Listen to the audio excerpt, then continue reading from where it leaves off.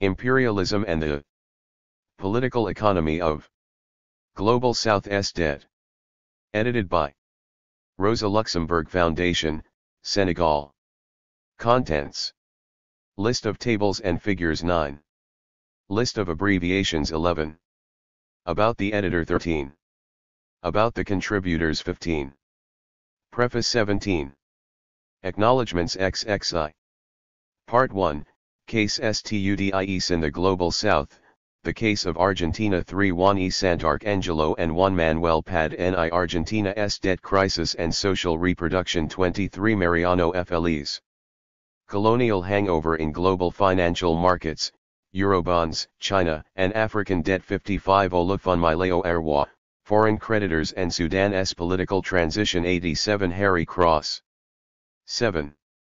Part 2, the elusive quest for a sovereign debt restructuring mechanism, sovereign debt repayment difficulties and the political economy of inertia in UNCTAD 1964-1979 111 Christina Lascarides.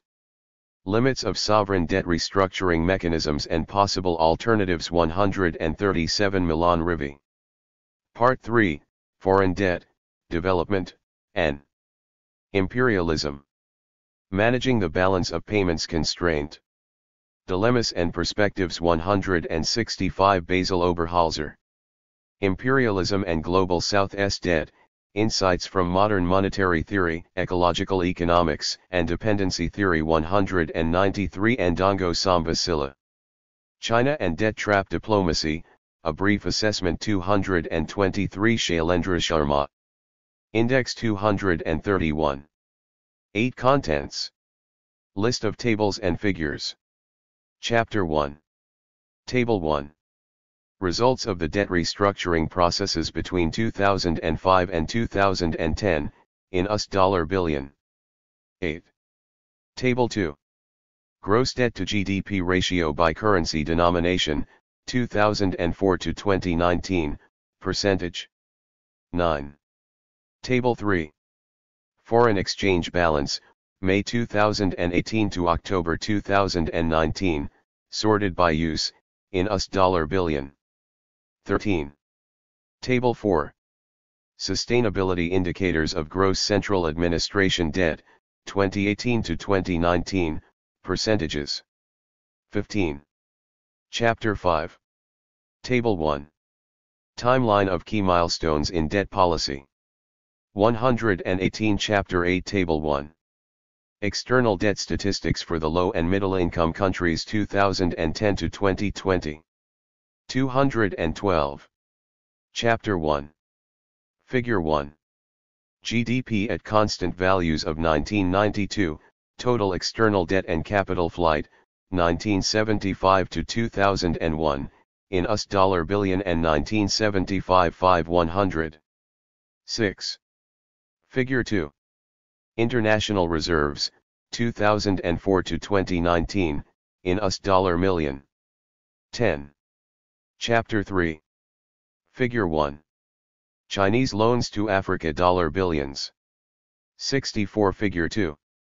Sub-Saharan Africa total external debt stocks and publicly guaranteed debt dollar billions. 65. Figure 3.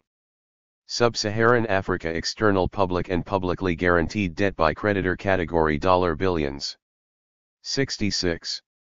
Figure 4. Zambia total external debt stocks and publicly guaranteed debt dollar billions.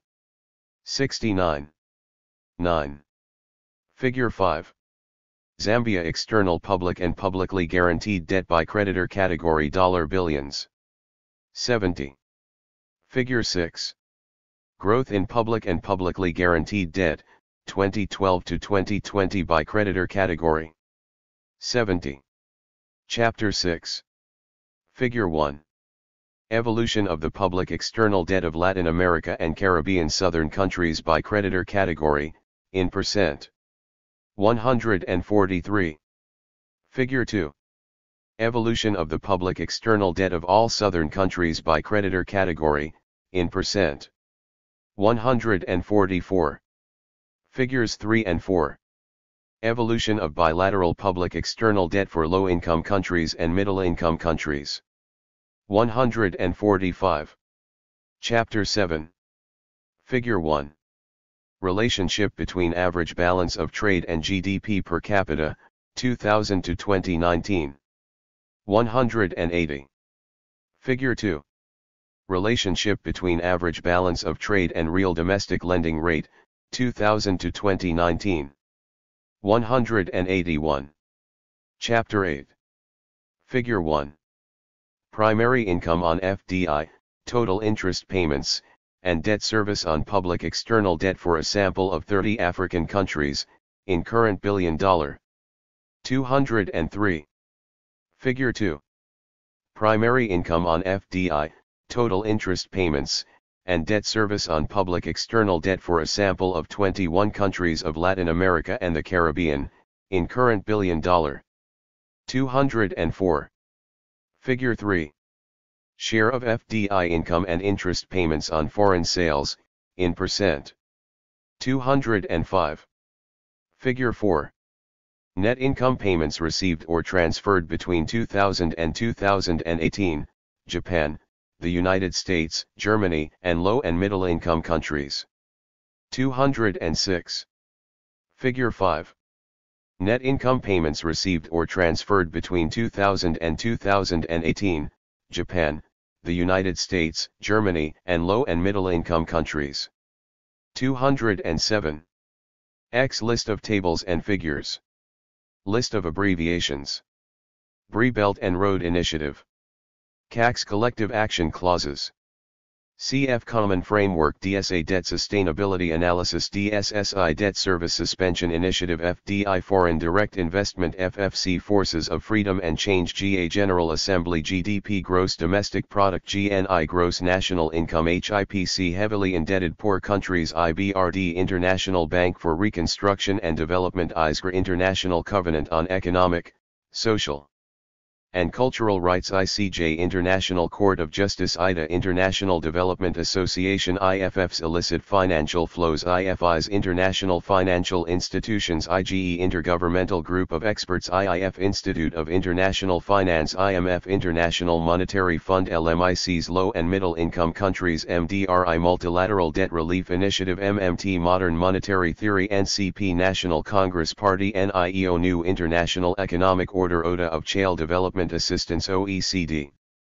Organization for Economic Cooperation and Development PCR The People's Republic of China RSF Rapid Support Forces SAP Structural Adjustment Program SDRM Sovereign Debt Restructuring Mechanism SST State Sponsors of Terrorism TDB Trade and Development Board UN United Nations UNCTAD United Nations Conference on Trade and Development. 11. This page intentionally left blank. About the editor. Ndongo Samba Sylla is a Senegalese development economist. He is currently a senior research and program manager at the West Africa of CE of the Rosa Luxemburg Foundation. He authored The Fair Trade Scandal, Marketing Poverty to Banity the Rich.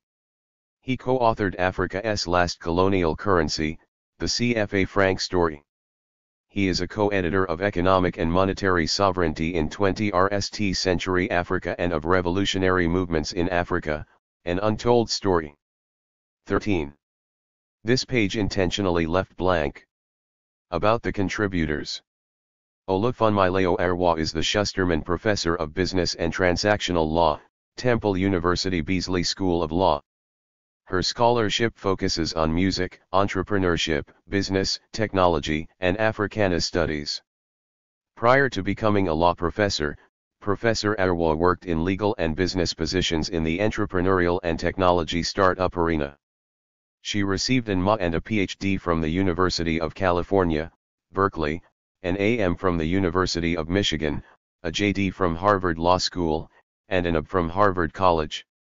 Her book, Disrupting Africa, Technology, Law and Development, which is based on a decade of archival research about patterns of colonial-era lawmaking in former British colonies and the continuing implications of such patterns today, is now available through Cambridge University Press. Harry Cross is an assistant professor of humanities and social sciences in Prince Mohammed bin Fahd University in Dhahran, Saudi Arabia. His research examines the history of banking and financial institutions in the Middle East since 1945, with a focus on the relationship between financial power and political power. Harry holds a PhD in economic history from Durham University, UK, which was awarded in 2021.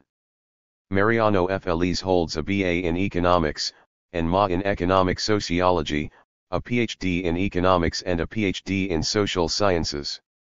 F. Elise is professor at UNLP, researcher from CONICET at the Centro de Investigaciones Geográficas of the Instituto de Investigaciones en Humanidades y Ciencias Sociales of CONICET and UNLP, member of the DECKNO, and fellow of the International Research Group on Authoritarianism and Counter-Strategies of the Rosa Luxemburg Stiftung. He is part of the work group Cuerpo, Territorio y Feminismo of Claxo, and is an activist of the Research/Action Collective Albord. He works on themes related to Marxian dependency theory, critique of development, and social movements. Christina Lascarides is lecturer in economics at the Open University, United Kingdom, and an associate fellow of SADI Business School of the University of Oxford. She works on the political economy of sovereign debt, international organizations, and monetary and debt debates. Her work examines the nature of economic expertise in historical perspective. She is the 2022 recipient of the Joseph Dorfman Best Dissertation Prize by the History of Economics. 15. Society. She was a resident research fellow at the Center for the History of Political Economy at Duke University. She has worked with several organizations focusing on debt, the OCR supporting the work of the Independent Expert on Foreign Debt and Human Rights, UNCTAD, and several NGOs. Basil Oberholzer received his PhD from the University of Fribourg, Switzerland, and is currently an associated researcher at the Center for Development and Environment at the University of Bern, Switzerland. His research focus is on monetary economics, development macroeconomics, and ecological economics. Moreover, Basil is an economic officer at the Global Green Growth Institute, which supports governments and other stakeholders in developing countries regarding decarbonization strategies and green economic policies. His main publications include the books Monetary Policy and Crude Oil, Prices, Production and Consumption, as well as Development Macroeconomics, Alternative Strategies for Growth at Edward Elgar Publishing. Juan Manuel Pad-Ni is a researcher at the Universidad Nacional de Quilmes in Buenos Aires, Argentina. He has published numerous papers in academic journals. His current research interests are international trade, global political economy, development, and economic policy making in Argentina. Milan Rivi is a political scientist and member of CADM since 2015. He specializes in the debt of sub-Saharan African countries. Juan E. Santarcangelo is a researcher at the National Scientific and Technical Research Council, chair of the graduate program in economic development, and associate professor at the Universidad Nacional de Quilmes in Buenos Aires, Argentina. Since 2014, he has been the series editor of the Palgrave Studies in Latin American Heterodox Economics series. Shailendra Sharma is the Li Shaoqi Foundation Chair Professor of Political Science at Lingnan University in Hong Kong. Since 2015 he is also the Academic Vice President at Lingnan University in Hong Kong. Between 1993 and 2018 he was Professor of Political Science at the University of San Francisco. Sharma is the author of several books, including 3 published by Cambridge University Press. These books include Prosperity with Inequality, A Comparative Political Economy of the United States, China, and India, Global Financial Contagion, Building a Resilient World Economy After the Great Recession, and China and India in the Age of Globalization. 16 About the contributors. Preface. The Global South, as a geohistorical concept, occupies in the age of neoliberal globalization the intellectual space opened up during the Cold War by the concept of the Third World. Like its predecessor, the Global South connects Latin America, the Caribbean, Asia, Africa, and Oceania as a set of territories that share characteristics pertaining to history, international law, economic status, knowledge production, geopolitics, etc. In common academic usage, the concept refers to empirical sets that may differ according to the themes studied, the statistical sources used, etc. A condition common to the Global South countries following the different waves of political independence has been the recurrence of foreign currency debt crises. In most episodes, the script was already written, with some nuances. In economic booms, there is a large demand for external financing that is met by eager creditors attracted by the prospect of high returns based on exaggerated risk perceptions. When granted, the financing is not always used for productive projects that will allow it to be repaid or in the interest of the population. Sometimes the new loans are intended to repay debts previously contracted. The crisis generally occurs when the terms of trade deteriorate. Declining export prices reduce the ability to service the debt. Creditors become less enthusiastic and fear defaults on their loans. The costs of refinancing the debt increase accordingly. As countries become insolvent and face a balance of payments crisis, they apply for emergency loans to the International Monetary Fund, a 20th-century-born institution that updates the goals of gunboat diplomacy with civilian methods. In its capacity as bailiff and policeman for global north-based creditors, the IMF provides assistance in return for the austerity measures it invariably imposes. The objective is to get the states to reduce their lifestyle, which is considered expensive, and to try to quickly obtain external surpluses to continue to service the debt. Meanwhile, the World Bank also provides assistance in return for privatizing public enterprises and liberalizing the economy for the benefit of foreign capital and its local junior allies. When the debt proves impossible to service, even with the assistance of the two Bretton Woods institutions, there comes talk of restructuring it. In this fragmented process, private and multilateral creditors rarely lose out, while bilateral creditors make. 17. Some concessions, always bearing in mind their diplomatic and geostrategic interests.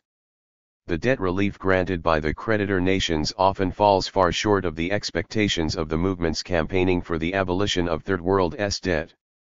In the end, the populations of debtor countries, especially the most vulnerable among them, are the adjustment variables.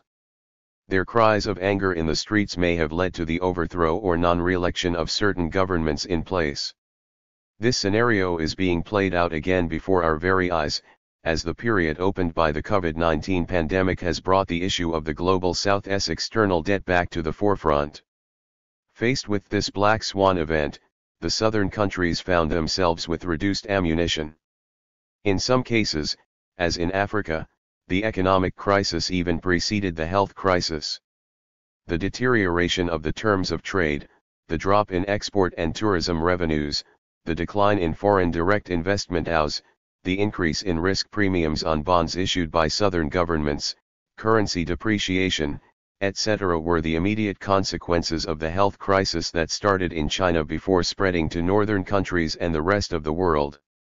In this particular configuration, many governments in the South were faced with a difficult choice, to service the debt or to fail to mitigate the health, economic, and social consequences of the COVID-19 pandemic. In the same vein, shocking inequalities in physical and financial access to COVID-19 vaccines have compromised prospects for a strong economic recovery in the South. The COVID-19 pandemic has certainly revealed the many AWS in the multilateral system, the various facets of the dependence of southern countries on northern countries, and the strong reliance of the latter on southern labor and raw materials. It has also been an accelerating factor. The ongoing debt crisis in the Global South was on the cards before SARS-CoV-2 appeared. External solvency indicators, debt service to exports, exports to external debt stock, of shale reserves to external debt stock, tended to deteriorate in most southern countries during the 2010 decade. Despite the partial cancellation of sovereign debts under schemes such as the Heavily Indebted Poor Countries and the Multilateral Debt Relief Initiative, southern countries rained debt massively in the wake of the great financial crisis. This context is marked both by the gradual exhaustion of the primary products supercycle observed since the early 2000s and by the pursuit of non-conventional monetary policies by northern countries' central banks. These have led to an abundance of liquidity on international financial markets that could be invested in exotic destinations offering returns much more attractive than those prevailing in the global north. Though a similar structural logic led to their genesis, the debt crisis of the 1980s and the current one differ in at least two aspects.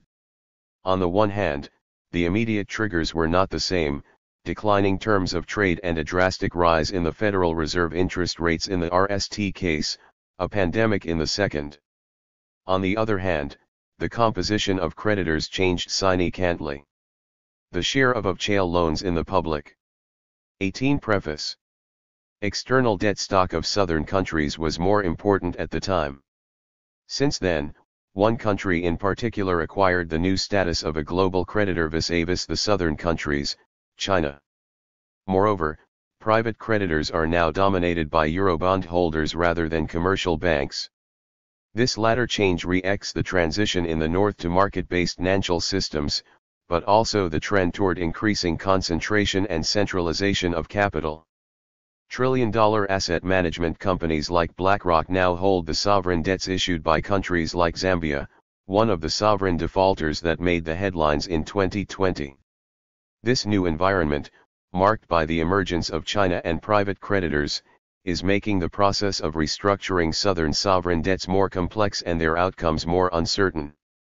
Seizing the opportunity offered by current events, this volume aims to revisit the issue of Global South's external/foreign currency debt, with a particular focus on sovereign debt. The starting point of the contributions gathered here is the recognition that Global South's external debt crises are structural in nature. As such, they cannot be explained away as the result of mismanagement, fiscal irresponsibility, etc. These idiosyncratic considerations are potentially aggravating rather than structural factors helping account for the longevity and recurrence of this problem across the Global South. Among the questions addressed in this volume, how can we explain debt cycles in the South? In what ways are they indicative of the subordinate economic and monetary status of the southern countries, or even of the particular constraints imposed on them by economic, monetary, and financial order? In what way does foreign currency debt constitute an instrument of imperialist domination? What is the role of the ruling classes of the South in the persistence of this pattern?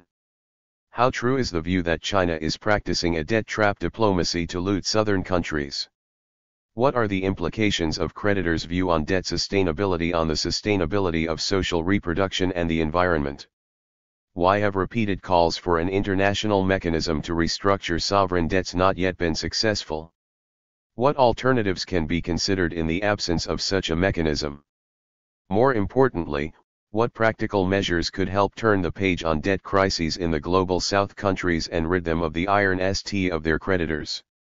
The contributions in this volume allow us to consider the external debt of Global South countries as a legacy of imperialism in its colonial phase, the ongoing outcome of a global economic, monetary, and financial order that constrains their autonomous development, and an instrument of imperialist domination that makes it possible to shape their economic policies according to the requirements of core countries and their capitalist interests. Using various theoretical lenses, imperialism and the political economy of Global South's debt critically engages with policy proposals to overcome the structural conditions that create the enduring foreign debt burden and its long trail of avoidable human sufferings. Ndongo Samba Sylla, July 2022. Preface 19. This page intentionally left blank. Acknowledgements. I would like to thank Paul Zaremka and the board members of the Research in Political Economy series for their support and encouragement. Thank you as well to the contributors to this volume and to the colleagues who helped during the editorial process as anonymous reviewers. XXI. The Political Economy of Debt. In the Global South, the case of Argentina. Juan E. Santarcangelo and Juan Manuel Pad-Ni. Abstract. Following a successful debt renegotiation process in the mid-2000s, Argentina consolidated a path of growth and debt relief. The outbreak of the global financial crisis in 2007 to 2009 and other domestic imbalances altered the economic scenario. In this context, the authorities tried to return to global financial markets, but legal connect with vulture funds made that option unpalatable. In 2015, the triumph of a right-wing political coalition restored the dominance of neoliberal economic policies, including the return to debt and equity markets. The subsequent cycle of indebtedness and capital audit faced by Argentina not only unleashed a major crisis but also caused the return of the International Monetary Fund, which granted the largest lending arrangement to a single country in its history.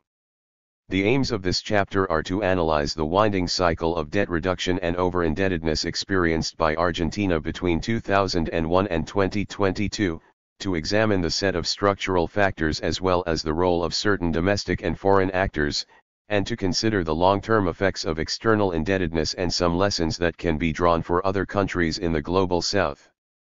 Keywords: political economy, Argentina, external debt, neoliberalism, IMF, dependence. Gel Classification, H63, F34, F63. Imperialism and the Political Economy of Global South. Debt Research in Political Economy, Volume 38, 3-21. Copyright 2023 Juan E. Santarcangelo and Juan Manuel Pad N.I. Published under exclusive license by Emerald Publishing Limited. ISSN 0161-7230/doi 10.1108/S0161-7230202300038001. 3.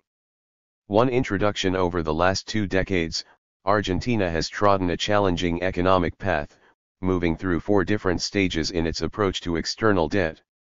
The RST stage began after the 2001 crisis that caused a partial default.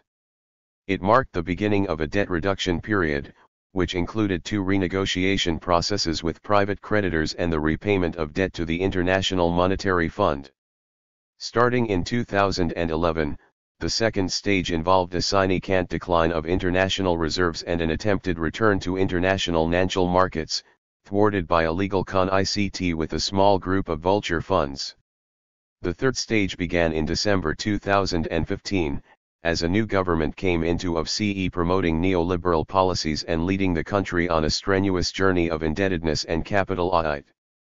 This path not only precipitated a severe crisis and a new default but also sparked the return of the IMF, with the largest lending arrangement granted to a single country in its history. The last stage began with a new Peronist government coming into office at the end of 2019. The administration struck a deal with private creditors in 2020 and initiated the renegotiation of repayment conditions for the IMF's extraordinary disbursement in 2022. This agreement includes many of the IMF's classical recommendations. For example, a reduction of monetary financing of the SCIT and a new framework for monetary policy implementation to deliver positive real interest rates, reducing energy subsidies, prudent monetary and fiscal policies, and policies aimed at maintaining a competitive real effective exchange rate, among others. For a better understanding of this erratic behavior in just 2 decades, it is essential to take into account that Argentina is a de facto bimonetary economy, characterized by a structural currency audit.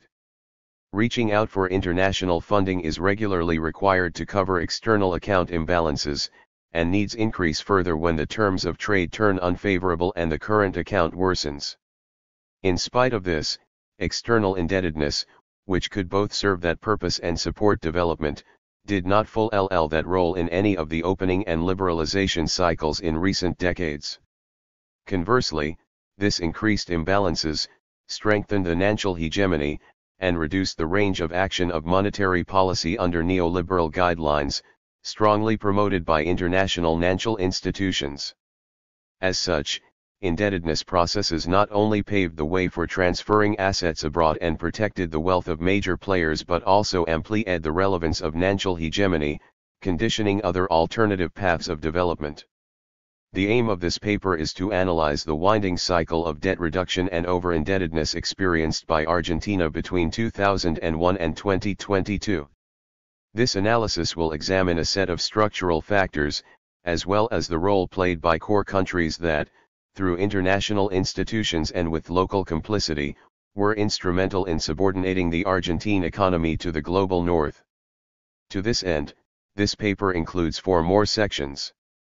Section 2 looks into the 2001 crisis, the debt renegotiation processes during the 2000s, and 4. The early repayment of the debt to the IMF by the then President N S Sylla. Section 3 analyzes the failed attempt to return to capital markets after the sharp decline in international reserves in 2011 and the con-ICT with the vulture funds. Section 4 describes the policy of over-indebtedness applied between 2016 and 2019 that was supported by the neoliberal government in of CE, and the IMF's role.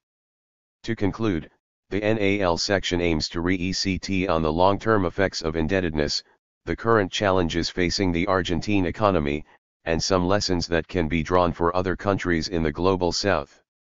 2. From the dictatorship to the 2001 economic crisis and the debt renegotiation processes. Argentina is one of Latin America's major economies, and it is also classified as an upper-middle income country. 1. Even so, the economic composition and social situation are a reaction of its peripheral setting. The current productive matrix is focused on businesses of low and lower middle technological complexity, which together account for 70% of total manufacturing value added. 2. The aforementioned production structure is also highly concentrated and majority foreign-owned. For example, the top 500 companies in Argentina, which are strongly supported by foreign capital, account for almost a quarter of total value added and more than 60% of total exports. The global integration of the Argentine economy is consistent with this pro-LE. Commodities and natural resource-based manufactured goods are the country's main exports. For decades, they have accounted for 50% to 60% of total goods exports. 3. These characteristics also affect funding needs. Although the trade balance of goods usually fluctuates but remains positive in the last decades, its sensitivity to changing international demand and to the evolution of trading terms has a strong impact on funding requirements. By way of example, between 2010 and 2019, the volatile contribution of the trade balance of goods was not sufficient to counteract the current account deficit of the balance of payment, while the availability of international reserves was affected by 3 determining factors: dividend distributions and pro-T remittances abroad, the continuing deficit in the trade balance for services, and the payment of debt interests. Continual capital outflow and the lack of a sustained source of revenue in foreign currency, such as foreign direct investment, to offset the external account deficit aggravate the need for foreign currency to keep the fragile Argentine economy in motion. It is worth noting that this structural scenario is periodically influenced by other factors, such as the types of policies implemented by different governments, the nature of the approach to financial markets and international financial institutions, and the partnerships between classes and fractions. The shift in Argentina's development trajectory during the 1970s is a vital element to understand the current performance of the economy. In this regard, 5. Between the 1930s and mid-1970s, economic development was based on an import substitution model. This was supported by a highly regulated financial system. Public banking played a key role. The government determined loan and deposit interest rates, reserve requirements were high, the purpose of loans granted by commercial banks was under tight scrutiny, and both access to the foreign exchange market and capital movements were significantly restricted.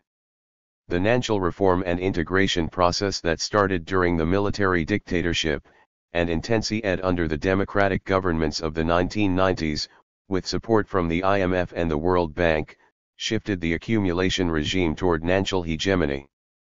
For just as in other major countries in Latin America, Argentina implemented initiatives based on the Washington Consensus, enforcing integration, opening, and deregulatory economic policies, allegedly aimed at facilitating capital in and out.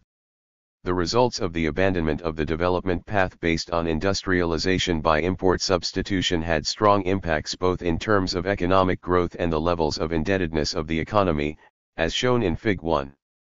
As mentioned above, one of the main impacts was the stagnation of economic growth, which went from an average annual growth rate of 5% between 1956 and 1975 to almost stagnation until the early 1990s. Throughout the dictatorship, there was also a significant increase in the levels of foreign indebtedness, which rose 358% as well as in the evolution of capital audit. 5. The return to democracy under Alfonsin's administration consolidated the economic transformation carried out by the dictatorship, and then was deepened during the following administrations of Menem and de la Rue. 6. In a context of a jobless economic growth that lasted from 1990 until 1998, the levels of indebtedness and capital audit in the country increased significantly. In effect, during the neoliberal era, foreign indebtedness ceased to be a means of financing industrial expansion and became an instrument for obtaining national rents that later became the core of capital audit.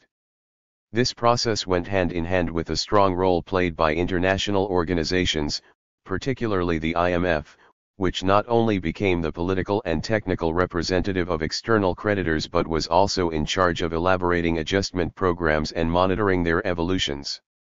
In the case of Argentina, the IMF actions were key to support economic policy changes, as when it granted a lending arrangement for $300 million to the military dictatorship in order to strengthen international reserves and curb devaluation expectations, while just a few months earlier, the financial institution had denied the loan to the democratic government of Isabel Perón. The rise and consolidation of neoliberalism as well as the recurrent economic and financial crises provoked a systematic loss of value of the local currency, which helped to consolidate a pattern of conduct in which society's savings are constantly exchanged for dollars, as a strategy to retain their value over time. This dynamic, to which we must add the structural need of dollars that the country has in order to pay its foreign debts or to promote the development of the manufacturing sector, consolidated Argentina as a de facto bimonetary economy.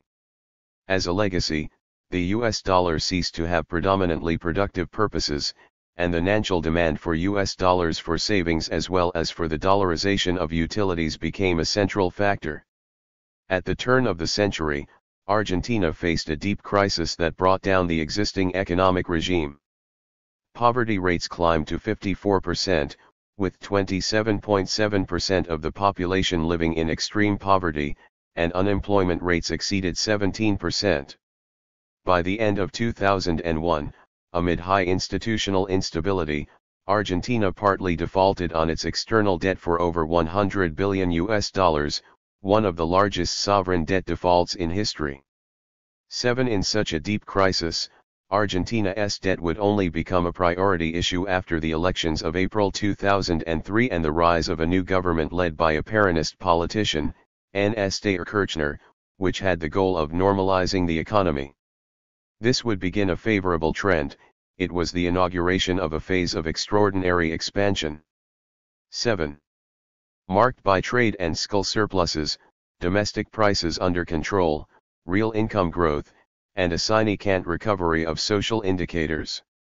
The increase in business activity at the time was stimulated by redistributive and expansionary policies, together with a determining international equilibrium based on the boost in the global economy, improved trading terms, and the good performance of major trading partners such as China and Brazil, which in turn led to significant accumulation of foreign reserves.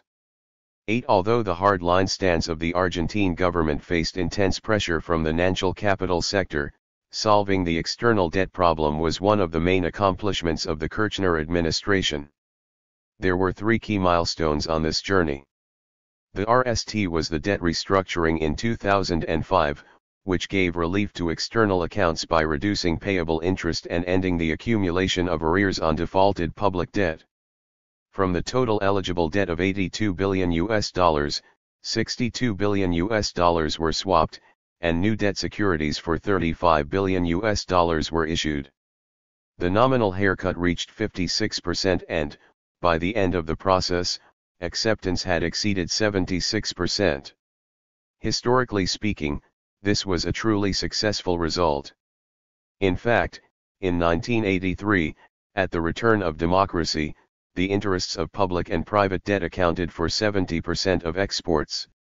In 2001, the debt-to-exports ratio was at 45%, dropping to a third of that value after the debt swap. The second milestone was in 2006, when President Kirchner announced an early repayment of debt to the IMF using foreign exchange reserves. 9. This became particularly relevant not just because of the sum itself but also because it marked the end of the IMF's long-standing ingenuence in domestic affairs through its never-ending set of conditions. 10. This was clearly re-acted in Kirchner's words announcing the debt repayment. This debt has been a continuous vehicle for meddling because it is subject to regular reviews and has been the source of more and more demands, which contradict each other and go against the goal of sustainable growth. Besides this, considering the current distortion of its purpose. Table 1. Results of the debt restructuring processes between 2005 and 2010, in US dollar billion. Variable. Year 2005-2010. Eligible amount 82.836 18.300. Amount swapped 62.318 12.210. New debt issued 35.2617 17.179. Haircut over nominal value 56.6% 58.8% creditor acceptance 76.1% 70.2% outstanding debt 23.9% 7.1%. Source, own elaboration using data from Kulfas. 8. In our country, the IMF has served as an advocate and driver of policies that have aggravated poverty and caused pain to the Argentine people, enabled by governments who were students in the school of continual austerity. 11. The third milestone was the second debt swap in 2010, during the presidency of Christina Kirchner, which enabled the restructuring of the largest portion of the debt, defaulted during the 2001 crisis. Acceptance reached 70%, with a haircut of 58.8%. However, the outstanding bonds would become problematic in the years to come, as their holders, an active group of vulture funds, would continue to push the matter in foreign courts. 12. As a result of the overall debt reduction strategy and the good performance of business activity, the burden of the debt steadily dropped between 2004 and 2011. In 2004, for example, the debt to gross domestic product ratio was at 118%, while by 2011, it had dropped to 38.9%, a fall of almost 80 percent points, together with the reduction of the burden associated with foreign currency. However, the outbreak of the 2007 to 2009 international crisis and certain domestic imbalances would push the Argentine economy into a second phase of declining international reserves and lack of availability of foreign currency, making it hard to continue with the expansion of business activity. This prompted our view of the approach to external indebtedness used until then. 9. 3. The return of external restrictions after 8 consecutive years of surplus. In 2011, the current account of the balance of payments turned negative, while the absolute level of reserve accumulation reached its peak, beginning a stage of heavy contraction, from 102% of earnings, interest and imports payments in 2009, it barely reached 30% in 2013. Both factors, the current account deficit and the decline in foreign reserves, would mark the beginning of a new business cycle, which would lack the supporting Chinese growth rates and would be denuded by the stagnation of economic activity and the return of external restrictions. More specifically, it was the start not only of a decade of deep political changes but also of a lost decade in terms of economic growth.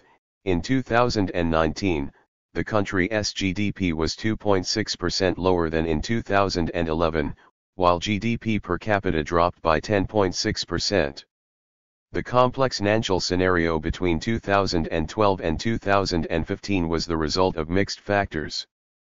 On the external side, the effects of the industrial and energy deficit combined with the burden of capital aid were a deafening issue. This is clearly illustrated by the fall in the trade balance of goods from a surplus of $12 billion in 2012 to $1.5 billion in 2013, recovering slightly to $2.6 billion in 2014. In 2015, for the RST time in 15 years, the trade balance recorded a deficit of $3.4 billion.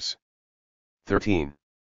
In addition, we must take into account capital outflow caused by other factors, such as dividend distributions and pro-T remittances abroad, which on average exceeded $9.8 billion between 2010 and 2013. In these circumstances, the government increased the restrictions on accessing the exchange market and enforced a set of comprehensive policies to contain the outflow of foreign currency. The resistance of major foreign capital companies, major exporting and importing companies, retailers, and the financial sectors to the increased controls and restrictions only heightened the con-ICT, while pressure mounted from core countries regarding Argentina's protectionism, including jointly complaints by the United States, the European Union, and Japan at the WTO, regarding certain measures imposed by Argentina on the importation of goods. As economic problems worsened, in a context of high rates of inflation, the Kirchner administration decided to abandon its debt reduction policy. Through a set of initiatives, the Argentine government tried to pave its way back to debt markets without the conditions imposed by international institutions.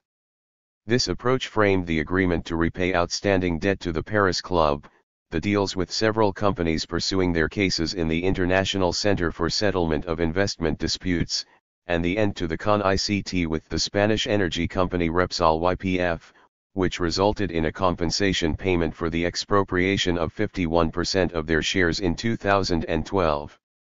Nonetheless, that roadmap met serious challenges from the rulings in favor of those bondholders who had held out on the debt restructuring processes in 2005 and 2010, blocking the country's access to international credit markets.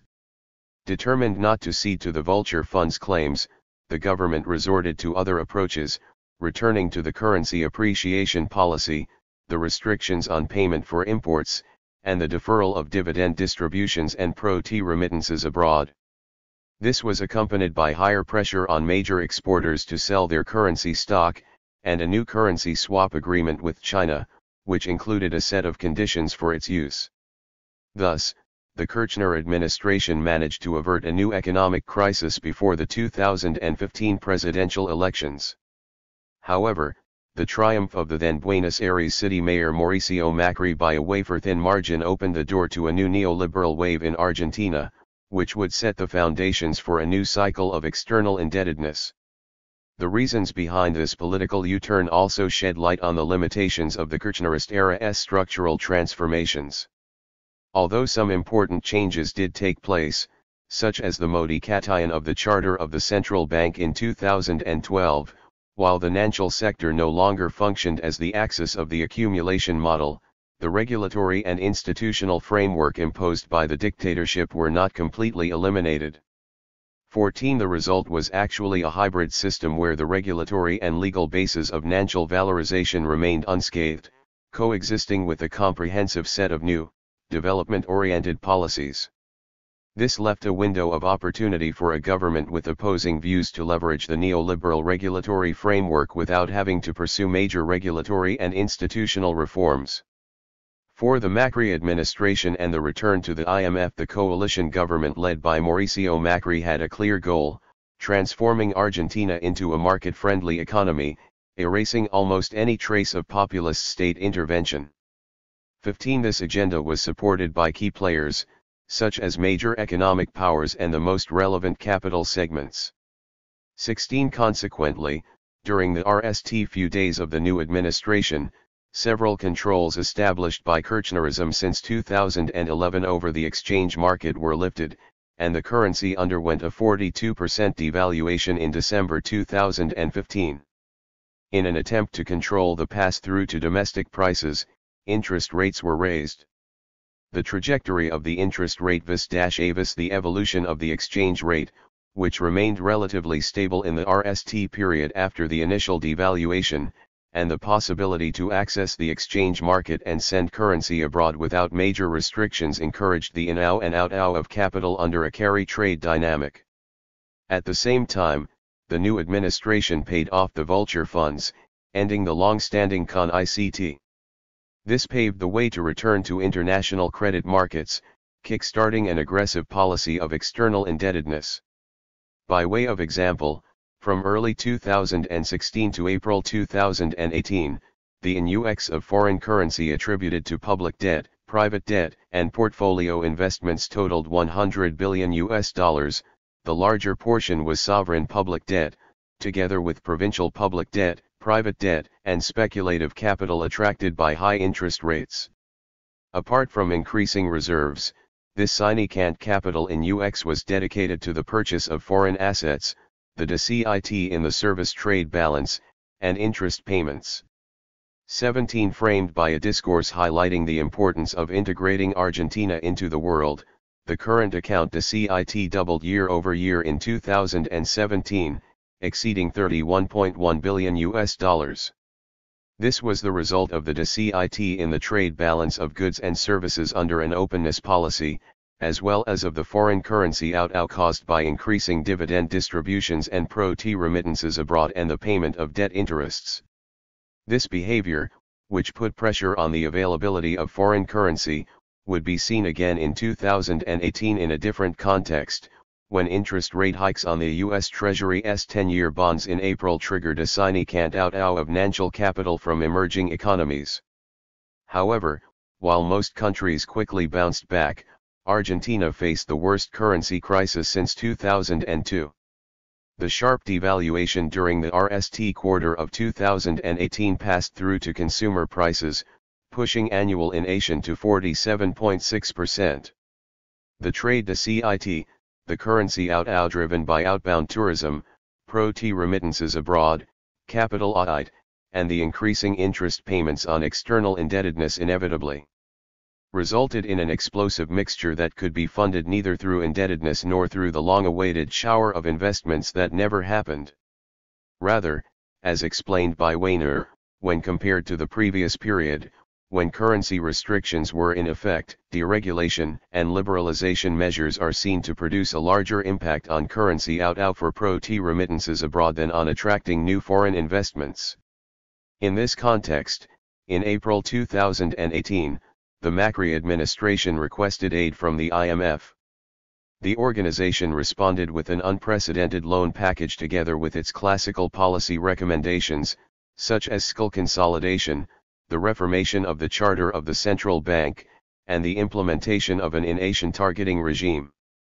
The IMF's financial aid package, which vastly exceeded the country's maximum amounts based on its quota in the fund, was intrinsically related to the Trump administration's explicit support of Mauricio Macri, seen as a regional ally in the campaign against populist governments in Latin America, whose policies collided with the guidelines favored by the core countries.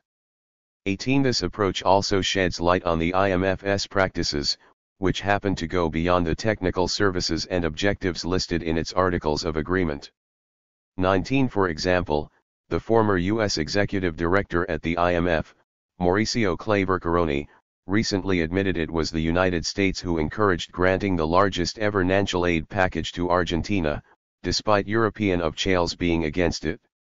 Macri, meanwhile, speaking after the end of his presidency, unapologetically stated that the IMF funds were used to relieve commercial banks that wanted to leave the country, in fear of the possible return of Kirchnerism. 20 In other words, in addition to the geopolitical aspects, the answer of the IMF was crucial for speculative funds to leave the country when economic conditions worsened. Analyzing how the funds disbursed by the IMF were used is particularly revealing. Between May 2018 and October 2019, when exchange controls were nearly reinstated to face the economic crisis, both the $44 billion provided by the IMF and foreign reserves were instrumental in funding the build-up of external assets of the non-financial private sector, the out-out of speculative capital, and debt servicing, among other out-outs. 21,22 Although Macri took advantage of the process of debt reduction carried out by the Kirchner-S administrations and reinstated national domination over the economy where foreign indebtedness and capital audit were once again established as the two central variables of the economy, this was not a replica of the 1976 to 2002's period, but rather a new modality. If from 1976 to 2002, indebtedness and leadership were overseen by local economic groups, during Macri's administration, they were overseen by international national capital. The crisis caused by the economic, national, and trade policies combined with an unprecedented process of external indebtedness led to the defeat of Macrism in the 2019 presidential elections. More specifically, the decline of social and economic conditions, with a 4.8% fall in GDP between 2016 and 2019, was one of the causes behind the outcome of the elections, as was the initiative led by former President Cristina Kirchner to unify different branches of Peronism and allied forces under one electoral front. This put an end to another neoliberal cycle in Argentina, leaving behind a deep crisis with a complex social and labor scenario and a high level of indebtedness, as well as certain added challenges worthy of mention. The indebtedness policies of Macrism increased not only the debt-to-GDP ratio but also the debt-to-exports ratio, which went from 91% to 196% during his term. The external debt was not used to reinforce exporting capacities or to promote technological development in the country, it was specifically used to enhance economic imbalances and capital audit. While Kirchnerism prioritized issuing debt in Argentine pesos involving the public sector, most of the debt taken on during the Macri administration was in US dollars, involving the corporate sector and international institutions. The maturity schedule was, by all means, impossible to meet, with capital and interest payments projected for 2020 to 2024 for over 180 billion US dollars. As a result, the new administration had no alternative but to urgently meet creditors to reach an agreement, while also addressing the crisis brought about by the neoliberal strategies applied. The urgency of addressing this scenario was heightened by the shortage of foreign reserves, the lack of access to major international lines of credit, and weakened sustainability indicators in a context where public debt totaled 323 billion US dollars, equivalent to 90% of GDP. 23 However, only 40% belonged to government agencies, with the rest divided between the private sector and bilateral and multilateral organizations. 14. This was the overall setting in which the coalition government led by Alberto Fernandez came into office on December 10, 2019. A few months later, the challenges created by the COVID-19 pandemic would cause the need for resources to soar exponentially. Despite it all, the administration swiftly attempted a deal with private creditor groups, assuming that this would be more complex than restructuring domestic public debt and the debt with bilateral and multilateral organizations. To this end, the RST restructuring efforts addressed foreign law debt, on which a deal was reached in August 2020. This agreement entailed a significant haircut, with new bonds cutting average interest payments and an improvement in maturity deadlines. As such, the amortization and interest maturity are mostly concentrated between 2025 and 2035, clearing up the national scenario for the current administration. The deal gained wide acceptance and triggered collective action clauses, which elevated the restructuring scope to 99% of all voluntarily eligible bonds. 24 The same deal was later offered to local law creditors and also gained widespread acceptance during the early acceptance period. After clearing that hurdle, the new national team focused on reaching a deal with the IMF. Alberto Fernandez's initial strategy demanded the IMF to accept its responsibility for granting an extraordinary lending arrangement to an economy with almost no debt servicing capacity, in breach of the institution's own internal control protocols. Later on, the Fernandez administration adopted a more moderate stance, aiming for a deal with better repayment facilities, including extended deadlines, lower surcharges, and certain limitations on IMF set of conditions to enable an expansionary approach to business activity. 25. The Argentine government also requested a debt for nature swap, a program proposed by High of Chales in many international forums, though without much success. Meanwhile, the IMF warned it would not accept haircuts, as its internal regulations do not allow them, and made no tangible attempts to eliminate surcharges or extend deadlines. Finally, in 2022, Argentina and the IMF agreed an extended arrangement under the Extended Fund Facility for a period of 30 months, in the amount of SDR 31,914 million, with no extended deadlines to lower surcharges. 26. The program entails a renouncing of the maturities of the 2018 Standby Agreement, includes many of the classic IMF's recommendations, and also casts a shadow over the prospects for economic growth considering its demands in terms of foreign exchange and the need to implement a fiscal adjustment in order to reach the obligations to the IMF. 5. The economic consequences of external indebtedness and the challenges for the Global South. As previously detailed, the external indebtedness process in Argentina has not been intended to produce resources to bridge decisive structural gaps or promote development policies. This fact has a clear long-term consequence. Not just the prospects for economic growth will be under pressure in the next decades, but also any future non-orthodox alternative path of development, taking into account the set of conditions included in the IMF's extended arrangement. Even in the singularity of the Argentine case, several lessons can be drawn from its analysis that may serve as a useful guide for other countries in the Global South.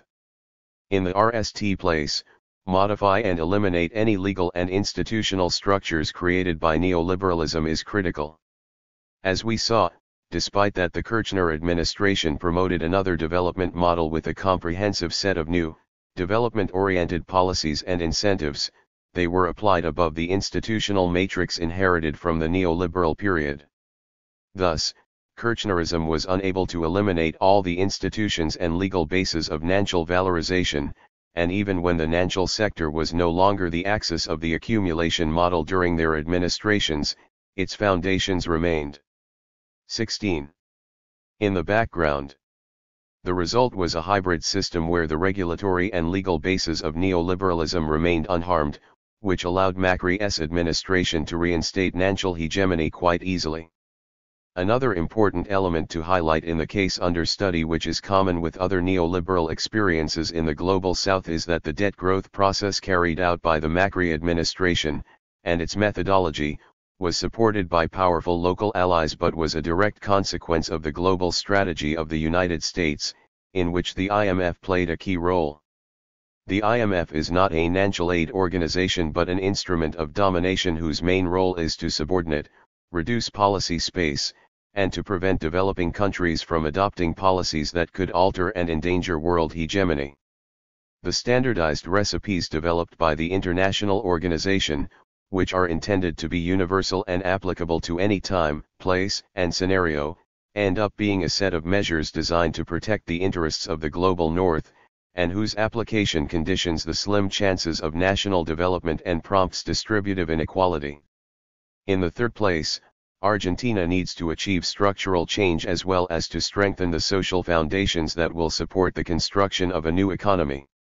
The last decades of Argentinian history show that achieving economic development requires not only modifying the productive structure but also the complex set of social relations between classes and fractions that make possible the accumulation of capital under certain rules within a national space. This task demands thinking about how to confront the limits imposed on each country by the place it occupies in the international division of labor, and to understand the essence of the disputes between capital and the working class. In the fourth place, new ways of obtaining dollars must be developed urgently beyond the classic recipes. Development planning and innovate options must be part of the toolkit to face this challenge, as well as the use of old-school recipes, such as the nationalization of strategic resources, the creation of public enterprises in key sectors, redirect public and private investment to specific strategic export sectors, strengthening controls in foreign trade operations, and pursue agreements with other countries where trade could be conducted in another reference currency. In addition, it is necessary to build strategies to reduce local demand for dollars, which requires achieving a certain monetary stability of the local currency. In the FTH place, and linked to the previous point, it should be noted that Argentina, as the majority of peripheral economies, exhibits a subordinated character in economic and financial terms in relation to the core countries of the global north and international organizations. Given that context and its effects, it is essential to generate alternative financing mechanisms coordinated by the countries of the global south, which prompt their economic development. Without solid alternative mechanisms, it is unlikely for peripheral countries to achieve certain degrees of autonomy in order to apply development-oriented economic policies. This task will require new forms of South-South economic. 17. Integration able to extend its ties beyond the countries of Latin America and serve as a new mode of liaison with the countries of Africa and Asia.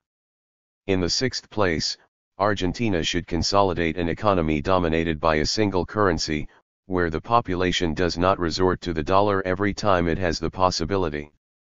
This transformation inevitably requires a greater state presence in the financial sector, a transformation of its place within the accumulation of capital and the development of local instruments that rely on domestic resources, in a context of lower macroeconomic volatility.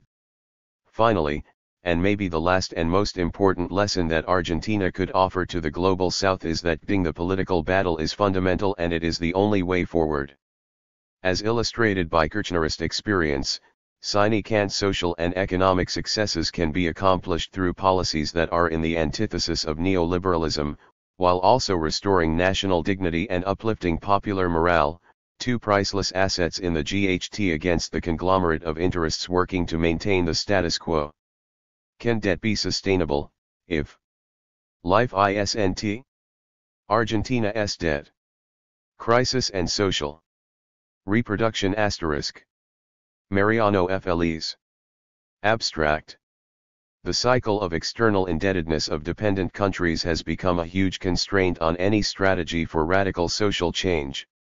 Argentina has recently entered a new process of debt overhang and renegotiation with the International Monetary Fund and private global creditors.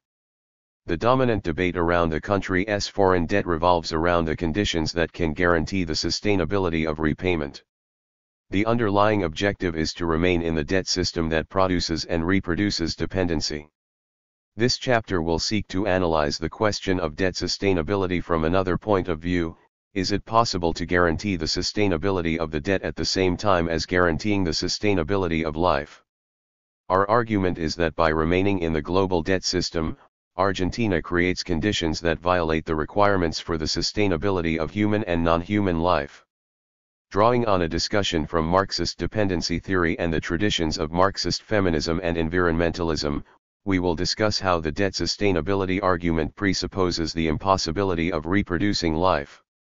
In particular, we will show how the conditions required to guarantee debt sustainability in Argentina entail the deepening of the super-exploitation of the productive and reproductive labor force, and the exacerbation of extractivism, putting social reproduction in crisis. Keywords: debt, extractivism, sustainability, life, dependency, social reproduction, labor, Argentina.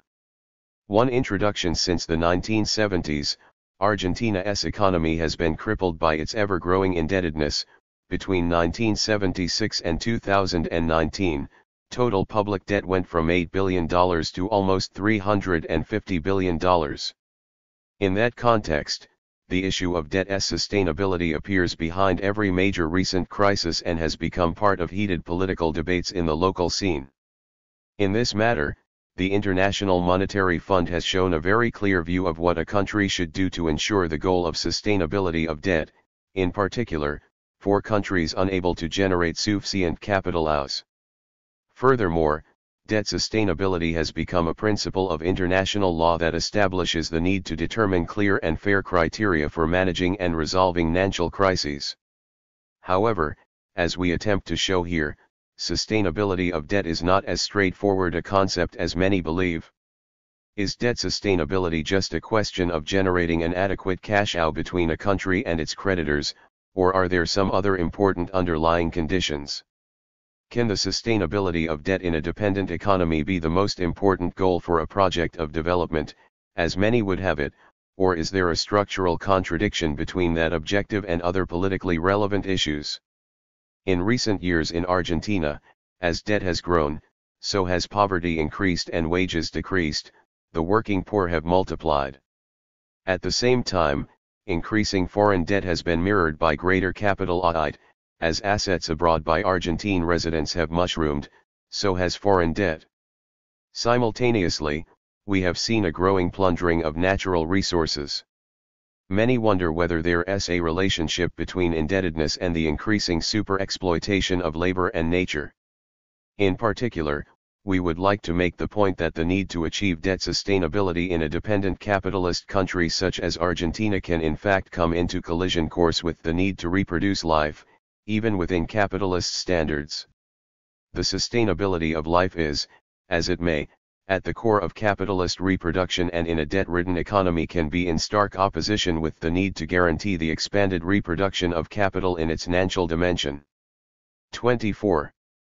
The idea of life as sustainability at the center of all social reproduction has been put forth by the feminist and socio-ecological literature. Social reproduction is understood as all the work involved in biological reproduction, the reproduction of human labor, including education and training, and the reproduction of provisioning and care needs of people, but also in taking care of the needs of nature. It is not just a question of human and non-human life being able to reproduce itself. It refers to the fact that within capitalism, and particularly so independent capitalism, life reproduces in unsustainable ways. In fact, we could argue that both paid and unpaid labor reproduces in these territories by way of being super-exploited. This means that workers' ability to labor is prematurely consumed by the extreme conditions for its exploitation within dependent contexts. At the same time, some argue that nature as natural goods themselves can also be super-exploited as capital appropriates them at a rate that exceeds nature's ability to replenish itself while destroying the natural and social surroundings of the sites of exploitation. Thus, we argue that in dependent economies, the conditions of foreign indebtedness enhance these tendencies to super-exploit both labor and nature, putting extreme pressure on the sustainability of life. This also means that debt's sustainability confronts social and political limits that in fact determine the willingness, not the formal ability, of a debtor country to pay. If policies to make debt sustainable in turn make life socially and/or politically unsustainable, then repaying foreign debts might paradoxically become unattainable. First, we will provide a brief description of how dependency was constituted, the role of debt and natural capital in the dependent capitalist development of Argentina, and the way in which the question of the sustainability of foreign debt has become a sine qua non political issue. Then, we will present the main arguments and conditions within the most recent discussions of the sustainability of debt in Argentina. We will show what the hidden requirements for sustainability are, and put forth the need to develop the issue of the sustainability of life at the core of the reproduction of capital, and especially, regarding capital as foreign debt. Then, we will debate how to understand the question of life's sustainability in light of human rights issues and the socio-political conditions for capitalist reproduction in dependent settings. This will be done with particular reference to Argentina's economy. We will conclude with some reactions to Argentina and debt. A brief history of dependency. The historical constitution of dependent economies goes back to the history of capitalism. In this process, an unequal articulation was conquered between territories and consequently between nation-states. The imperialist 25. Countries positioned themselves as spaces of production and export of capital, making use of the capacity to control and appropriate the labor force and the common goods of the countries that became dependent. As Rosa Luxemburg rightly asserted, the continued expansion of capitalism in the center, in the imperialist countries, demanded the domination on an extended scale of the territories of the peripheries, whose social relations were increasingly commodity-ed. This territorial control was achieved directly through forms of political military intervention, but mainly indirectly through the export of productive capital, in the form of foreign direct investment, and national capital in the form of foreign debt. 1. By exporting surplus capital, the core countries sought pro-table placements abroad to valorize it, but at the same time, ensured demand for their own productions, which allowed them to complete the cycle of capital. On top of this, the payment of interest on debt is a second moment that feeds the valorization of capital in the central economy. In the case of Argentina, FDI has played a key role in mobilizing the material resources necessary for the expanded reproduction of capital in the center. First through foreign capital in the key points for the transport of goods, and then in the points of production, transnational XED capital in the dependent territories has allowed the configuration of an extractivist dynamic. During the developmentalist period, multinational corporations gain increasing clout, dominating key industrial RMS in dynamic sectors such as automobile and chemical products.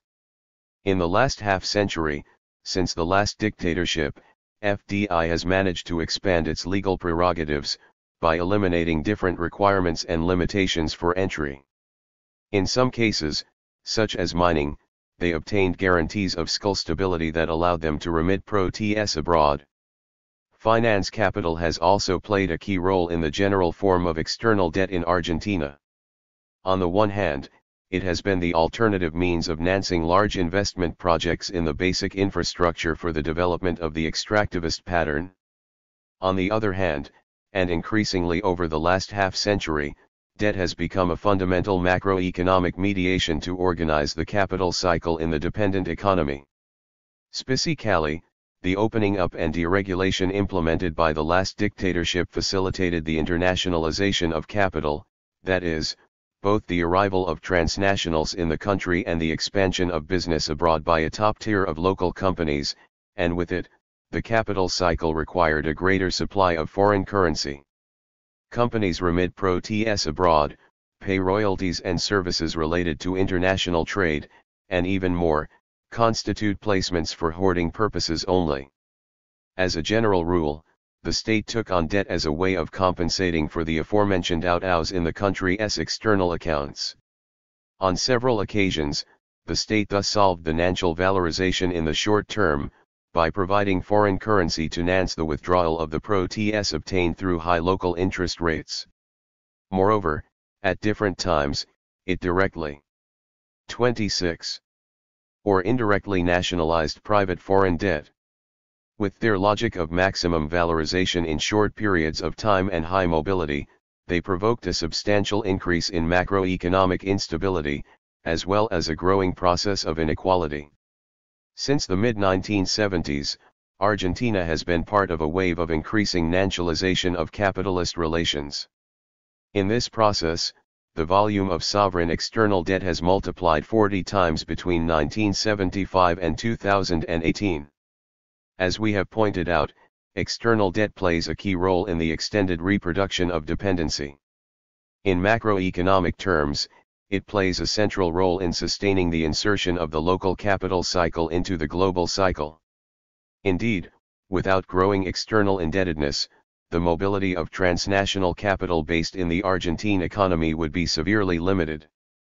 Thus, subject to global credit cycles determined by the central countries, Argentina can delay crisis phases by resorting to debt. In other words, it can temporarily postpone the outbreak of a crisis by resorting to credit in foreign currency. Although in the management of public finances this would be a legitimate resource for implementing counter-cyclical policies, in Argentina's recent history, debt taken out at downward turns in the cycle of capital did not contribute to any change in economic policies, but rather provided resources so that the dominant classes could disarm their national investments in local currency before the crisis devalued their capital. When capital most needs it, debt guarantees the flow of international currency, making possible the repatriation of returns on FDI and the recovery of investments. This is what happened, for example, in the second half of the 1990s and early 2000s, where Argentina's economy collapsed after several years of neoliberal policies.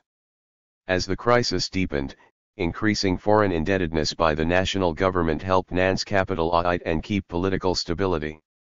The crisis and a popular uprising in December 2001 put an end to this experiment that concluded with dozens of people killed by the state, billions in new public foreign debt, and a new debt default as of January 2002. This out of national capital is central in an economy whose balance of payments is structurally and increasingly in deficit because of its dependent position vis-a-vis the imperialist economies. Here it is worth pointing out a key structural bias. Although the balance of payments tends to be in deficit, the Argentine economy tends to run a surplus on the trade account, thanks to the surplus generated by the export of primary goods. This positive trade balance is explained mostly by the sales of the oilseed and cereal complex and the food industry, while services and the rest of the manufacturing industry show systematic deficits. Furthermore, although there are phases of capital in-house through investment or credit, the remittance abroad of interest and pro-T payments tends to cancel out this circumstantial contribution. Finally, there is a permanent out-out mechanism in the balance of payments, which is the 27. Withdrawal of funds from the economic system for the sole purpose of hoarding, a phenomenon that constitutes the narrowest definition of capital out. This was mainly the case of the post-2001 era. From 2002 to 2015, a series of neo-developmental governments worked out solutions for the debt default, while taking advantage of export surpluses due to booming commodity prices led by China's eruption in the world market. While negotiations with private creditors took place to regain access to the international financial markets, the government repaid in full the debt with the IMF and kept paying the rest of its foreign debt, becoming serial debt payers, as President Cristina Fernández de Kirchner said. The debt system tends to conjure a mechanism of pressure on the local political system through the growing threat of default and the cutting off from international credit. Given that in a dependent economy, the valorization of capital, and therefore economic growth and employment, is directly limited by the availability of international currency, the mere possibility of a breakdown in the conditions for repayment of external debt sets off warning signals in the international financial system as a whole through its main institutional actors, the IMF and the World Bank.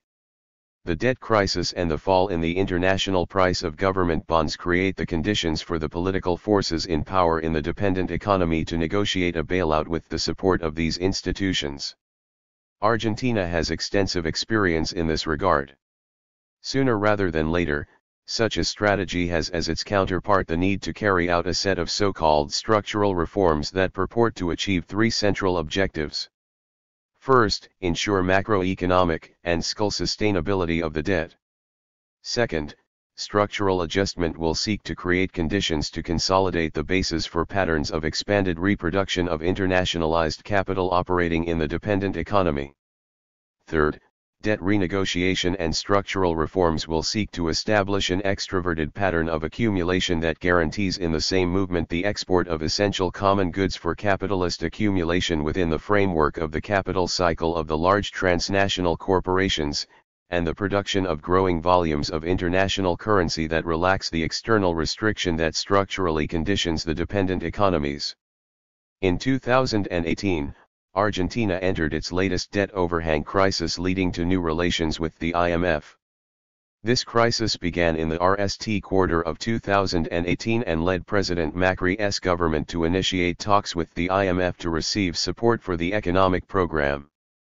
In early May of that year, the president announced on television that such informal talks had begun. A few weeks later, on June 7, the IMF made public a 36-month standby agreement for $50 billion of support. 28.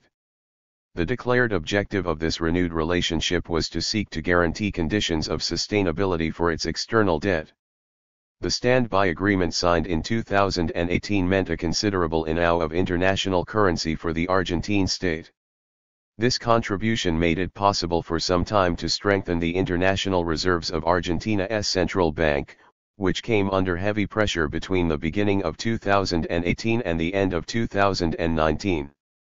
According to Christine Lagarde, the IMF's executive director at the time, the agreement would seek to eliminate economic imbalances, based on a faster convergence to fiscal balance and a reduction in inflation.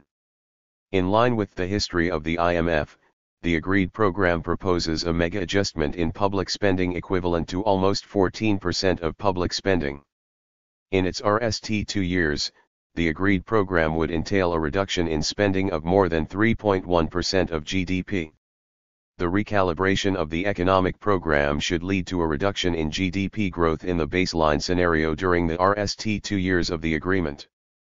This decline was projected to be quickly more than recouped as macroeconomic balances were put back on track.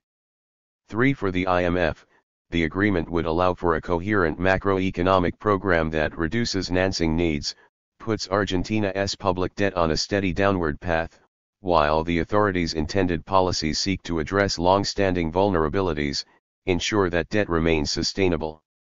4. In the agreement's projection, the federal government's total public debt would fall steadily between 2018 and 2023 by almost 19%. The IMF stated that the objective of the agreement was to strengthen the country's economy by restoring market confidence. It came with a number of conditionalities attached. Among the most important of these, as IMF tradition dictates, was a strong fiscal adjustment. The agreement took place in a context of social and labor conflict that increased in the country as a result of a series of austerity initiatives promoted at the end of 2017, including a regressive change in the formula for updating pensions and retirement pensions and reduced labor regulations. This framework of social and political instability contributed to blocking access to voluntary international financing and conditioned the possibility of continuing with a neoliberal but gradualist program. All of this contributed to an accelerated deterioration of the political strength of a government that was looking ahead to the 2019 presidential elections with concern. The IMF was aware of this situation and pointed out that the agreement emphasized the task of ensuring social cohesion. For this reason, the Argentine government of the businessman Mauricio Macri sought to agree with the IMF on a series of safeguards that would allow for some spending over and above the fiscal adjustment agreement, to be allocated to social programs aimed at protecting the population in vulnerable situations. These safeguards were incorporated with a discourse that indicated a 29.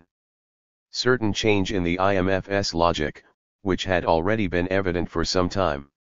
5. According to this interpretation, the IMF would be prioritizing not only fiscal deficit cuts and macroeconomic balances but also the protection of human rights. The eventual collapse of the agreed program and the start of a new IMF negotiation with the newly elected government in Argentina at the end of 2019 raises the question of whether the signed agreement did indeed express a change in the general orientation of its policies. On the other hand, it opens the debate as to whether, after the resounding failure of that program, the new negotiations confirm a shift in the orientation of IMF programs. Alberto Fernandez, elected president in October 2019, stated that his government would seek to start with the last when it comes to orienting his government's policies and, within them, its debt policy. In this sense, the latest negotiations with international private creditors and with the IMF itself put this discussion on the table. 6. Will the agreement signed in March 2022 by Fernandez's government succeed in guaranteeing debt sustainability in a way that is consistent with the protection of human rights, or at least for those people in the most vulnerable situations? 3. Debt sustainability, what is it? The sustainability of public debt appears as the first and most important objective of the most recent agreements signed by Argentina and the IMF. But what does debt sustainability mean in this context? In general terms, for the IMF, debt sustainability means that the primary balance needed to stabilize debt is economically and politically feasible, so that the level of debt is consistent with an acceptably low rollover risk and with preserving potential growth at a satisfactory level. 7. This combines a fiscal rationale with the possibility of accessing the international market to voluntarily refinance the debt and sustain economic growth. In the presentation of the agreement with the IMF, Macri's government put the closure of international markets due to exogenous events such as the drought and international financial turbulence at center stage. IMF support is presented as a silver bridge to overcome these shocks. 8. In Argentina, The IMF approach predominated mainly in the 1990s during the so-called convertibility plan and in the years of the Macri government. In the 1980s, on the other hand, the structuralist approach that underpinned the Austral plan of heterodox adjustment played an important role in the orientation of economic policy.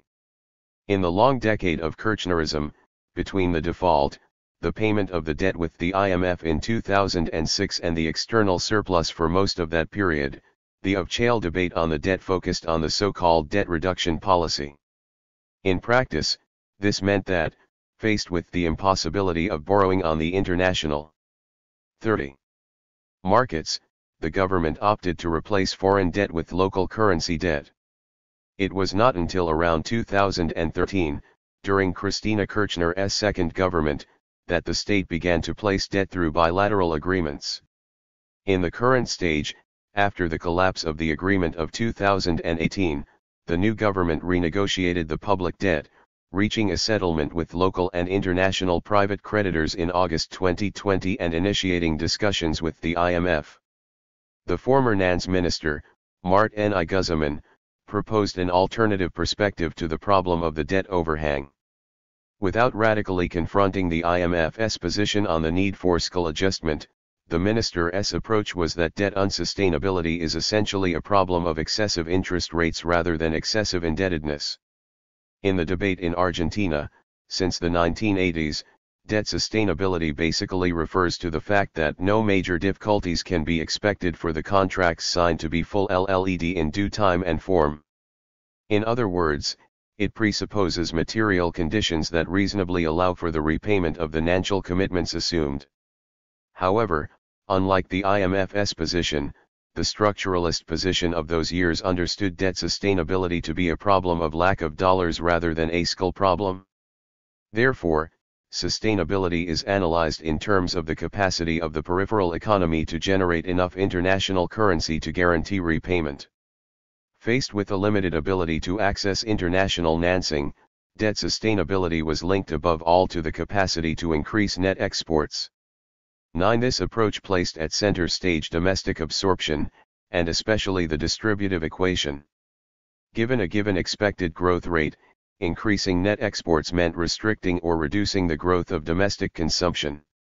To the extent that it was necessary to increase net exports to generate foreign exchange, and given that the aim was to at least maintain the gross investment rate to boost economic growth, the policy dilemma was to resolve who restricts its consumption. The main contradiction is between sumptuary consumption and popular consumption. This was a key political and social constraint in understanding the problem.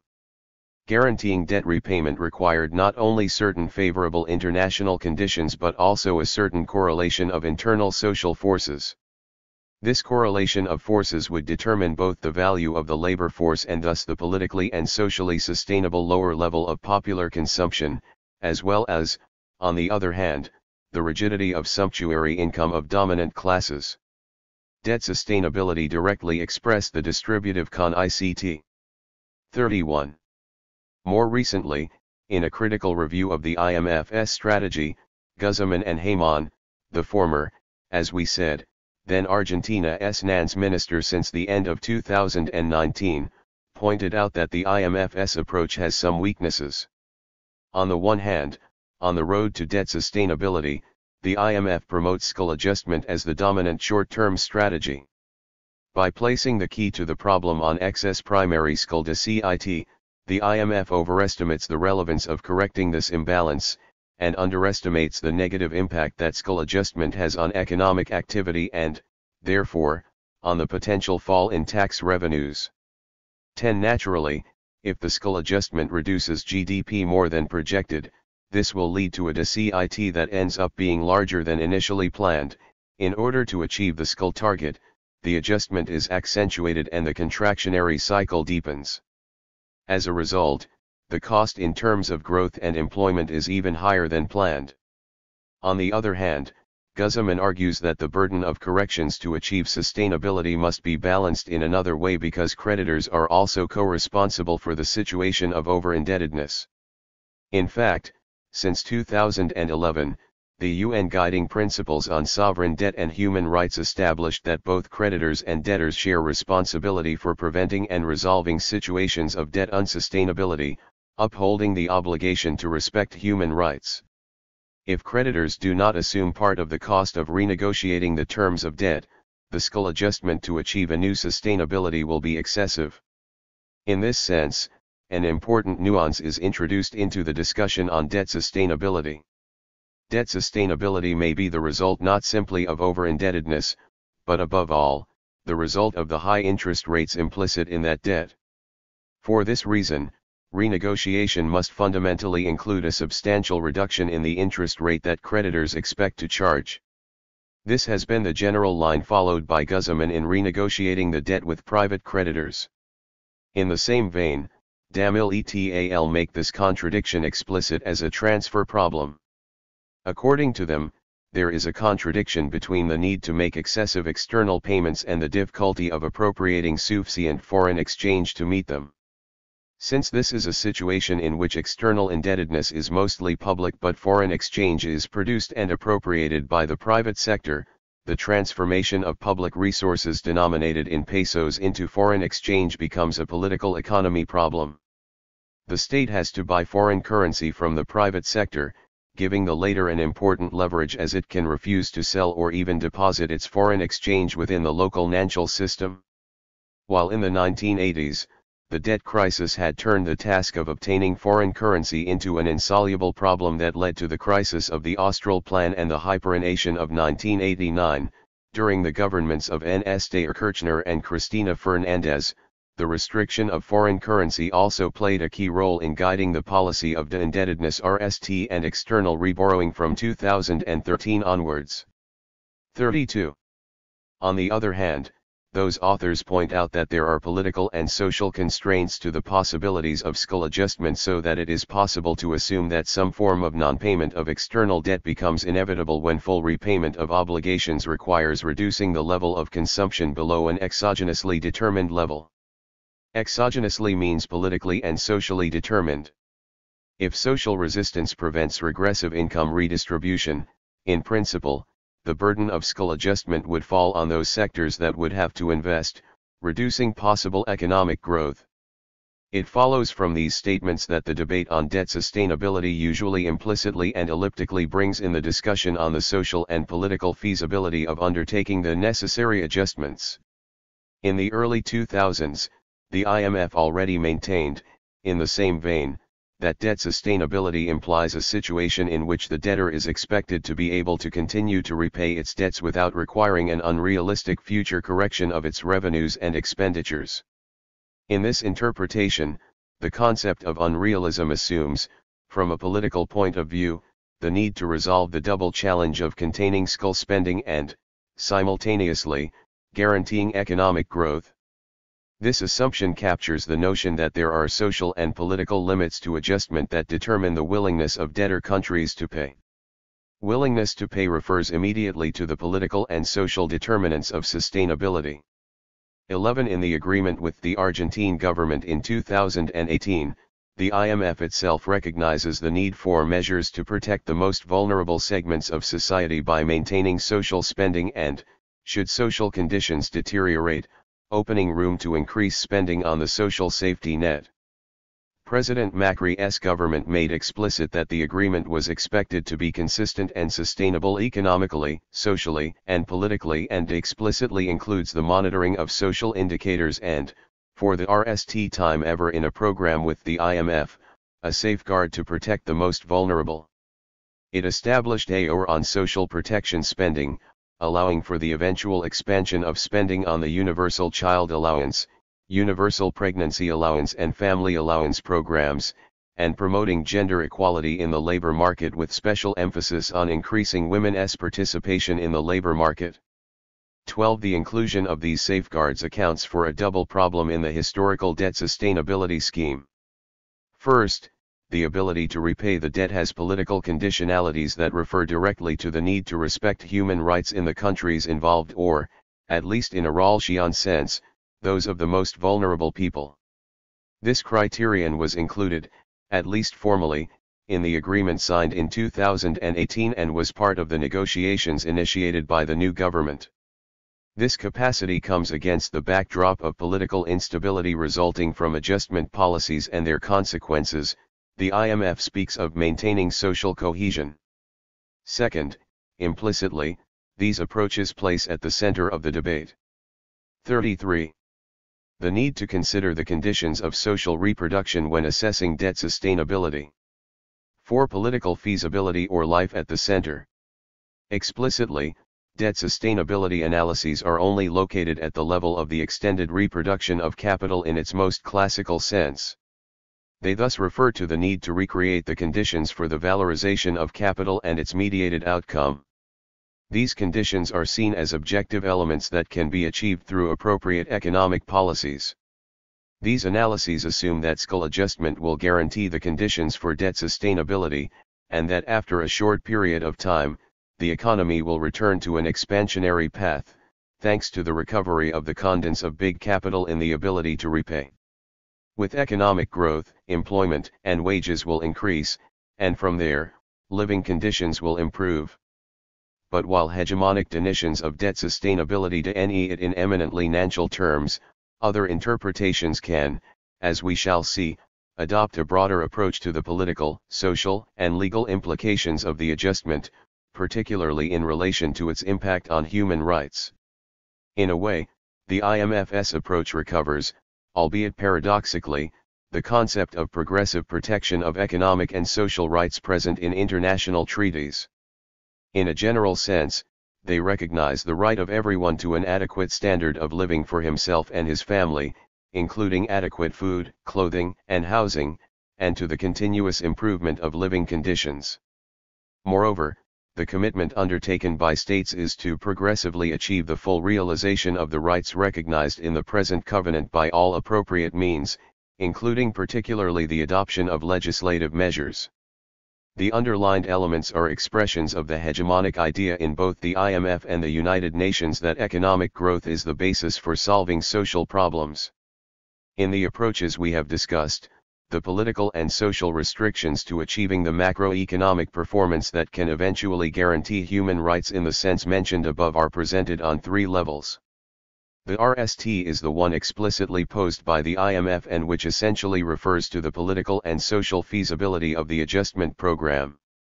The IMF agreement is not presented as a way of dealing with a human rights problem but rather assumes the need to contain the political consequences of the agreement. 13. The concern is not the rationality of the adjustment in pursuit of debt sustainability but rather the likelihood of its implementation in a given social and political context. In other words, the transition period is assumed to be problematic insofar as its effects on human rights in the short term could call into question the persistence of the adjustment that is considered necessary and the only possible way forward. 14. This is why the agreement signed in 2018 establishes a or on social. 34. Protection spending throughout the program that limits the social and political cost of the program. The link established here is between the effect of the adjustment and the stability of the political system in order to lead it through the transition period to a new sustainable equilibrium over time, avoiding major social outbursts. 15. Indeed, the IMF notes that there are clear risks surrounding the program but is content that determined implementation of policy plans will allow the country to fully exploit its economic potential and ensure that all Argentines enjoy national prosperity in the future. 16. Second, the view of Argentina's finance minister at the time, Guzman, places the emphasis precisely on the social cost of the adjustment. Although he raises nuances regarding its implementation, the minister does not question the economic rationality of the adjustment. A few years earlier he had pointed out that there is a problem of sustainability when government revenues are not sufficient to finance the costs associated with the new debt issuance, or in other words, what is collected is not enough to repay the interest on the pre-existing debt, so more debt must be issued to pay the old debt. On the contrary, it discusses the form of its impact on the immediate living conditions of the population and, indirectly, on the conditions of political feasibility. From this point of view, it is assumed that the costs of adjustment toward debt sustainability are underestimated in the IMF's approach and, As a result, the reform program becomes politically unfeasible. In this sense, ARST questioning of the political rationality of the parameters of debt sustainability is raised, insofar as the grievances of the population are put in the foreground, which in fact question their human rights and which could jeopardize the process of recovering debt sustainability. The renegotiation of the debt undertaken by President Fernandez's government proposes postponing payments of capital and interest. On the other hand, it also implies, at least discursively, establishing measures to strengthen transfer programs for the population with the least resources and to avoid an increase in unemployment in the most vulnerable sectors of the labor market. The third plane is, however, the one that potentially opens the space for radicalizing the framework of analysis, incorporating the question of the reproduction of life at the center of the discussion and constructing a more adequate analytical matrix. By placing the issue of distribution in a class-based sense at the center of the problem of debt sustainability, the need to incorporate the reproduction of life as the main analytical problem becomes evident. In their argument, Frankel and his colleagues stress the need to consider the limits that popular sectors set to the conditions of life that they assume to be politically inviolable. It is precisely this approach that provides elements that allow us to radically question the 35. Traditional view of the IMF and Macri's government, even with social safeguards, or Guzman's critical proposal. In this analysis, the working class appears as a political and social actor of primary importance. However, its role seems to be reduced macroeconomically to its place in the dispute over the appropriation of income. Social con-ICT seems to be present only as a distributive con-ICT in the labor market. However, we understand that it is key to consider the working classes as an integral part of the cycle of the extended reproduction of capital. From here, our reading is associated with the need to consider the value of labor power as an objective factor subject to the conditions of social struggle. In the context of the debt crisis of the 1980s, social resistance to adjustment appeared in this discussion as a rigidity to be considered theoretically and politically. What Frankel and others posed as an assumption of the model is in fact a constraint imposed by reality. The reproduction of labor power presupposes at the very least the determination of the value of labor power in the market. This value is neither subjective nor simply objective but a product of the situated dynamics of capitalist development. This includes the conditions that the social struggle imposes as a requirement for the extended reproduction of capital. In fact, it is precisely the social resistance to the adjustment during Macri's government that led, as a direct consequence, to the political unfeasibility of the debt overhang strategy. If the policy of step-by-step adjustment in Macri's administration is the result of social resistance on different levels, consequently, the crisis of that strategy results in the radicalization of the adjustment by other means. From a human rights perspective, debt sustainability faces constraints that are much more than merely political and/or social. Particularly in contexts of sustained and recurrent over-indebtedness that contemporary capitalism imposes, the conditions of sustainability of life are pushed to precisely unsustainable limits and periodically and inevitably lead to wide-ranging crises. The recent experience of popular revolts against the agreements signed by the IMF with the governments of Ecuador and Lebanon, and the crisis of Mauricio Macri's government in 2018 to 2019 in Argentina, for example, give an idea of the tensions. 17. This makes clear the need to place the concept of social reproduction at the center of the analytical problem in order to get a full picture of the political and social constraints to debt sustainability. 5. Life at the center or no debt sustainability without life sustainability. If we argue that the fundamental constraint for debt sustainability is the distributive matrix, we are in fact arguing that the problem cannot be solved without focusing on the fact that at the center of the expanded reproduction of capital is the reproduction of life. In its 36. Expansion, capital appropriates not only paid labor but also the unpaid, invisibilized labor that is behind it and guarantees the reproduction of life of the people who carry out both paid and unpaid work. Capital also appropriates enormous doses of free labor that reproduce labor at a lower cost than if everything had to be bought on the market. This means that in order to guarantee the material conditions that allow the valorization of capital and thus the repayment of the debt, the conditions for the reproduction of life in the broad sense must be met. In a restricted view, the arguments already mentioned raise the need to consider the restrictions established by the reproduction of labor power. Without reproducing labor power, it is impossible to exploit it, and therefore the valorization of capital is unfeasible. The demands of the popular classes for what they consider their rights establish a socially and politically objective, not abstractly objective, limit to the redistribution of value in favor of debt repayment. In the above analysis, these rights are expressed in a general way in the wage share of income. This is a albeit limited, approach to the problem of debt sustainability as we propose it. It is precisely by placing the reproduction of life at the center that the view is broadened. For decades, the feminist movement has argued that the production of surplus value involves the reproduction of labor power on an expanded scale, and that behind this lies the work of reproduction and care. This invisible and poorly paid work is historically and fundamentally carried out by women and feminized bodies of the working classes, in particular, those who are most impoverished and racialized. It is they who, being responsible for care and reproduction, must deal with the social consequences of the adjustment. They are forced to cover these tasks with fewer resources, increasing the workload on their backs. The state assumes that women's unpaid work will compensate for the effects of the adjustment on public finances. This means that it is not enough to assume that wages will solve the problem of the reproduction of people's lives. In other words, human rights are not immediately solved through economic and social rights, to decent employment and a living wage, or consumer rights.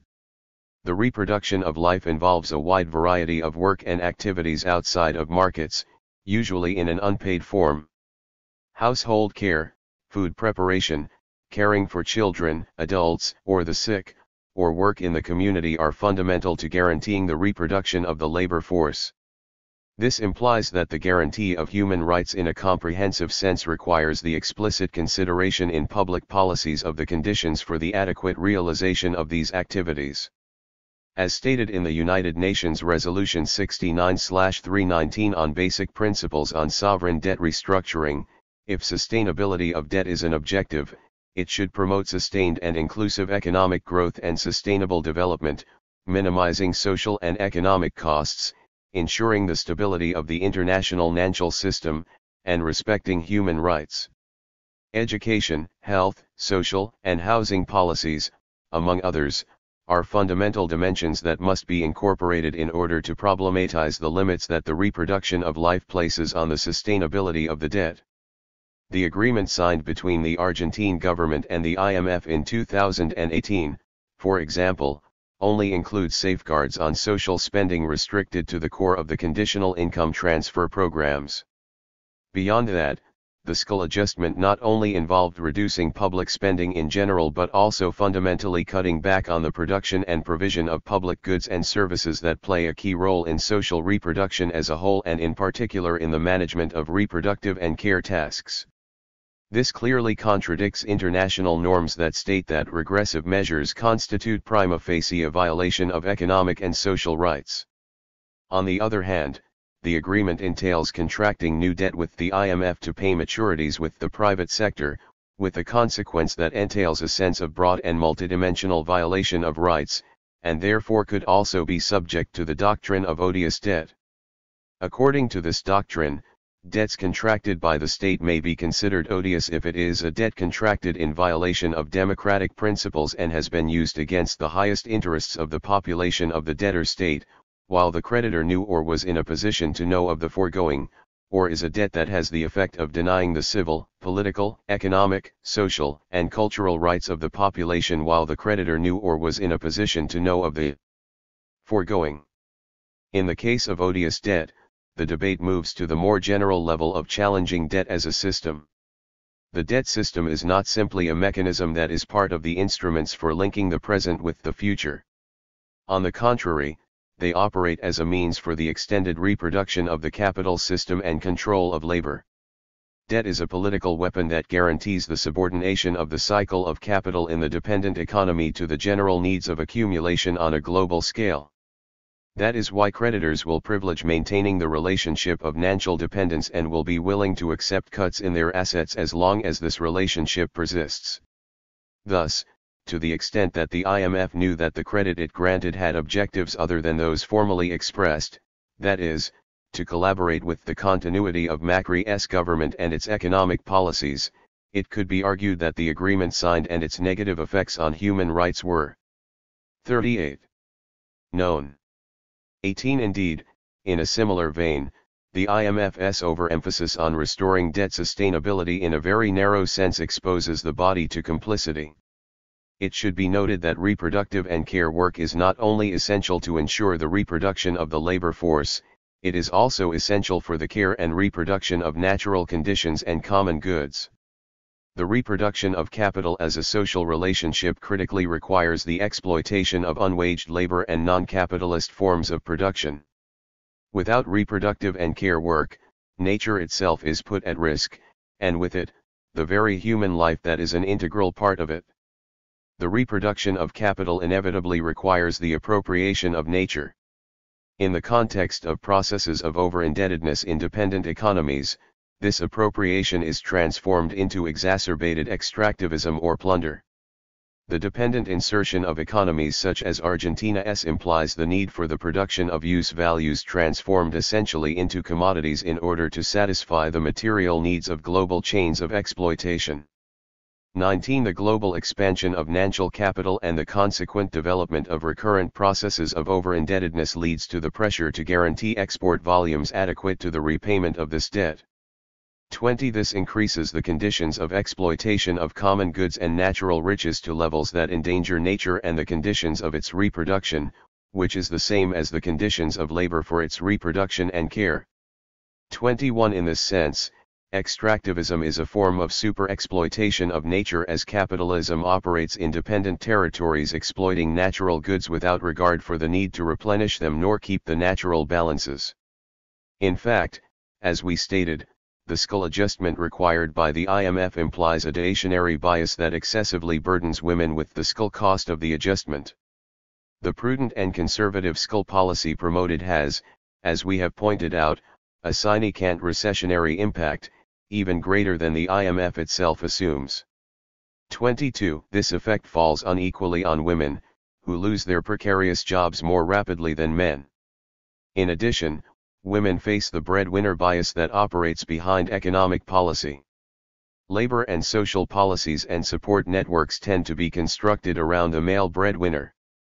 In the debt crisis, women are pushed out of precarious jobs and forced to cover the impact of the adjustment on their households.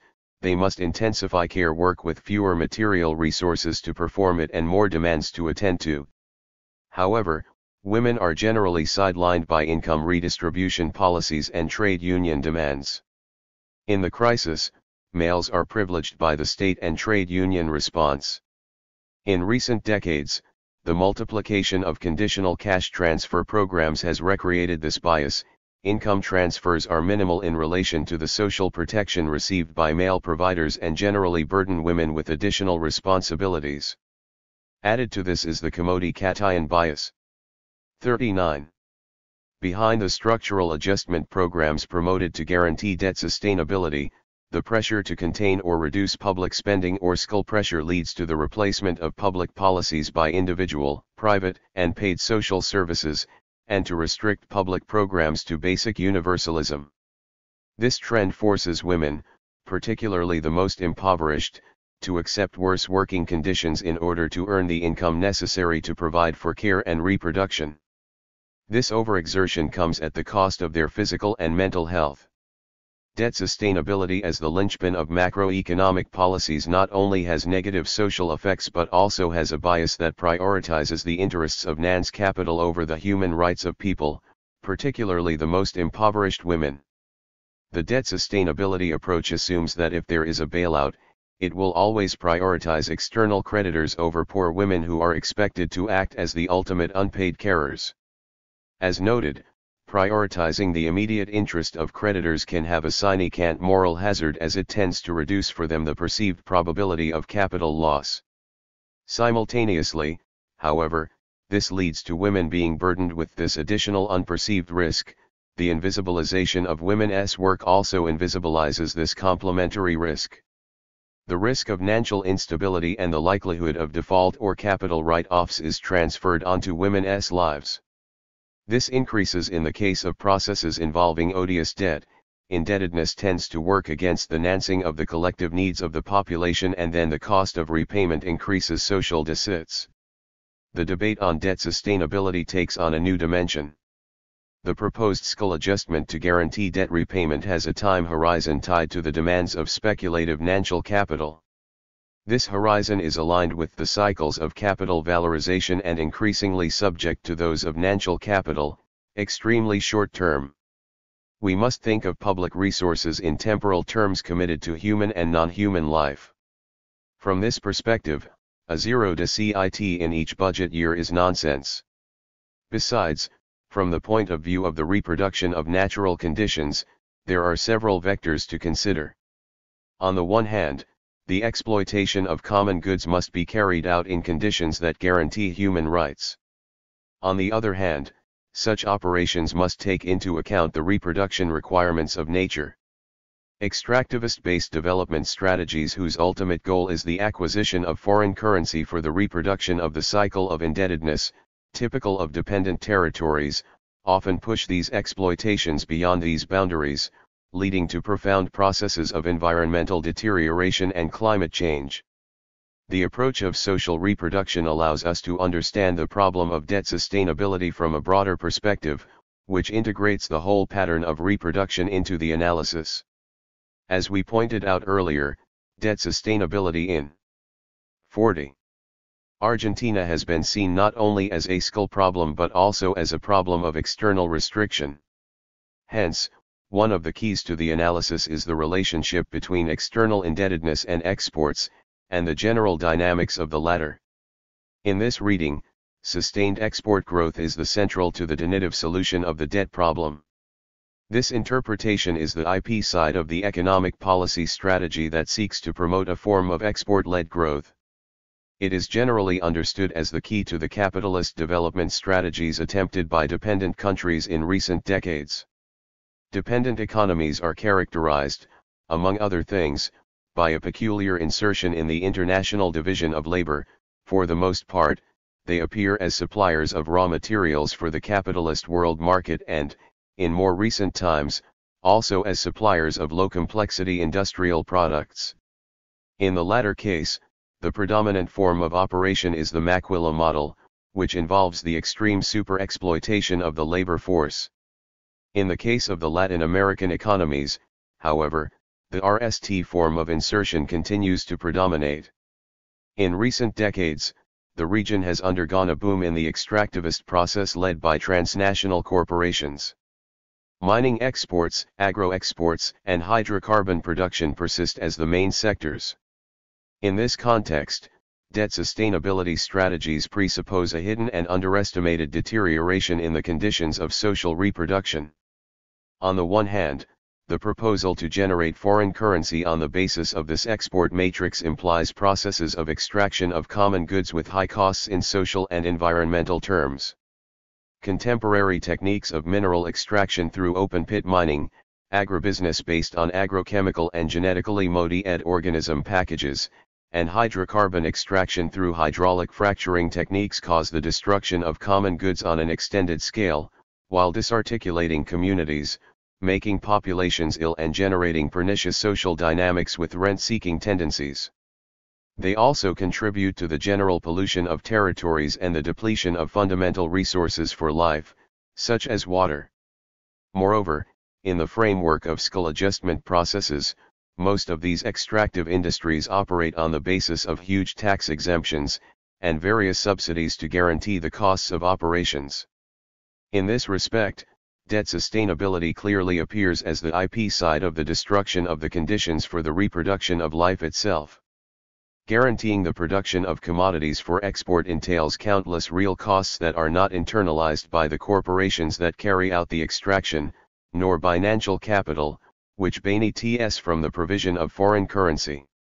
On the other hand, a large part of these unrecognized costs in the extractive processes are borne by women. In their homes and communities, they once again appear as the recipients of the incremental costs of care and social reproduction, which also include caring for the environment in their neighborhoods, towns, and homes. Social reproduction therefore implies the need to create minimum conditions for the sustainability of life as a whole. The IP side of the sustainability of life is 41. Inevitably, the need to uphold human rights and the rights of nature.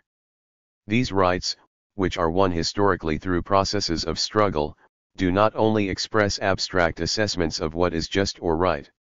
They are not just bare minimums to be respected but the coded results of class struggle. Indeed, as rights are coded forms of social struggle, they can also impose themselves as limits to be overcome. The struggle for the conditions of social reproduction is the struggle over human and nature's rights, whether explicitly coded into law or not. We understand that these rights also concretely express the basic conditions for social reproduction at a given social and historical moment. After all, rights are not born out of nothing but are the product of a legacy that people are proud of from their ancestors, from what they were able to get for and from the conquests for freedom. In particular, the concrete meaning of rights is part of a social dispute. In material terms, the violation of these rights does not only violate ethical, moral, or legal parameters of the conditions of human and natural existence. The violation of rights destroys, precisely, the conditions under which life is reproduced and through it, society itself.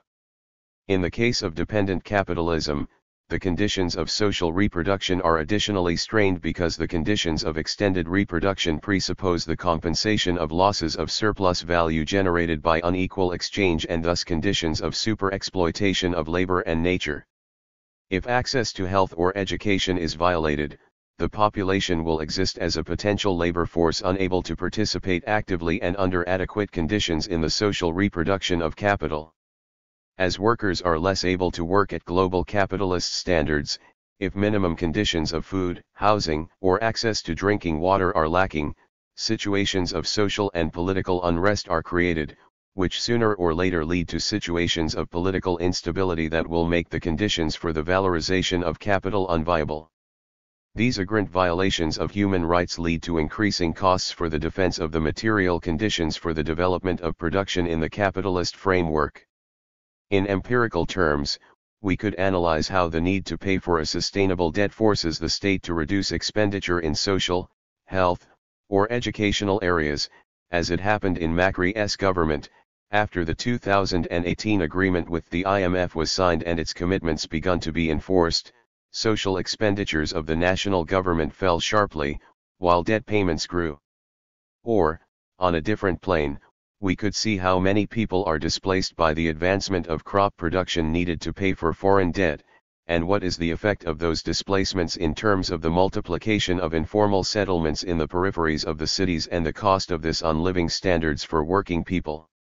In Argentina, as GMO soya production for export multiplied by 3 between 1995 and 2007, so have multiplied the reports of population poisoning with the agrotoxics.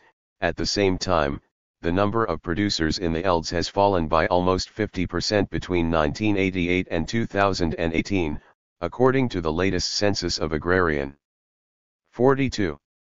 Production, while at the same time, the number of people living on informal settlements in the area surrounding the capital city of Argentina has grown by almost 130% between 1991 and 2006. On yet another viewpoint, we could discuss how women in popular classes are forced to increase their unpaid labor to compensate for reduced public expenditures in the production of social services. In this regard, increasing payments to the IMF since 2018 and the conditionalities of such agreement have forced Argentina's state to drastically reduce the real value of cash transfers to women leading community organizations that have a key role in social reproduction activities in poor neighborhood. This has increased income poverty especially among the lower strata of the population, reaching in 2019 almost 61% for employees doing care and reproductive labor and 73% for workers with no means of production. 6. Conclusions. Debt overhang is one of Argentina's biggest problems in the last decades. The increasing dependence on natural capital has put the whole of social reproduction at the mercy of speculative institutions and the agents of global capital. As the country is going through yet another renegotiation of its foreign public debt, the issue of what to do with it comes to the fore again. Without stepping out of the debt system, the government of Alberto Fernandez has centered the negotiations on obtaining new conditions of payment to ensure debt sustainability. However, the debate with the private debt holders and with the IMF needs to reach an agreement on what debt sustainability is. As we have shown, the different standard approaches assume certain social and political restrictions but see them as something to be contained, or just be dealt with. Political and social struggles, and demands for the satisfaction of human rights appear in these initiatives as something to be managed through social policies and eventually solved through economic growth. There's not much debate there as to the form and strategy, but on a tactical level, the discussion boils down to a question of speeds. In fact, in the recent negotiation with the IMF, the Ministry of the Economy government agreed on the need for a speedy reduction of the skulda as a key element of debt sustainability, but disagreed with the IMF's staff as to the time frame to reach the goal. In the end, government and President Fernandez both know the political impact of a shock reduction in the skulda of the state, especially with presidential elections coming up in 2023. The IMF, on its part, just wants Argentina to remain under its supervision for as long as possible, to help the dominant fraction of capital force the structural reforms they deem necessary. As the process of indebtedness has become concomitant with capitalist reproduction in Argentina's economy, it is not enough to reform the norms of international finance or to end a better debt proling to solve the issue. The question is not just whether current massive indebtedness can be renegotiated in better terms, but how to build a form of social reproduction not centered on indebtedness. The issue is then not how to create a new institutional framework for debt renegotiations but, on the contrary, how to abolish the system of debt altogether. Of course, this struggle to get rid of debt is part of the struggle to get rid of the system of capital. In this debate, our argument is that the sustainability of debt assumes that certain conditions for social reproduction are met. The reproduction of life is at the center of the reproduction of capital, and the conditions of debt sustainability need not be compatible with the sustainability of life. In the case of Argentina, as the mountain of debt has increased in the last decade, pressures have mounted on the ability of people to sustain life, income poverty has multiplied, precariousness of labor and of living have deepened and consolidated, the number of people living on exiguous social cash transfers has reached the millions, and thousands of peasants have been expelled from their lands and forced into informal settlements. Improved access to sufficient income, adequate employment, or land and housing, amongst many other dimensions, are key means to a sustainable life even within a dependent capitalist economy. It is clear that this would be just a step toward a just society, a post-capitalist social arrangement. However, we believe that in the current political conditions in Argentina, and as the debt issue is at the center of the political agenda, this debate is fundamental to create momentum for further demands. 23. The policies to guarantee the conditions for debt repayment, especially in dependent economies, tend to assume that both labor and nature will be able to adjust to alien conditions. In the fallout of the agreement signed with the IMF in June 2018, the reduction in the public expenditure put enormous pressure on the living conditions, multiplying poverty rates. Likewise, as indebtedness increases, the need for foreign currency ignites further the demands to increase the level of plundering and exploitation of the country's common goods. Of course, this implies that while plundering and super-exploitation of labor and nature are an integral part capitalist reproduction in dependent economies, they are greatly enhanced by debt sustainability policies. In a structural continuity between governments, Alberto Fernandez's administration is promoting the development of numerous extractivist initiatives that will plunder resources with the aim of exporting them to satisfy the needs of imperialist core economies in times of greenwashing. The new green developmental strategy is putting at risk the reproduction of life and nature to create improved conditions for the sustainability of debt. In the end, in Argentina, the articulation between sustainable debt and sustainable life lies in the never-ending class struggles that underpins capitalist development with the nuances of dependent capitalism. Colonial hangover in global financial markets. Eurobonds, China, N. African debt. Olufunmilayo Erwa. Abstract. In October 2020, Zambia failed to make a $42.5 million interest payment on $1 billion in Eurobonds maturing in 2024, becoming the first African country to default on its debt obligations in the aftermath of COVID-19. Zambia's default highlights the fragmented nature of governance in sovereign debt markets. The Zambian default also underscores the continuing impact of colonial hangover in former colonies in Africa. Fragmented governance and colonial overhang create incentives for both debtors and creditors that contribute to cycles of sovereign debt. These cycles of debt pose a particular hazard to residents within countries that issue such debt. In African contexts, this has led to outflows of funds for debt repayment that may significantly jeopardize the well-being of people who are already poor.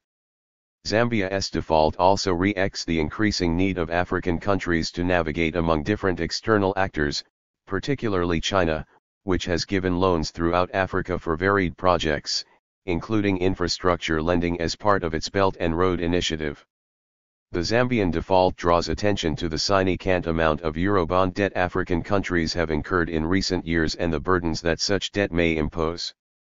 The circumstances of Zambia's default, as well as recent disputes about external debt in Mozambique, re-ECT continuing issues about transparency and public scrutiny of sovereign debt transactions and the broader societal impact of debt internally within African countries and in relations between African countries and varied external powers.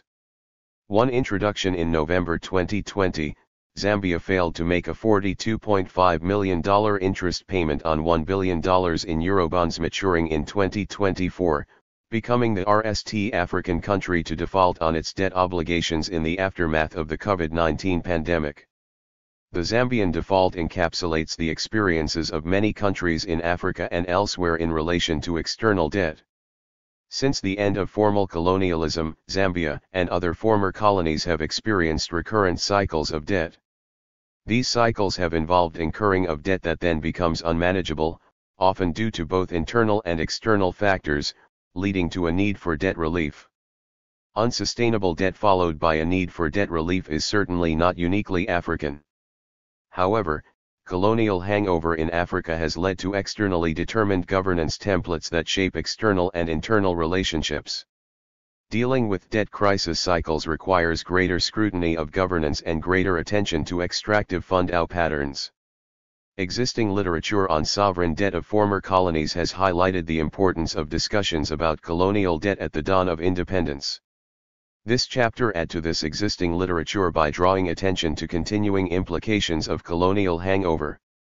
African countries remain marginalized globally today, and many of them may experience patterns of double marginalization.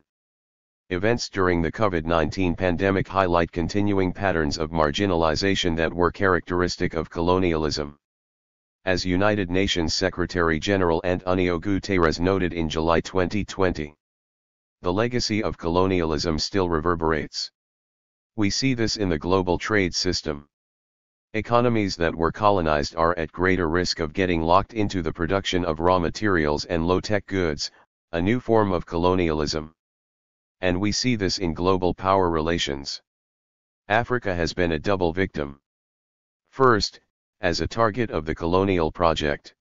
Second, African countries are underrepresented in the international institutions that were created after the Second World War, before most of them had won independence. The nations that came out on top more than 7 decades ago have refused to contemplate the reforms needed to change power relations in international institutions. In addition to their marginalization globally, many African countries face significant internal marginalization, which has led to exclusion of significant portions of the population from access to opportunities and resources. Internal marginalization is evident in the growing number of poor people and high levels of income inequality within African countries. The gap between the rich and the poor is greater in Africa than in any other region of the world except for Latin America. A key question from a policy perspective is what is visible to and taken account of by policy makers when decisions about debt are made and when funds from debt financings are spent. Elites within countries in Africa may have 56. Incentives to accept external policy recommendations that may benefit them but be detrimental to many internally. This chapter will discuss colonial hangover and sovereign debt, using Zambia and Mozambique as illustrations.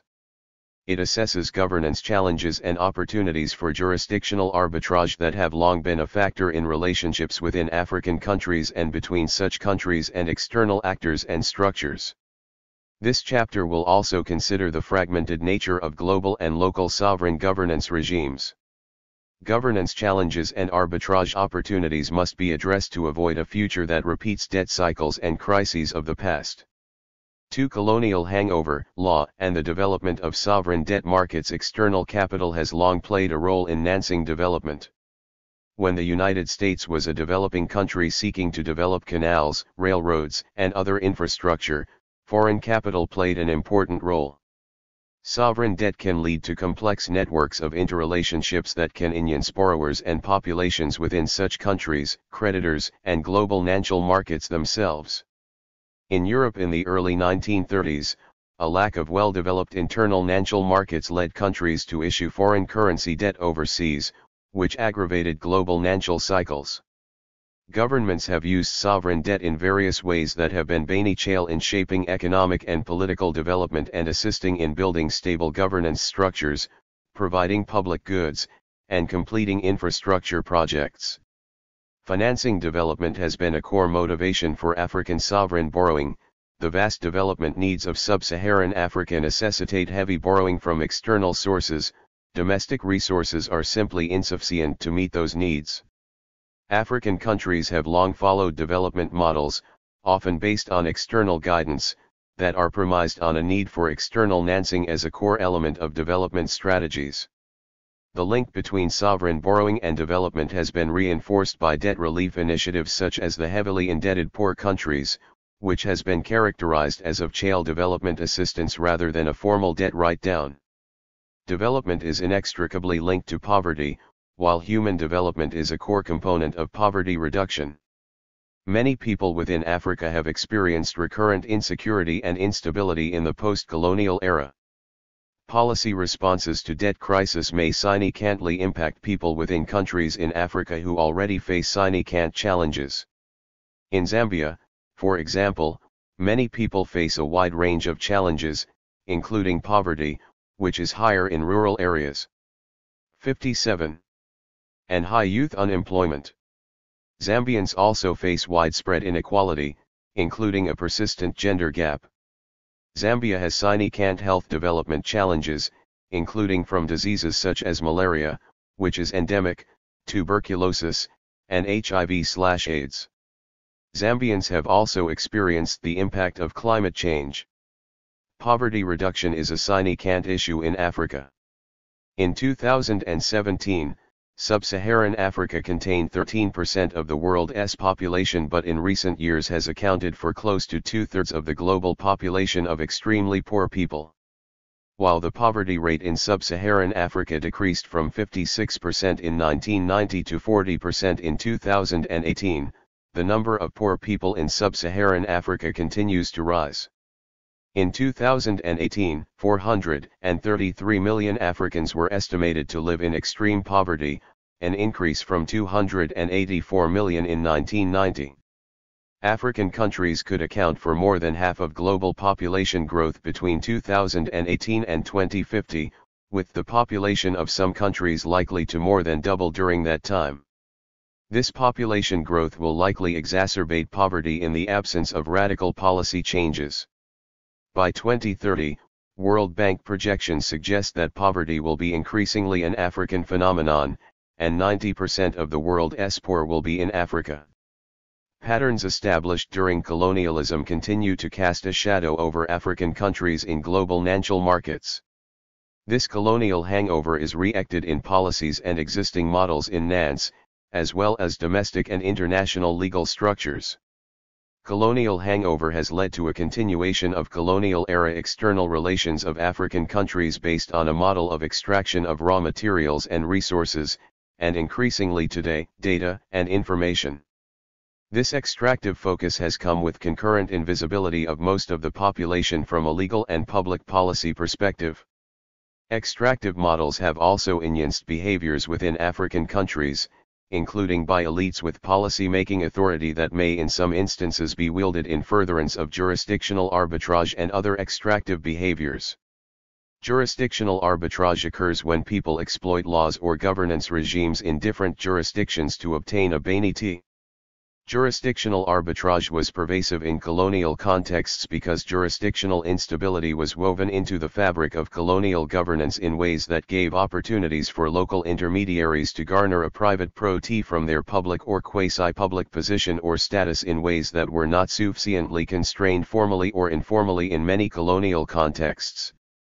Tolerance for abuse of power by colonial authorities led to few effective internal constraints on those in power in new hybrid systems introduced by such authorities during a period when many local governance regimes were being disrupted. Colonial hangover is evident in dominant legal and regulatory frameworks that can be traced directly back to the colonial-era lawmaking and post-colonial legal approaches that have replicated colonial-era patterns. This continuity in legal and policy-making approaches has led political and economic incumbents in many African countries to continue to use tools, policies, laws, and processes created and deployed prior to and during the colonial era. These legal and policy 58. Frameworks re-ECT Sini can't copy and paste approaches based on external models from colonizer and other external sources. Current development outcomes and the likely need for additional future financing to fund development needs require reassessment of existing legal and policy approaches. The experiences of poor people and others in African contexts also underscore the need for innovative legal and policy approaches that are grounded in the local. Colonial hangover requires continuing close attention to the terms, sources, and uses of external debt incurred by countries in Africa. The development of markets for sovereign debt is closely intertwined with imperialism and colonialism. Treatment of sovereign debt defaults by imperial and colonial powers reacted underlying power relationships. As formal colonialism ended, a debate ensued that pitted states in the global south against Western states.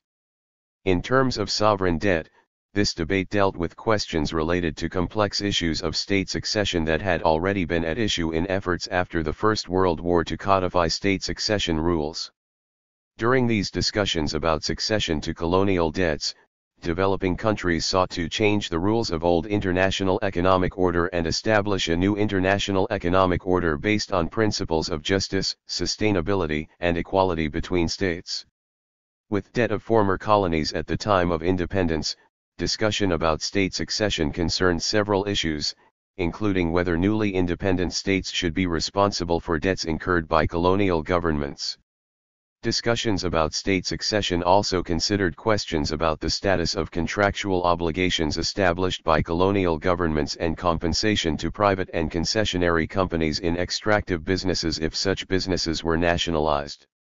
Debates about succession reacted efforts from lawyers in debtor countries to weaponize international law on behalf of former colonies in order to place legal limits on the continuity of debt contracts. Developing countries were not successful in their efforts. Contesting views about state succession have led to tangled state succession and principal reliance on negotiation for dispute settlement. Arguments surrounding the continuity of debt contracts re-ECT underlying power dynamics that continue to be relevant in African and other contexts. Negotiations about treatment of colonial debts for newly independent states occurred in the shadow of significant power asymmetries that were evident, for example, in concessions extracted by France at the time of Algerian independence. Power asymmetries in independence negotiations continue to raise questions about rule of law in relationships between former colonies and former colonizers. The implications of colonial power asymmetries were addressed in a 2019 advisory opinion of the International Court of Justice in a case brought by Mauritius against the United Kingdom that relates to 59. Events surrounding independence negotiations between the United Kingdom and Mauritius. In 1964, a UK/US survey of the Indian Ocean revealed that Diego Garcia, in the remote Chagos archipelago, would make an ideal site for a US military base. The archipelago was a distant dependency of the non-self-governing territory of Mauritius, the United Kingdom. Detach the Chagos Islands from Mauritius. It applied considerable pressure to obtain consent, and the transaction was tied up with the decision to grant Mauritius its independence. The British Indian Ocean Territory was created in 1965, and the Chagos Islands were separated from Mauritius accordingly.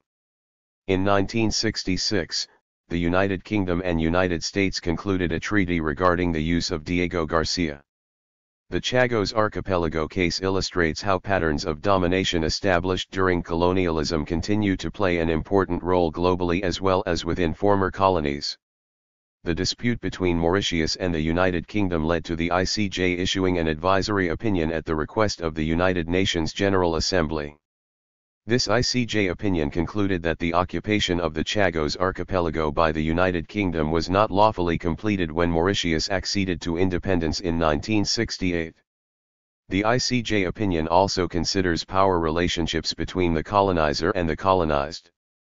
In the court's view, it is not possible to talk of an international agreement, when one of the parties to it, Mauritius, which is said to have ceded the territory to the United Kingdom, was under the authority of the latter.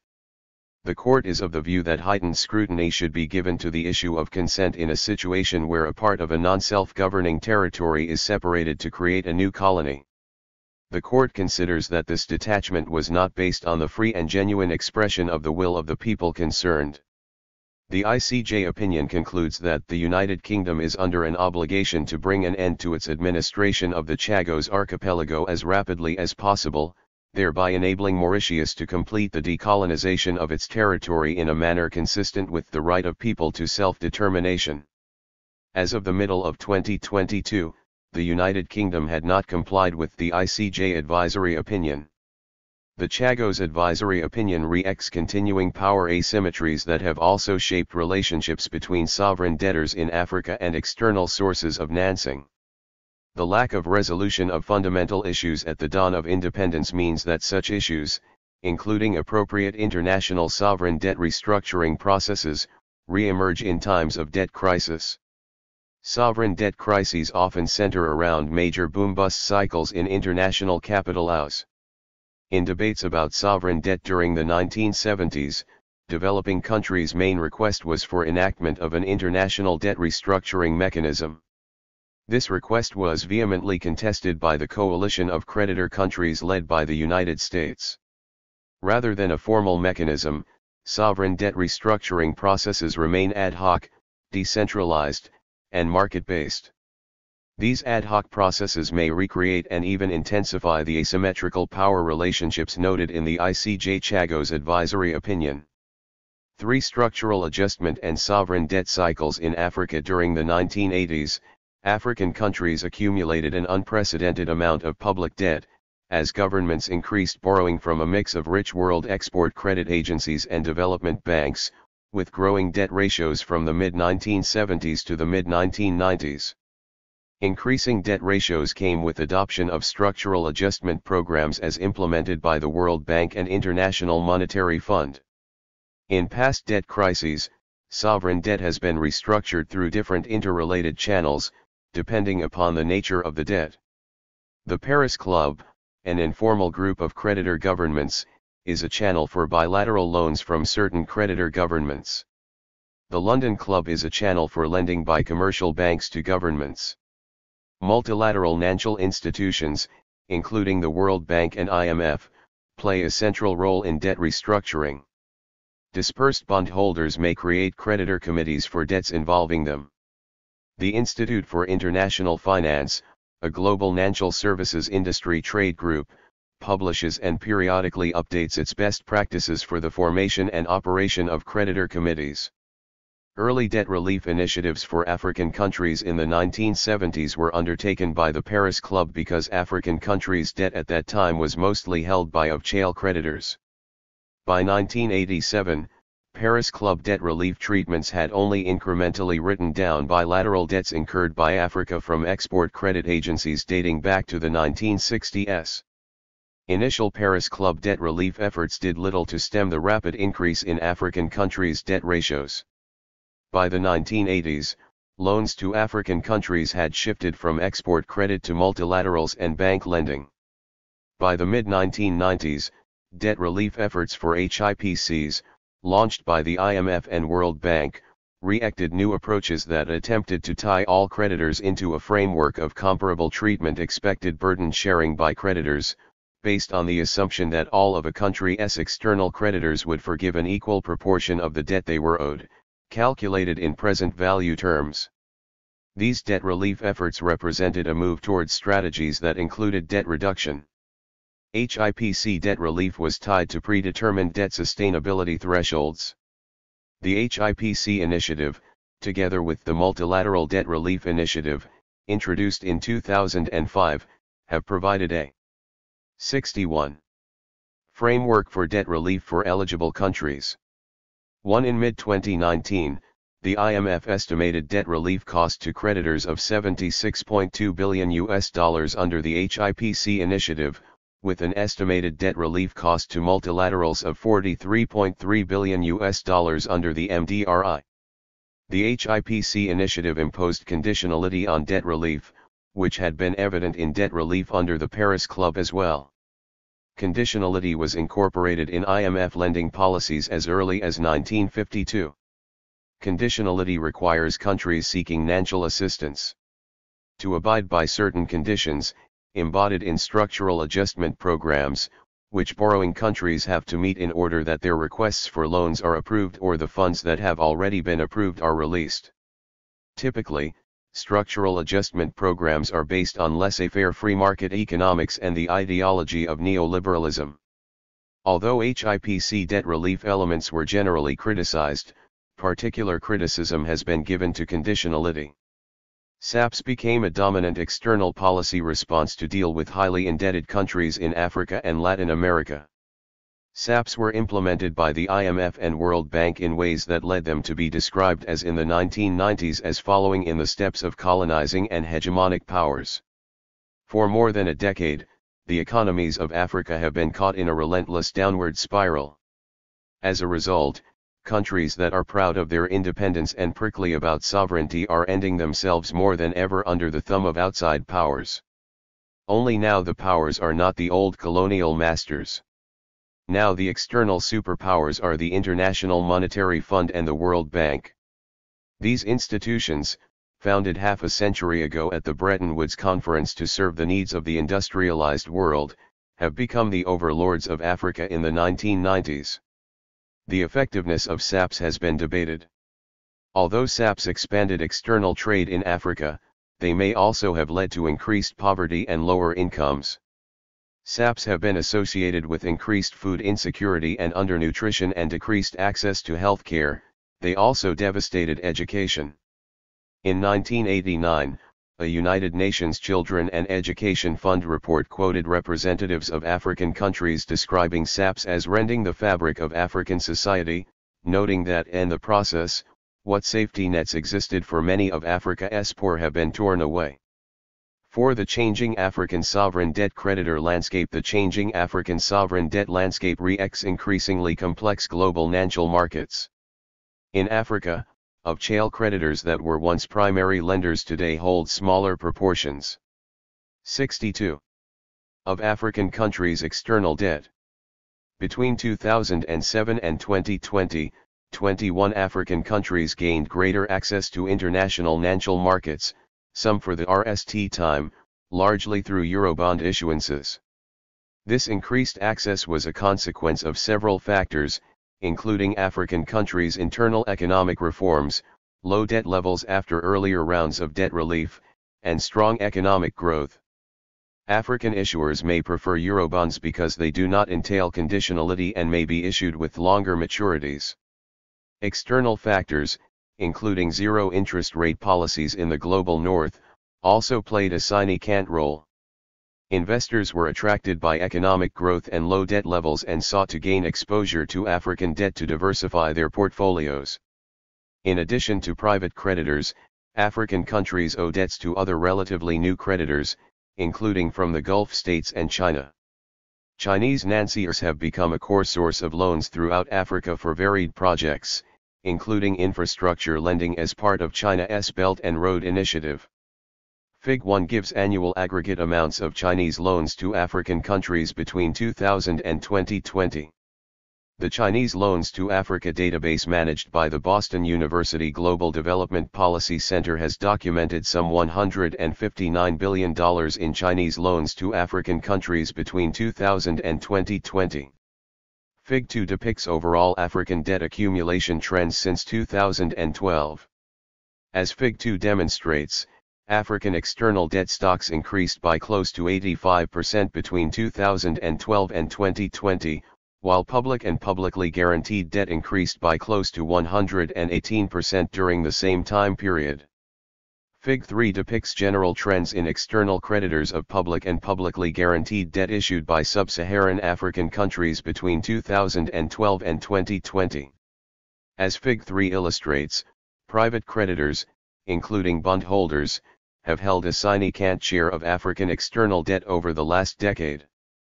The increasing diversity of creditor channels may lead to increasing coordination problems both within and among channels. Eurobonds are debt issued in a currency other than the home currency of the issuer of the bond.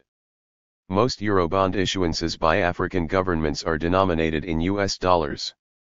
The issuance of bonds in foreign currencies poses risks to debt sustainability, particularly because African countries' currencies have experienced exchange rate depreciations that have led to higher debt servicing costs. Between 2006 and August 2021, 21 African countries sold Eurobonds worth some $155 billion on international bond markets, issuing some $11.8 billion in sovereign Eurobonds in 2021 alone. African Eurobond offerings have been undertaken on commercial terms with interest rates determined by market conditions and perceptions of risk. African Eurobonds are classed as high-yield bonds because of poor credit ratings and perceptions of risk. Investors find high-yield African sovereign Eurobonds appealing because they pay high interest rates at a time when interest rates in many developed countries have been low. The high interest rates that appeal to potential holders of African sovereign Eurobonds make such bonds expensive for the countries issuing them because they entail high interest costs, with interest costs of 5% to 16% on 10-year bonds. Many African countries had thus incurred significant external commercial debt prior to the COVID-19 pandemic. Although public debt levels in Africa are well below levels during the debt crisis of the 1980s and 1990s, Eurobond issuances raise questions about the terms and sustainability of public debt. By 2018, many countries in sub-Saharan Africa were classed as at high risk of debt distress. Public debt issued in the 2010s is different in significant ways from the debt of concern in the 1980s and 1990s. Ndulu and O'Connell highlight deep policy reforms and investments in human capital and public infrastructure that make debts of current concern development debts backed by development assets. Notably, however, the time between a Eurobond's issuance and its maturity may not match the timeline of the development projects being financed, which may contribute to rollover risk when such projects are longer term than the term of the bonds. The changing composition of sovereign debt creditors may create additional challenges for debt management. African governments may prefer to issue Eurobonds, despite the commercial terms of such debt, because they may be able to avoid the conditionality that is characteristic of multilateral concessionary loans. Governments may also have greater discretion about how to use the proceeds of Eurobond offerings, which may, however, facilitate misuse of debt funds. Eurobond repayment obligations may be unsustainable and have already exacerbated skull strain. Interest repayment is the highest expenditure portion and remains the fastest growth expenditure in sub-Saharan Africa's school budgets. In 2021, Kenya, Angola, Egypt, and Ghana were estimated to be paying 20%, 25%, 33%, and 37%, respectively, of their collected tax revenue toward interest repayments. 5. Debt management. The COVID-19 pandemic, and the DSSI poverty contributes to increased vulnerability to adverse events. In recent years, circumstances that derive from actions outside of Africa have continued to cast a long shadow within Africa. The effects of climate change were magnified in 2022 by the war between Russia and Ukraine, which has led to higher global food prices and worsened an existing food crisis in Africa. The COVID-19 pandemic has also increased poverty in many parts of the world, including in Africa. The COVID-19 pandemic is the most severe and widespread shock that African countries have experienced in 30 years. The collapse in economic activity has dried up revenues for public expenditures, precisely at a time when more spending is needed to combat the pandemic and to shore up economies. Accordingly, debt levels further rose significantly, and, soon, more countries will either be in or at high risk of debt distress. Now, the International Monetary 67 Fund estimates that the region will need an additional $345 billion through 2023. The World Bank estimates that the pandemic pushed some 100 million people worldwide into extreme poverty. Management of African sovereign debt in a post-COVID-19 pandemic era will require attention to the terms and uses of debt. Management and uses of debt are even more important given that debt issuances in contexts without appropriate public scrutiny may have greater likelihood of misuse and diversion. Management of African sovereign debt must also be attuned to continuing patterns of exclusion of African countries that were marked from the outset of the COVID-19 pandemic, evident in vaccine exclusion and inequality. These patterns of exclusion were also apparent in targeted travel bans directed at African countries, in the context of the Omicron variant, for example, that treated African countries differently from countries outside of Africa without regard to the apparent severity of local COVID-19 outbreaks. These patterns of exclusion had a devastating impact on a region already suffering severe and negative economic effects from the pandemic. Estimates suggest that South Africa lost more than 2 billion rand in tourism spending because of Omicron travel bans. In response to sovereign debt distress during the COVID-19 pandemic, the World Bank, IMF, and the Group of 20 announced a debt service suspension initiative, which took effect in May 2020 and expired at the end of December 2021. The DSSI permitted eligible countries that made a formal request to their of-chain bilateral creditors to suspend debt service obligations and encouraged private lenders to participate on comparable terms. Although the G20 encouraged private creditor participation, only one private creditor participated. Reactions to the DSSI were mixed, with some suggesting that the relief provided should have been extended to more countries, with more incentives given for private creditor participation. 48 of 73 eligible countries participated in the DSSI before it expired, and according to World Bank estimates, the initiative led to suspension of $12.9 billion in debt service payments to creditors of participating countries.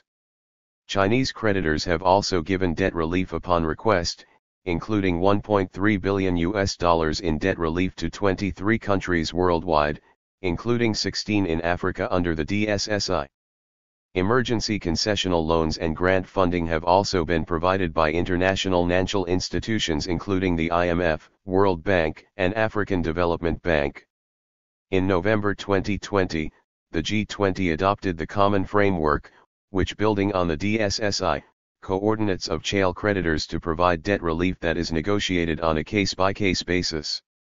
The expiration of the DSSI in a global environment of increasing interest rates and inflation may make it difficult for sovereign borrowers to service their debts.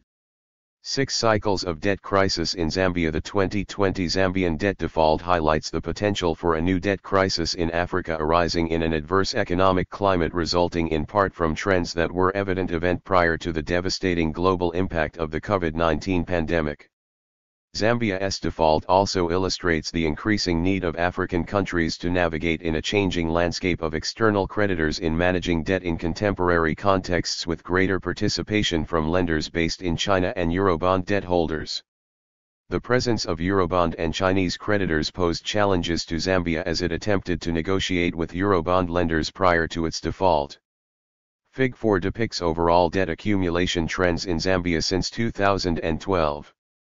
Fig 5 depicts general trends in external creditors of public and publicly guaranteed debt issued by Zambia between 2012 and 2020. As Fig 5 illustrates, Zambian debt held by private creditors, including bondholders, grew at a significant rate between 2012 and 2020, with debt held by private creditors growing some 661%, with an increase of 300% in debt held by bondholders. As Fig 6 illustrates, the enormous growth in public and publicly guaranteed debt held by private creditors, including bondholders, distinguishes Zambia from sub-Saharan Africa as a whole.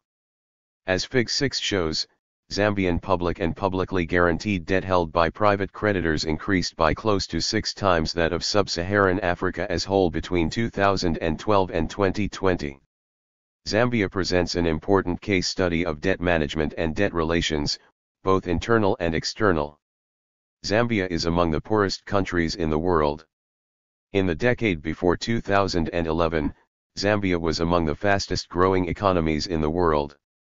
Zambia fell into a deep recession with the advent of the pandemic, with real gross domestic product contracting by close to 5% in 2020 after growing in 4% in 2018 and 1.9% in 2019. Economies dependent to a significant degree on a limited range of agricultural or resource exports is a key aspect of colonial hangover in Africa. Fluctuations in Zambian GDP have historically reacted changes in the global price of copper, which accounts for 70% of Zambia's exports. Zambia is heavily dependent on its mining industry. Overdependence on copper mining almost brought the Zambian economy to a total collapse in the 1990s during the era of low copper prices. In the 2000s era of the commodity boom, the country experienced a rapid macroeconomic expansion, and received billions of dollars in copper mining projects. The 2015 copper price plunge sent the Zambian currency, the kwacha, into a free fall and it lost its value by almost 50% against the United States dollar. The economy massively contracted, and inflation soared from an annual average of 8%, witnessed between 2000 and 2014, to over 20% between 2015 and 2016. As a result of those chaotic events, Zambia is habitually cited as a lesson on the perils of having an over-reliance on copper mining. Zambia's debt default must also be placed in the context of changing creditor configurations and the increasing presence of fund investors in the African external debt landscape. By the early 2000s, new private and public players took center stage. Investment funds, pension funds, and hedge funds took over from banks as borrowers switched from loans to bonds in the 1990s. This shift is evident in the composition of Zambia's creditors. As of August 2021, the China-Africa Research Initiative estimated Zambia's public and publicly guaranteed external debt to be higher than of Chile reported, including an outstanding stock of external debt to Chinese entities of $6.6 billion. Zambian data for June 2021 indicate debt of $3.16 billion was held by Eurobond investors. Zambia owes much of the balance of its debt to bilateral and multilateral creditors, including $7.15 billion to bilateral, multilateral, and plurilateral creditors. The role of fund investors, particularly BlackRock, has become increasingly highlighted in discussions of Zambian debt. In January 2022, BlackRock was the largest asset manager in the world with $10 trillion in assets under management. BlackRock is the largest known Zambian Eurobond holder, holding an estimated $220 million in Zambian debt. Global anti-poverty campaigners, including the Jubilee Debt Campaign, have urged BlackRock to agree to reduce or delay Zambia's interest payments. BlackRock's role as a holder of Zambian debt is notable given statements in recent years by Larry Fink, BlackRock's founder, chairman, and CEO, who has encouraged companies to make a positive contribution to society, prosper. 71. Over time, every company must not only deliver financial performance but also show how it makes a positive contribution to society. Companies must benefit all of their stakeholders, including shareholders, employees, customers, and the communities in which they operate. BlackRock's treatment of its Zambian debt holdings may give BlackRock the opportunity to establish what type of consideration it will give to communities in African countries and whether treatment of such countries will continue past patterns that have often not benefited many within such countries. Zambia has sought to use the CF to restructure its debt. By the middle of 2022, no country had restructured debt using the CF. The CF Creditor Committee for Zambia was established and met on June 16, 2022, with China and France as co-chairs, South Africa as vice-chair, and the IMF and World Bank as observers. The 2020 Zambian default raises questions about moral hazard and sustainability. During past debt crises, Zambia obtained significant debt relief. It had received more bailouts by the Paris Club and China than most other countries in Africa, a history of debt cancellations that has likely exacerbated moral hazard risks. Zambia received significant amounts of debt reduction from various creditors, including under the HIPC. In 2005, the IMF determined that Zambia was eligible for $2.5 billion in debt relief, which represented a 62.6% reduction in Zambia's public debt. Zambia has also negotiated debt reduction arrangements with the Paris Club. The Zambian default highlights the critical importance of transparency, which should include governments making information available about the level of debt they have contracted, the processes that governments follow in contracting such debt as well as the terms contained in the borrowing agreements. Transparency is important to ensure that all debt is disclosed. Some African countries have hidden debt in the magnitude of 10% of their GDP. Issues of transparency may relate to government's unwillingness to disclose terms or even government having agreed to be bound by obligations of confidentiality imposed by lenders. Confidentiality provisions related to Zambian debt held by Chinese lenders raised concerns for other lenders, particularly Eurobond holders. Holders of Eurobonds had asked Zambia for more information about its debts held by China. Zambia required these debt holders to sign confidentiality agreements before disclosing information about these loans, which the bondholders did not sign. In January 2022, as Zambia was preparing to enter discussions about restructuring its debt, Zambia's President Hakainde Hichilema promised not to favor Chinese creditors over Western bondholders as he seeks a resolution to the southern African nation's debt crisis. Circumstances in Zambia re-ECT potential difficulties in debt management in an era of extensive lending from Eurobond holders, including investment funds, and China. 72. The Zambian default illustrates potential coordination problems among these different channels, in part arising from significant loans to Zambia from China, which is the biggest creditor to African countries but not a member of the Paris Club.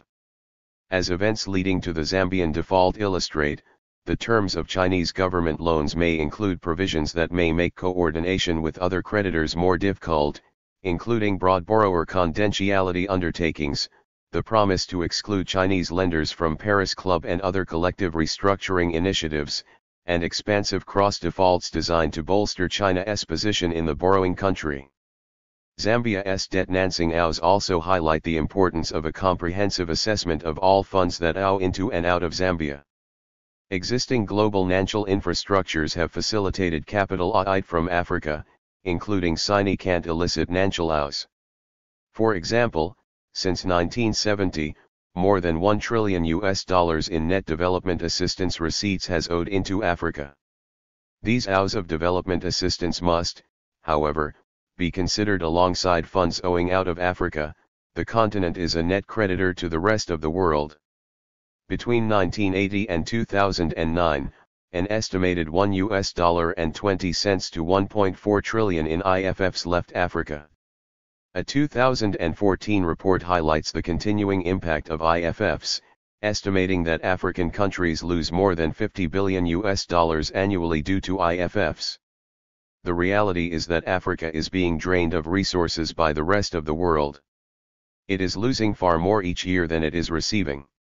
While $134 billion ows into the continent each year, predominantly in the form of loans, foreign investment, and aid, $192 billion is taken out, mainly in protests made by foreign companies, tax dodging and the costs of adapting to climate change.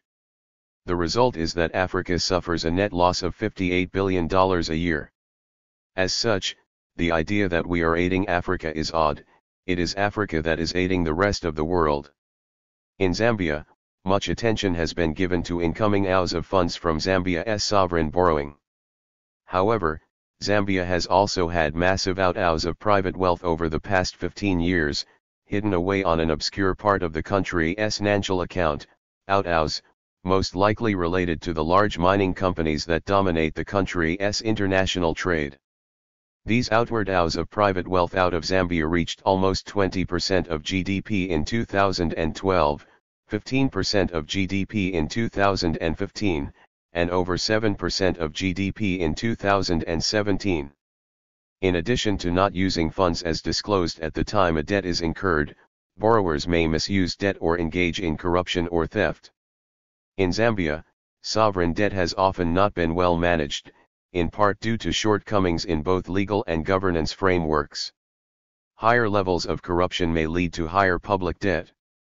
In turn, sovereign debt may facilitate corruption on a vast scale, as Mozambique recently provided a vivid illustration.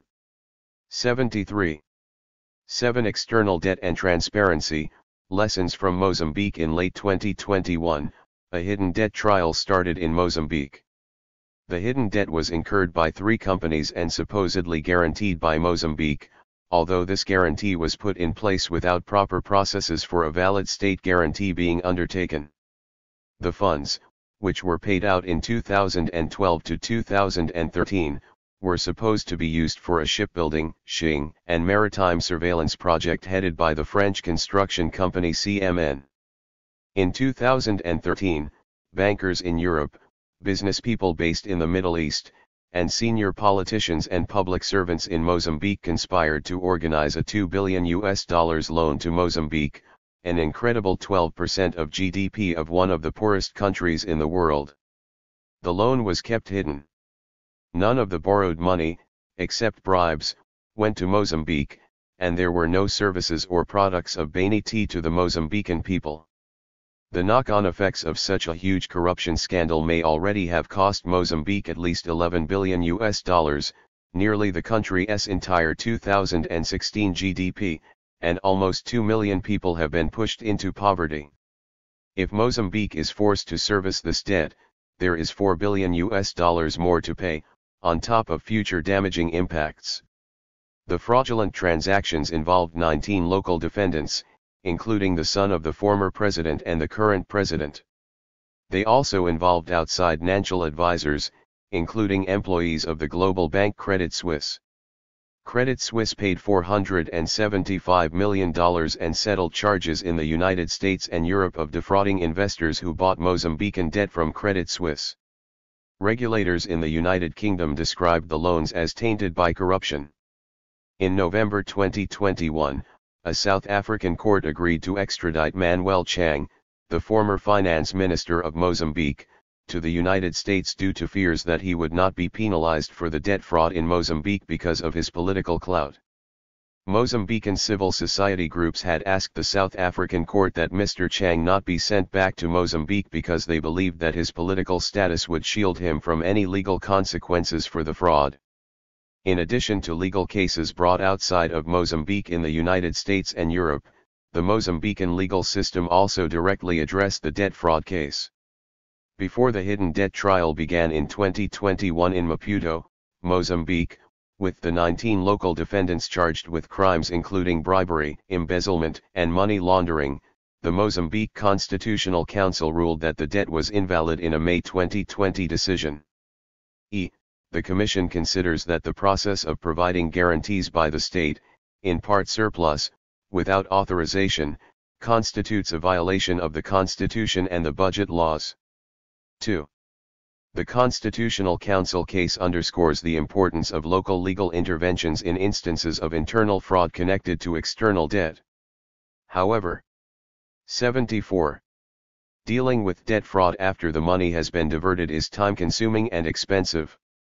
Debt cases involving internal and external parties are typically international in scope and may involve legal cases in multiple jurisdictions that may span years. In the Mozambique case, several trials are currently underway in different jurisdictions. The Manuel Chang extradition to the United States involved a 41-month legal GHT in courts in the United States and South Africa, as well as an arrest in the United Arab Emirates.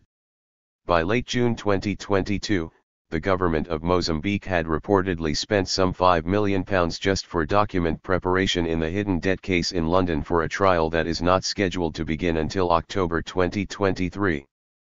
Mozambique led suit in London to require Credit Suisse and shipbuilder Privinvest to share responsibility for repaying a $727 million Eurobond that Mozambique is restructuring. 3. The Mozambique case highlights uses of debt that are of questionable bonity internally, as well as the complicity of external and internal actors in diverting debt proceeds away from activities that could confer internal bonity. The Mozambique case also draws attention to continuing challenges of ensuring transparency and accountability in debt financings. The circumstances of Zambia's default, as well as recent disputes about debt fraud in Mozambique, re-ECT continuing issues about transparency and the broader societal impact of debt internally within African countries and in relations between African countries and varied external actors. 8. Conclusion: allocating sovereign debt risk. The 2020 Zambian default repeats past patterns of African countries incurring debt in contexts permeated by past shadows of exclusionary colonial governance patterns. These patterns have too often disadvantaged African countries and many people within such countries, particularly when debt is incurred but not sufficiently used for internal bonity. The changing and more complex composition of African sovereign debt highlights questions about how to best allocate risk and minimize human suffering in the aftermath of debt misuse. These questions are of critical concern given greater participation by fund and other commercially oriented lenders that seek to maximize investment returns for their investors. Risk in sovereign debt contexts should be considered not only with respect to lenders but also in relation to people other than elites within debtor countries. Risks to debtor country residents must be given greater attention because the international financial system has been an element in worsening poverty globally in the past 30 years, and likely even longer in African contexts.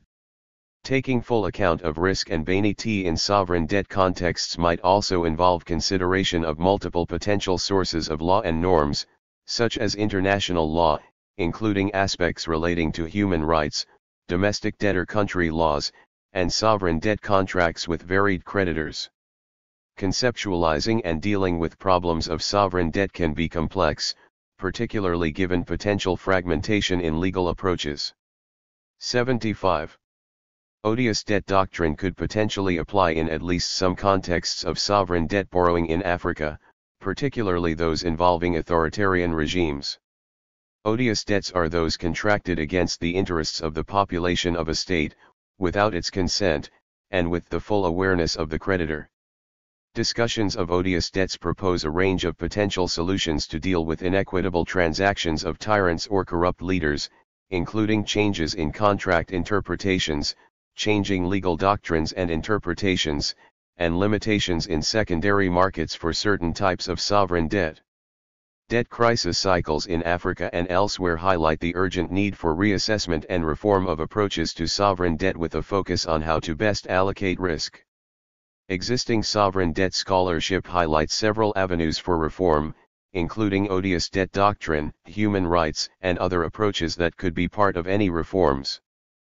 Sovereign debt reform should also consider changes that should be made to sovereign debt contractual frameworks, domestic debtor legal and policy frameworks, norms within existing formal and informal networks and policies and approaches of varied internal and external participants in sovereign debt transactions. Incentives of varied actors should be analyzed, particularly as they may re-ECT colonial overhang. In addition to exacerbating poverty, current approaches to sovereign debt may impose debt obligations on countries that are already poor in ways that impact multiple generations and that could contribute to intergenerational poverty. Sovereign debt creates an obligation to repay public officials assumed debt liabilities on behalf of the debtor country's citizens. Public officials operating on behalf of residents of countries may have conflicts of interest that may raise similar issues to conflicts within corporations and between principals and agents more generally. In colonial African contexts, internal elites, who were often selected or otherwise empowered by external colonizers, were often not required to be faithful agents for the people over whom they had authority. Colonialism offered internal elites the ability to extract benefits from jurisdictional arbitrage, which was used by varied intermediaries to take advantage of their privileged position and understanding of differences between external and internal systems of governance to extract rent, often in ways that were not sufficiently scrutinized or restrained. Colonial overhang and jurisdictional arbitrage continue to shape incentives in sovereign debt contexts and may potentially contribute to a lack of transparency and public scrutiny in sovereign debt transactions. Sovereign debt transactions offer opportunities for jurisdictional arbitrage. Jurisdictional arbitrage may be evident in actions of both borrowers and creditors who may seek to profit from gaps in legal and governance arrangements.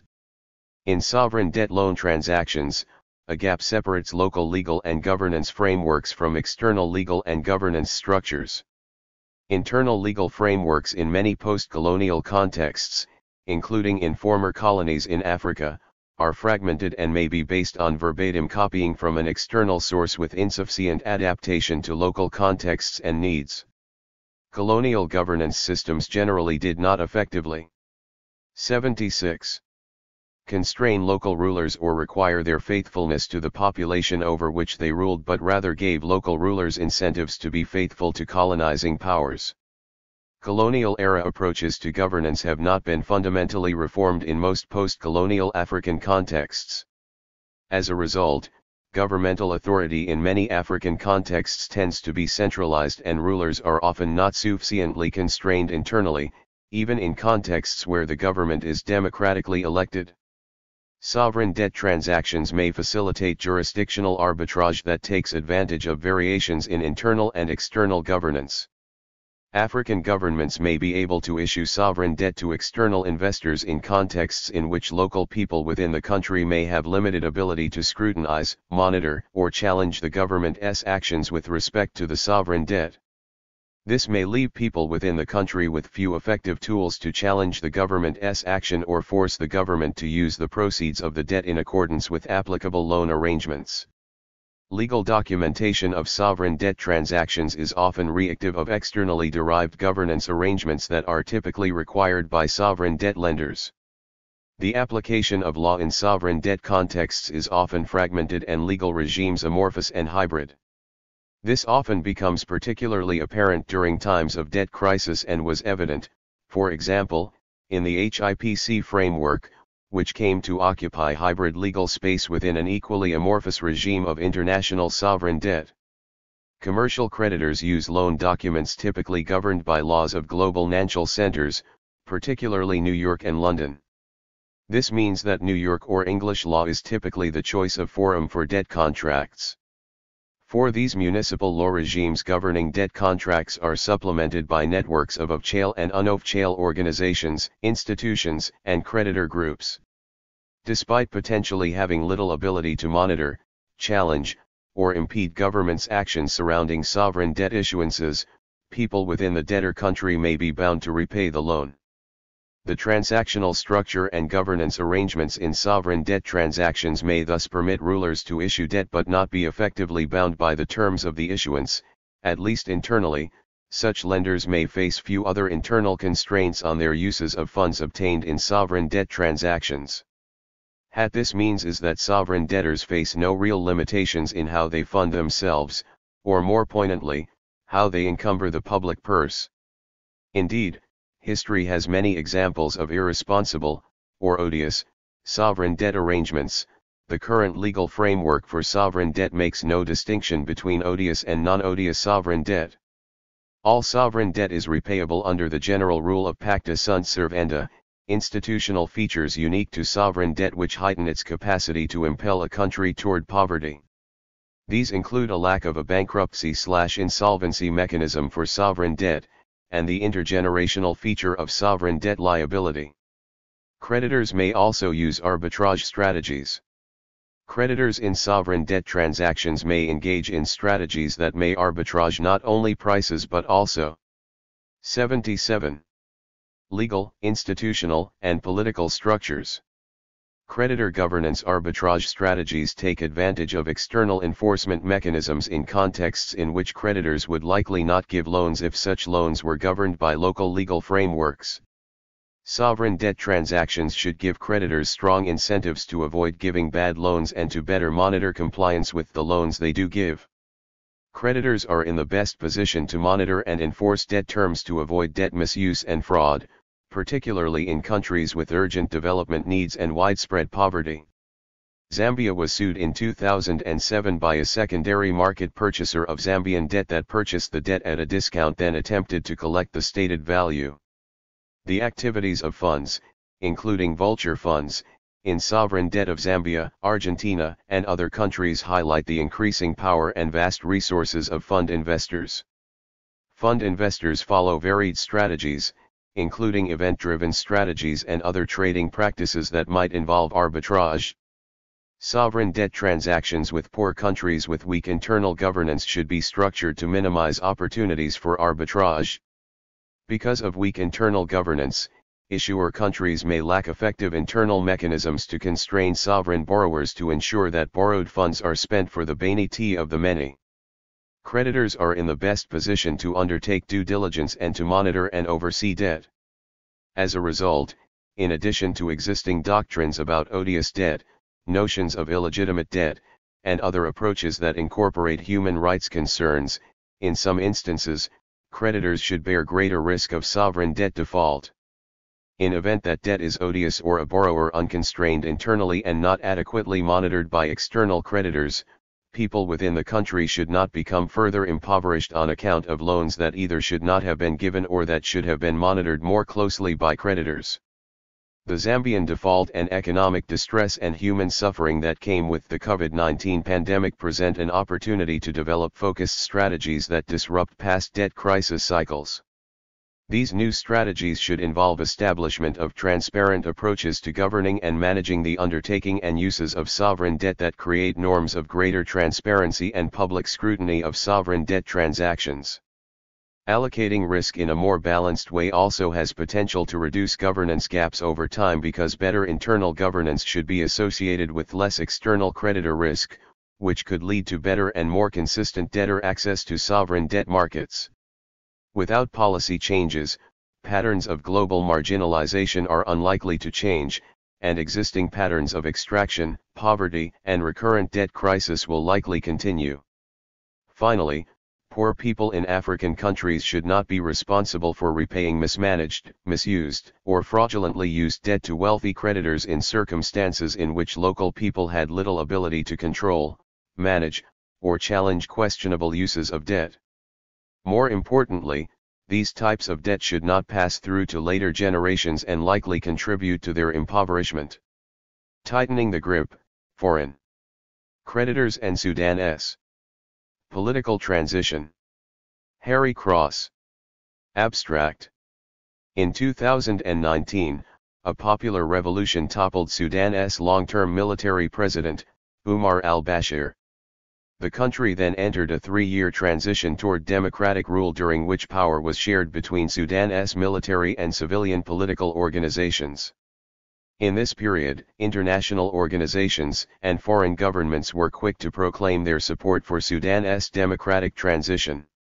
However, Policy reforms during Sudan's transition went beyond changes to formal political institutions, as the transitional government implemented major programs of economic restructuring. These restructurings were supported by Sudan's international partners, who normalized a discourse that Sudan was over-indebted, and who held that political and economic reforms ought naturally to accompany each other. As a result, the transitional government implemented a shock program of liberalization and austerity that imposed material hardship on much of Sudanese society, including during a global recession resulting from the COVID-19 pandemic. This contributed to endangering the transition itself and the progressive promises of Sudan's 2019 revolution. This chapter traces the history of how Sudan was excluded from Western financial and commercial markets through the imposition of sanctions in the 1990s. This caused Sudan to explore non-Western sources of external financing in East Asia and the Arabian Gulf. This history then shapes the contested ways in which Sudan's debts are counted by international institutions to create the misleading impression that the country is over-indebted. Finally, the chapter examines how different elites coalesce to impose a program of shock-scale austerity and economic liberalization during a crucial political moment, which helped to imperil the country's fragile political transition. 1. Introduction. This chapter examines the political economy of Sudan's sovereign debts in the 20th century. Until the late 1990s, the history of external debts in Sudan resembled that of many post-colonial societies. First, international events in the 1970s and 1980s increased the large sovereign debt burden onto Sudan, with the country struggling to meet interest payments on compounding loans, let alone the underlying principles.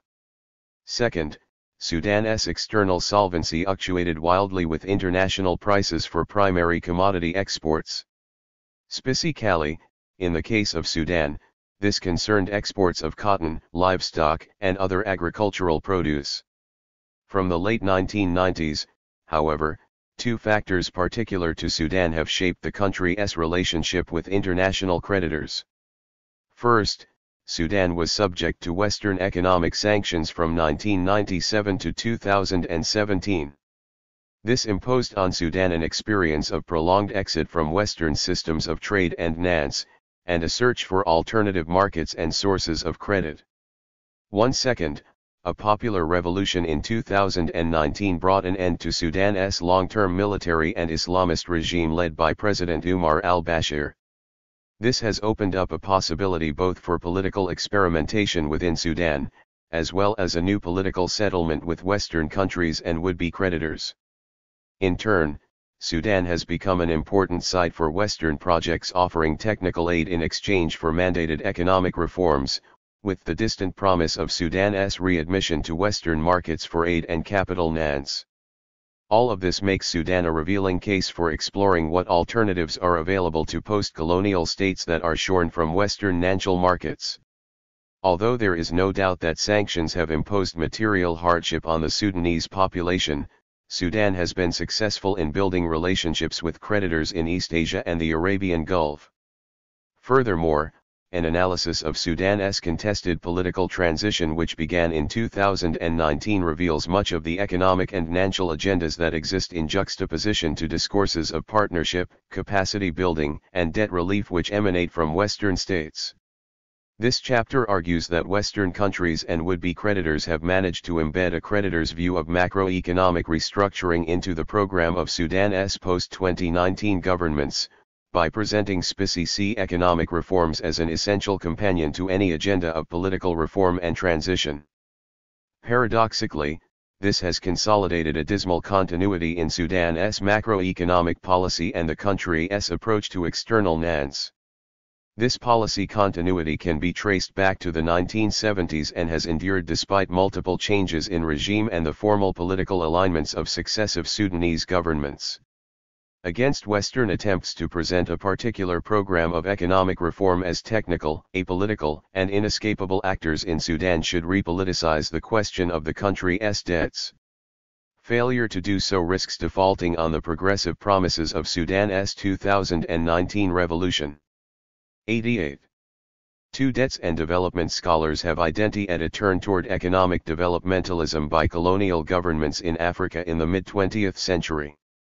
This abandoned previous policies that had pursued strict budgetary balance in colonial territories in order to protect the reserves of metropolitan economies.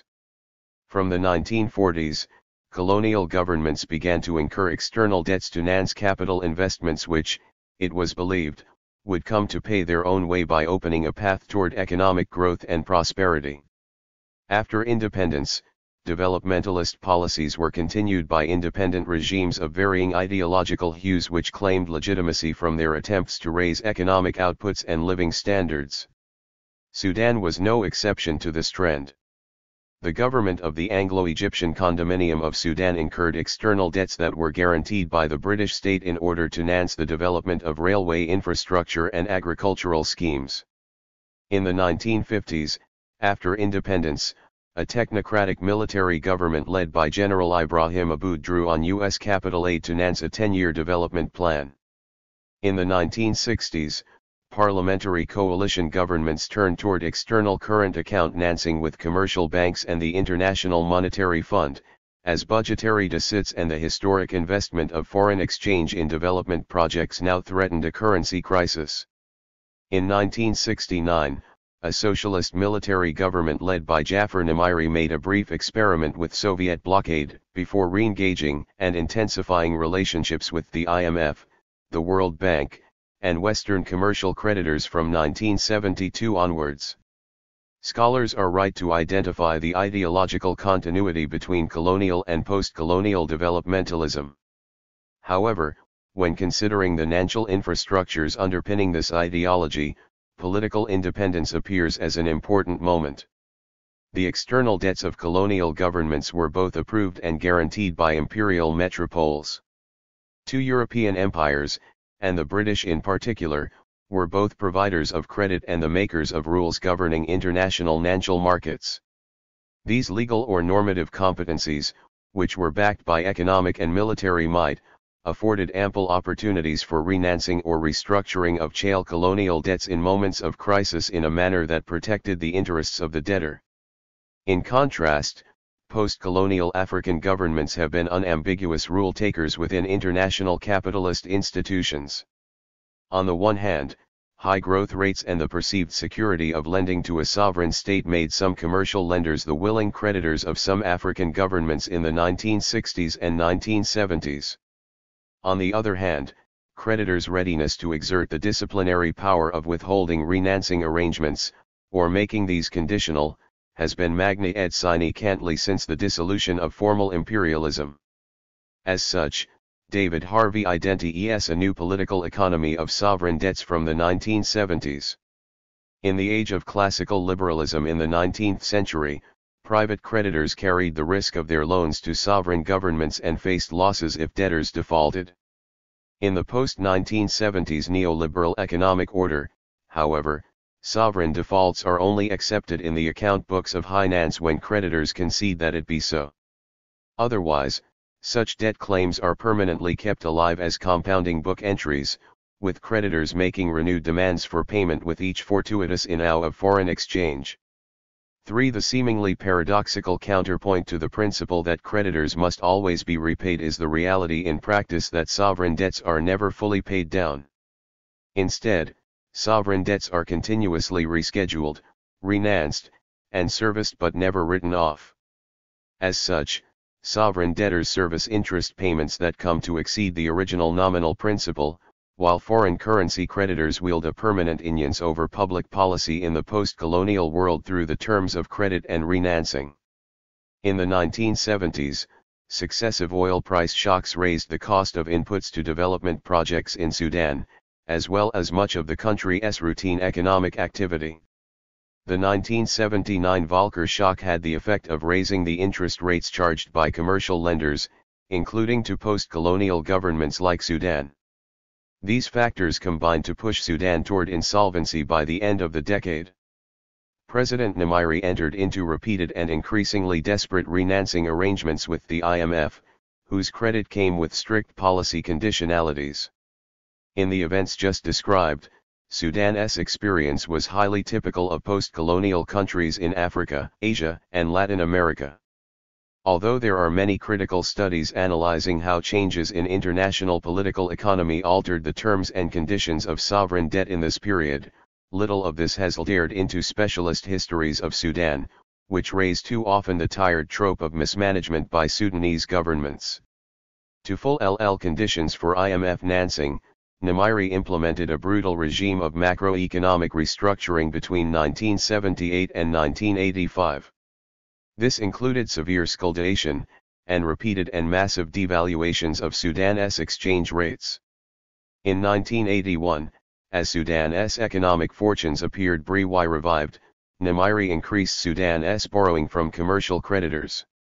However, the IMF's policy criteria proved to be failures on their own terms.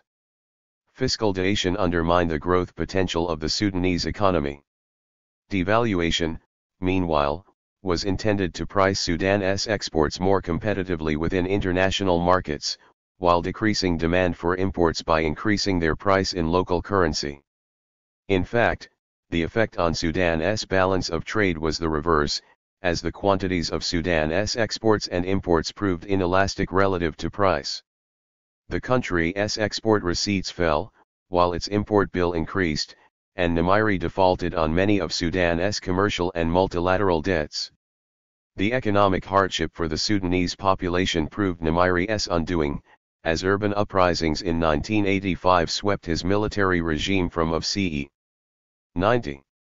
3. From salvation to sanctions. So far, this chapter has considered debts incurred to Western commercial and of-scale creditors, as well multilateral financial institutions. However, these have not been the only providers of finance to Sudan. In the 20th century, oil exports transformed Arab Gulf states into significant and chronic surplus countries in the international economy, and the states concerned have each chosen to recycle some of these surpluses through significant intra-regional investments. Such investments reached Sudan from at least 1957 when they were invested in agricultural schemes.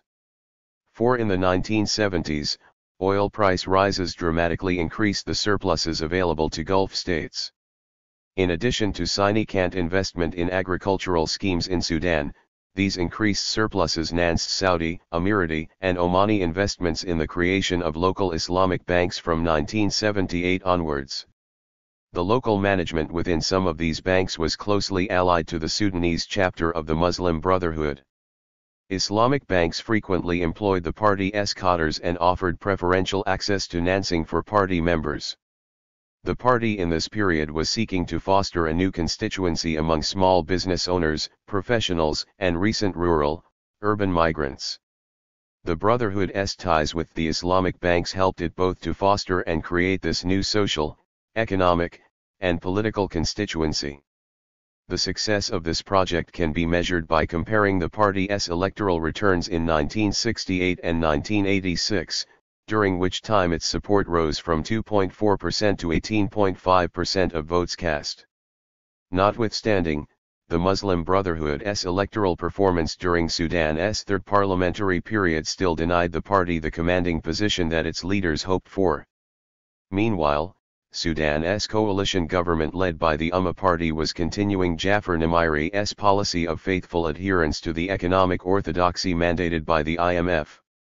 This meant that the hardship and discontent that had led to Nimiri's overthrow in 1985 continued, instead of abating.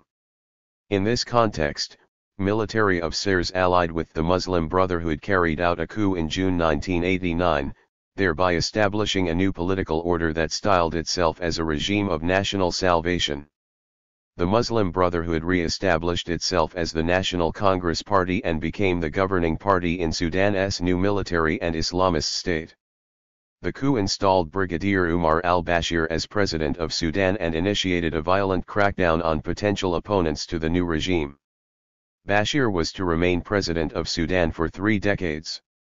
In government, the NCP pursued a vision of Islamic social reform, by continuing its 1970s alliance with Islamic banks to accelerate the expansion of a small business class that shifted economic power away from the large family conglomerates that had dominated Sudan's economy since independence in 1956, if not even earlier.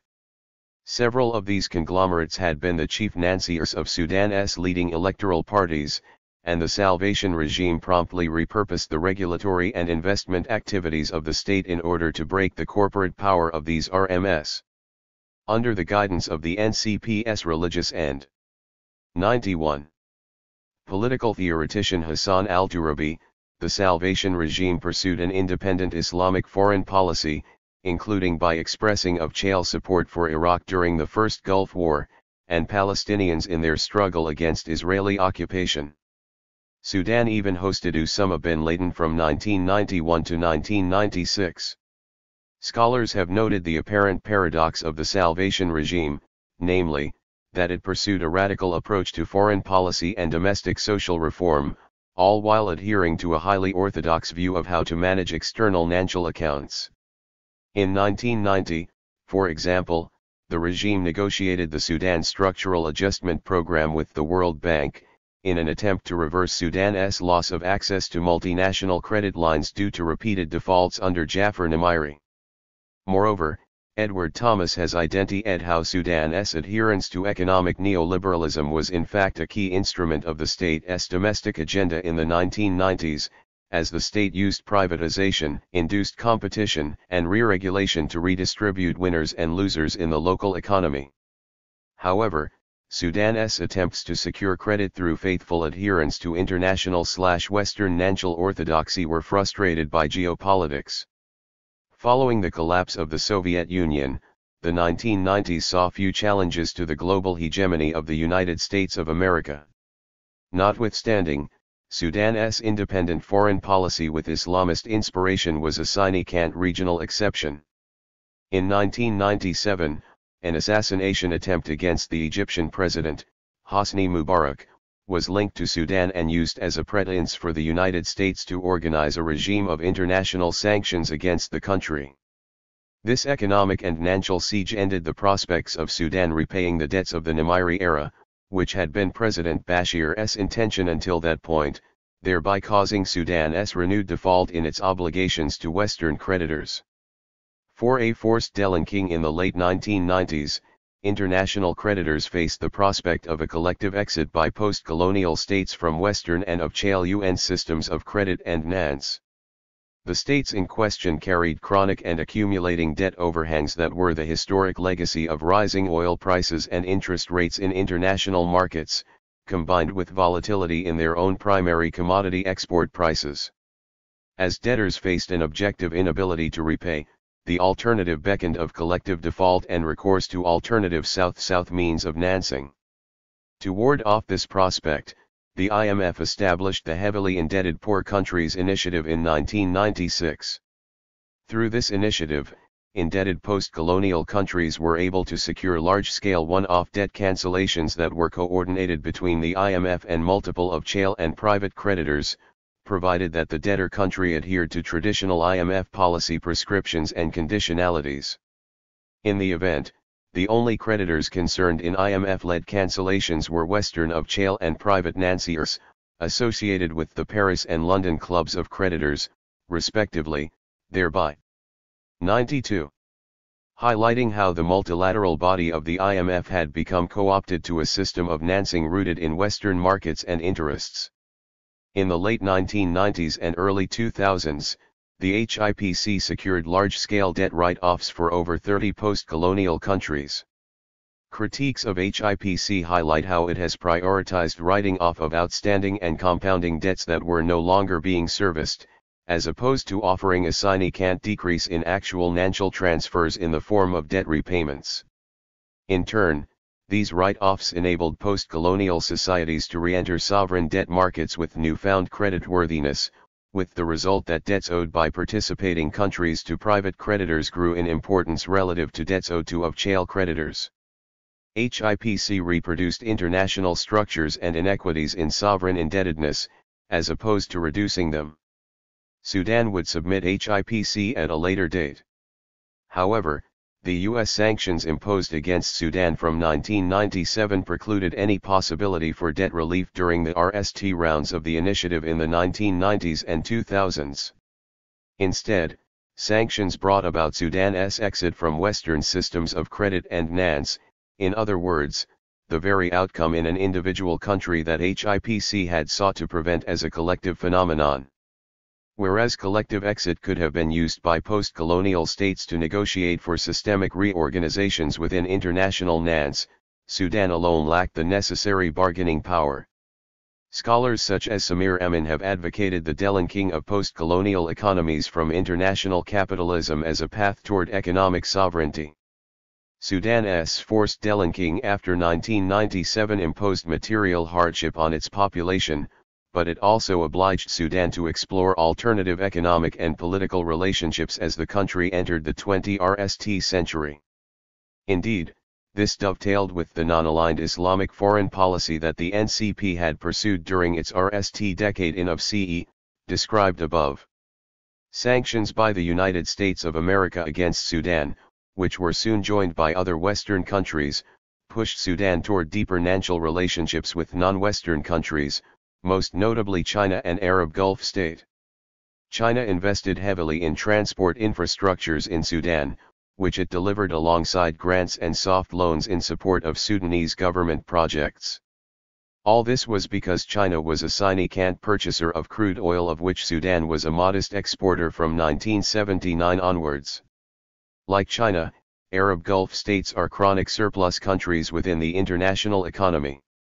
In addition, they had an established history of aid, financing, and direct investment in Sudan, as described above. Sudan's domestic energy supplies fell precipitously through the 2010s due to the secession of South Sudan, and subsequent conflict within that country. In this context, Arab Gulf countries began including gas and oil shipments as part of their aid to Sudan. There is a debate in scholarship as to whether South-South financing issued by China and the Arabian Gulf constitute a political and societal alternative to Western systems of international NANS, or, conversely, whether this is another instance of capitalist imperialism but with different actors. In support of the former 93 view, one could point to the Chinese government's principle of non-interference with countries' domestic political processes, which means that credit is not tied to policy conditionalities, which is in marked contrast with Paris and London club creditors, or the IMF. In the Arabian Gulf, meanwhile, some investors have sought to articulate alternatives to Western NANS by imagining NANS with Islamic principles, notably by seeking alternatives to compounding interest and usury. The existence of non-Western states capable of exporting NANS capital, namely, China and the Arab Gulf countries, increases the possible sources of credit available to debtor states. In turn, this bolsters the degree of economic sovereignty afforded to these states within capitalist institutions, as they are able to arbitrate between Western and non-Western sources of NANS, and the political, economic, and legal relationships that each imply. Under sanctions, non-Western sources of NANS have been an important lifeline to Sudan. Notwithstanding, credits and investments from China and the Arabian Gulf remain mechanisms within international capitalism, which allocates an unequal power relationship between creditors and debtors, notwithstanding that every credit requires a corresponding debit. By the 2010s, Sudan's regional foreign policy was indeed purchased by whichever actors were willing to arrange short-term supplies of credit. The ideological fervor of Sudan's foreign policy during the 1990s had dissipated at the start of the 20th century, as the economic pressures of sanctions had prompted a rupture between the more pragmatic military leadership of the NCP, led by President Bashir, and the party's ideological wing led by Hassan al-Turabi. In 1999, Turabi was sidelined, and 2 decades later, Bashir's government was engaged in policing migration corridors to Europe within the European Union's Better Migration Program, the sale of Nile-side real estate to Gulf investors, the leasing of maritime facilities to Turkey, episodic support for Ethiopia's Grand Renaissance Dam on the Blue Nile against the opposition of Egypt downriver, and, most tragically, support for the war in Yemen being waged by Saudi Arabia and the United Arab Emirates. Sudan's purchased engagement in this conflict involved sending ground troops into Yemen, while the principal belligerents and their allies in the United Kingdom and the United States of America prioritized air-based interventions. It should be noted that Western sanctions have increased the policy purchase afforded to non-Western creditors over Sudan, as Sudan is unable to leverage the possibility for alternative sources of credit. 5. Revolution and after the previous section described the ideological rupture at the summit of the NCP regime in 1999. Throughout the 2000s and 2010, President Bashir's governments desperately sought readmission to Western systems of trade and finance, while simultaneously depending upon relationships with non-Western creditors. To this end, the regime remained a faithful aspirant to orthodox principles of economic management as articulated by IMF technical advice for Sudan. However, the 94 international context of the so-called War on Terror was not propitious to the United States of America's reconciliation with the Islamist regime in Sudan. The aspirations to national orthodox held by Bashir's government were therefore compromised by the necessary adjustments to a state of national siege, with price controls and exchange controls implemented as a result. U.S. sanctions had initially been implemented to destabilize the NCP regime. So, it is ironic that the regime's downfall would eventually come some 24 months after sanctions were nominally lifted in 2017. Indeed, the regime's terminal economic crisis began at the end of 2017, when President Bashir's government began dismantling subsidies on fuel and wheat prices. This policy resulted in price increases, not to mention shortages in both commodities as the government rolled back its efforts in securing supplies of both to the country's urban populations. This raft of policies was taken wholesale from IMF of Chale recommendations for Sudan, which were published that December. Subsidy removal was a persistent and reoccurring demand of the IMF in this region, as the organization argued that subsidies distorted markets and enriched large businesses capable of arbitrage between different purchase and resale prices. In its report on Sudan, the IMF advanced a detailed quantitative model to suggest that this was the case regarding fuel subsidies. As pertained to wheat, the IMF simply stated that to date, no assessment has been made of the distributional impact of wheat subsidies, but anecdotal evidence suggests that they are regressive. Shortages and rising prices led to a series of important protests, organized primarily by members of Sudan's powerful Communist Party. 1 year later, at the end of 2018, protests renewed regarding the same issues of shortages and price inflation. As the protests grew in size and visibility, they became mass events driven by individuals who did not previously have contacts with organized politics. These protests acquired a considerable size with a sustained and growing presence in urban areas, especially the capital city of Khartoum. The organizing power of local assemblies became a hallmark of Sudan's 2019 revolution. The demands of the uprising soon extended beyond the issue of bread and fuel prices to call for the downfall of the regime. The pictures of Sudan's peaceful civilian uprising spread around the world as massed protesters faced down the country's military and security leadership. In April 2019, senior army officers Nali caved into the popular chant Taskut Bas and arranged for President Bashir to be deposed and arrested.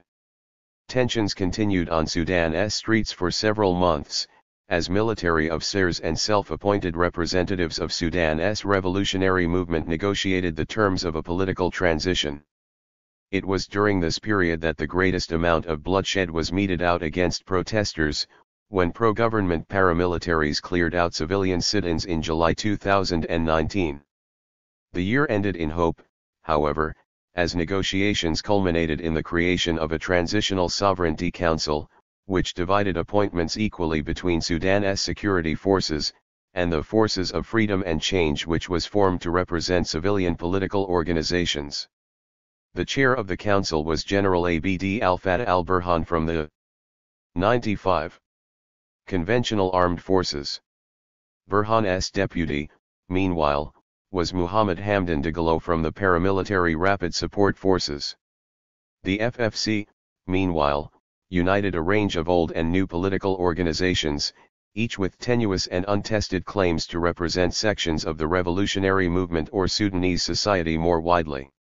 Although political appointees did access some positions of official responsibility in the Transitional Council, the key positions of Prime Minister and Finance Minister were technocratic appointments by the FFC. Respectively, these positions were awarded to Dr. Abdullah Hamdok, formerly of the UN Economic Mission for Africa, and Dr. Ibrahim El-Badawi, formerly of the World Bank. Together, the military and the FFC agreed on a 3-year political transition, which would end with parliamentary elections in 2022. The creation of the transitional government heralded a period of optimism and possibility within Sudan. Arrests, detentions, and other violations of personal liberties ceased to be routine methods for maintaining political authority, thereby marking a major victory for the 2018 to 2019 revolution. However, radical change in the sphere of economic management proved more elusive. In December 2019, the Transitional Council announced that it was to return to the project of lifting fuel subsidies, namely, the symbolic policy that had prompted uprisings against President Bashir 2 years prior. To this was added in 2020 programs that either privatized or liquidated state-owned corporations, and the publication of national budgets that revealed a continuing commitment to austerity and skulldation. Outside of the economic sphere, Sudan announced in October 2020 that it would join Bahrain and the United Arab Emirates in establishing diplomatic ties with Israel, thereby breaking the long-standing position of most Arab countries, which was to refuse recognition of Israel without a parallel settlement of the Palestinian question. Signs of this paradoxical change without change had appeared within weeks of Bashir's ouster, before the transitional government had taken on its definitive shape, when junk bonds that Sudan had defaulted on in past decades began trading in international markets at rising prices, as investors hoped that a new regime in receipt of Western aid and financing would resurrect a commitment to repaying historic debts. As such, Hamdok and El-Badawi's government implemented decisions that extended far beyond the mandate of a transitional government charged with reforming political institutions ahead of elections. Instead, Hamdok and El-Badawi issued a clear signal that political revolution in Sudan would not be associated with a revolution in economic and financial management. The actions of the transitional government removed economic policy from the purview of any post-election government with a democratic mandate, as major economic reforms were implemented. While an alliance of technocrats and military officers still ruled in Sudan. The context for these policy decisions was Sudan's attempt to court international partner countries, and to narrowly secure the country's reintegration into Western financial and commercial markets. The gatekeepers to these markets were 96. Western governments and multilateral creditors, the rule makers in international political economy, which were now posing as supporters of Sudan's democratic transition through the organization of Friends of Sudan conferences and fundraising rounds. However, as these countries articulated their supposed support for transition and democratization in Sudan, they soon began to advocate a shock program of skulldation and economic liberalization as not merely a potential companion to Sudan's transition but as an integral part of it. 6. Counting Sudan's debts. The servicing requirements of Sudan's sovereign debts naturally act as a disciplining factor within international capitalist institutions as the country seeks to maintain liquidity. However, debt carries an additional disciplining mechanism, which is the moralizing condemnation of indebtedness, notwithstanding that every debit requires a corresponding credit. Since 2019, the claim that Sudan is over-indebted has been used by partner countries and government ministers alike to decry the economic inheritance of the Salvation regime. The latter has been subject to charges of corruption and mismanagement, thereby offering a moral explanation of Sudan's indebtedness. This analysis has been used to justify the economic policies described in the previous section, whereby liberalizing policies are held to be a technical adjustment toward policy competency and a non-corrupt style of economic management, rather than the result of a deeply political choice with significant distributional impacts. And yet, the counting of Sudan's debts, upon which such arguments are based, is a far from neutral exercise, as this section demonstrates. Sudan's debts in 2019 were calculated in the IMF's debt sustainability analysis as being approximately 200% of gross domestic product. For a post-colonial society without recourse to central bank swap lines or systematic refinancing by international market, this suggests a disastrous level of indebtedness that the IMF consequently deemed unsustainable, with Sudan thereby cast as being in debt distress. However, there are important qualifications to be made to this score. First, approximately 86% of Sudan's debts in 2019 were in arrears. These arrears represented Sudan's debts to Western and multilateral creditors and had been in default since the 1980s and 1990s, as described above. Consequently, only 14% of Sudan's debts, representing 28% of GDP, were actively being serviced. The average term length of sovereign debt in the international economy is 7 years, meaning that Sudan's annual burden in sovereign debt payments approached some 4% of GDP, being paid mostly to creditors in East Asia and the Arabian Gulf. This was a far from straightforward task, and the NAL years of Umar al-Bashir's presidency witnessed an extremely tight external liquidity position. Notwithstanding, the discursive difference between discussing the financing of debts worth 200% of GDP and an annual servicing requirement representing 4% of GDP is significant. To restate the central point, the IMF's 97 qualification of Sudan as over-indebted and in debt distress was based on the inclusion of debts that have been defaulted on for decades within debt-to-GDP ratios. The nominal values of these debts had meanwhile accumulated fees and interest in creditors' books, which were included in this ratio. This score can be interrogated further still. The greatest determinant of Sudan's debt-to-GDP ratio in any given year is not the numerator but the denominator. Morten Jervin has demonstrated how most estimates of GDP in Africa are poor to the point of inadequacy, relying as they do on distant baseline years and highly approximated proxies for different economic sectors. Furthermore, as the DSA concedes, estimates of Sudan's GDP vary wildly in any given year with the external market price of the country's primary exports, and movements in the of-shale and un-of-shale exchange rates. The international debt statistics published by the World Bank calculate Sudan's debts relative to gross national income rather than GDP, and these do indicate that Sudan's external debt stock rose from 49% of GNI in 2017 to 94% in 2020. However, the same period saw the estimate of Sudan's GNI fall from $44.4 million to $24.4 million, whereas debt stocks made a more modest increase from $21.7 million to $23.0 million. In sum, headline ratios of debts to gross product or income move GAY in line with their denominators and not their numerators. If there is a justification of measuring debts relative to GDP, it is that it allows comparison between countries. However, Sudan pays its debts in foreign exchange earnings, not units of GDP, and the dominant means of representing Sudan's sovereign debt position largely distorts the true image of Sudan's foreign exchange position. Indeed, World Bank statistics confirm that the debt serviced by Sudan between 2017 and 2019 consistently amounted to 4% of exports. By renewing financing relationships with selected external creditors, Sudan before 2019 had been successful in maintaining a limited external liquidity and was committing a consistent ratio of foreign exchange receipts to repayments and reservicing. Once all of this is accounted for, a further astonishing fact stands out. IMF projections of Sudan's debt-to-GDP ratio show this ratio declining rather than increasing. In the DSA, this is presented in tabular form, but it is neither presented graphically nor discussed in prose. The African Development Bank, meanwhile, approached the point thus.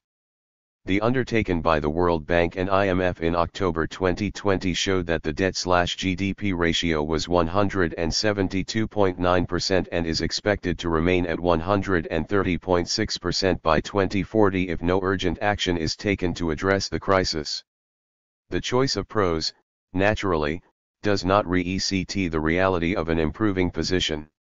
If Sudan's partner countries after 2019 were sincerely pursuing the country's macroeconomic stability and return to Western markets, then they could have committed, if not to outright debt cancellation, to freezing interest accruals and charges on Sudan's historic debt arrears, thereby allowing the real value of these 98 arrears to be dated away with time on balance sheets. In contrast, partner countries and Anglophone members of Sudan's elite diaspora have cited IMF figures to argue that Sudan is over-indebted and to justify an intensifying program of liberal economic reforms. 7. Sudan, HIPC, and the aborted transition. Previous sections have demonstrated how a state of external insolvency was imposed on Sudan through the application of sanctions which as the result of an external geopolitical calculus. However, the ruin of Sudan's external accounts has since been disingenuously represented as the result of poor financial management and incompetence. As such, a regime of sanctions by default has become the norm in Sudan, as the country has continuously been instructed to conform to the demands of would-be creditors. However, the standards by which Sudan is to secure reconciliation with potential creditors have been continuously adjusted upwards, and the country's readmission to Western markets for trade and finance or capital aid from the Bretton Woods financial institutions has remained elusive. 5. The United States of America nominally lifted its sanctions against Sudan in 2017, after 2 decades of economic siege had passed.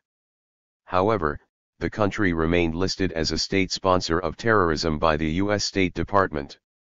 This meant that Western companies were unwilling to invest or do business with Sudan, lest they risk prosecution for aiding in the finance of terrorism. As Sudan underwent a political revolution and transition from 2019, the United States of America proclaimed its support for democratization and the rebuilding of Sudan's economy, while also maintaining conditions for the lifting of Sudan's SST designation.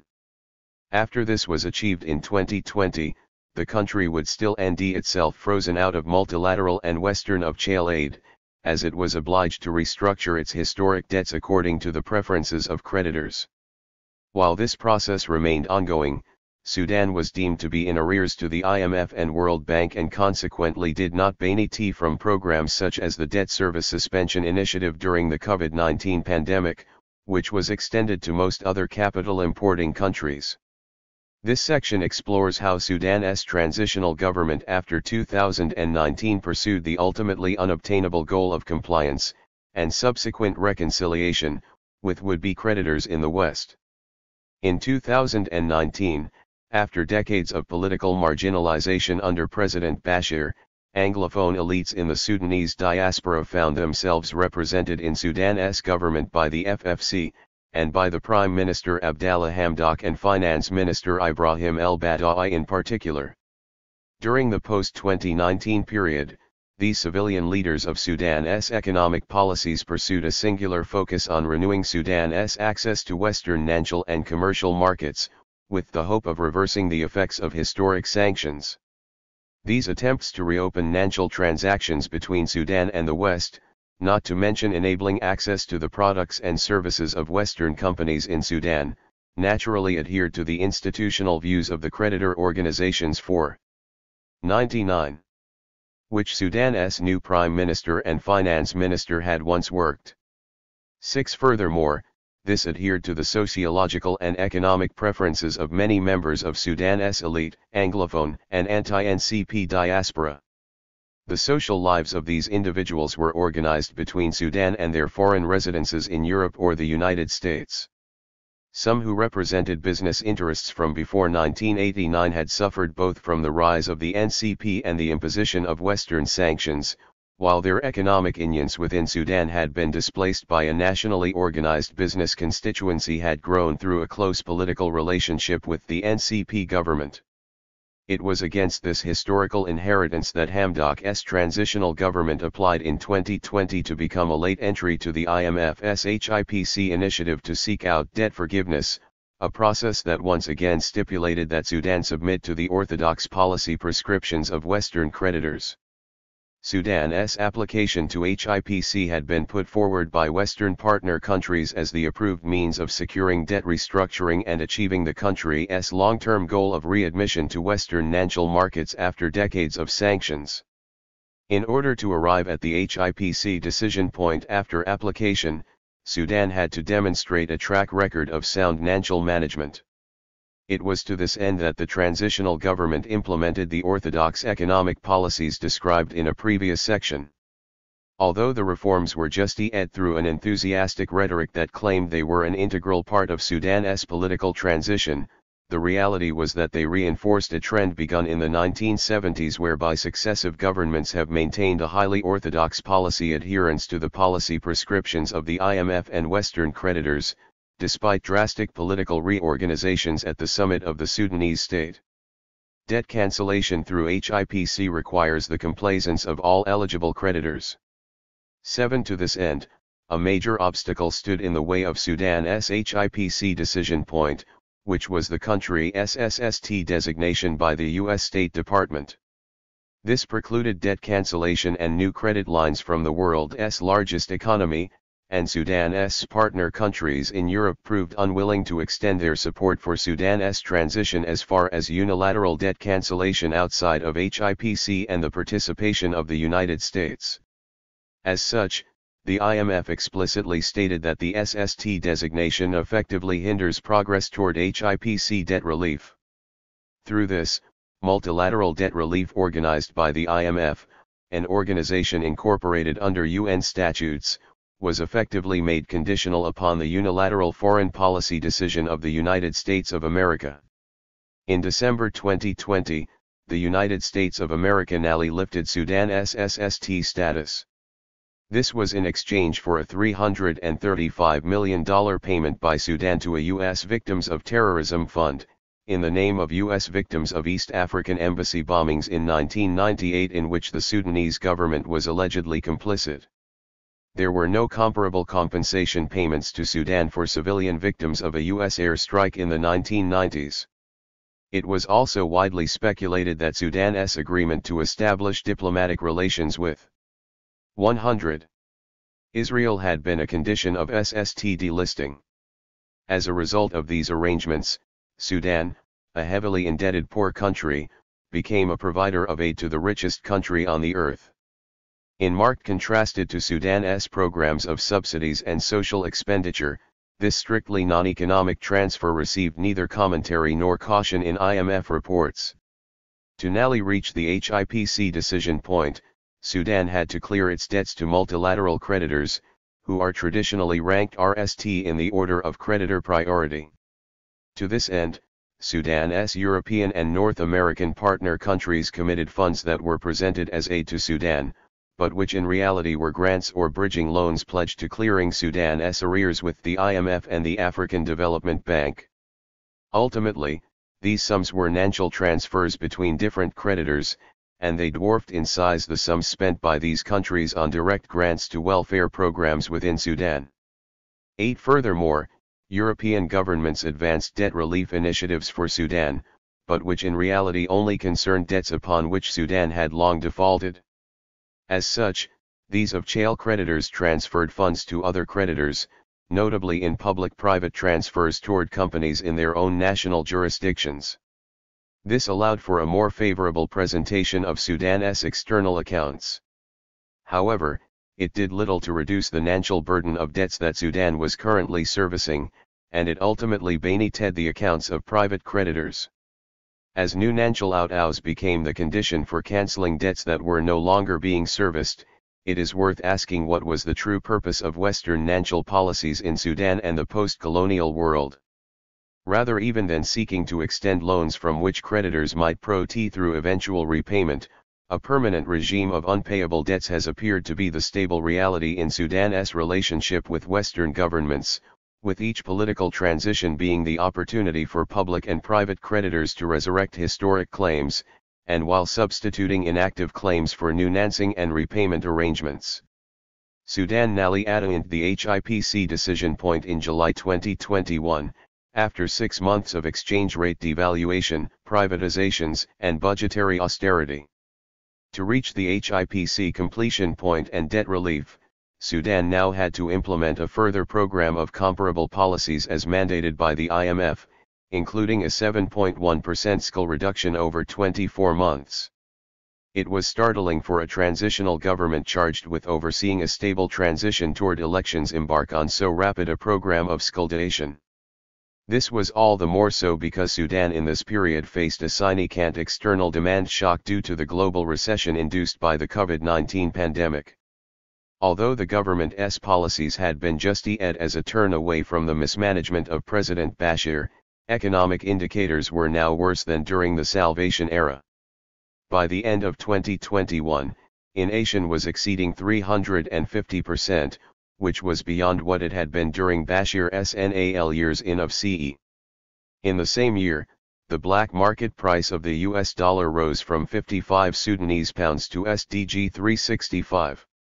This has aggravated severe hardships in the lives of the people of Sudan, who experience unemployment, accruing shortages. 101. And galloping inflation, all while Prime Minister Hamdok and his successive NANS ministers celebrated their economic reforms in the name of ending inflation. Rapid inflation and multiple exchange rates make it difficult to hone in on precise economic indicators from within Sudan in this period which measure the decline in living standards.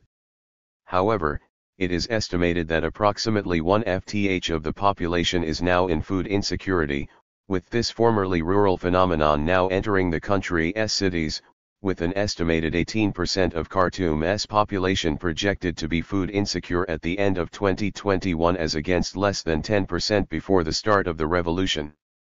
In the summer of 2021, there was a return of street demonstrations protesting these many economic crises, whose pressure on the cost of living had been the original cause of uprisings against President Bashir in 2017 and 2018 to 2019. 8. Stealing a revolution. In October 2021, General Abd al-Fattah al-Burhan, who had been Sudan's effective head of state since 2019, announced the house arrest of the civilian members of the Transitional Council, including Prime Minister Abdullah Hamdok.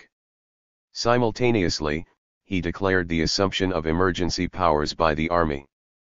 This triggered renewed waves of protest within Sudan which were sustained over a number of weeks, with several people killed in the streets by security forces. After 1 month, Abdullah Hamdok was released from house arrest after negotiating a new settlement with Burhan and the army. However, many urban protesters have remained mobilized calling for a complete end to cooperation between civilian leaders and the army.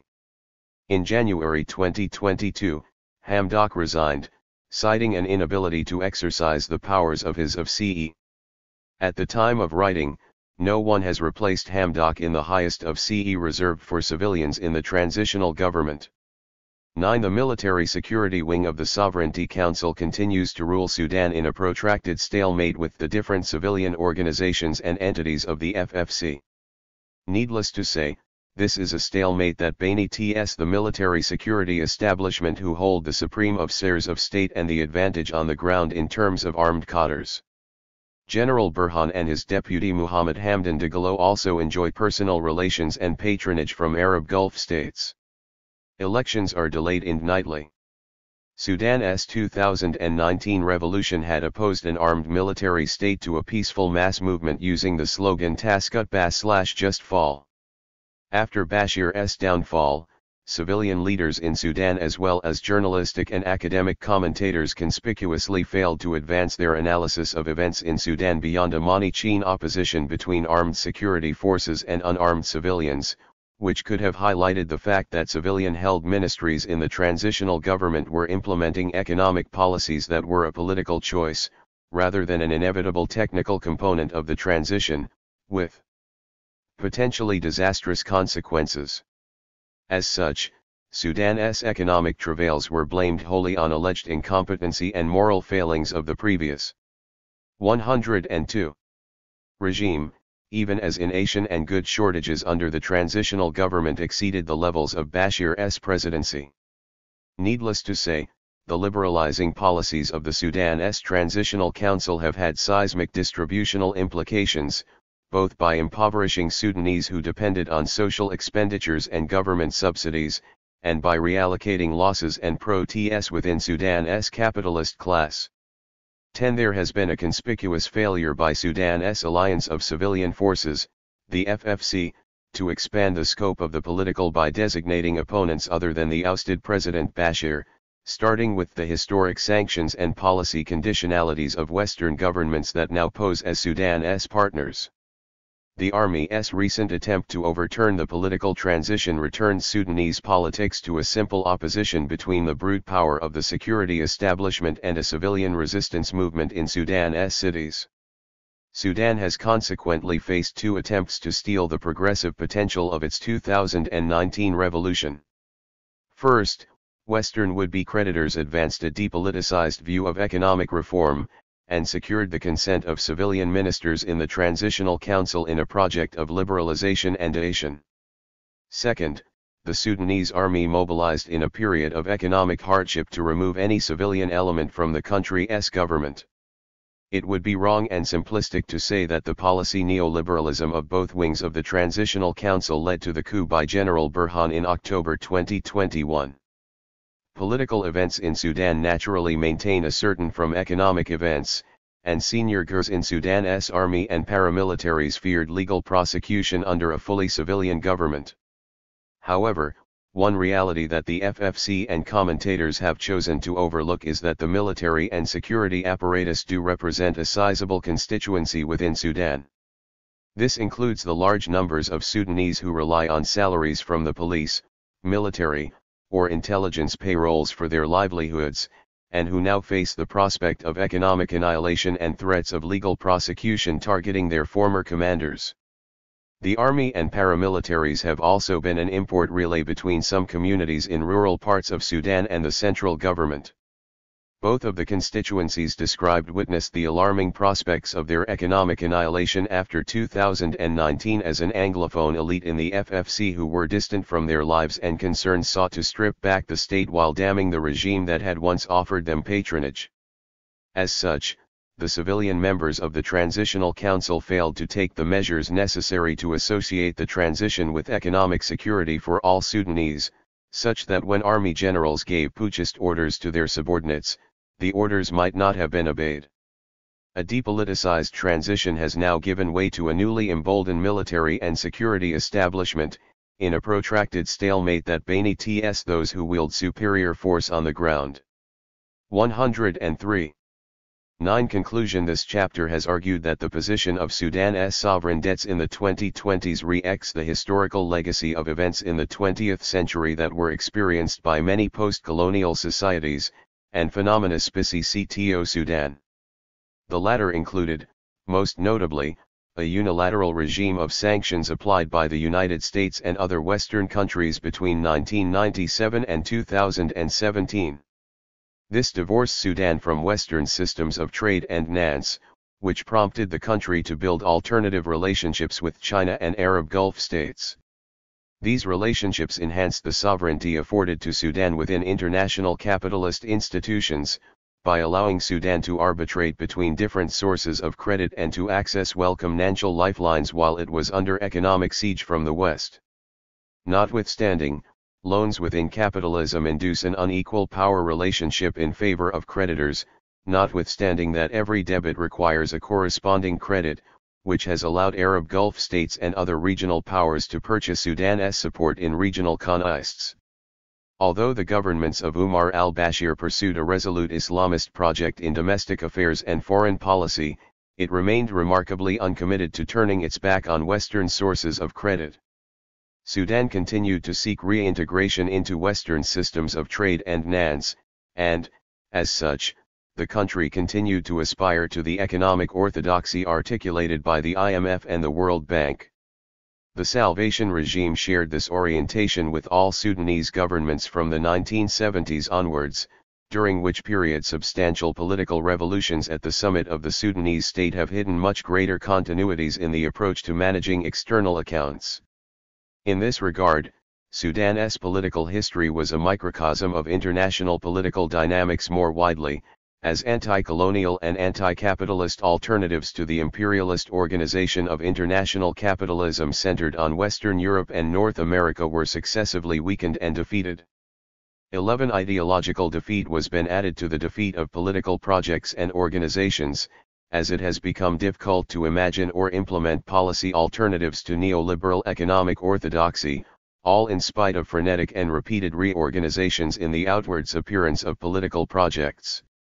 Alternatives for Sudan could have included attempts to develop national self-sufficiency, relationships of mutual aid with other periphery economies, and collective exit from Western systems of trade and finance. During an historical nadir of anti-colonial, anti-capitalist, or Islamic political projects, however, Sudan would have found itself isolated indeed. Sudan's 2019 revolution led to the removal of President Bashir, and an opportunity for political, and, indeed, economic reinvention. However, the civilian ministers in Sudan's Transitional Council merely echoed the discourse of the European and North American countries, now styling themselves as partners in Sudan's transition and democratization. This depoliticized the question of 104. Sudan's political and institutional reforms. Moreover, the question of managing Sudan's sovereign debts became folded into this depoliticized vision of transition, with the argument that liberal economic reforms were a necessary and integral part of this transition. A major contribution of this chapter has been to expose the dubious assumptions that underpin the IMF's claims that Sudan's debts represented an unsustainable 200% of GDP. Subsequently, this chapter has critiqued Sudan's participation in the HIPC initiative and the associated policy conditionalities. From the perspective of Western governments and their resident financial corporations, Sudan's transition has been an opportunity to reintegrate the country into financial markets and to re-establish hours of interest payments under terms dictated by Western creditors. Given the substantial literature critiquing how the IMF and the World Bank have institutionalized the interests of private Western creditors in the international economy since the 1970s, it is perhaps depressing that so little of this critique needs to be modified in the context of the 2020s.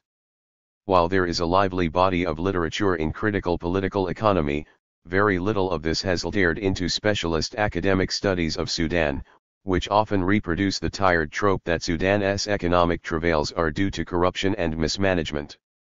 Otherwise, excellent scholars of Sudan in other disciplines must engage with the insights of political economy literature. The reverse is no doubt also true. Additionally, economic policy making in Sudan has yet to be wrought from the hands of competing factions of elites. While the NCP never sought to reimagine how Sudan managed its external finances, it did accompany a brutal approach to maintaining power with sincere efforts at economic democratization within Sudan according to a particular interpretation of Islamic principles. The civilian component of the post-2019 Transitional Council restored an Anglophone Western-oriented elite to government in Sudan, which then chose to reproduce the policy prescriptions of Western governments wholesale. As the military security sector has returned as the sole wielders of political authority in Sudan since October 2021, some of the few rays of hope and optimism come from localized neighborhood committees that have continued to organize protests and strike actions against military rule. These committees are marked by their serious and energetic production of charters denouncing the coup by General Burhan and articulating visions for restoring and completing the country's political transition. If citizen and popular forces are again successful in leveraging programs for government in the future, then their critique of military rule should be supplemented with a critique of the policies of foreign governments and economic arrangements that have eroded living standards in Sudan over many decades. While operating within capitalist systems of trade and finance, governments in Sudan should be willing to arbitrate between the different sources of external credit available to them. As such, governments should resist the drive toward crash liberalization and austerity as advocated by Western creditors in particular. Heterodox policy interventions such as capital controls should be normalized as legitimate policy instruments. 105. And not just part of a regime of exception while Sudan is under economic siege. Political organizations must urgently repoliticize the question of Sudan's debts, and they must do so in alliance with the mass popular movements unleashed by the 2019 revolution. Notes 1.idene the West in this chapter as countries whose governments and residential corporations organize themselves through the Paris and London clubs of creditors. Largely, the countries concerned are in Europe and North America. 2. Sudan was not formally a colony but rather a condominium administered by Britain and Egypt, though with Egypt serving as the junior partner in this arrangement. As in a colony, the condominium's debts were guaranteed by the British state. 3.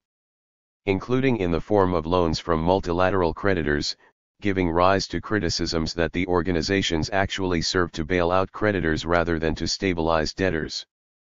4.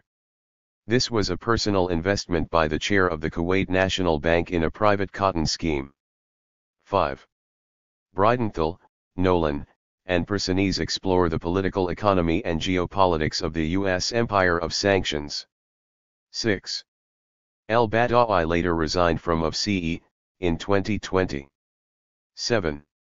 With the important qualication that the IMF has only ever addressed Paris and London club creditors. East Asian and Gulf creditors have operated outside of these channels, usually through bilateral relationships. 8. The United Kingdom provided a £148 million bridging loan to repay Sudan's IMF appears and a £40 million grant to the Sudan Family Support Programme. 9. In May 2022. 10. Cross analyzes the full range of policies in greater detail. These policies include exchange rate harmonization, privatizations of parastatals, and skuldation during a global recession induced by COVID-19. 11.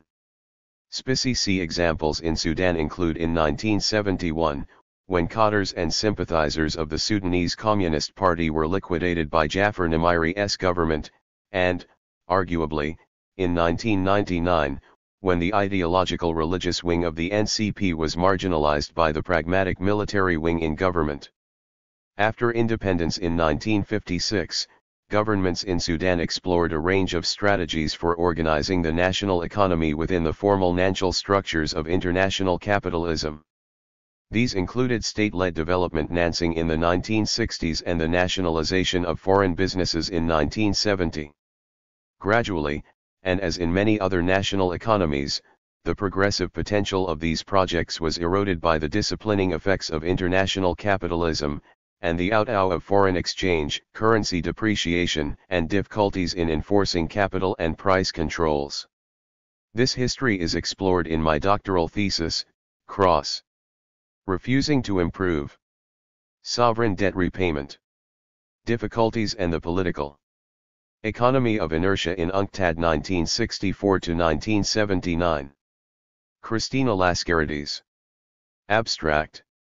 This chapter explores why a better alternative to current practices in addressing sovereign debt repayment problems has not emerged.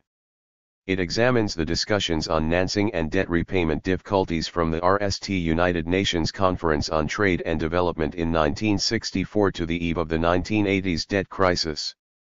Drawing from recent work that highlights the ways with which the power of economics and economists operates in the public realm, the chapter examines the role of economic analysis within the political debate on debt. The chapter details the repeated refusals by creditor groups to any suggestion for improvements to the international debt architecture. Keywords: sovereign debt, G77, UNCTAD, debt crisis, history of economics, expertise. 1. Introduction from the RST United Nations Conference on Trade and Development in 1964. Debt and the terms of financial assistance were an integral part of the agenda of developing countries. The political debate over debt repayment difficulties as it developed within UNCTAD and other international fora captured an ever-growing conflict between debtors and creditors on the loan-giving process and how sovereign debt repayment problems ought to be addressed. While the role that UNCTAD played in standing on the side of developing countries in debt problems is well known, the role of economic analysis within the political debate on debt has been hitherto sidelined. Using the debates around debt repayment difficulties in the period before the 1980s crisis, this chapter emphasizes the ways that economics was used to become a persuasive source of knowledge for intervention. Recent work has highlighted how economic expertise has grown through the development of practical and interventionist knowledge. The power of economics and economists in the public realm is documented in diverse ways. The chapter examines the role of economic analysis in the debt debates and shows not only how actors tried to embed different visions of economic knowledge to frame policy issues. The chapter shows the political and policy relevant ways in which economic knowledge was shaped according to debtor and creditor positions.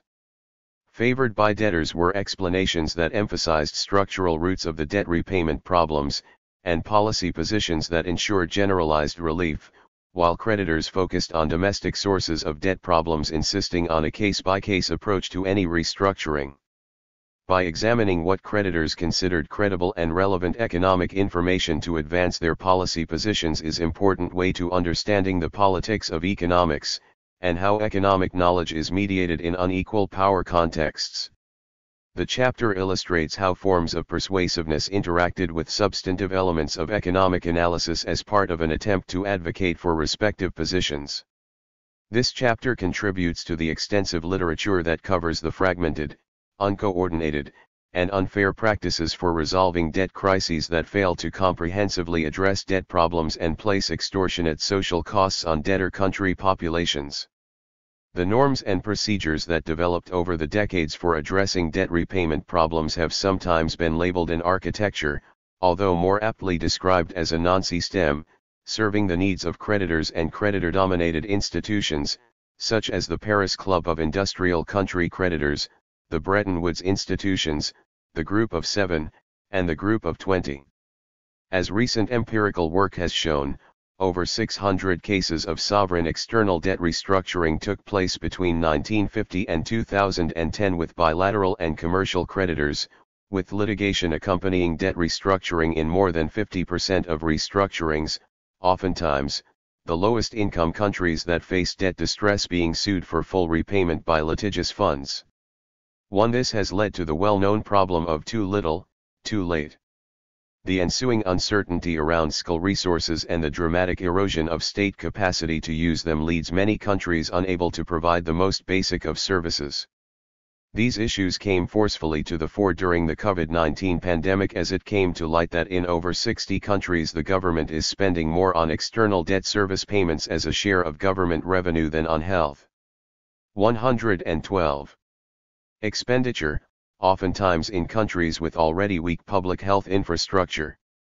Highlighting the stark choices between debt servicing and saving lives, the head of United Nations Economic Commission for Africa, Vera Songwe, stated that our leaders have two choices: you either pay obligations to the bondholders or you buy medicine, food, and fuel for the population. The inadequate response to the urgency of the current debt crisis echoes the past. Despite the growing evidence of generalized debt repayment problems, efforts to seek better solutions to repayment problems were consistently rejected. The political economy of inertia around resolving sovereign debt repayments involved minor concessions and high stakes around who conducted economic analysis and for what purpose. The chapter demonstrates how decades of creditors' refusal to any of the numerous proposals repeatedly tabled by debtors was a crucial factor in the current evident failures of dealing with debt crises in fair, efficient, and timely ways. Section 2 examines the political discussion on debt at each UNCTAD conference, the intergovernmental expert groups, and parallel fora before the 1980s debt crisis. The research relied on of-Chale statements drawing from G77 ministerial and country of-Chale statements released prior to the conference and overall remarks by delegates in the plenary.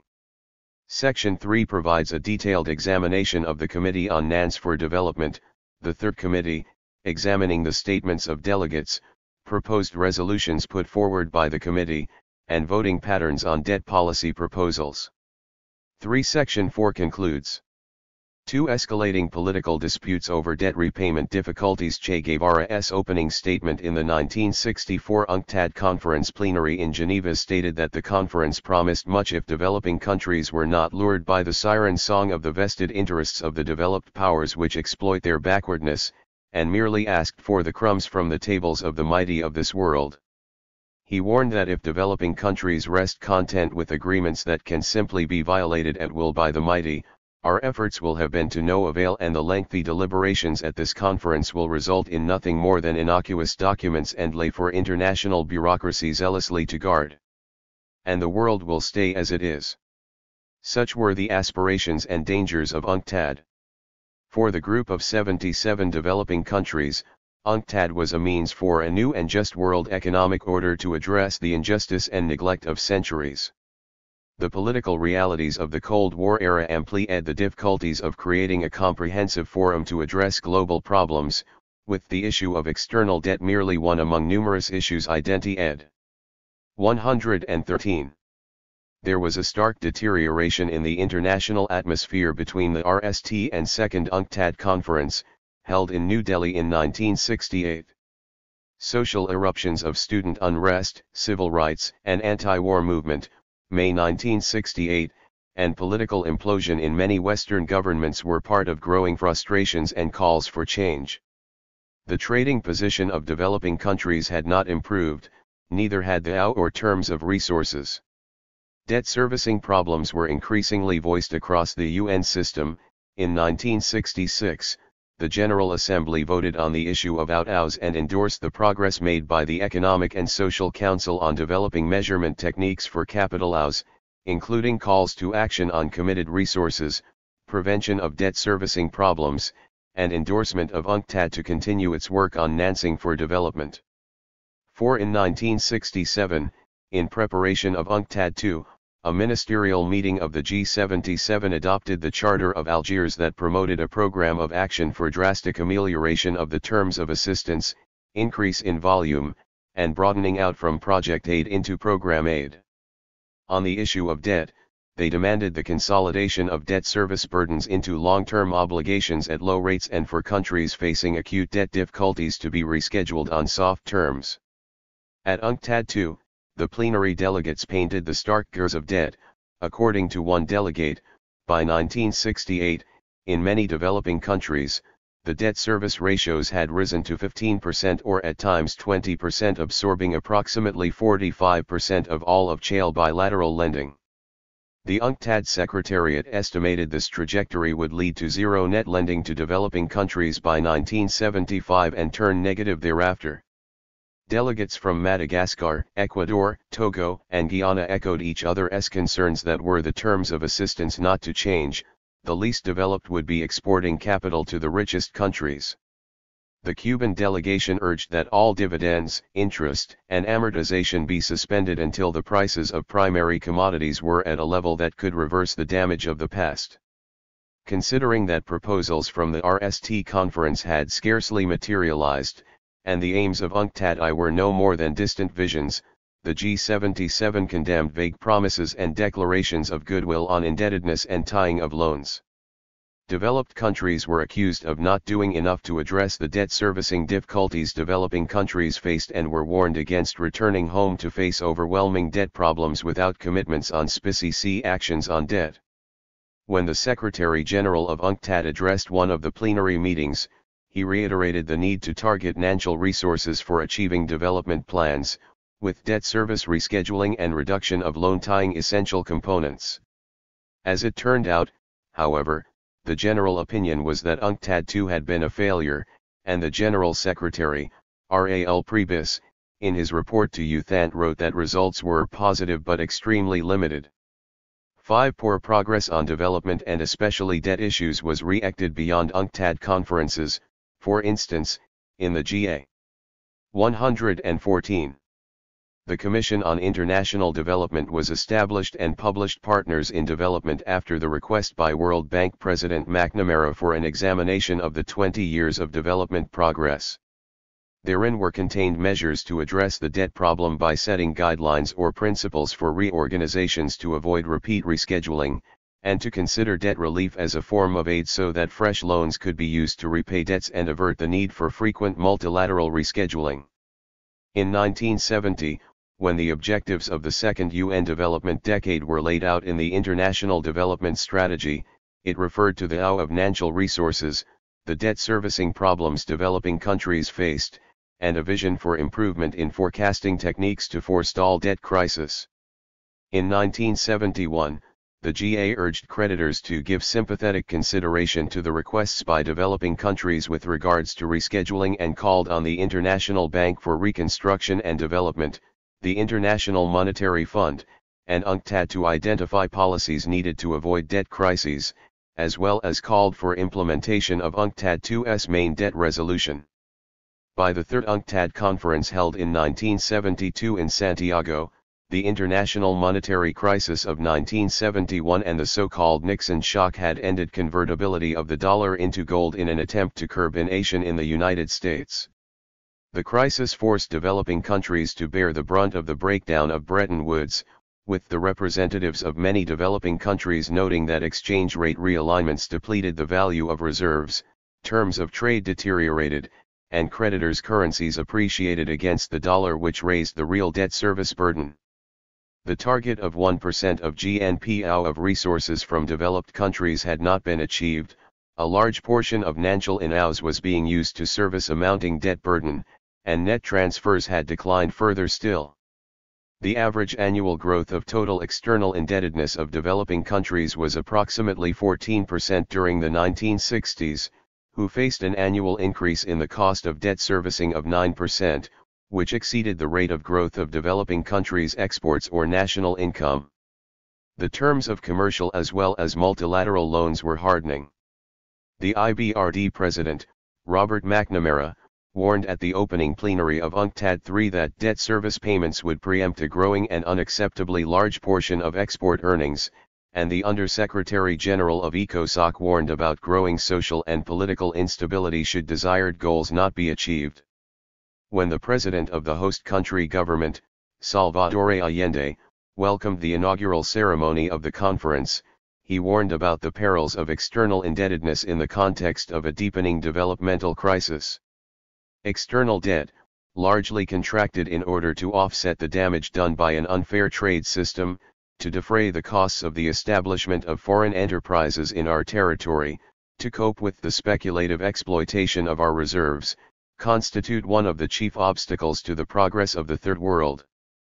Allende, having recently nationalized the iron, steel, and coal industries in order to prevent protests from being sent abroad, condemned the history of abundant examples where military or economic coercion had prevented developing countries from the free use of their own resources for their betterment. UNCTAD III, like the conferences before, however, did not make adequate progress. Instead, it remitted issues to the Trade and Development Board that led to the establishment of an expert group whose NAL report on external debt problems would feed back into negotiations.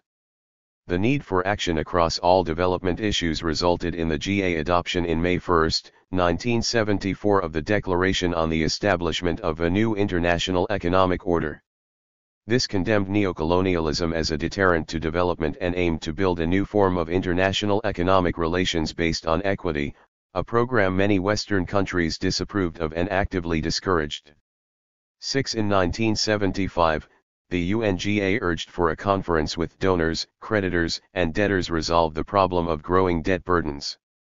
By UNCTAD IV in 1976, there was a need to transform UNCTAD into something more than a debating house or a pressure house to that of the negotiating arm of the United Nations system in the field of trade and development. The G77 ministerial meeting in Manila before UNCTAD IV expressed disappointments on lack of progress, arguing that new forms of economic discrimination and coercion, including the revival of protectionism, brought harm to developing countries. Heavy debt service payments stemmed from maladjustments in the world economy. There was inadequate balance of payments support, inappropriate terms and volume of longer-term aid, and usurious access to international capital markets. 4 demands on debt were made in Manila: more concessional resources from multilaterals, debt relief through waiving or postponement of interest and cancellation of principal on of-chale debt, cancellation and consolidation of commercial debt, rescheduled for at least 25 years with a means to fund short-term debts for least developed countries, and lastly, a conference to implement the principles and guidelines for rescheduling based on the Group of 77 proposal. A new expert group on debt was convened to feed into the TDB and discussions at UNCTAD 4. Despite the urgency of mounting problems, commodities dominated the conference, and UNCTAD 4 was remembered as ending in acrimonious bitterness. The debt debate bifurcated into other conferences. It was cast within the context of the North-South dialogue and furthered through the parallel Conference of International Economic Cooperation. The idea that private banks may face difficulties of their own if debt became more of a generalized problem started ending its way into the public debate. 7. The New York Times reported how U.S. bank loans to developing countries needed to be interpreted as a foreign policy issue, and the Fed chairman at the time, Arthur Burns, voiced his concern about U.S. banking activities abroad that could render the international credit structure vulnerable, a view shared by the Governor of the Bank of England. 8. Several countries after UNCTAD 4 faced 116. Malpractice from private lenders in rescheduling. Using the examples of Peru and Zaire, developing countries admonished strict market terms that were intended to avoid a lenient precedent in return for increased net lending by the banks. The whole approach was judged as too limited in its objective, simply a quick return to creditworthiness.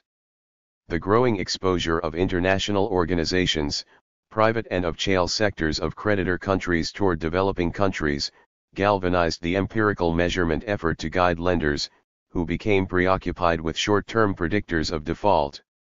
Throughout the 1970s, across development agencies and private financial institutions, a common effort to ascertain the likelihood of default begun.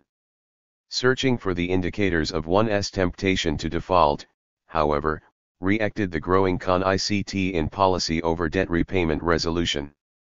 Even though in the political arena creditors were adamant that problems were negligible and existing mechanisms sufficient, they were evidently concerned about debt repayment difficulties, and hence all lending institutions, of-chale and private, begun developing technical capacity in predicting servicing problems. As discussed in Lascarides, until 1977, at best, creditors were entirely unprepared for the expansion of lending underway. The efforts into technical tools revealed their broad anxiety about the possibility of general problems despite their insistences about only isolated cases in the political debate. The technical models showed increasing debt repayment difficulties, and yet, despite their own tools indicating that increasing numbers of countries will face servicing difficulties, creditors refused to act to alleviate or prevent these difficulties. UNCTAD V was held in Manila in 1979. In the closing plenary, the G77 wondered whether it was necessary to ask the same question asked after UNCTAD 4, namely what, if anything, had been achieved. There had been complete halting of the progress on the NIEO after UNCTAD 4, and structural maladjustments in the world economy were bringing further difficulties. Prior to the conference, the G77 preparatory gathering at Arusha referred specifically to TDB Resolution 165, an important resolution that signaled some progress from previous conferences. For the RST time, the issue of economic analysis becomes a serious bone of contention. The Arusha program stated the G77's total disagreement with the way this resolution framed the issue of analysis that attempted to bifurcate the debt issues facing countries into short and long term. They escalated their demands for progress toward a multilateral framework, by recommending the establishment of an international debt commission, comprising eminent public figures with recognized knowledge and experience of debt problems and economic development.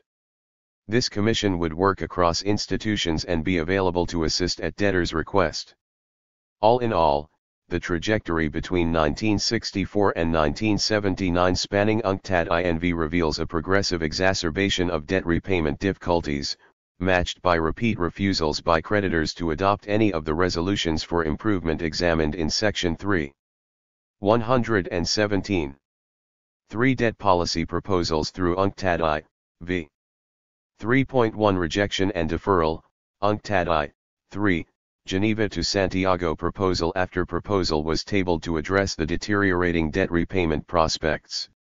Table 1 summarizes the progressive refusals by creditors to adopt improvements. Several debt proposals were tabled at UNCTAD I. Resolution A.4.1 Guidelines for International Financial Cooperation laid out a set of overarching guidelines recommending industrialized countries to provide bilateral and multilateral assistance which satisfied certain characteristics. One of these was that the terms of financial assistance should be set according to the repayment capacity of the borrowing country, without a specific commitment as to how exactly this would be calculated. Another recommendation adopted without dissent concerned the growth of suppliers' credit, a form of commercial credit extended to fund creditor exports that were causing problems.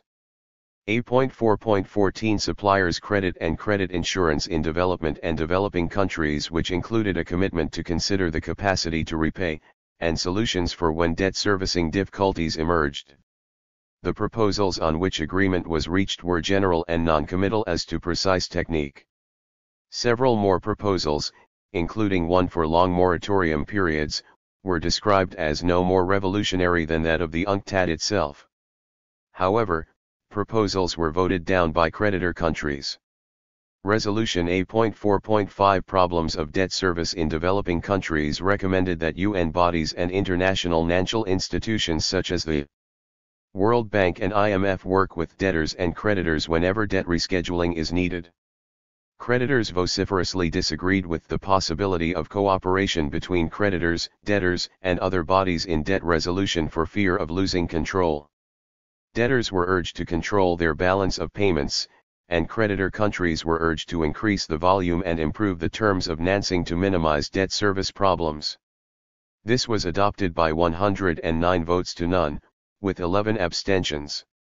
9. The French delegation, one of the abstainers, refused to agree, stating the motion risked institutionalizing debt rescheduling, arguing for case-by-case, arrived at by each debtor and each creditor. Resolution A.4.4 Terms of financing addressed the difficulties arising from short repayment dates, high rates of interest, and loan tying.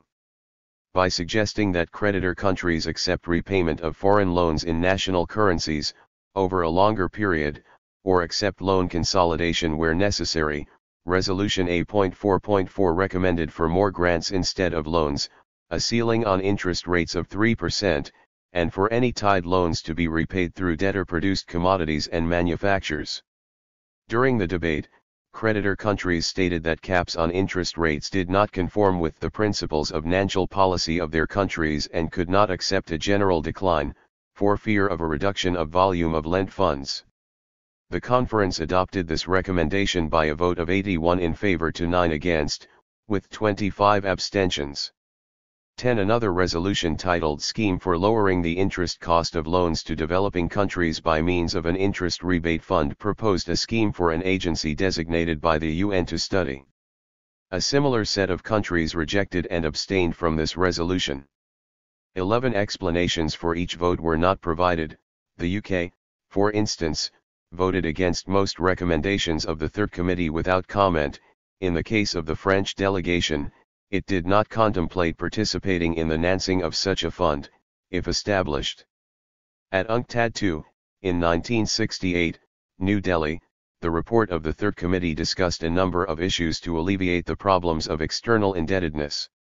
While certain creditors such as Denmark and Sweden appeared to have partly followed the recommendations by the UNGA regarding softer terms and longer repayment periods, most creditor countries' statements did not much more than declare the necessity of linking terms of assistance to debt servicing capacity and promised to achieve better financing terms.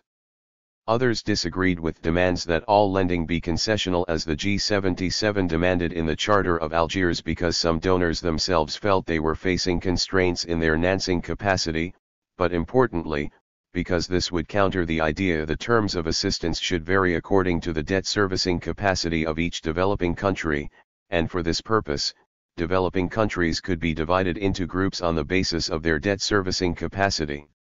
While developed countries agreed that the terms may have not incorporated longer-term developmental prospects into account, they emphasized that, the precise causes and cures of the problem varied from one country to another and the problem should be dealt with on a case-by-case basis. Suggestions for 119. Improvements were made, such as interest rate subsidization of development loans and the introduction of a BISC clause, a state contingent clause that was part of the loans given by the United States of America and Canada to Great Britain and Northern Ireland in 1945. Importantly, the conference delegated expertise to outside organizations, such as the IMF and IBRD, to take on the role of furthering techniques of lending. While the proposal submitted suggested that the IBRD should step in to address external debt difficulties, in the meantime, the IMF's role as a central and mediating actor was gradually emerging. The statement by the IMF delegate noted that balance of payments problems was exacerbated by debt servicing difficulties, and that its role was critical in assisting both creditors and debtors. The requirements to sustain an adequate rate of growth was part of the discussed proposal, but no agreement about the mechanism to implement this recommendation could be made. The discussion brought into view the need for further study. The Third Committee considered the need for further economic analysis, the need to forestall and forecast debt problems, and the importance of technical aspects of debt negotiations. Deepening knowledge on debt servicing capacity was a prerequisite to improve the techniques of lending and aid the technical aspects of borrowing. This included the technique of how creditors raised money on the capital markets and on lent as aid with subsidized rates. There was an overarching agreement between developed and developing countries that further study was deemed necessary given the complexity of the whole question of indebtedness. Studies were needed to differentiate between the different types of debt and that could frame the issues within long-term considerations like debt servicing capacity, external trade, and growth, as well as the terms and volume of aid. This included preventative measures, whereby improved arrangements to forecast and forestall debt crises are clearly desirable. Developing countries favored the device of an early warning system and also the rescheduling of past debts on terms and conditions which would not interfere with an orderly implementation of development plans. Developed countries also supported the device of an early warning system, calling on the joint reporting systems of the IBRD, OECD, and expertise of the IMF. Further study of debt problems was seen in aid of the needed establishment of general criteria to guide rescheduling. The role of economic analysis was tied into the discussion around institutional arrangements. The need for further study found itself into the main resolution of the conference dealing with indebtedness, Resolution 29, improving the terms and conditions of aid, alleviating the problems of external indebtedness. This was adopted by 63 votes to none, with 7 abstentions. It stipulated that financial assistance should be focused on grants or be on highly concessional interest rates with long grace and repayment periods. Besides the financing terms, however, a substantial portion of the resolution was dedicated to advancing analytical understanding. The resolution called for further study on the determinants of debt servicing capacity, with a view to establishing general 120 criteria for settling terms for countries or groups of countries. One issue was about development. Further analysis on the whole question of indebtedness should not to be judged in isolation but in relation to the debt servicing capacity of the country concerned, its external trade, and its rate of growth, calling specifically for improved arrangements to forecast and forestall debt crises. At UNCTAD 3, 1972, Santiago, to the usual problems of inadequate terms of loans and insufficient volume of resources, developing countries emphasized the procedural aspects of debt rescheduling. Growing cases of repeat rescheduling indicated that they were ill-conceived. Debt relief needed to be considered in light of overall development plans rather than be net to exceptional cases. Numerous abusive practices were mentioned, such as charging moratorium interest, the most favored creditor nation clause, and the hardening of overall terms. In strongest terms, yet the need to establish guidelines for rescheduling that safeguarded the equal treatment of countries in similar economic circumstances was emphasized. The call for guidelines strengthened the need for a concomitant economic and technical analysis as a means to safeguard from political mishandling. Debt rescheduling should rely on economic factors alone. Delegates condemned the use of non-economic factors to guide restructurings and the deployment of debt problems to apply political pressures, a point raised by Allende and others in the plenary meetings. The views over the usefulness and form of economic analysis were divided. A developed country representatives argued that worsening debt indicators were not in fact a problem as no absolute value could be attached to various debt indicators, whereas others saw further study a worthwhile activity. The creditors countered the idea that a study of general characteristics of indebtedness could yield general conclusions, stating that the responsibility for debt problems lay with developing countries themselves. Far from being general, they emphasized that debt problems were isolated cases of a few countries, and given the variety of reasons behind crises, solutions ought to be varied. They vehemently opposed any suggestion of a generalized approach to debt relief, not seeing the need to change any aspect of how renegotiations take place and certainly no need for the establishment of a special institution to deal with debt problems. The reason given was that institutionalization would be detrimental to the credit rating of developing countries and result in decreased financial outlays. They maintained that debt relief was for exceptional circumstances, and not a legitimate form of aid whereby new outlays could be permitted to refinance debt payments, as developing countries desired. Creditors pledged that their governments would be actively involved if and when the need arose, only on a case-by-case basis. Importantly, private and of-child debts should be addressed in strictly separate ways. This was in stark contrast to developing countries' advocacy for a creation of a special machinery under the auspices of UNCTAD to end practical solutions to debt servicing problems. 121. The Third Committee discussed Resolution 59 submitted by developing countries, which the conference adopted by 74 votes to 14, with 17 abstentions. This resolution attributed the worsening debt problems to hard terms, insufficient of-child aid, inaction in developed countries, and international monetary turbulence. It condemned existing practice of debt rescheduling, which defeated the objective of rescheduling described as nothing more than to make the debtor solvent and creditworthy, calling on the need to revise procedural aspects of rescheduling. The resolution made strong demands regarding framing, that debt relief was not just for crisis situations but was a general problem, that the practice of charging moratorium interest and most favored nation clauses should be abolished, that countries in broadly identical situations should be treated the same, and that loan agreements should contain clauses to allow for state contingent postponement of payments. This framing gave impetus for new criteria, new procedures, and new institutions. The resolution invited the TDB to create a special body within the machinery of UNCTAD in order to end practical solutions to the debt servicing problems of the developing countries, including, where necessary, international experts serving in a personal capacity. The Third Committee could not reach any agreement over the draft proposal and was widely rejected by creditor countries. All creditors disagreed with an institutional approach to debt crisis resolution. The Danes abstained from voting on the grounds that debt relief operations ought to be limited to exceptional cases, that the terms of debt relief should be decided on a case-by-case basis, and that the existing machinery for dealing with debt relief operations is by and large sufficient. Similarly, the Federal Republic of Germany could not vote in favor because it disagreed with institutionalizing debt rescheduling and disagreed with uniform debt relief terms, arguing that its provisions would eventually lead to an automatic debt rescheduling procedure which would reduce borrowers' creditworthiness. It was in their interest to maintain the case-by-case approach.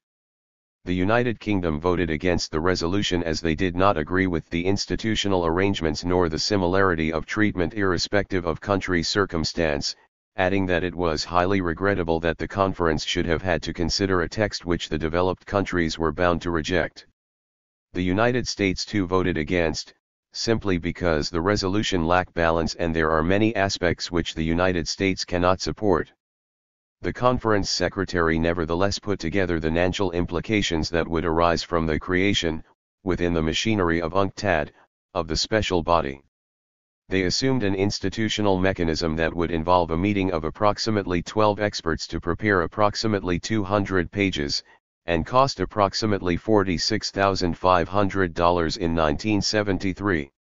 This special body within the machinery of UNCTAD was primarily envisaged as an expert group acting in their own capacity, lasting 2 weeks to end practical solutions to the debt servicing problems of developing countries and organize consultations between representatives of developing debtor and developed creditor countries. 122. While not fully institutionalized, this laid the ground for the establishment of an independent expert group on debt that would pursue the analysis further.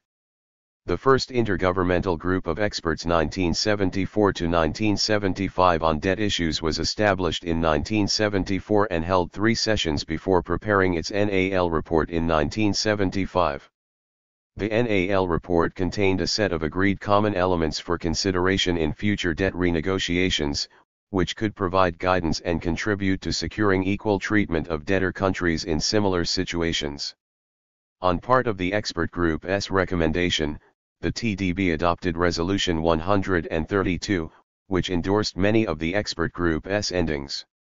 It urged developed countries to take action to avoid debt problems, and, that should these occur, renegotiations should be guided by the common elements identified by the ad hoc group of governmental experts despite recommending that a flexible approach be taken if merited. The resolution called for immediate improvements of existing mechanisms, such as allowing debtors to request ad hoc meetings for debt problems. The resolution empowered the Secretary General of UNCTAD to participate in ad hoc arrangements and feed into the discussion of a debtor's situation in the context of its overall development prior to the debt renegotiations in the usual form. This effectively authorized UNCTAD, for the RST time, to participate in Paris Club negotiations as an observer, on a similar basis to many other international organizations. 12. From this point on, but significantly in the 1980s, several countries requested assistance from UNCTAD with respect to preparation for Paris Club meetings, and negotiations with private creditors. This led to the establishment of the Debt Management and Financial Systems Analysis of UNCTAD and a host of technical work into debt management systems and support. 3.2 Splintering proposals, from UNCTAD 4 to UNCTAD V by UNCTAD 4 in 1976, the political debate in UNCTAD's Third Committee was clearly focused on 2 key themes: debt cancellation for the poorest countries, and development of guidelines for how debt reorganizations ought to be implemented henceforth. In Nairobi, these 2 issues were discussed in 2 resolutions, largely divided along short and long-run lines. Both relevant resolutions were adopted, but largely as indicators of political will to continue the discussion in other forums, given that agreement on common actions in any detail could not be found. Debt relief for the poorest was discussed under Resolution 98 on least developed, developing island, and landlocked countries. Although adopted without dissent, the 3 key paragraphs which urge developed countries to cancel least developed country debts, give highly concessional terms of relief on other outstanding debts, and convert multilateral loans into highly concessional forms were deferred and remitted to the TDB. 123. With regards to long-run issues and establishing principles, Resolution 94 was adopted by the conference without dissent, in which governments of the developed countries pledged themselves to respond in a multilateral framework. This resolution set a deadline for the end of 1976 to agree to guidelines of debt reorganization that could guide future operations relating to debt problems as a basis for dealing flexibility with individual cases. This resolution called upon the ministerial session of the TDB in 1977 to review the progress and convene another IGE that could help with the review. The resolution was discussed at the NAL closing plenary of UNCTAD 4, late one Sunday night. The French representative noted that the importance of the agreement reached in the text adopted by consensus should not be minimized, because that agreement was the expression of a political will which would provide guidance in the search for the necessary solutions. Even this minimal indication of political will was not shared by all. The United States confirmed that the U.S. approach remained that of engaging in debt rescheduling in the framework of creditor clubs, only where there was some presumption of imminent default, therefore, indicating no commitment to any search for guidelines. The pressure continued outside UNCTAD. The GA in 1976 pressed for resolution to debt problems and called on the upcoming CIEC conference to agree on immediate and generalized debt relief for the of-shale debts of certain least developed countries. The GA also called on the reorganization of the entire system of debt renegotiations to give it a developmental rather than a commercial orientation. In doing so, the TDB was pressed to review the status and discussion in other forums and to come up with solutions. CIEC, or North-South Conference, was a forum for progressing matters on the North-South dialogue held in Paris between December 1975 and June 1977. 13. It was a smaller conference than UNCTAD, socialist countries were excluded and only 19 developing countries participated. There was enormous political resistance to framing the debt problem as part of North-South dialogue, as explained by the U.S. Treasury Solomon, who repeated that there was no debt problem per se, just problems to manage it. As in UNCTAD 4, the debate was split along short and long-run lines. Developing and developed countries put forward position papers on short and long-term issues. On short-term issues, the G19 started negotiations with a similar draft to UNCTAD 4, proposing a one-off debt relief on of-shale debt to all least developed countries, conversion of bilateral debts into grants, new financing from multilaterals, a recomputation of outstanding stocks at IDA terms, and consolidation of commercial debts over a minimum of 25 years. Sweden put forward the counter-proposal, which included a political commitment to more ODA.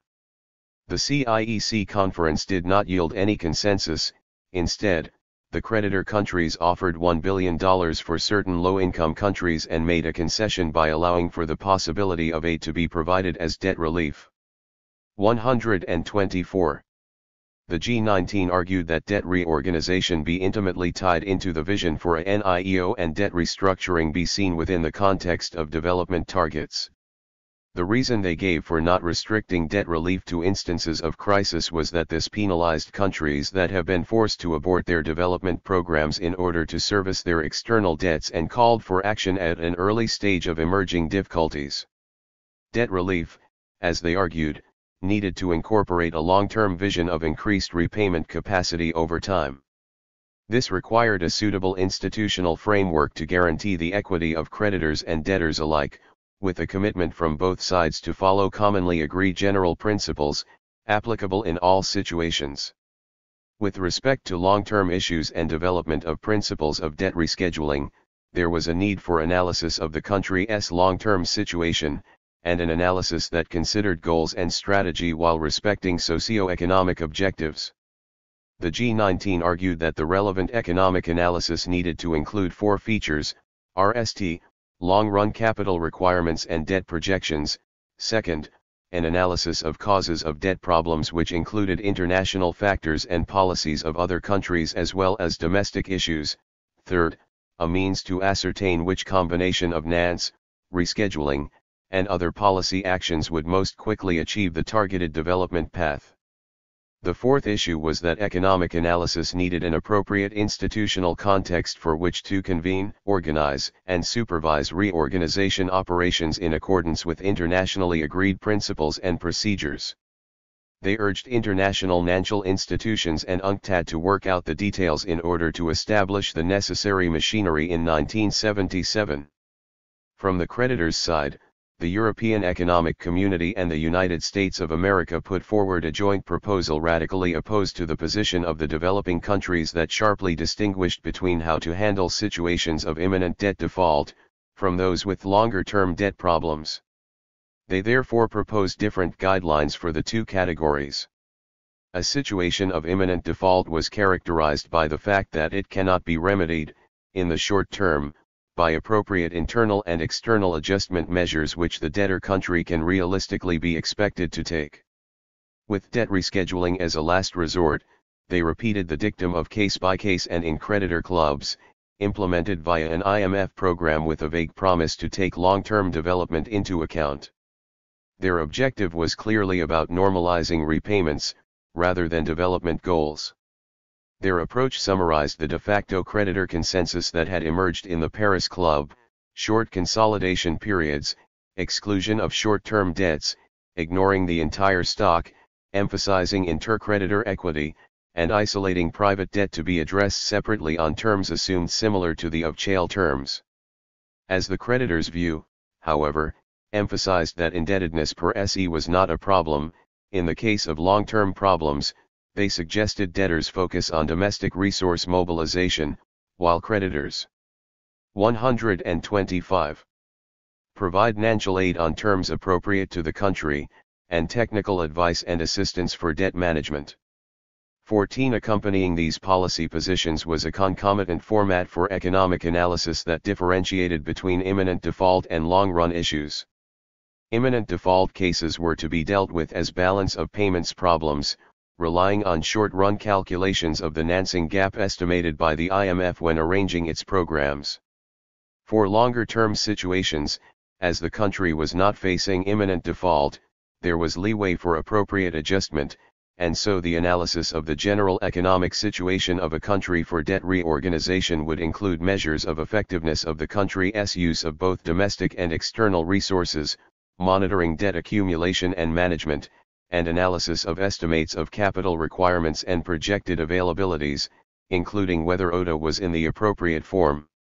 The IMF would assess the country's policies, and use this analysis so that if development prospects were constrained, donors and the country would urgently meet, possibly through consultative groups or consortia, but on an ad hoc basis. With the IFIs taking the lead, the IBRD was suggested as the institution that would submit a report for all parties to examine. While it was clear that both sides disagreed with one another, there was at least a clarification of the issues that needed consensus before any detailed guidelines could be worked out. An operational system of guidelines could be feasible if there was consensus on the following questions. How would debt procedures be instigated, and hence commit the parties involved? What would the goals of the renegotiation process be? If restoring an agreed development path was the goal, guidelines should stipulate concrete quantitative measures. What should the duties and rights of debtors and creditors be, and what was the shared responsibility? How could a balanced institutional framework be created to ensure the discussions and analysis was not prejudicial to any participant? This discussion was not conclusive, but its main themes were taken up by the second IGE. The second IGE was put together to address and progress the elements from UNCTAD 4 on which there was insufficient consensus. The IGE elected a representative from Pakistan as its chairman, a representative from the USSR as its vice chairman, and a representative from the Federal Republic of Germany as its rapporteur. There were 26 members represented in the IGE, with an additional VE members as representatives, including from ECOSOC, IMF, African Development Bank, EEC, IADB, and OECD. The IGE had before it a document prepared by the UNCTAD Secretariat summarizing the debt renegotiations that had taken place since UNCTAD 4, framing more forcibly that there was neither any permanent international institution competent to receive 126 requests for debt relief, nor were there any internationally accepted guidelines to guide debt reorganizations.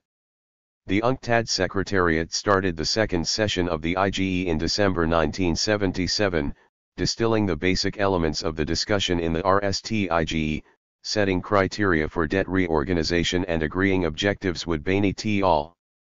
Denying the scope of economic analysis to be carried out was integral to this. The realm of economic analysis seemed to be the arena in which there was at least some consensus, at least insofar that some notion of development should be incorporated, and should include the factors that impinge upon the ability to service debt.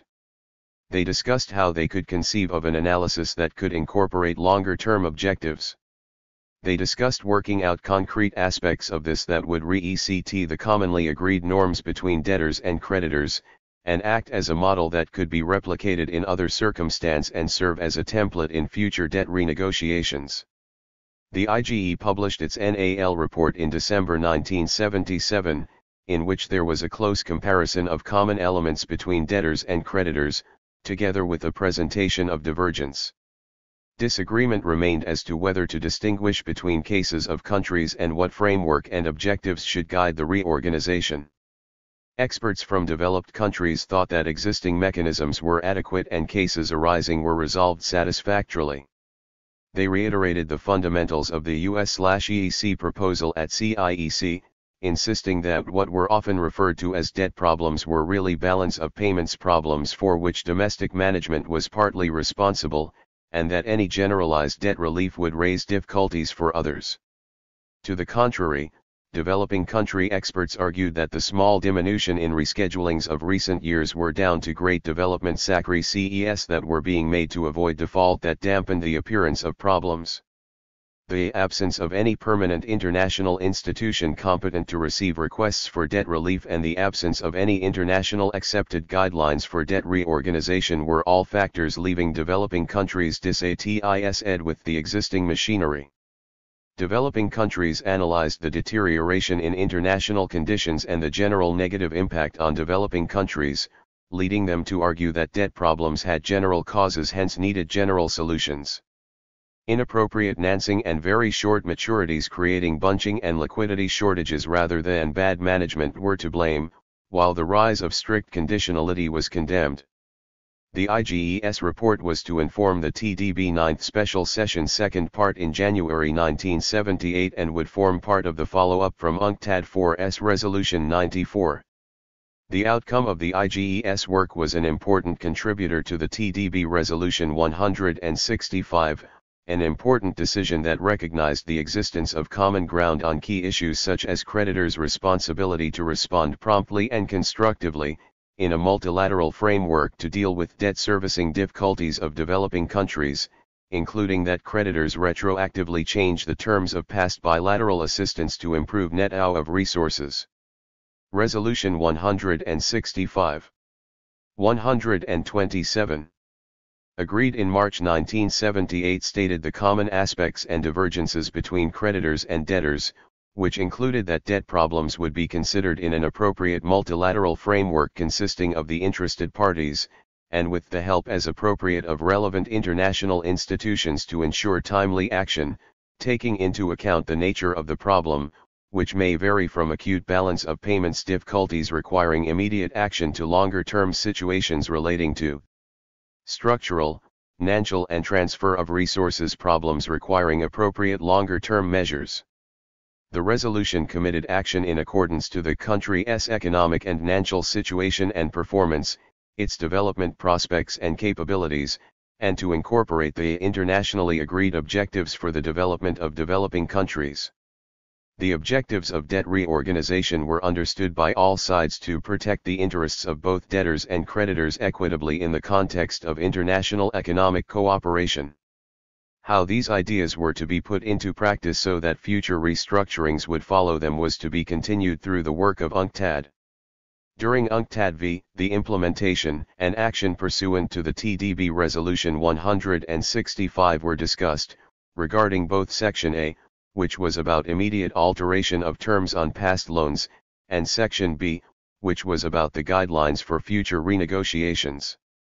For both Section A and Section B of the resolution, the G77 had something to commend about the actions of developed countries.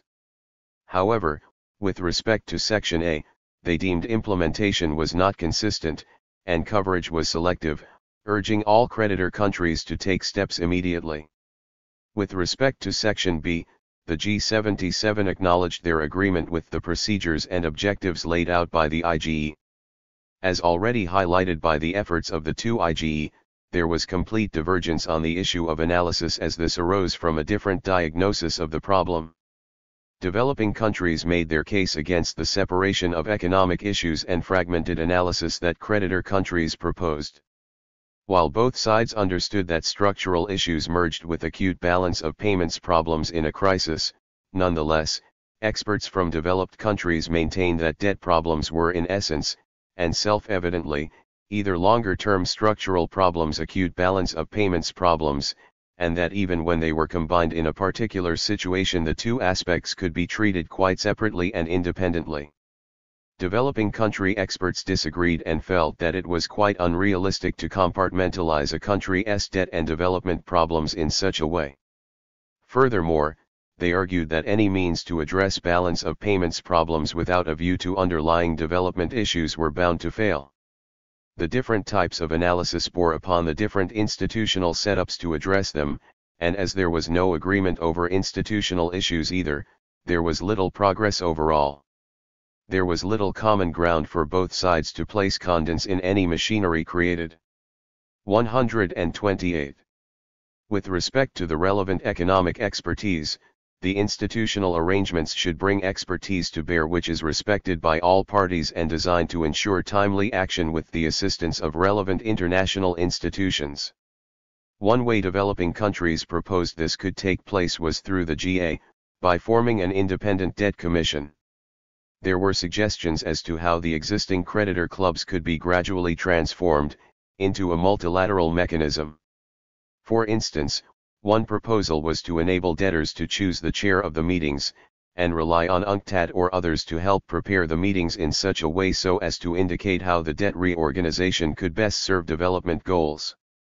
At UNCTAD v, the conference decided to remit to the permanent UNCTAD machinery the discussion on debt that had been made in the TDB, which was split along short and long-run lines.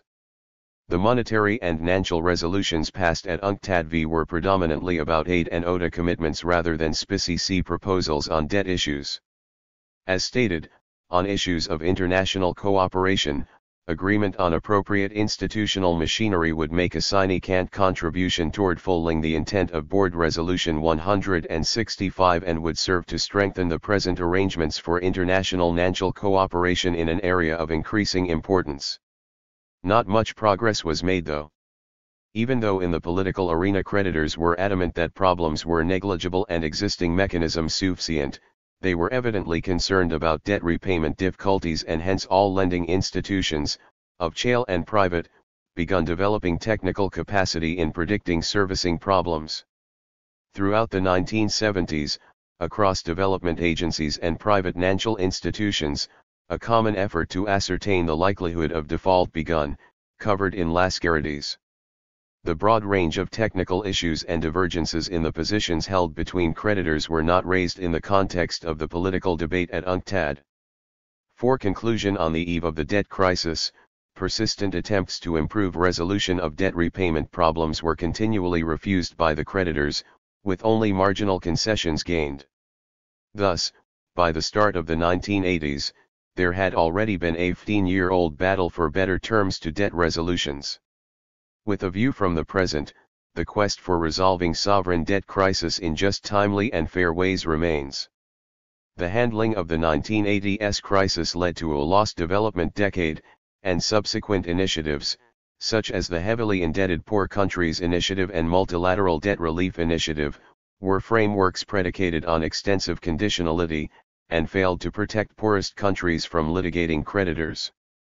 Coupled with the extensive structural adjustment and skill consolidation programs of the IFIs, the very same countries are once again facing debt repayment problems. The latest iteration of this long-standing dispute was the launching of 129. The common framework in the wake of the COVID-19 pandemic, which has failed to deliver even the meager objectives it set out to accomplish.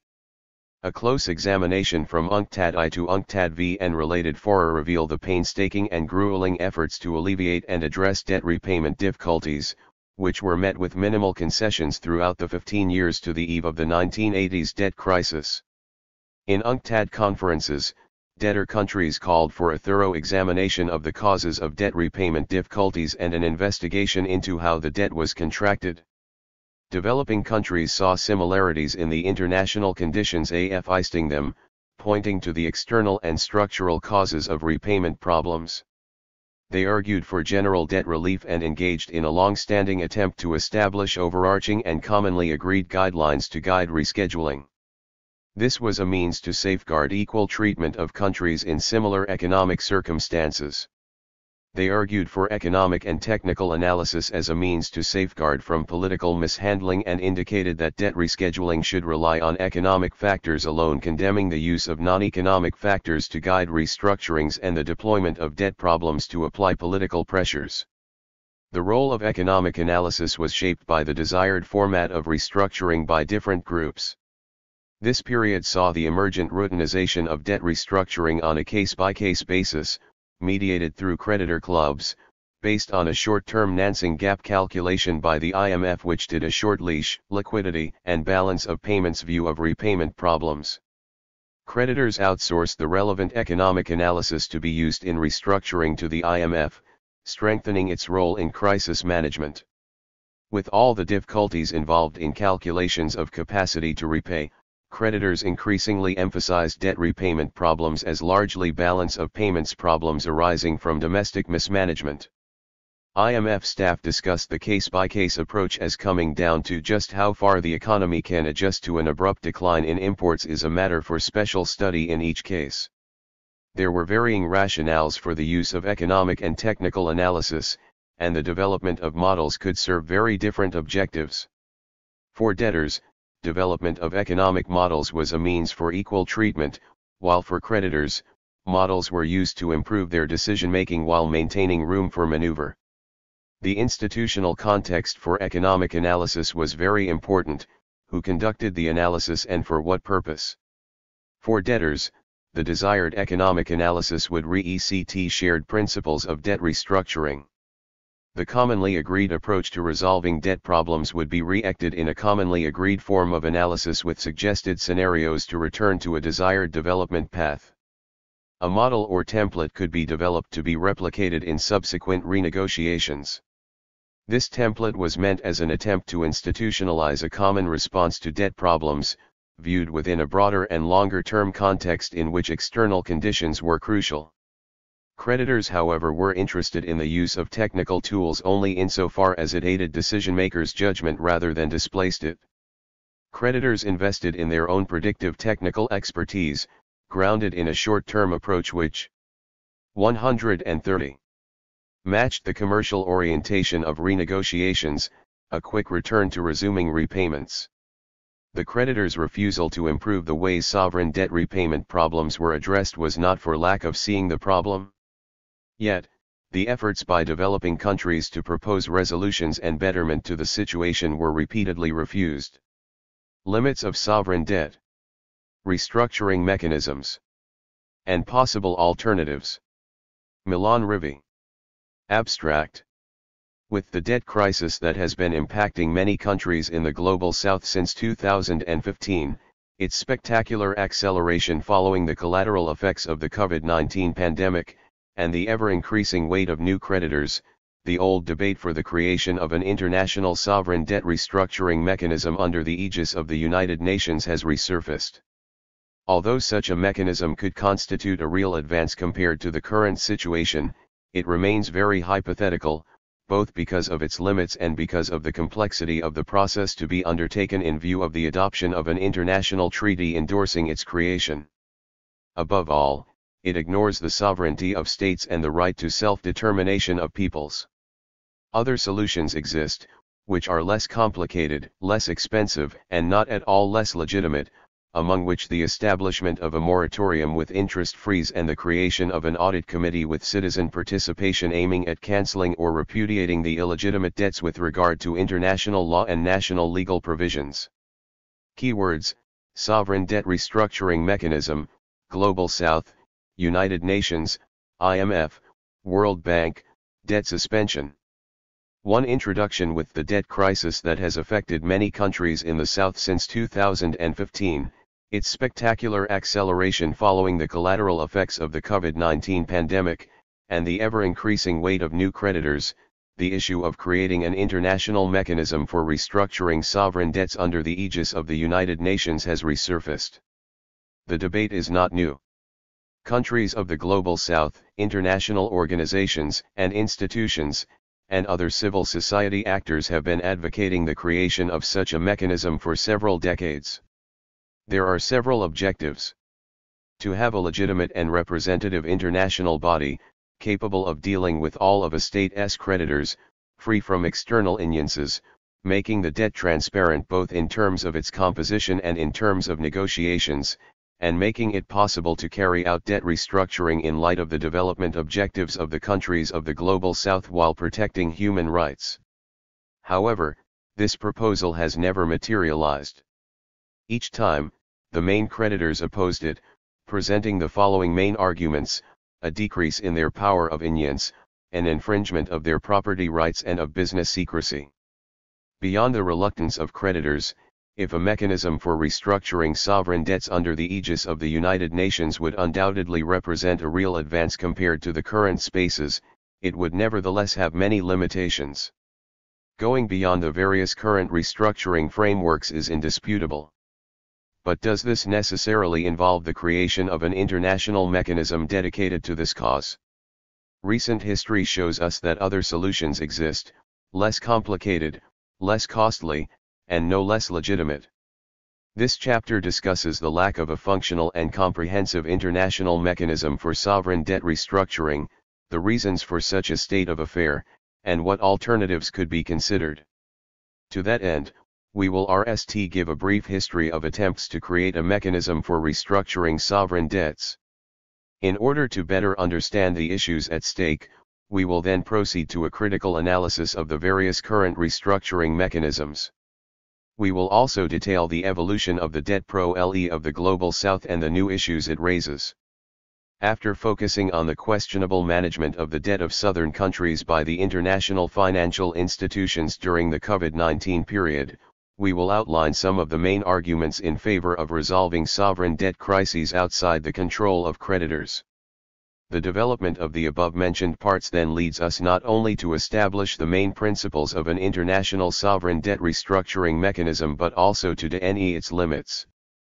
Finally, we will address the question of alternatives to it, through an argument in favor of unilateral sovereign acts, based on international law and various successful examples.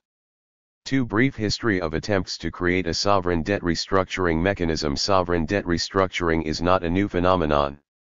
Between 1800 and 1945, international history records 127 defaults, while Latin America went through 3 debt crises. At that time, in the absence of an international institutional mechanism for restructuring, debts were 138.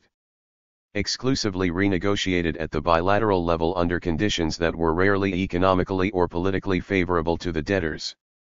Committed to their imperialist policies, some great powers of the time even resorted to the gunboat policy to achieve their ends.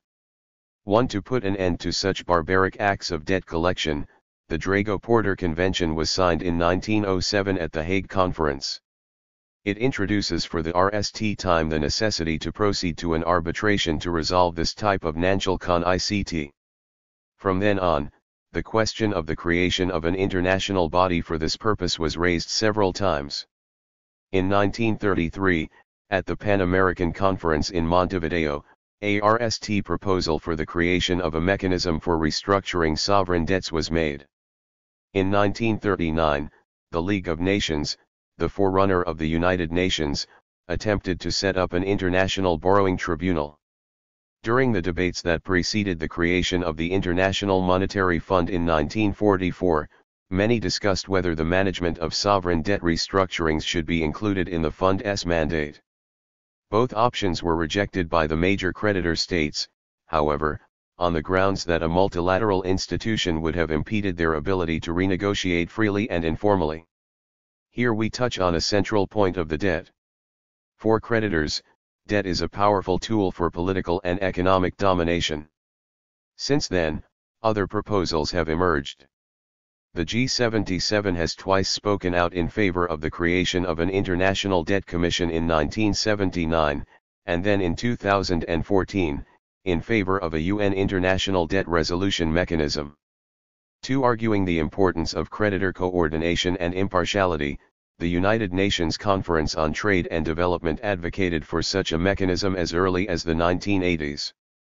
In 2015, the United Nations itself argued for such a mechanism, a proposal supported a few months later by UNCTAD in a document entitled Sovereign Debt Workouts, Going Forward, Roadmap and Guide. In the absence of political will on the part of the major creditors, these demands remained unheeded. On the side of civil society and intellectuals, suggestions are just as numerous: the creation of a sovereign debt arbitration chamber at the Permanent Court of Arbitration in The Hague, an international debt arbitration tribunal, an ad hoc tribunal and, more precisely, in 2019 via the Eurodad network, still in favor of an international mechanism. In 2001, the most surprising proposal, in terms of its origin, was made by N. Kruger, then Deputy Managing Director of the IMF, in favor of an SDRM.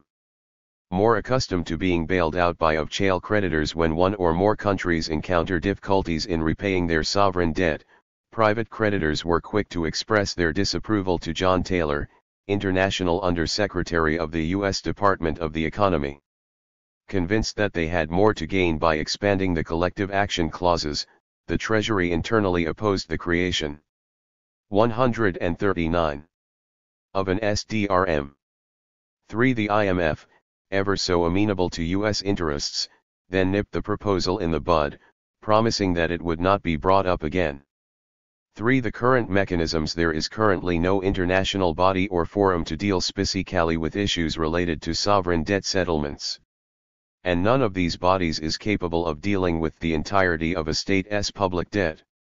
To date, although they have neither the specific mandate nor the legitimacy to do so, the delicate issue of sovereign debt restructuring is entrusted to highly questionable bodies such as the G7, the G20, the IMF/World Bank, and the informal clubs in Paris and London. When a state encounters difficulties in repaying its debt, it often turns to one or more of these actors to remedy the situation. 3.1 The International Monetary Fund, created in 1944 in parallel with the World Bank, the IMF's primary mission is to ensure global financial stability. It also has the function of preventing and managing monetary and financial crises. It assists countries facing economic difficulties by providing loans conditional on the implementation of a set of economic measures. By 2021, 190 countries were members. Each member has a quota that determines its voting rights in the IMF. The G7 countries alone hold 43.29% of the fund's voting power, of which 16.5% is held by the United States, giving it veto power over all major decisions taken within the fund. 4. At the same time, the countries of the Global South suffer from structural underrepresentation. While the IMF does not represent a debt restructuring body on its own, it is nonetheless a key player in all forums dealing with these issues. The Paris Club, the London Club, the Institute of International Finance, the G7, and the G20 all give the IMF the role of intermediary between creditors and debtors. It carries out financial assessments of countries in difficulty. It judges the sustainability of the country's debt using a restrictive framework, assessing only the capacity to repay short-term debt to creditors. It has a key role at each stage of the negotiations, and the signing of an agreement with the IMF is generally a prerequisite for any negotiations. Finally, it guarantees the monitoring of the conditionalities attached to the restructuring granted. 3.2 The Paris Club, without a representative international body to restructure sovereign debts, and without the political will to do so from the point of view of the major creditors, debts were therefore exclusively renegotiated in bilateral frameworks between creditor and debtor countries, between imperialist and colonized countries, until the middle of the 20th century. It goes without saying that through the economic, political, and military pressures exerted by creditors, the possibility of renegotiating one's debt and reaching a fair, or even acceptable, agreement was 140. Far from guaranteed for the debtor country. With the help of the Bank for International Settlements, the only exception to the rule was when the creditors had a major geopolitical interest, such as the London Agreement of 1953 obtained by Germany, which was defeated in the Second World War. It was in 1956 that, almost by accident, The RST multiparty space for restructuring sovereign debts was created. After the overthrow of Argentine President Juan Domingo Perón by a military coup, the Argentine state wanted to integrate itself into the major international bodies and join the ranks of the World Bank and the IMF. As is customary with these two institutions, the requirement will be to RST settle the dispute over the repayment of its foreign debt. At the invitation of the French Minister of the Economy, Argentina, and representatives of its 11 bilateral creditors met in Paris on May 16, 1956. 5. Satisfied with the framework offered for renegotiation, the French government and creditors repeated the operation in the years that followed. The Paris Club was born. Claiming to be a non-institution, the Paris Club denies itself as an informal group of of-chail creditors. Its role is to ensure the recovery of of-chail claims and the coordination of public creditors during debt restructurings. As such, it provides a forum for creditors to discuss the best strategy to avoid default by the debtor country, based on a rationale to protect their different interests. To do this, the club can count on the dissuasive force of its currently 22 permanent members. 6. Since its creation, it has always been composed of countries considered to be the greatest powers. G5, G6, G7, or G8, all are members of the club. The links between these two informal groups go beyond their mere membership, since the various directives on debt issues adopted at the annual G7 or G20 summits are directly followed up within the club. In concrete terms, an indebted country wishing to renegotiate its public debt will be forced to discuss it with the Paris Club. In a most uncomfortable position, the debtor country NDS itself facing some 20 of the largest creditors. Added to this is the central presence of the IMF. Any request is subject to the prior signature of an agreement with the fund. The financial assessment of the debtor is also carried out by the IMF with the assistance of bilateral creditors. Finally, the restructuring of the debt will be subject to the strict application of an IMF structural adjustment plan, which is well known to populations for increasing poverty and inequality in disregard of basic human rights. The Paris Club is responsible for the heavily indebted poor country initiative, which was RST presented at the G8 summit in Lyon and subsequently approved by the World Bank/IMF in 1996. In 2020, it was the World Bank/IMF/G20/Paris Club Quartet that set up the Debt Service Suspension Initiative. There are many criticisms of the Paris Club. 7. Without legal existence, it has neither a charter nor a legal personality. Like the G7 or the G20, it is a regulatory body based on agreements on principles between states rather than on legal rules. As such, it has no legitimacy. In addition to the 22 permanent member states, the World Bank, the IMF, and the main creditors. 141. Participate in restructuring meetings. If it is true the Paris Club facilitates the coordination between most of the of-chail creditors and, by that means, helping to limit free riding among them, it is also true that the way it works is very similar to a creditor cartel. The creditors are both judges and parties, and their analysis is exclusively financial, their deliberations are blindingly opaque, their debt relief is biased, and their measures are ineffective. 8. Another limitation is that Paris Club decisions apply only to bilateral creditors. Multilateral creditors do not participate in the restructuring effort, protecting themselves behind a preferred creditor status. 9. On the contrary, repaying them is a prerequisite for approaching the Paris Club. As for private creditors, it is up to the indebted countries to apply the comparability of treatment clause. 10. The Paris Club remains a key player. Since its creation, it has renegotiated no less than 477 debts with 101 different countries for an amount exceeding $600 billion. Widely decried by Southern countries and social movements following its catastrophic management of the 1980s debt crisis, the Paris Club was largely ignored from 2010 to 2020. 11. But with the constant support of the World Bank, the IMF, the G7, and the G20, the club has seized the opportunity of the COVID-19 pandemic to come back to the forefront. 3.3 The London Club and the Institute of International Finance. Although it does not include them directly, the Paris Club is nonetheless close to the interests of private creditors who are united in the London Club. Created in 1976, this other club brings together private banks holding claims on governments. Also DNED as a non-institution, its role and functioning are similar to that of the Paris Club. In the 1970s, deposit banks had become the main source of credit for countries in difficulty. By the end of that decade, they accounted for more than 50% of total credit extended by all lenders. Beginning with Mexico's default in 1982 and the Third World Debt Crisis, the London Club turned to the IMF for support. Informal contacts between the London Club, the Paris Club, and the IMF became frequent. With the increase in bond borrowing that followed the rise of financial capitalism, the importance of the London Club gradually diminished, but did not disappear, in favor of the IIF. Created in 1982, the IIF claims the membership of nearly 500 financial institutions.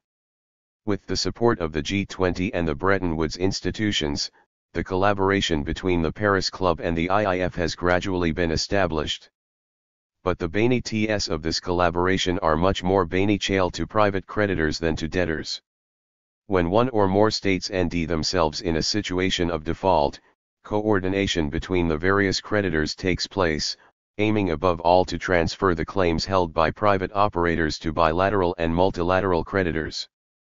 In the 1980s, the IMF, the World Bank, and the U.S. Treasury came to the aid of private creditors who were heavily exposed to the debt crisis in a number of 142 southern countries, mainly in Latin America.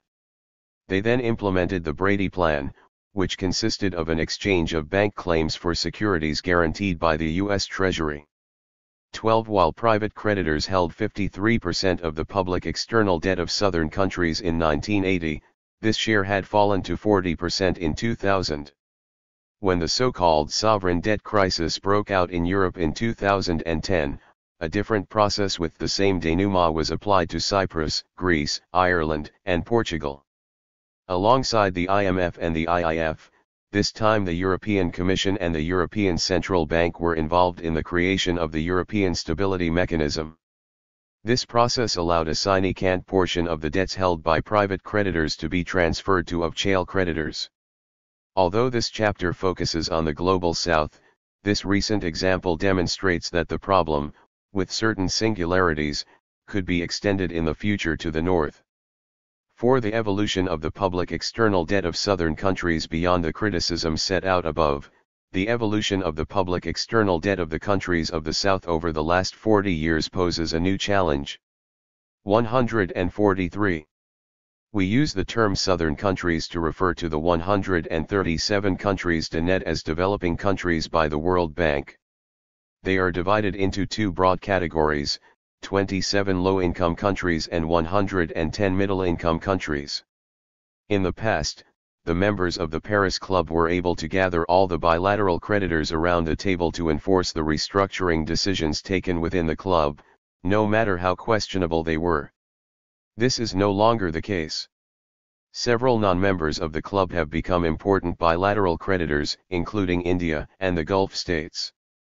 China, in particular, now holds a third of the external bilateral public debt of the countries of the Global South. Without disappearing, the London Club has seen its influence diminish with the development of financialized capitalism. While private creditors are still very much in the majority, debts are now on the financial markets and no longer solely in the hands of private banks. While the current debt restructuring frameworks have, by definition, never been imposed on all categories of creditors, the evolution of the debt profile of the Global South since the 1990s has rendered these already highly questionable frameworks inoperative. The growing weight of China and other non-members, especially in low-income countries, no longer allows the Paris Club to enforce its decisions on all bilateral creditors as it once could. The same is true of private creditors. Nothing forces them to apply the Paris Club's comparability of treatment clause. Protected by IFIs and international investment agreements, private creditors impose their diktat on debtor countries. For indebted countries, reaching an agreement with all their creditors is in fact impractical. 5. COVID-19 Pandemic Management G7/8, G20, IMF, World Bank, Paris Club, London Club, or IIF, these informal and/or non-democratic spaces, in which the countries of the South are little or not at all represented. The restructuring of sovereign debts in which they operate is based on a definition of debt sustainability that is the antithesis of fundamental human rights. Only the capacity of the country to repay the debt within the time limit is taken into account. Protected by these same spaces, the creditors always get away with it. Faced with the exacerbation of the debt crisis of the countries of the global South following the economic and social effects of the COVID-19 pandemic, the latest initiatives are yet another demonstration of this. 5.1 The Debt Service Suspension Initiative in 2020, following the G20 summit and the spring meetings of the IMF and the World Bank, they set up the DSSI with the Paris Club. This measure consists of postponing to 2024 the payment of 2 years of bilateral debt service for 73 pre-selected countries in exchange for signing an agreement with the IMF. 145. Combined with the threats of a drying up of investments by private creditors and a downgrading of their sovereign rating by the rating agencies, this has only convinced 46 countries to participate in the DSSI, which otherwise have little debt to the Paris Club. Despite the IMF's misleading rhetoric, multilateral institutions have once again been exempted from participating in the DSSI on the grounds of their preferred creditor status. The example of the IMF is interesting in several ways. It claims to have cancelled $850 million of its claims against 29 low-income countries. While these countries have been exempted from its repayments, the IMF has been collecting its claims through a trust fund, known as the Catastrophe Containment and Relief Trust, which is funded by various IMF member states. Moreover, while the IMF did provide financial assistance to 87 countries, more than 80% of its intervention was conditional on the application of austerity measures. As for China, it has long refused to apply the DSSI. Supposed to help the countries of the global South, the DSSI only concerned 1.66% of their external public debt in 2020. 5.2 The common framework after a new G20 summit and the annual meetings of the World Bank and the IMF in the fall of 2020, private creditors, who had previously been totally unaffected, were invited by the G20 to participate in the debt restructurings of those countries that asked them to. 1 year later, the operation has proven to be a real failure. Only Ethiopia, Chad, and Zambia have made use of the common framework, and no private creditor has granted any form of debt relief. The current managing director of the IMF, Kristalina Georgieva, has herself acknowledged the failure of the CF. In the meantime, rating agencies and private creditors have threatened to downgrade sovereign ratings and cut off financing to all ISSD countries. To top it all off, private creditors were the RST beneficiaries of the DSSI. As the main holders of the external public debt of the countries of the global South, they received nearly $15 billion from the 46 countries that subscribed to the DSSI.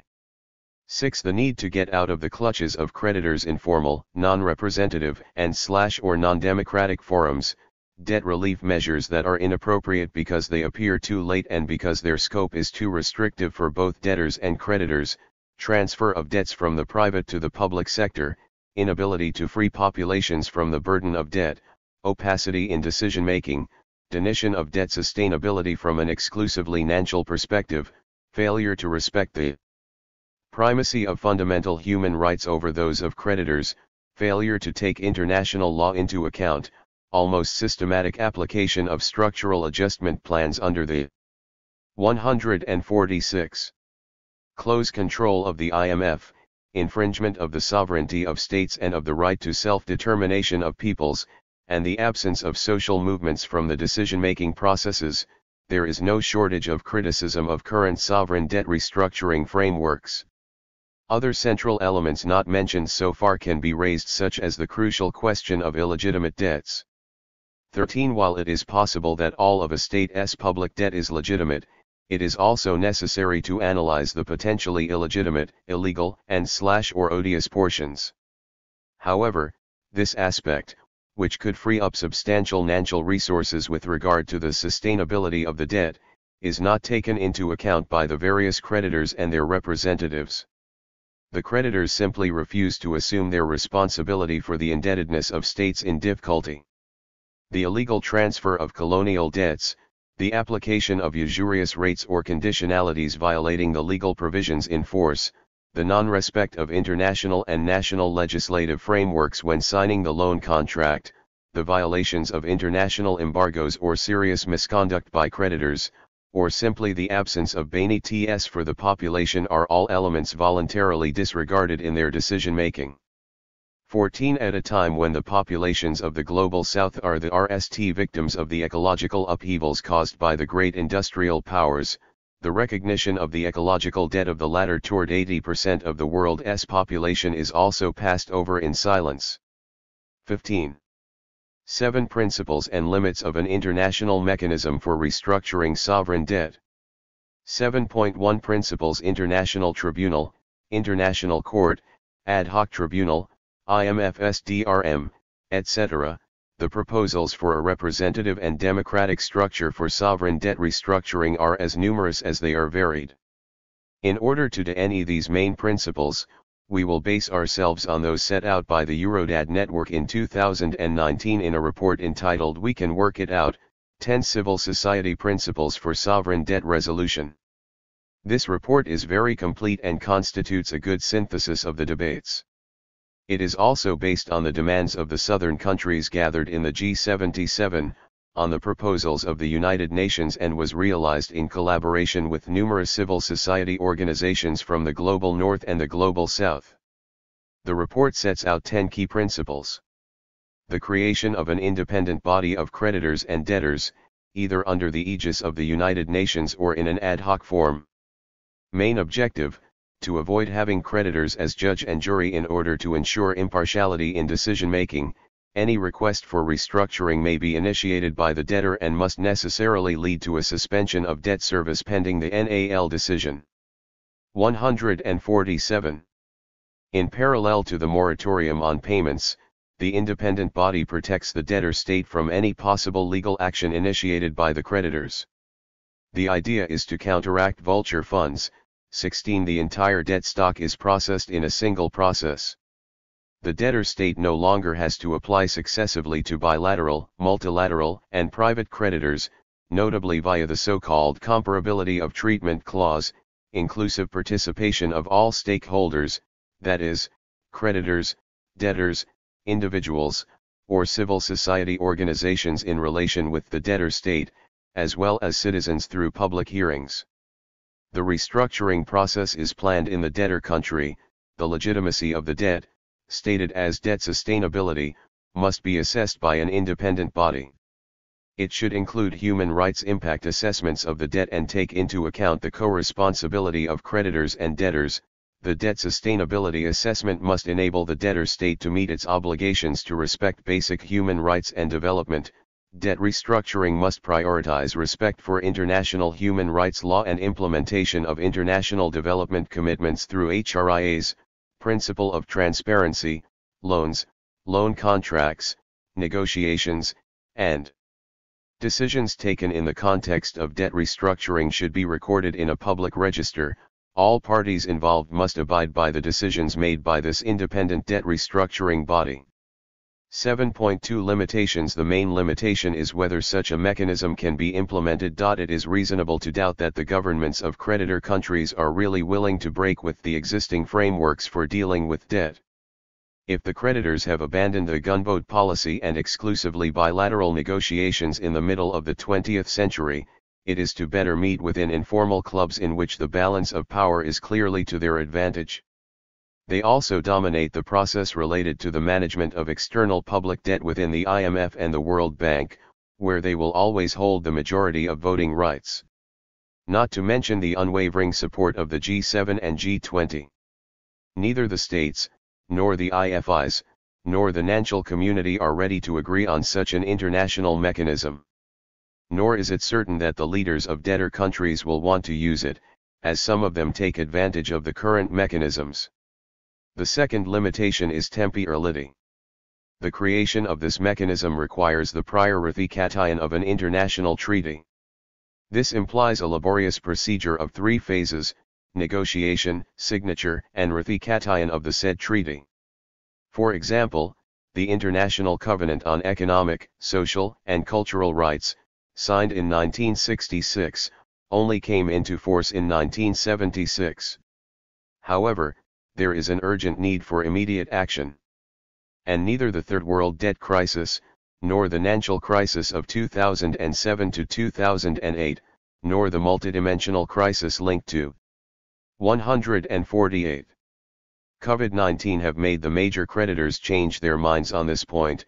On the contrary. Moreover, it is always possible for a state to refuse at the last moment to ratify the treaty, not to apply it without suffering any real sanction, or to withdraw from it after the fact.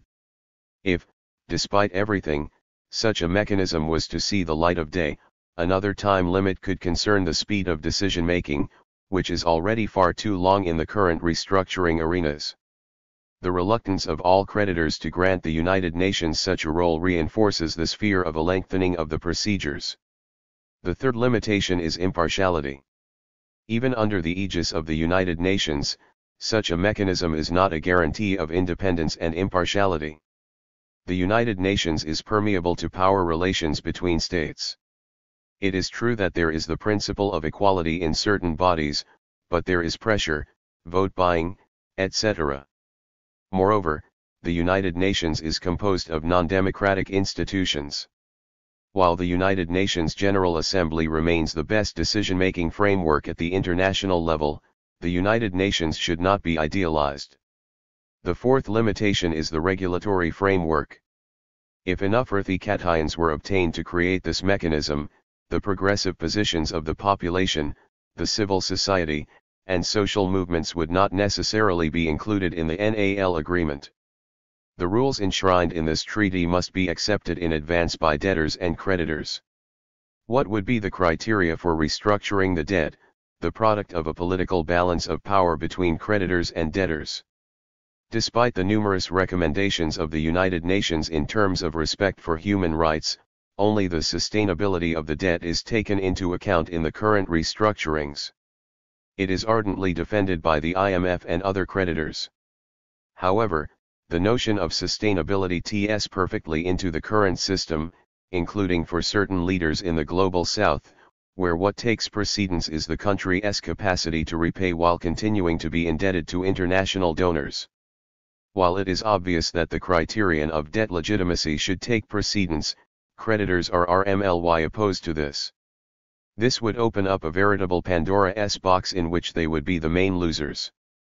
In this context, the legal notions of odious debt or illegitimate debt will certainly not be accepted by the majority of the rich creditors, nor will they be advanced by certain governments of the South. We recall, in particular, the hostility of the World Bank to the doctrine of odious debt, in a report entitled The Concept of Odious Debt, Some Considerations.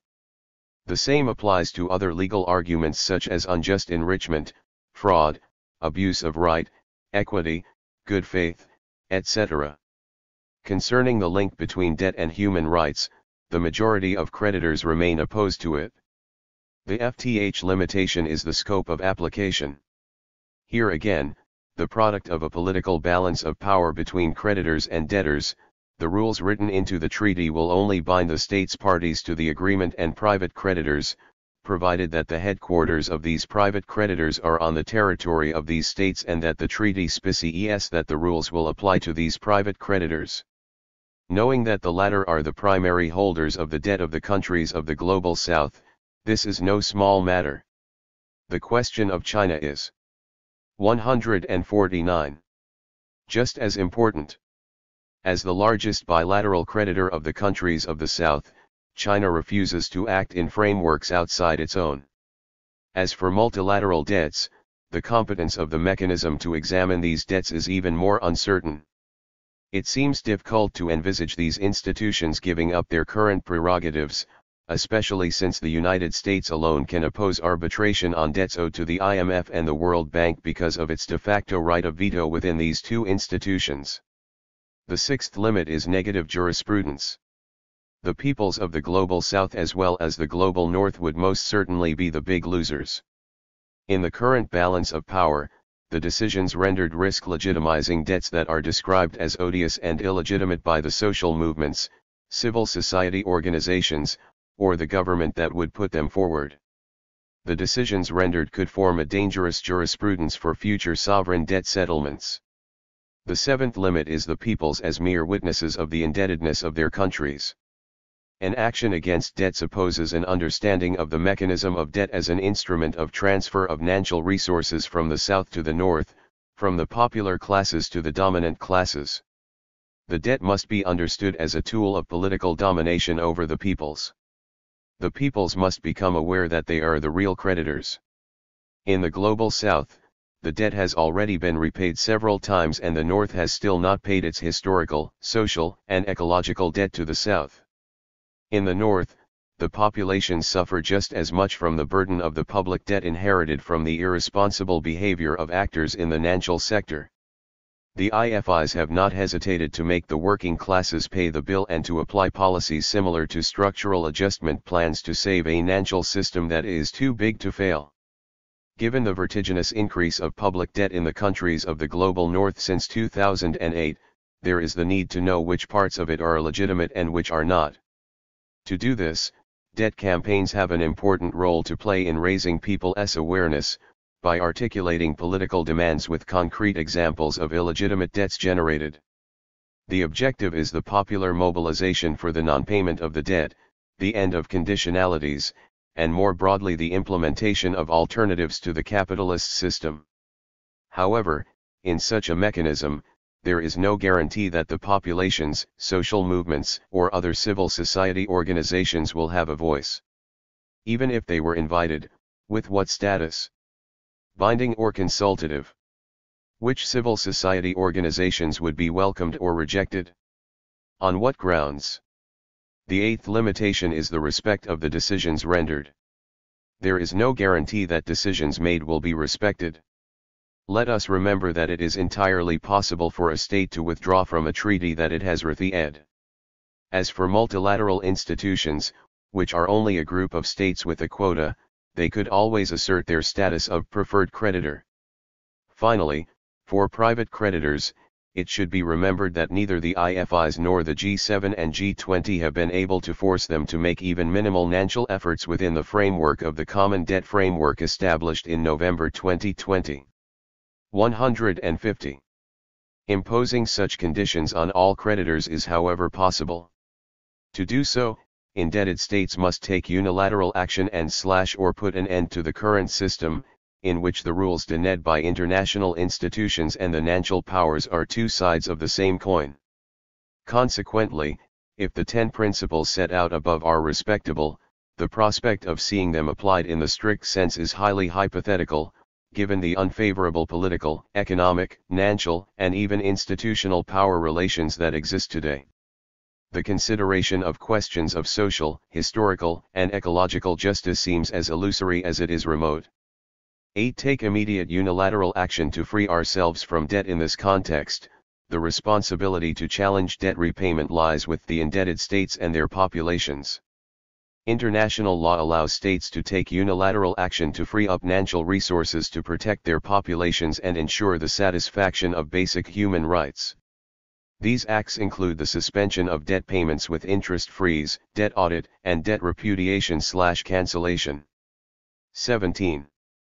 8.1 Impose a moratorium and oppose creditors' conditionalities. Debtor states can impose a moratorium on their external debt. And to protect against late penalties imposed by creditors, it must be accompanied by an interest freeze. In legal terms, this double protection stems from the superiority of human rights obligations over natural obligations. Faced with the burden of debt, states can immediately suspend its repayment to comply with their international commitments to protect human rights, such as the UN Charter, the 1948 Universal Declaration of Human Rights, the Charter on the Economic Rights and Duties of States, the Declaration on the Right to Development, or the 1966 Covenant on Economic, Social, and Cultural Rights. More recently, the primacy of human rights over all other rights was again enshrined in 2016 by the Committee on Economic, Social, and Cultural Rights, as well as in 2011 and in 2019 by the UN Human Rights Council. Moreover, while the state may take the decision to impose a moratorium, the potentially illegitimate nature of its debt is not a necessary condition. In international law, at least two arguments can be invoked. The state of necessity, in the case where the repayment of the debt contravenes the obligations of a state to meet the most urgent needs of its population.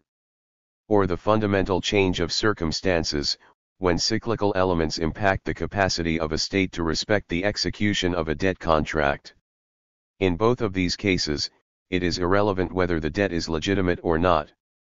The UN Guiding Principles on Debt and Human Rights adopted in 2012 make clear that 151. Circumstances rendering the debt unpayable may warrant changes in the reciprocal obligations between a debtor state and its creditors. Two examples to demonstrate the economic benefits of the moratorium are: after 3 years of economic recession, Argentina declared the largest debt moratorium in history in 2001, for an amount approaching $100 billion. Thanks in part to the non-payment of the debt, the country was able to return to growth and free up substantial financial resources. By establishing this balance of power with its creditors, Argentina made the IMF change its mind about the demands it was making during the September 2003 negotiations. Above all, it made it possible to impose a 70% haircut on private creditors in 2005, the largest in modern history. It was in the attempt to resume the classic negotiation process described earlier in this chapter that Argentina again ran into serious problems with its external debt from 2010 onwards. In contrast, if South Africa had put in place a 10-year moratorium on repayment of the debt accumulated by the apartheid regime, the government would have saved $8.9 billion. But by giving in to the threat of closure of the capital market and promises of foreign direct investment, the South African government narrowly repaid the apartheid debt of $10 billion. In return, FDI fell far short of the amounts promised and South Africa received only $1.1 billion in foreign aid in the 10 years following Mandela's election. However, in 1995 in Namibia and in 1999 in Mozambique, South Africa decided to cancel its debts because of the consequences of apartheid on the region. The lesson to be learned from this comparison is that it is in the national interest of states not to give in to the national markets. By instituting a moratorium, the state gives itself the time and resources necessary to audit the debt. Above all, it forces the creditors to sit down at the negotiating table. The balance of power is reversed or balanced. This observation is shared by Joseph Stiglitz. Both theory and practice suggest that the threat of closing the credit tap has probably been exaggerated. For Eduardo Levi and Hugo Panizza, two former economists at the Inter-American Development Bank, periods of default mark the beginning of economic recovery. In parallel to the moratorium, the state must refuse to apply the conditionalities dictated by the creditors, such as the liberalization of capital movements. On the contrary, it is in the interest of the states to establish strict controls and to eventually tax financial transactions. 8.2 Conduct an audit of the public debt with citizen participation during the moratorium period. States must engage in a thorough analysis of their debt. To do this, they must audit their public debts and thus strengthen their case. 152. For the repudiation of all debts identified as illegitimate, illegal, or odious. This case is also essential to prosecute those responsible for this debt, both externally and internally. By analyzing each of the loans contracted by the country concerned, the state undertakes to respect a democratic principle of transparency. This makes it possible to reveal the circumstances surrounding the conclusion of the loan, the planned destination of the funds, their actual destination, and the counterpart of these loans. The debt audit will make it possible to answer several essential questions. How much does the country really owe? To whom? For what? What are the environmental, social, and economic impacts of the debt conditionalities, etc.? The audit will reveal the corruption and embezzlement practices of the ruling class of the indebted country as well as the responsibility of the creditors in these embezzlements. The debt audit is not only an accounting examination, reserved for experts. It must above all be seen as a tool to put the debt back at the center of political discussions, at the center of social life. In all four corners of the planet, we are observing a growing mistrust of the populations toward the leaders and the institutions, especially with regard to corruption, embezzlement of public money, and tax evasion mechanisms. While the term audit may sound technocratic, it is really about engaging in a democratic process that can counter the entrenched power of NANS. The people conducting the audit can be ordinary citizens, representatives of social movements or workers' organizations, etc. The debt audit is thus an instrument to actively involve citizens in examining the impact that the accumulation of debt has had on the economy and on the population. The active participation of citizens in this audit is crucial for at least two reasons. It gives it a profoundly democratic character. It also makes it possible to move the debate on public debt from a technocratic and financial sphere connected to experts to the political, social, and public sphere. In this sense, the audit with citizen participation is very different from audits carried out at the exclusive initiative of IFIs and/or governments. 18. In this configuration, the conclusions of the audit are necessarily submitted to public debate. 8.2.1 A lawful measure. According to international law, the determination of the licit or illicit nature of external debt is a matter for the government. The same applies to domestic debt. The audit may be conducted by the executive, legislative, or judicial branches. It can be initiated by the people. The audit refers to rights enshrined in several major texts of international law such as the UDHR adopted by the United Nations in 1948 and the ISCR. Article 21 of the UDHR states that everyone has the right to take part in the conduct of the public affairs of his country, directly or through his representatives. It should be noted that all UN member states must adhere to this declaration. Article 19 of the ISCR establishes freedom of expression. Every citizen shall have the right to seek, receive, and impart information and ideas of all. 153. Kinds. The audit therefore corresponds to a requirement of democracy and transparency. It is the right of all citizens to know and to hold their government accountable. Note also that Regulation No. 472/2013 of the European Parliament and of the Council of May 21, 2013 enjoins EU member states subject to a macroeconomic adjustment program to carry out a comprehensive audit of their public finances in order to, inter alia, assess the reasons that led to the accumulation of excessive debt levels as well as to identify any possible irregularities. In 2018, the European Parliament also adopted a resolution on improving debt sustainability in the Global South, stating that debt restructuring should be accompanied by an independent audit of the debt in order to distinguish illegitimate and odious loans from other loans. Stresses that illegitimate and odious loans should be cancelled. 8.2.2 The cases of Ecuador and Norway. In 2007, President Rafael Correa questioned the legitimacy of the public debt. He then created a debt audit commission composed of representatives of the state, representatives of Ecuadorian civil society, and members of international civil society. The NAL report showed that many loans had been granted in violation of basic rules. With the support of the Ecuadorian people, the new government decided in 2008 to suspend debt repayment, which consisted of debt instruments maturing in 2012 and 2030. The government of this southern country emerged victorious from a showdown with the North American bankers who held these securities. It bought back $3.2 billion worth of debt for less than $1 billion, saving about $2.2 billion in debt stock, plus $300 million in annual interest for the period 2008 to 2030. In total, Ecuador, a dollarized economy, has saved $7 billion US. This has provided new natural resources for the government to increase social spending on health, education, social assistance, and the development of communications infrastructure. In 2006, after several years of campaigning by social movements, the Norwegian government bowed to pressure by recognizing the illegitimate and even odious nature of the debts it had been holding against VE countries since the late 1970s. By auditing and unilaterally and unconditionally canceling its debts to Ecuador, Egypt, Jamaica, Peru, and Sierra Leone for an amount of approximately $80 million US, Norway has opened the door to creditor accountability. 8.2.3 The benefits of the citizen audit of the debt. The audit is not an expensive procedure.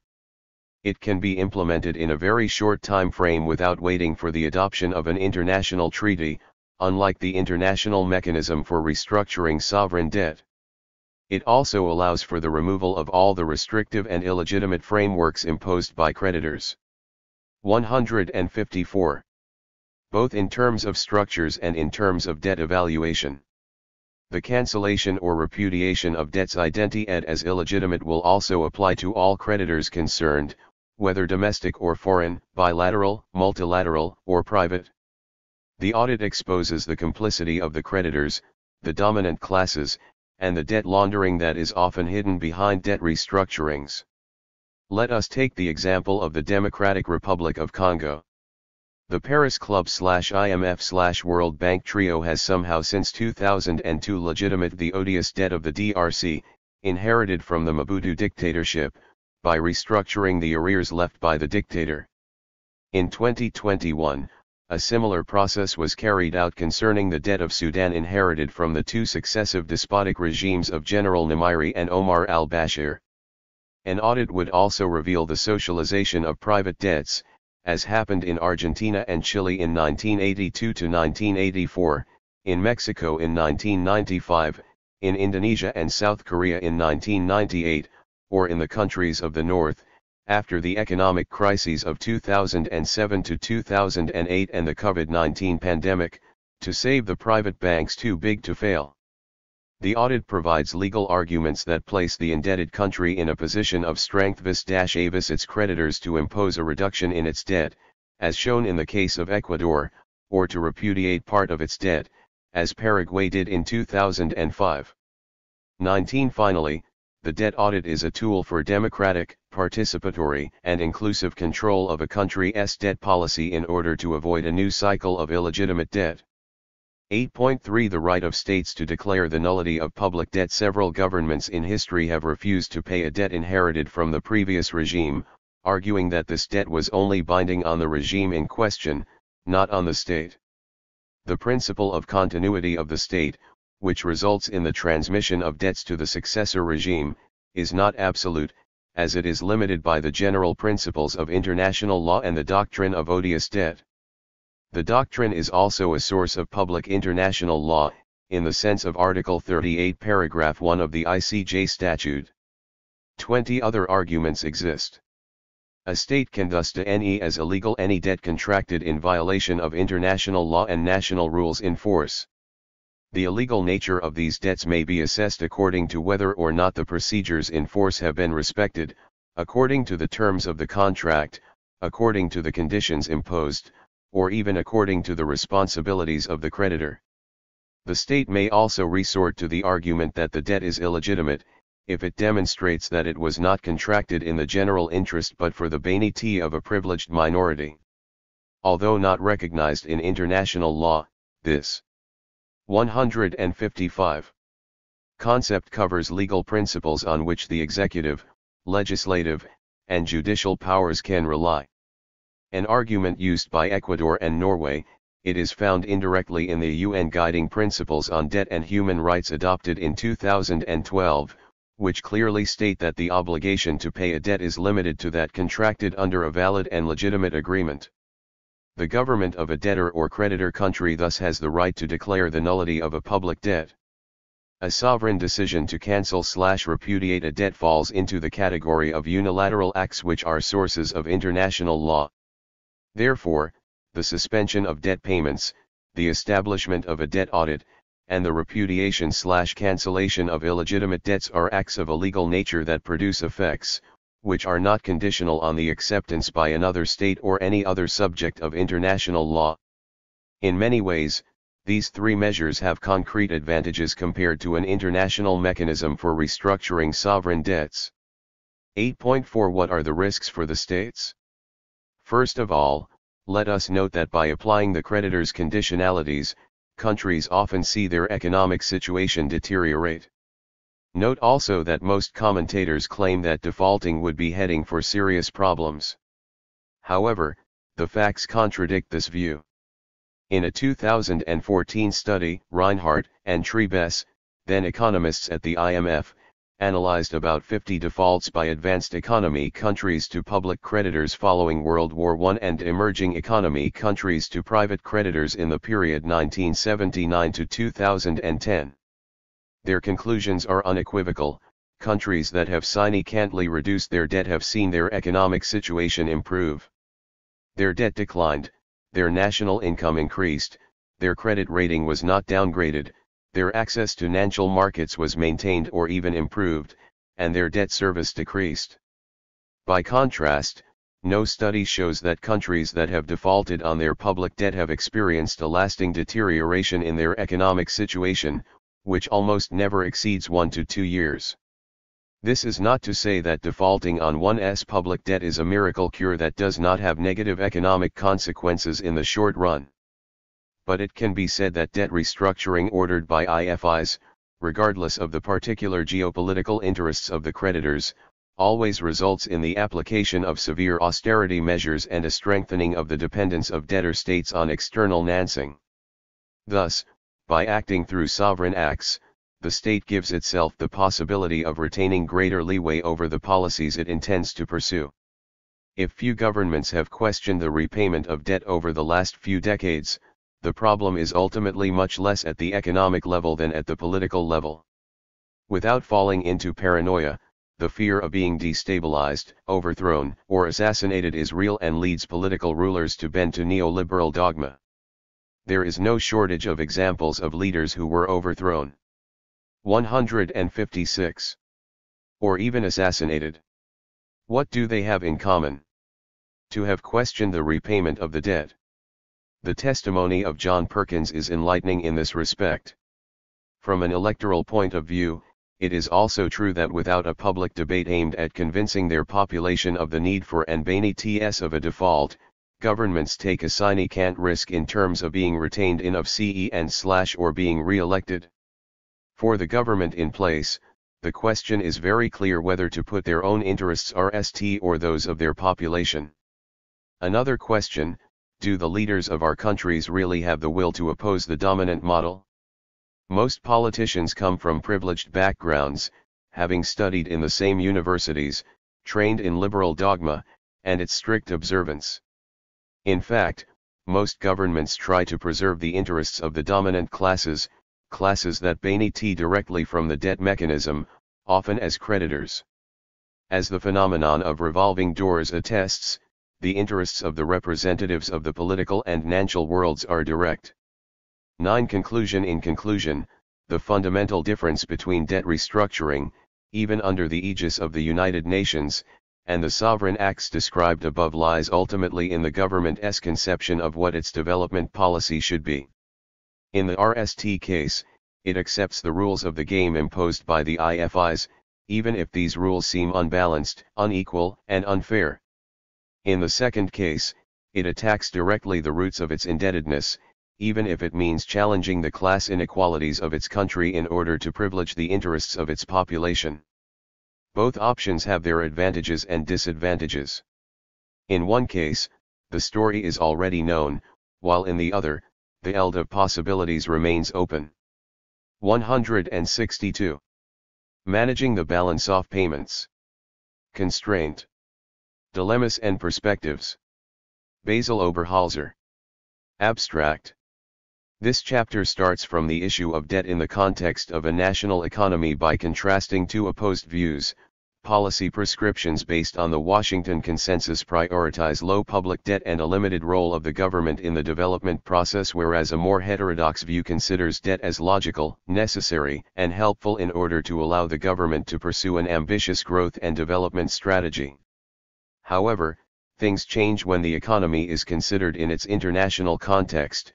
Foreign debt is different from domestic debt, and while the same heterodox analysis still rejects the Washington Consensus demand for trade and financial liberalization, its own ambitious development strategies for the domestic economy get constrained by trade deficits, the threat of capital audit, and exchange rate instability. The question arises how the government can still significantly contribute to economic development beyond the limits of a purely private sector-driven approach. This is why this chapter reviews proposals to relax or overcome the balance of payments constraint. Finally, it considers a reform of international payments, which can be implemented by a single country unilaterally, and which enables it to stabilize its current account, avoid foreign debt accumulation, and support domestic development strategies. Keywords: foreign debt, industrial policy, monetary theory, balance of payments, economic growth, monetary reform. 1. Introduction. Whether and to what extent public debt is harmful or beneficial to the economy is answered differently by different schools of economic thought. Arguments against debt and their justification in standard neoclassical economics as well as mainstream economics in a wider sense. Heterodox monetary theory based on post-Keynesian and classical analysis disagrees by referring to money endogeneity and the capacity of development strategies to use money as a vehicle to mobilize and enlarge domestic economic resources.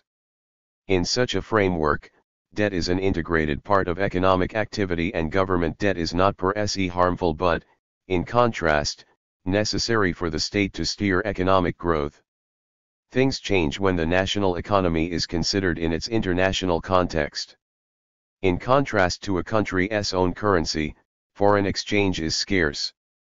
The balance of payments constraint, or simply external constraint, limits domestic growth prospects because growth usually goes in line with increasing imports and hence an outflow of currency.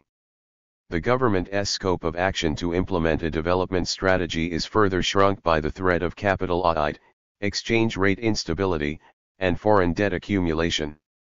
There are different ways to respond to these challenges. For international financial institutions, liberalization of trade and financial laws aims at maximizing economic growth driven by the private sector while balancing the country's external conditions in terms of the current account and foreign investment. The heterodox view in this chapter objects such a neoliberal strategy, which argues to limit development prospects by minimizing the role of public sector investment and economic planning by the government. However, how can the suggested alternatives be viable in an open economy where economic development is likely to lead to significant temporary current account deficits while a government intervention may trigger capital audit? The post-Keynesian balance of payments constrained growth model, which we refer to in this chapter, provides the analytical foundations that the calls for austerity and limiting market interventions by international financial institutions can in principle rely on.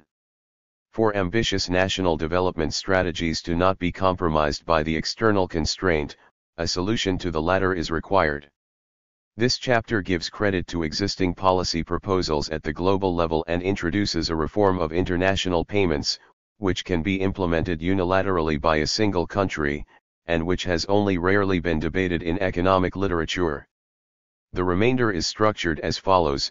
Section 2 introduces mainstream and heterodox approaches to money and elaborates on their implications for development macroeconomics in a national economy. Section 3 adds the international perspective to the analysis and explains the fundamental differences between domestic and foreign debt and the importance of the external constraint arising from this. In Section 4, the neoliberal solution to the challenge of the external constraint broadly based on the Washington Consensus agenda is contrasted with a heterodox view. It is argued that there is considerable convergence of policy proposals due to the limited scope of action allowed for by the external constraint. These theoretical results are illustrated by several historical examples.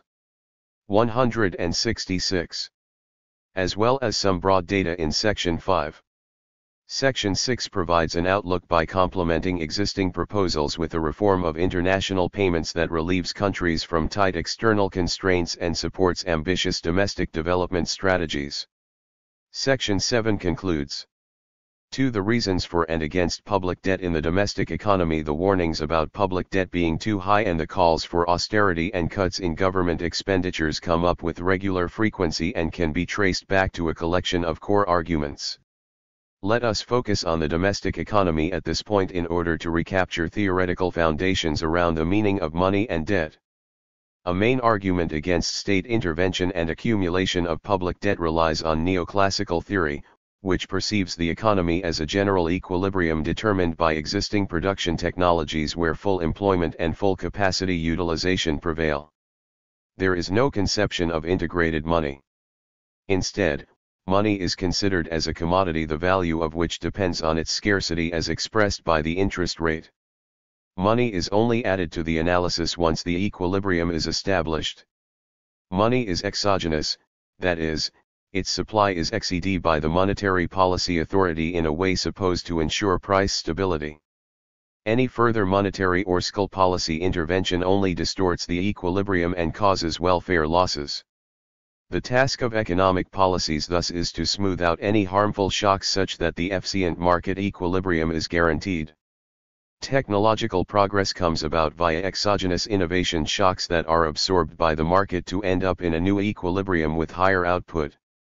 In other words, economic policies may set optimal conditions to not distort market forces or as, for example, the amended version of the Washington Consensus admitted, provide some social services such as healthcare and education as well as certain stabilization measures during crises. Yet, eventually the market is the only institution to determine the economy's path.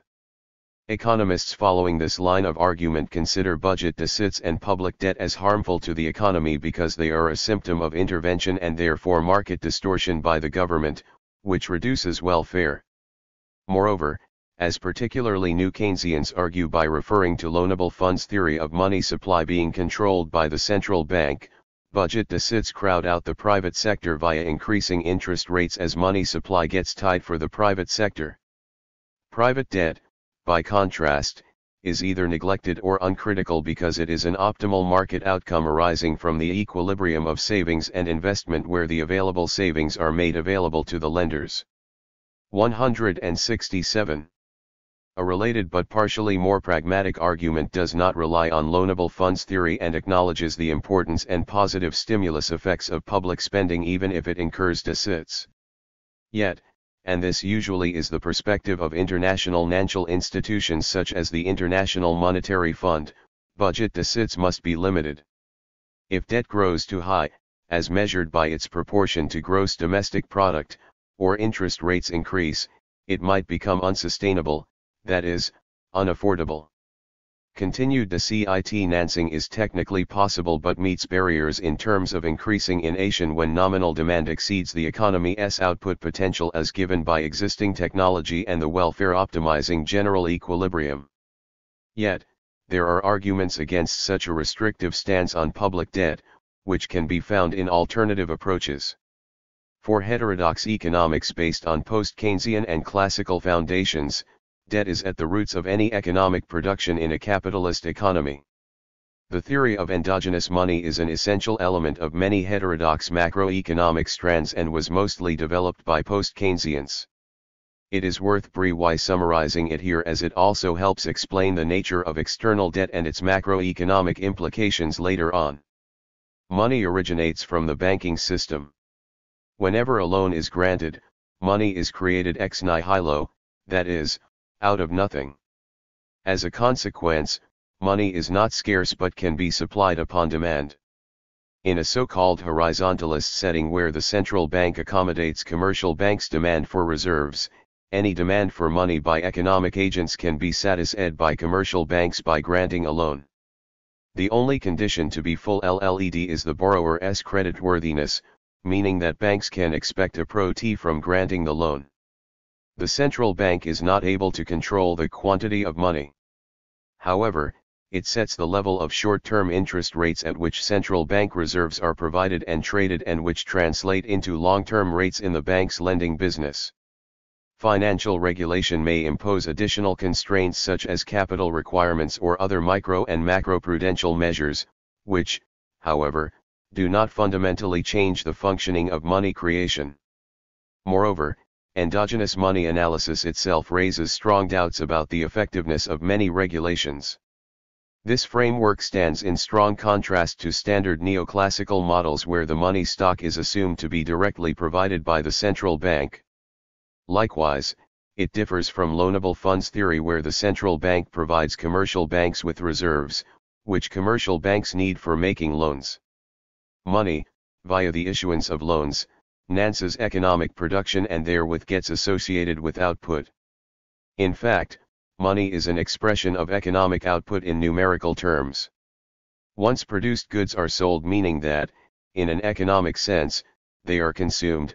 Companies use sales returns to repay the initial loan.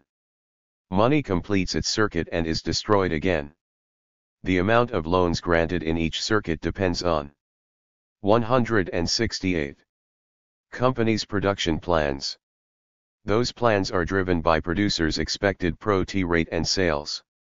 In particular, effective demand, which describes the mechanism by which companies plan according to their expectations and thereby produce reality, can involve self-enforcing dynamics of booms and slumps.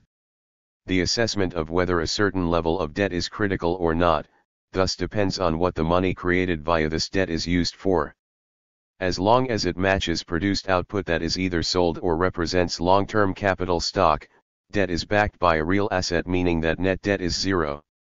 Needless to say, reality is more complex as loans can also be granted to households to buy consumption goods while investors might use them to purchase financial assets and cause speculative price increases. But this does not invalidate the basic logic of debt being an integrated part of the production process. Since the banking system satisfies any demand for credit as long as the borrower fulfills creditworthiness conditions, money is itself not a barrier to economic activities. Instead, money is an instrument to employ, drive, and expand real resources. Idle resources such as unemployed labor force can be mobilized by credit that enhances investment. The only resources that are scarce are the real resources in the form of labor force, capital goods, and natural resources. To be more precise, distinguishing between different types of resources is important here, as in the context of countries in the global south where unemployment is high, labor is not scarce relative to the low demand for it. The low level of economic development is represented by the economy's current inability to employ labor resources in high productivity activities due to a lack of effective demand, profitability of investment, and access to technology, hence a lack of capital goods. Real investment is able to enlarge the pool of available resources by a larger capital stock and higher productivity of labor employed in the production process via technological progress and efficiency gains. Especially, the public sector can steer economic development by investing in sectors that are neglected by the private sector. Indeed, the government, perceiving its role as a developmental state, can plan investment, increase employment, and hence shift output to a higher long-term level. In line with this, where private banks are not willing to provide finance, the government or, respectively, public banks can take this part. This perception of money and the economy as a dynamic system dominated by uncertainty strongly contrasts with neoclassical theory. 3. Money and debt in the international context. The external constraint, as much as the current monetary system provides important instruments for successful development strategies, countries in the global south usually have only limited sovereignty over their payments. Whenever payments across borders of countries have to be made, be it 169. For imports or other transfers, the country's banking system requires international reserve currency, in most cases, the US dollar. Yet, the country cannot increase the amount of dollars by just issuing loans. While the dynamics of the domestic economy are correctly perceived as an economy of production where expectations of productivity and demand drive the monetary circuit dynamics, and thus economic activity and business cycles. The position of an individual small country in the global economy describes a kind of exchange economy.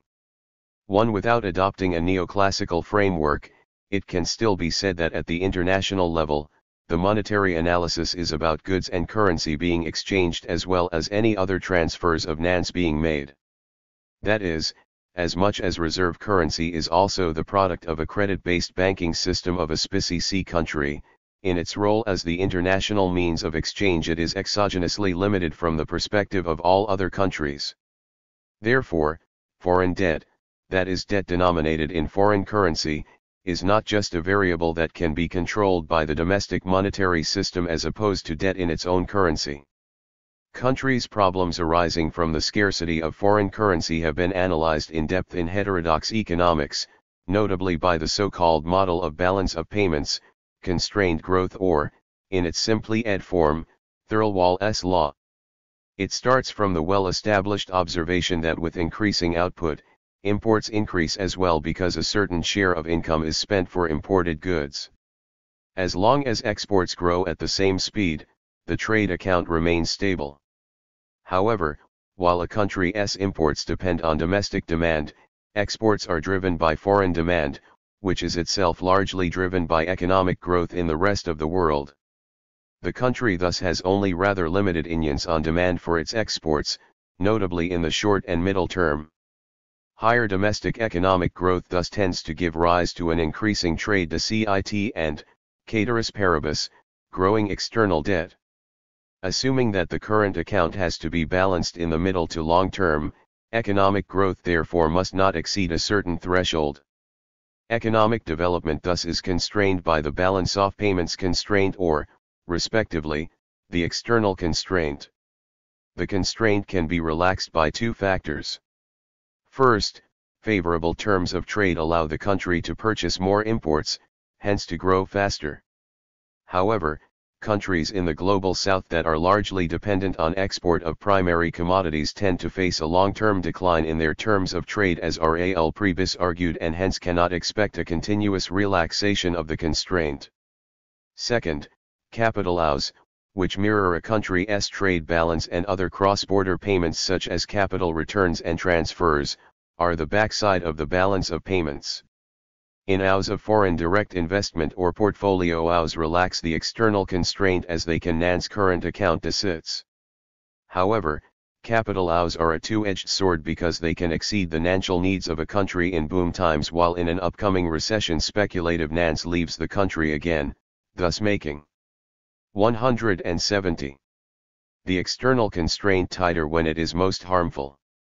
Capital outflows therefore may increase domestic growth and employment but also easily turn into a Ponzi scheme when speculative outflows reverse or cause increasing interest payments out of the country. Moreover, depending on the sector where FDI ends up, it might even make the constraint tighter also in the long term, if the expanding sector relies on high imports while contributing little to exports. Finally, FDI might come with political influence on the national government. Capital outflows are not only procyclical movements but can also be a constant phenomenon. Namely, capital tends to leave countries in the global south for different reasons. Capital outflows, generally to net as monetary wealth leaving a country due to wealth and threatening policy measures, puts a serious constraint on ambitious policy actions such as public investment and possibly higher taxes that are necessary to pursue development strategies. In a wider sense, capital outflows also includes illicit outflows such as misinvoicing in international trade in order to shift protests to other countries and jurisdictions such as tax havens. In order to compensate for the losses from capital outflows and still be able to pay for imports and other expenses, countries have to incur foreign debt. Nonetheless, estimates state that the global south, and notably Africa, loses significantly more natural resources through capital outflows than it is indebted to the rest of the world. This means that these countries in sum are what Ndikumana and Boyce call a net creditor to the rest of the world. Even though they contribute to the financing of other countries, however, they are not the owners of the respective assets abroad. By contrast, those assets show what countries lose due to capital outflows. The external constraint thus is very tight, even though productive capacity of these countries is such that it could afford more import and higher economic growth if there was no capital audit. Views differ regarding what happens when the external constraint is constantly violated, in the sense that external debt keeps accumulating. At some point, international creditors may not be willing anymore to lend further, or only at strongly increasing interest rates. The standard neoclassical solution to avoid such a scenario of current account imbalance is automatic adjustment of the real exchange rate. If the Marshall-Lerner condition is full LLED, such that a real depreciation, which makes imports more expensive and exports cheaper for foreign buyers, triggers sufficient demand effects, the trade account gets rebalanced. By contrast, the balance of payments constrained growth model argues that adjustment largely takes place via quantities rather than prices, that is, for imports to fall relative to exports, economic growth has to be lower or the income elasticity of imports has to come down. This may take place via import controls or different types of austerity policies. Expenditure cuts by the government are supposed to lower import demand. In line with this, DCIT countries usually need to set rather high interest rates in order to attract foreign capital and disincentivize capital audit, both in an endeavor to reduce foreign 171 exchange shortage and stabilize the exchange rate. At some level, interest rates become too high for almost any investment. Rebalancing of the current account thus comes via lower domestic growth, which has harmful social consequences. Adjustment in quantities takes place under the assumption that a country takes what it costs to avoid currency crisis. In this case, price adjustment in the form of real depreciation is not a necessary outcome. However, the latter becomes relevant once the quantity adjustment is either absent or insufficient, such that foreign debt accumulation exceeds its critical threshold. Among heterodox monetary approaches, namely in modern monetary theory, there are proponents who argue that under a flexible exchange rate regime, a country's ability to provide its own currency in exchange against foreign currency is sufficient to avoid the accumulation of foreign debt. Yet, such a perspective pays limited attention to the consequences of inflation due to currency depreciation as well as volatility in the foreign exchange market, similar to the risks of short-term capital in-house and out-house. To sum up, countries in the global south face the challenge of enlarging the pool of domestic resources, notably capital goods, an endeavor which is jeopardized by the external constraint. The more a country is successful in developing its domestic economy by increasing incomes, the tighter the balance of payments constraint may become, as the increasing imports ceteris paribus trigger foreign exchange problems. For policies to deal with the external constraint for a strategy for economic development in a SPCC country to be viable, it has to take the external constraint into account. Respecting the conditions set by the balance of payments, that is, mainly its trade and capital outflows components, is a permanent requirement. A certain economic or political event might trigger capital audit and leave the country's foreign exchange reserves in critically tight supply. 4.1 The neoliberal solution, free flows of trade and finance. There are different ways to deal with this challenge. On one end, there is the agenda of trade and financial liberalization as suggested by the Washington Consensus. This policy program can be traced back to Ricardo's theory of comparative advantage as well as standard neoclassical equilibrium analysis. The rationale behind this policy prescription is simple: free trade is supposed to balance imports and exports and thus, as a further consequence, prevents the buildup of foreign debt. Financial liberalization, including flexible exchange rates, abolishment of capital controls, and market-determined interest. 172. Rates, complements the trade agenda. In neoclassical equilibrium analysis, where the interest rate is determined by the equilibrium between savings and investment, capital account liberalization allows finance to occur where capital is scarcest such that interest rates are internationally equilibrated. When the equilibrium is realized, jointly with balanced trade, there is no permanent in-out or out-out of capital into or out of a country because there is no better outcome than the existing situation. From the perspective of a poor country in the global south, This means that the problem of foreign currency shortage can be resolved by liberalization policy such that imports align with exports and foreign investment can allow in case there is relative scarcity of capital or NANS, respectively. In this sense, the external constraint is only a constraint that reduces welfare to the extent that market distortions prevent a country from reaching its full potential. Once liberalizing international flows of goods and NANS is accepted to be the appropriate way of dealing with the external constraint, what are the options for long-term domestic economic development? This view, again as endorsed by the international financial institutions, puts markets as the main institution for development to the fore. Market-driven resource allocation brings about investment in a welfare-optimizing way. Achieving economic development is a matter of moving resources from suboptimal to optimal allocation. This approach can also be found in the debate on the achievement of the Sustainable Development Goals agreed by the international community. Mainstream economists consider development as a problem of the NANS required and the investment gap that remains to be closed. Estimates of the investment gap reach high numbers.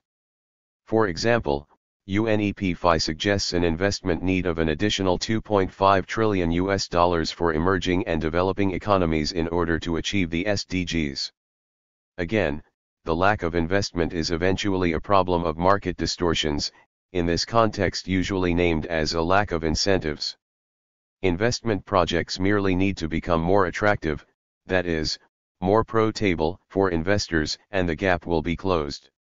Against the evidence that there are little signs of strongly accelerating investment in most countries of the Global South, particularly in the poorest countries with very little government intervention, hence little market distortion, the assessment of the investment gap might be perceived like a confession that markets alone make no development.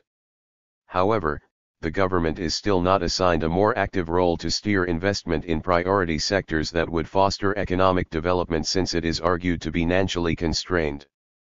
In this conception where money supply is exogenously limited, it is only the private sector that can fill the gap. Neoliberal policy prescriptions in the sense of the Washington Consensus have been extended in a rather pragmatic way to ensure its basic paradigm underpinned by neoclassical theory can be maintained.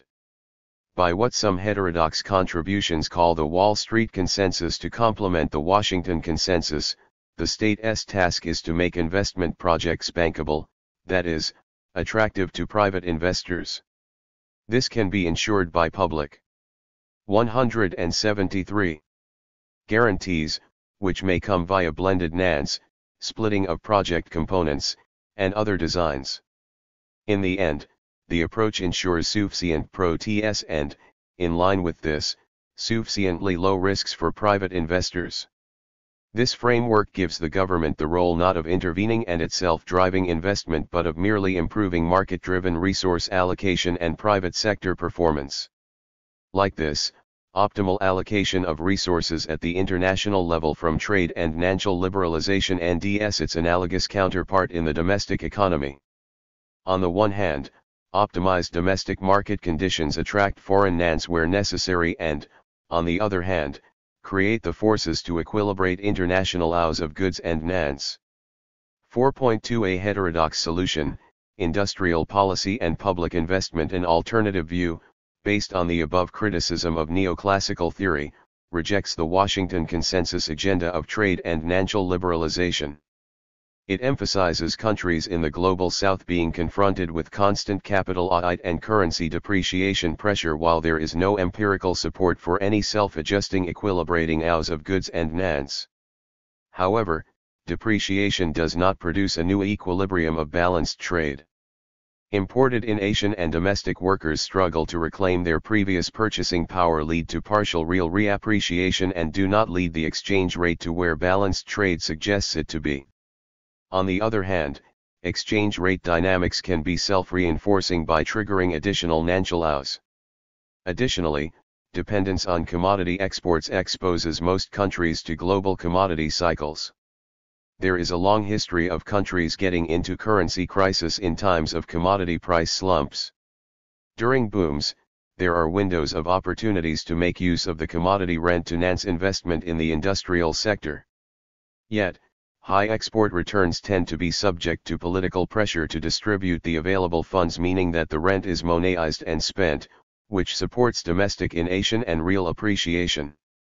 Moreover, the political economy of commodity exporters is often such that the political class appropriating a large share of the commodity rent has little interest to diversify the economy. This is a barrier to starting industrialization processes and fostering structural change toward high productivity areas. Again, following the criticism of the liberalization agenda, a heterodox view based on a conception of endogenous money rejects the limited focus on private sector investment. Obviously, making development a mere matter of closing the investment gap does not answer any questions about where money originates and what alternative development strategies might be pursued by making use of a credit-driven banking system. The implicit assumption behind the Wall Street consensus is the exogeneity of money, which is why private investors who are apparently the only owners of funds have to be incentivized to 174. Shift capital to areas that are deemed to be best from a sustainability and development point of view. But a lack of investment is not only an issue of incentives but also of the fundamental macroeconomic problem of how to create demand and profitability in order to crowd in economic agents. The lack of demand and profitability can only be overcome if the government plans the allocation of the limited resource pool to priority sectors while balancing demand between sectors and avoiding imbalances and inflationary pressure. Priority sectors can be goods of high social value such as education and health, but mainly also the domestic production of goods, which can be exported or which are able to substitute imports or mobilize domestic resources without relying on imports. Markets are mechanisms that can support public investment strategies once demand and productivity growth crowd in the private sector. But they are certainly not the only engine of development. In contrast to what the lack of focus on structural change in neoclassical economics suggests, structural change is not merely a byproduct of economic growth. Instead, it is an issue the government of a country has to push for, since resource reallocation will not take place as intended if profitability of certain sectors is not given. 4.3 Unfortunate convergence of solutions. Monetary analysis provides the arguments for why a policy agenda based on the fundamentals of the Washington Consensus and complemented by Wall Street Consensus policy prescriptions will not be able to steer economic development and structural transformation. In fact, austerity will keep countries in the global south trapped in their role as commodity exporters. Even John Williamson, who was the RST to compile the list of policies he would dene as the Washington Consensus agenda, admitted the disappointing results after its implementation in Latin America. Yet, as much as the alternative policies derived above are more promising in a closed economy, they meet their limits once the balance of payments is taken into account. First, industrial policy of a country in the global south most likely relies on the import of capital goods to catch up technologically for an extended period. Moreover, as long as domestic production capacity is not sufficiently developed, satisfying the population's basic needs may also require the import of consumption goods. Hence, as much as a development strategy is successful at mobilizing domestic resources, it will still depend on imports and external needs. Public investment aims at increasing export capacity and import substitution, but success takes time. Therefore, it is most likely that an ambitious development strategy gives way to a current account deficit for an extended period. Second, financing of the external deficit might be facilitated by capital in-house. But this is by no means 175. Guaranteed, nor is it clear, unlike standard neoclassical assumptions, that those outs go to the sectors where NANS is needed most. Market-driven financial outs might thus even distort effective resource allocation. Furthermore, the government intervening in markets to implement its development strategy is likely to trigger capital outs, since it might threaten private protests. Despite fundamental differences in analysis, in real-world policies, there seems to exist a factual convergence between recommendations inspired by neoclassical analysis and conclusions based on a more heterodox view. On the one end, the liberalization agenda aims at creating something close to an efficient perfect market. Imbalances are explained by market distortions, which means that austerity policy is required in order to reduce those distortions and limit the role of the government. On the other end, the heterodox analysis based on a monetary perspective requires the government to manage the current account and foreign exchange shortages. In order to avoid currency crisis, it needs to control expenditures for imports and thus is forced to apply some form of austerity policy. This conclusion is the essence of the balance of payments, constrained growth model where capital outflows or favorable terms of trade may relax the constraint in some periods but do not fundamentally alter the growth constraint. The international institutions acknowledge the existence of balance of payments problems and tackle them by imposing structural adjustment programs. In principle, the IMF can justify its austerity policies for countries in the global south by either referring to standard neoclassical theory but as well the balance of payments constraint as developed in the post-Keynesian tradition. Analytical approaches are different, but under the current international monetary system, the available policy options are narrowed down in both cases. Clearly, austerity can have different domestic policy implications. Austerity imposed by the IMF in general points to the protection of private sector conditions by cutting social expenditures, the consequences of which have to be carried by the population and small local businesses. By contrast, public expenditures might also be cut by reducing corruption, financial waste, and luxury consumption, which then releases financial resources for development objectives. As an example, such a strategy was pursued, with some success, by Thomas Sankara's government in Burkina Faso in the 1980s. Nonetheless, either option leaves a government with very limited policy space. 4.4 Heterodox strategies to deal with the external constraint. Economists in the post-Keynesian and classical tradition do not stop at that point but argue in favor of policies that relax the external constraint in the long term in order to overcome the austerity imperative. The balance of payments constrained model is a robust analytical tool with strong empirical support because it is based on an identity, namely the balance of payments. However, while it points out the 176 conditions for growth, it does not per se say anything about how the model's coefficients evolve over time. Since the external constraint is determined to a large degree by the income and price elasticities of imports and exports, different policies try to alter those elasticities. Industrial policy, conceptually introduced above, is the cornerstone of gradually eliminating the trade-off by increasing domestic production capacity jointly with international competitiveness and export growth as well as import substitution. The latter is a strategy oriented toward domestic resources, the development of which makes a country independent of foreign goods and hence also foreign currency. The agricultural sector is of particular importance for industrial policy in countries of the global south. On the one hand, its share in output has to decline as a result of structural change toward manufacturing, infrastructure, and services. On the other hand, agricultural productivity must increase in order to ensure food security.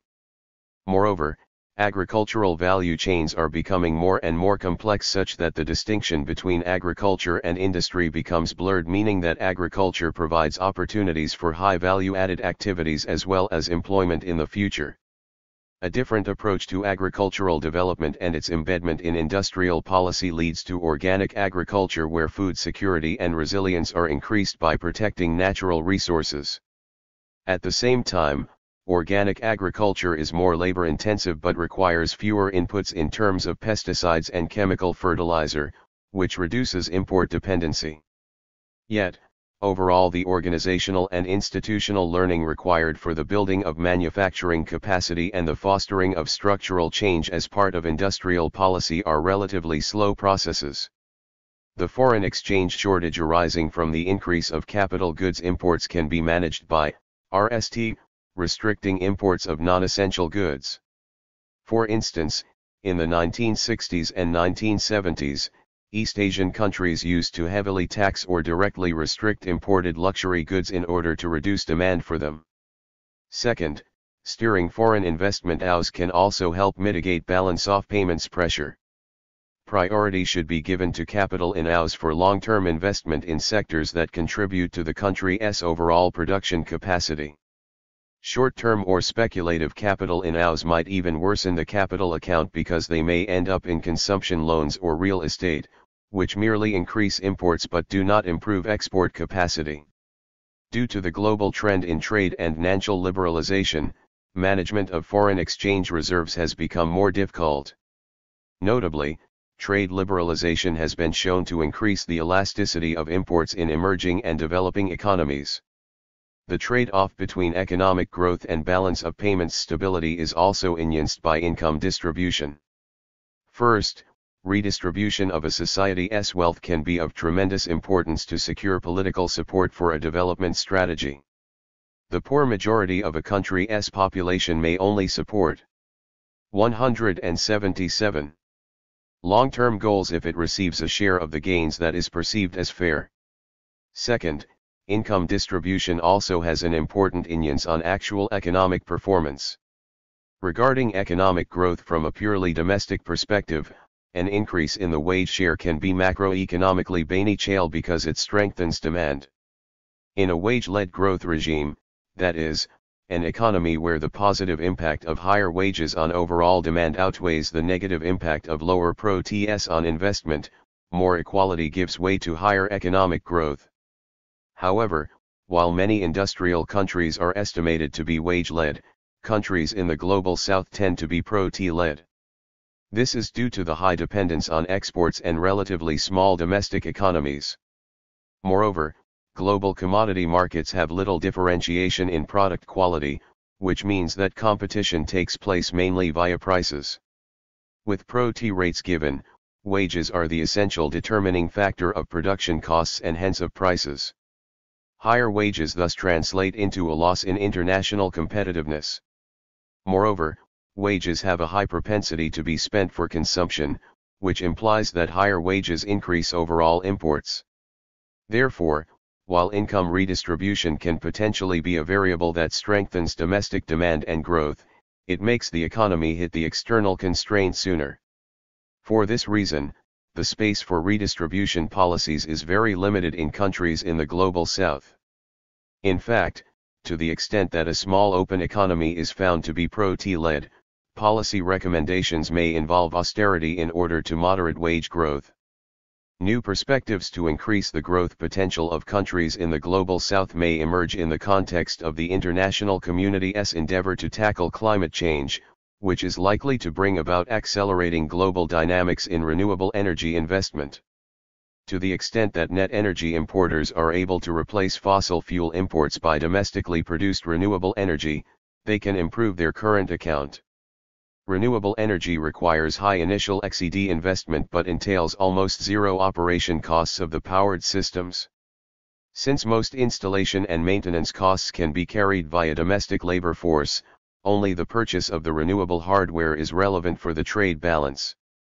The transformation of the energy system, notably with falling global prices for renewable energy, thus provides a chance to improve the current account. The balance of payments, constrained growth rate increases. For current net exporters of fossil fuels, however, the global energy transition provides an enormous challenge and is likely to make those countries' external constraint tighter. 5. The dilemma in practice. The different variables involved in the balance of payments identity give way to a considerable number of different scenarios where the external constraint gets binding for a country. The example of Kenya since the late 1990s provides a case of the consequences of unbalanced growth. 178. After the era of low growth in the late 1980s and the 1990s, which had featured a number of neoliberal reforms including trade liberalization, growth started resurging around the turn of the century. However, it went along with an increasing trade deficit. The share of manufacturing and agriculture decreased while the importance of services was growing. This trend followed a long phase of privatization of public assets and investment since the 1980s. Therefore, while growing informalization and hence precarization might have dampened import growth, there was less capacity left for the government to drive exports. When global growth slowed down, even before the COVID-19 pandemic hit, foreign liabilities thus reached record levels. Zambia is another example with different causes but similar results. Since the beginning of the century, the country experienced both phases with trade surpluses and deficits.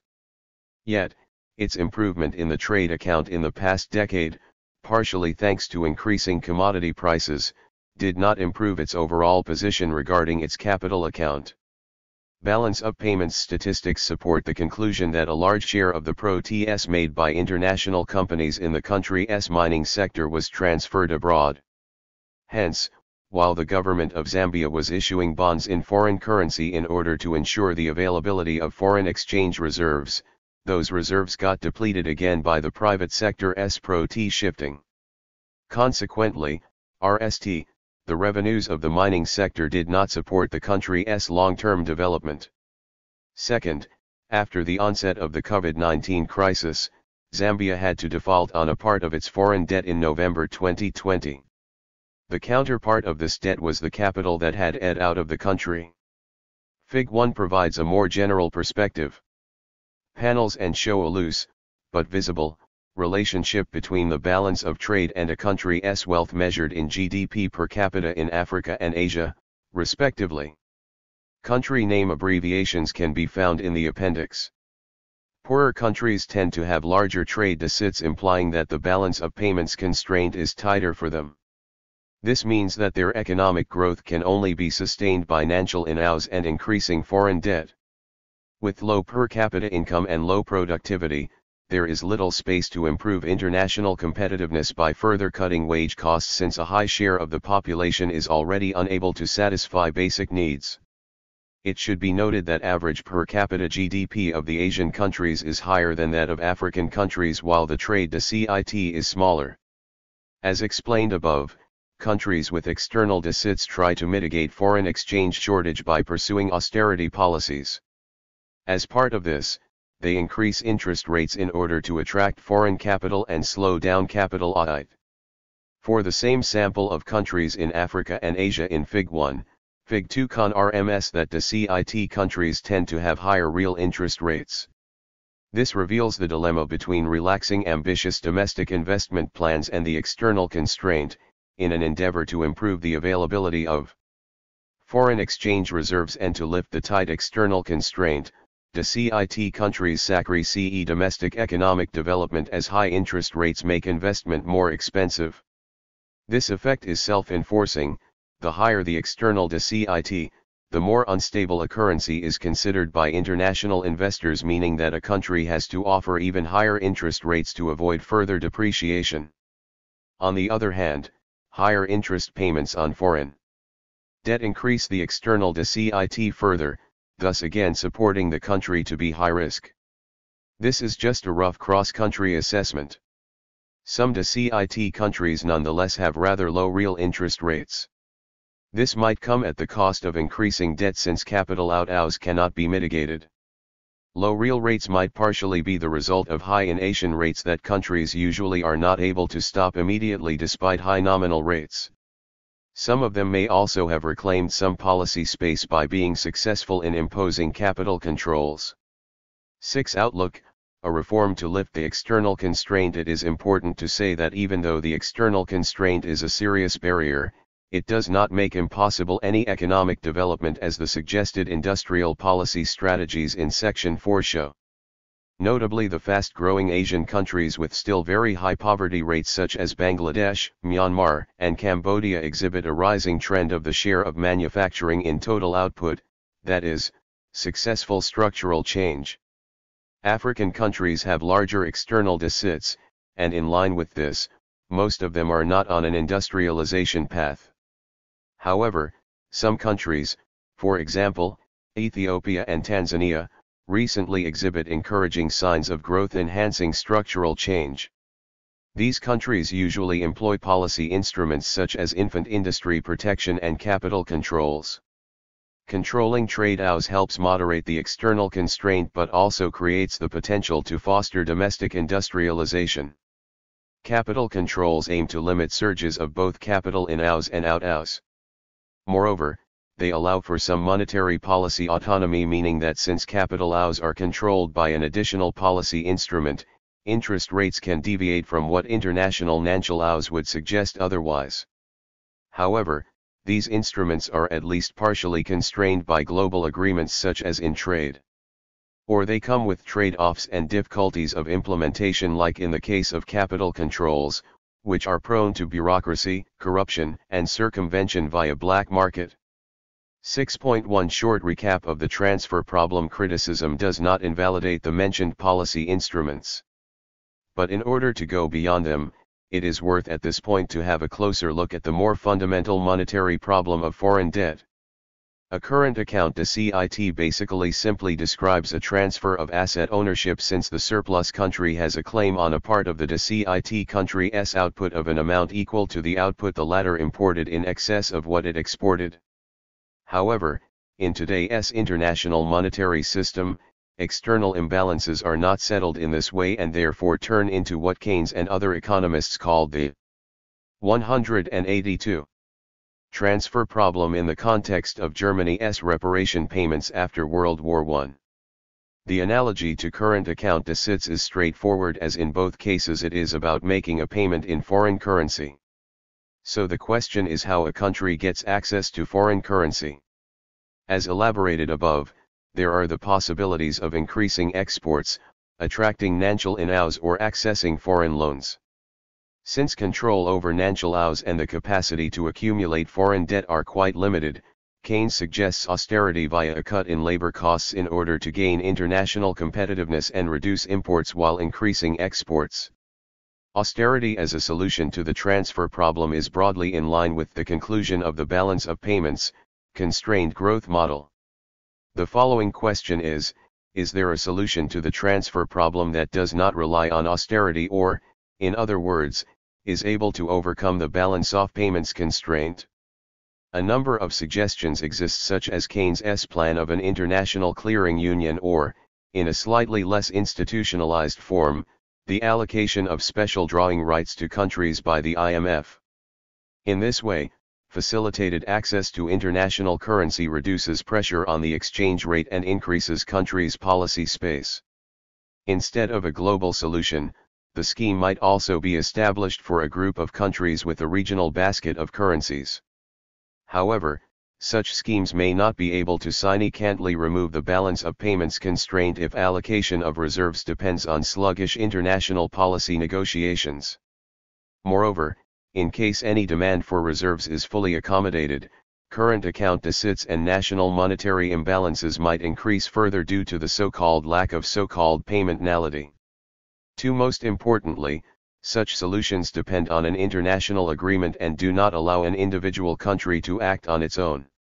6.2 One country reform of international payments. Schmidt's analysis, as part of the heterodox theory of quantum macroeconomics that he developed, sheds some new light on the transfer problem. Countries have to pay for imports and service external debt in foreign currency, while the domestic residents, including the government, use national currency to make those payments, hence Keynes's terms of the budgetary problem and the transfer problem. When domestic importers and debtors pay according to their obligation, the banking system receives this payment and, via the central bank, completes it by paying the foreign exporter or creditor in foreign currency for which it has to incur foreign debt. Domestic currency was originally created via loan issuance by the banking system. When a banking system receives the payment from its customer in domestic currency, this analytically means that now it owns a bank deposit, hence a claim on itself. Consequently, in a double-entry bookkeeping system, this deposit and the monetary units it contains are deleted and therefore lost to the economy. A loss of money, due to its association with economic production, is tantamount to a loss of domestic demand and eventually 183. A loss of real output. From this, it follows that deficit countries have to pay twice for their international obligations, be it for imports that exceed exports or foreign debt servicing including interest payments and debt principal repayment, arst time in domestic currency, which is a real payment since it involves a loss in output, a second time in foreign currency by incurring foreign debt, which involves a claim on the country's future output that it has to export in order to earn the same amount of foreign currency. The transfer problem entails a resource problem because the deficits imply a constant drain on domestic output and resources. The larger the deficits, the scarcer foreign currency becomes, and the higher the pressure on the exchange rate. However, for the future, it is essential that the CIT countries do not lose additional resources in this vicious circle but are able to increase them and improve their current account. These analytical insights in relation to international payments are important in order to avoid reverting back to austerity as the only solution. A reform following the lines of the Keynes plan, but significantly enhanced by Schumacher and Schmidt, can lift the external constraint by drawing the right conclusion from the monetary analysis of foreign debt. Importantly, a country can implement this reform unilaterally. To ensure monetary balance, it is key that an external debt is paid only once. For this purpose, the reform assigns the settlement of a country's international payments to a new public institution established by the country as suggested by Schumacher and Schmidt. Hence, when a domestic resident makes a payment, say, for imports, this payment in domestic currency is received by the institution. Instead of being deleted from the banking system's balance sheet as before, the institution makes use of this extra proceeds and reinvests it in the domestic economy. This strengthens the country's production capacity, hence makes its economy stronger rather than weaker as is the case in the current system. In a second step, the new institution has to access a foreign loan to complete the payment to the foreign exporter.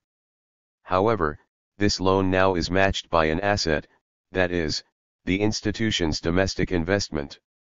Net debt thus is zero. Finally, the institution has the possibility to sell securities abroad such that it does not require a foreign loan. Such issuance of securities, denominated in domestic currency, basically means the transfer of the country's output to the rest of the world. This output can, but does not have to, be the new assets created by the institution's investment. Favorable investment conditions, thanks to the newly achieved current account stability, reduce the risk premium in the interest rate on these securities. This reformed system does not leave a country with any monetary imbalance since there is no net demand for either currency that would put pressure on the country's exchange rate. International payments, hence trade imbalances as well as capital audit, thus do not tighten the external constraint anymore. For countries of the global south, this means that they can pursue ambitious development strategies because external deficits do not trigger exchange rate instability anymore and hence the risk of currency crisis is 184. Banned. In contrast to the current international monetary system, this result is achieved without the need of putting a constraint on domestic economic development through austerity. Policy instruments such as tariffs and capital controls can still be used in a complementary sense to moderate monetary ows and ensure the new institution receives extra proceeds not larger than it can invest in a meaningful and productivity-enhancing way. The question is just why has no country implemented this reform, yet? First, literature is still very scarce and there are few contributions apart from Schmidt, Sensini, and Rossi, Bailey et al., and Brunet. Following from this, second, the reform so far exists as a theoretical blueprint. There is very little research, which embeds the reform in a wider macroeconomic context to test for additional, possibly unforeseeable, dynamics it triggers. Third, implementing the reform requires some macroeconomic engineering capacity. Finding out more about the details of practical implementation demands for additional research and modeling and also concrete experience. 7. Concluding remarks using the analytical tools of post-Keynesian and classical economic theories helps detect the AWS in arguments in favor of development strategies limited to private sector promotion and liberalization of trade and finance. The Washington Consensus Agenda, which itself is usually justified by standard neoclassical general equilibrium analysis, has done little to structurally transform and develop the economies of the global south. Heterodox analysis suggests the opposite of many of the consensus policy prescriptions by assigning a key role to the state in driving investment and planning resource allocation across sectors. However, the acknowledgement of the external constraint limits the options to steer domestic economic development by means that go beyond enabling private sector activities. Indeed, the threat of current account deficits, capital audit, and exchange rate instability seriously constrain high development ambitions. Even though the theoretical foundations of this conclusion are very different from general equilibrium analysis usually underpinning policy programs equal or similar to the Washington Consensus, they equally lead to the acknowledgement of the external constraint as a major obstacle to growth.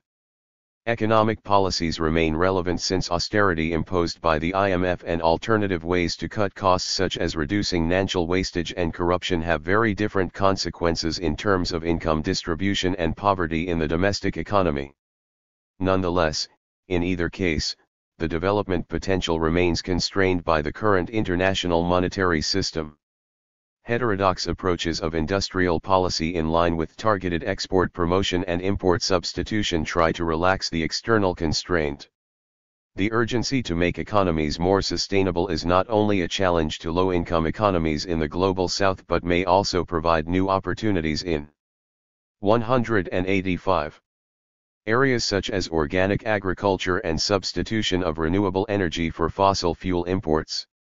Yet, to significantly overcome the external constraint and implement ambitious development strategies, countries need to be able to sustain potentially extended periods of current account deficits caused by imports of capital goods. Moreover, they must become resilient against capital audit, meaning that the threat of the latter will not stop governments from implementing their growth strategies. To relieve countries in the Global South from tight balance of payments constraints, they need access to foreign exchange at stable rates and according to their needs. An international stable monetary architecture following the idea of the Keynes Plan may be a long-term objective to replace current policies of the IMF and other international financial institutions, which in most cases provide finance to indebted countries only under conditions of austerity. As one step in this direction, an increase in SDR allocations according to individual countries' requirements partially relieves financial pressure. A next level might be regional integration and currency cooperation between countries in the Global South. But as this chapter discussed, countries can also move ahead unilaterally by implementing a reform of their international payments, which allows them to balance their deficits and avoid imports of goods to give way to a constant loss of domestic resources. Such a reform does not replace the need for domestic industrial policy but makes it more successful. For the immediate future, it is important to further re-ene the blueprint of the reform. Imperialism and Global South's Debt, Insights from Modern Monetary Theory, Ecological Economics, and Dependency Theory. Ndongo Samba Sylla. Abstract. This chapter addresses the issue of the Global South external debt by mobilizing insights from modern monetary theory, ecological economics, and dependency theory. It argues that the external debt problem of Southern governments is a reaction of their subordinate economic and monetary status. It shows why the argument of foreign currency shortage often used to explain the need for Southern governments to issue foreign currency debts remains superficial. In contrast to the usual focus on creditors, the chapter highlights the role played by foreign direct investment in the genesis of the chronic external indebtedness of most Southern countries. It argues then that the external debt of the South must be understood holistically, not only as a manifestation of the unequal ecological exchange between the North and the South but also as an instrument that has contributed to reproducing and amplifying this pattern. Under these conditions, the cancellation or restructuring of the South's external debt stock and a few other unlikely concessions by the Northern countries will not be enough to abolish the debt system. This is an important lesson from the anti-imperialist critique of the mid-1970s New International Economic Order agenda that current movements for Southern debt cancellation and climate justice would do well to remember. One introduction. This chapter addresses the issue of the Global South external debt by mobilizing insights from modern monetary theory, ecological economics, and dependency theory. It argues that the external debt problem of Southern governments is a reaction of their subordinate economic and monetary status. One indeed, governments that are monetarily sovereign in an MMT sense do not have an intrinsic solvency constraint and, as such, they do not have to issue bonds denominated in a foreign currency. Second, it shows that the argument of foreign currency shortage often used to explain the need for Southern governments to issue foreign currency debts remains superchale insofar as it leaves aside on the one hand allocative choices about real resources and on the other hand distributional contests over the allocation of external revenues. Actually, the focus on creditors often obscures the major role that foreign direct investment plays in the economic orientation of Southern countries and in the genesis of the conditions that put them in a situation of chronic external indebtedness. In many cases, FDIS, usually RST claimant right over the allocation of external revenues, contributes to the shortage of foreign currency and, in turn, to the difficulty of servicing debt in times of crisis. Very often, transfers of pro-TS and dividends are greater than the interest payments on the external debt of Southern countries and sometimes the servicing of their external public debt. These net transfers of income are part of a more general pattern of net transfers of natural and biophysical resources. Thus, the external debt of the South must be understood holistically, not only as a manifestation of the unequal ecological exchange between the North and the South, but also as an instrument that has contributed to reproducing and amplifying this pattern. Under these conditions, the cancellation or restructuring of the South's external debt stock and a few other unlikely concessions by the Northern countries will not be enough to abolish the debt system. This is an important lesson from the anti-imperialist critique of the mid-1970s new international economic order agenda that current movements for Southern debt cancellation and climate justice would do well to remember. 2. Public debt and monetary sovereignty. Mainstream economics has accustomed us to many myths about money and finance that stand in the way of understanding economic phenomena. These myths contribute to a blurring between the objective constraints that countries and their governments may face and those that are more or less self-imposed. The idea, for example, of money as a commodity, and thus a scarce good, and the idea that banks are mere intermediaries. 194. Between savers and applicants for loanable funds continue to wreak havoc in economics teaching and policy making, despite publications by leading central banks arguing to the contrary. However, of all the myths, the one that considers state finances and household finances alike is the most widespread. According to common wisdom, households face a budget constraint. They must avoid taking on too much debt. Instead, they should try to tailor their spending to their income. Ideally, they should build savings that will allow them to face uncertain times and even to prepare for the future of their youngest members. Similarly, it is often assumed that governments should avoid living beyond their financial means. In order to limit the size of their debts, they should aim for moderate deficits, that is, small gaps between their expenditures and their revenues. As for households, achieving budget surpluses would be synonymous with virtuous and responsible financial management. This type of reasoning pays little attention to the principles of double-entry bookkeeping. For every debit, there must be an equivalent credit. The government deficit is always matched by the non-government sector surplus. The government deficit is what allows the non-government sector to accumulate net financial assets. These are two sides of the same coin. Virtuous and responsible households can all net save only if other economic agents are willing to spend more than their revenues. Otherwise, they will not be able to meet their net savings targets. This explains that the government deficit is generally non-discretionary. It varies according to the net savings targets of the non-government sector.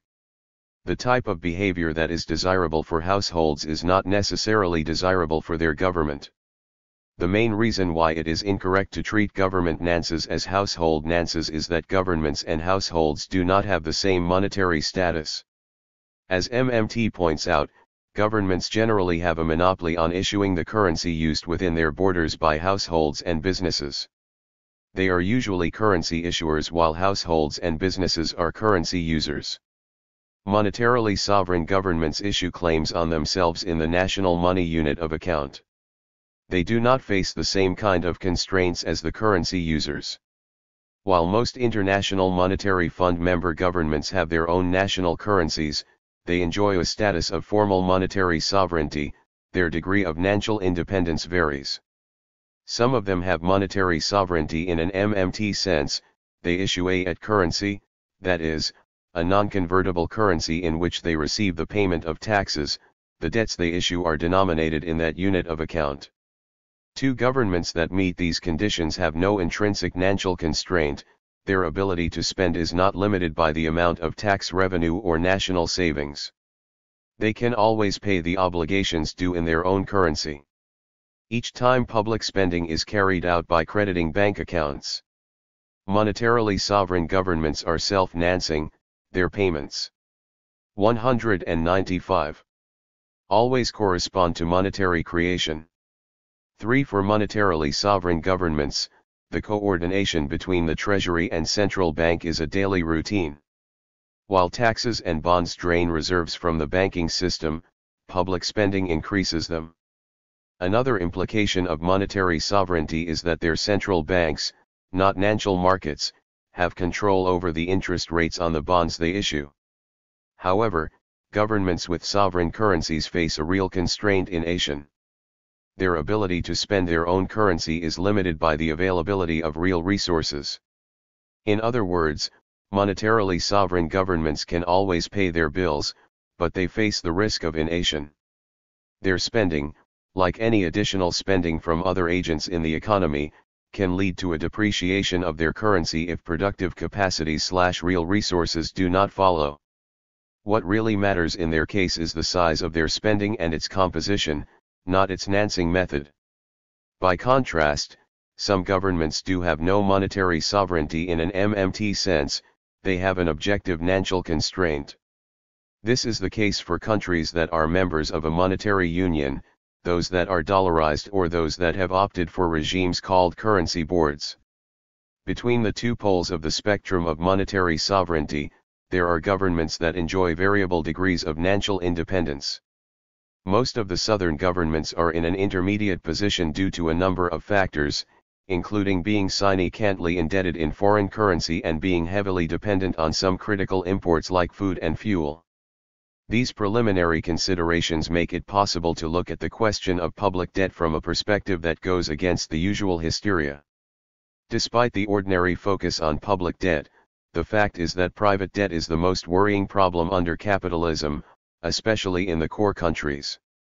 The inherent instability of the capitalist system originates in part from the private sector, and in particular from the dynamics of private debt.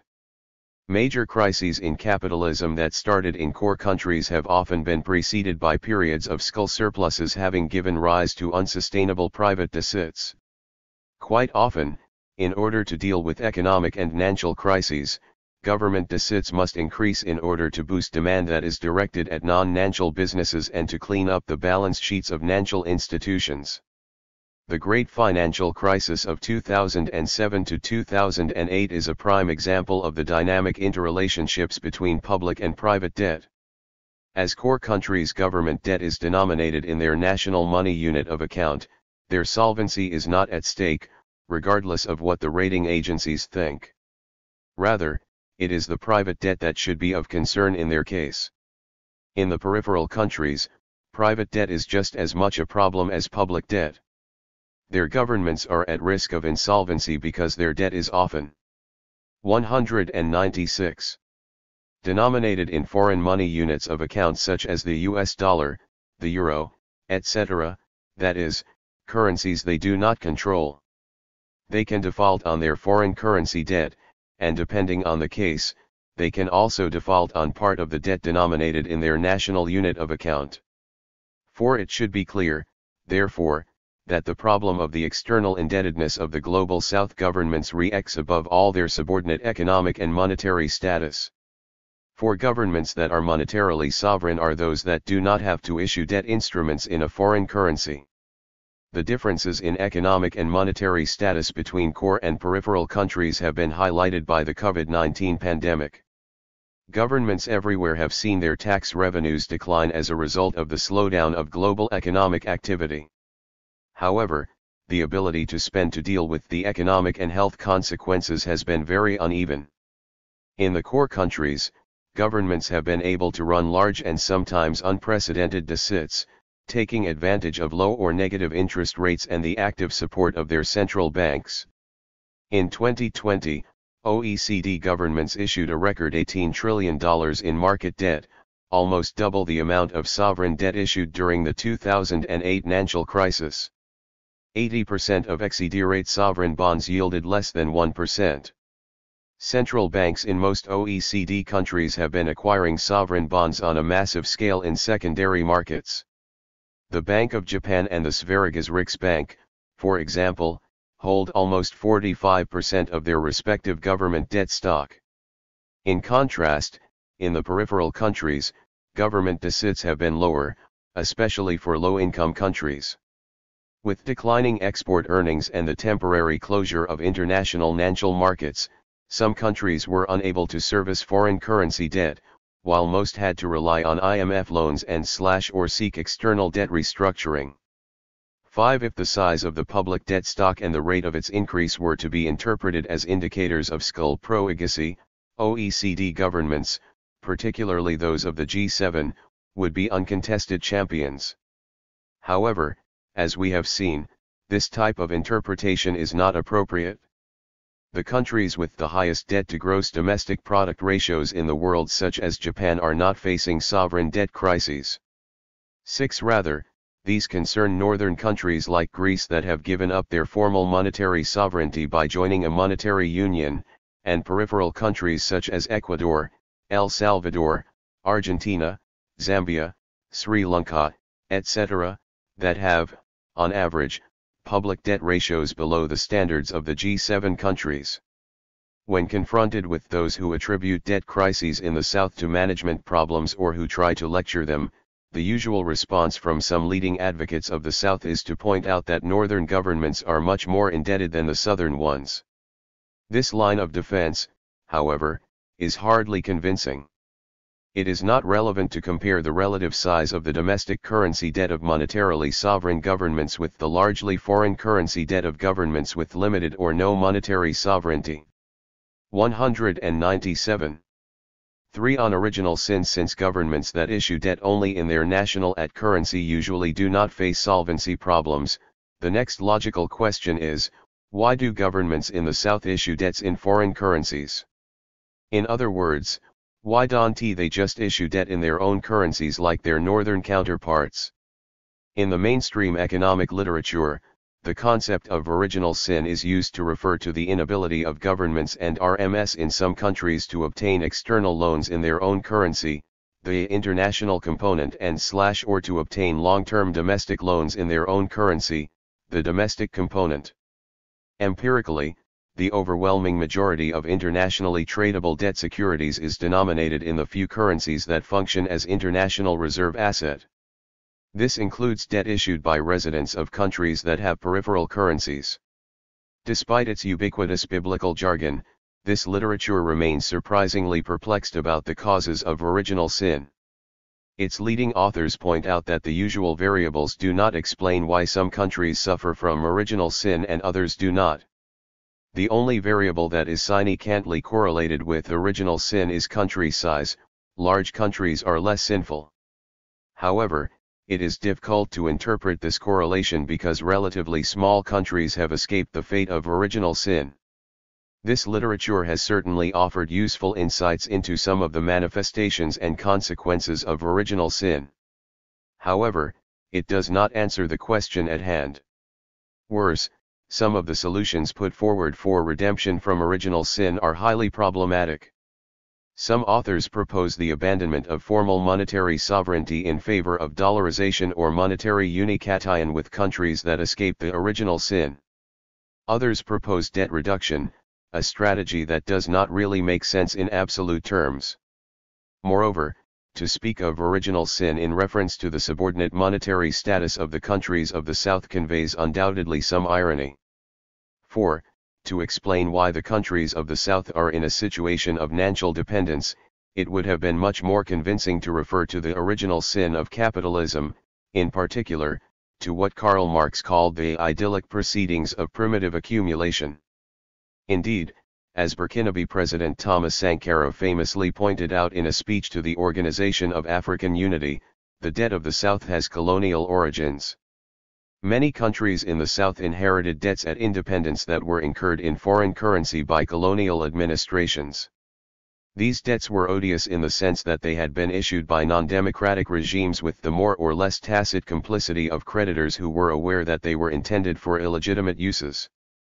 Because these debts were not repudiated by the new governments in the wake of their access to 198. International sovereignty, their servicing continued to imprint a particular structure and trajectory on their economies. In the post-independence period, the installation of client regimes in the countries of the South by imperialist powers has also contributed to burdening their populations with odious debts that keep them in a vicious cycle of economic and financial dependence. Haiti is certainly the most emblematic case illustrating the long-term economic consequences of odious debts of colonial origin. 7. However, even the democratic countries of the South, in the sense that they have regular and transparent elections with more or less functional parliaments, do not escape semi-odious forms of debt.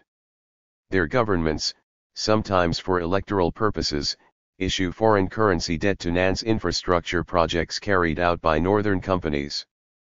Because of their elitist orientation, their economic benefits to the vast majority are questionable. Moreover, because these projects sometimes face currency mismatch, they tend, all else being equal, to worsen external solvency ratios. 8. Even without a historical record of odious debt, there could be reasons justifying why Southern governments issue foreign currency debt.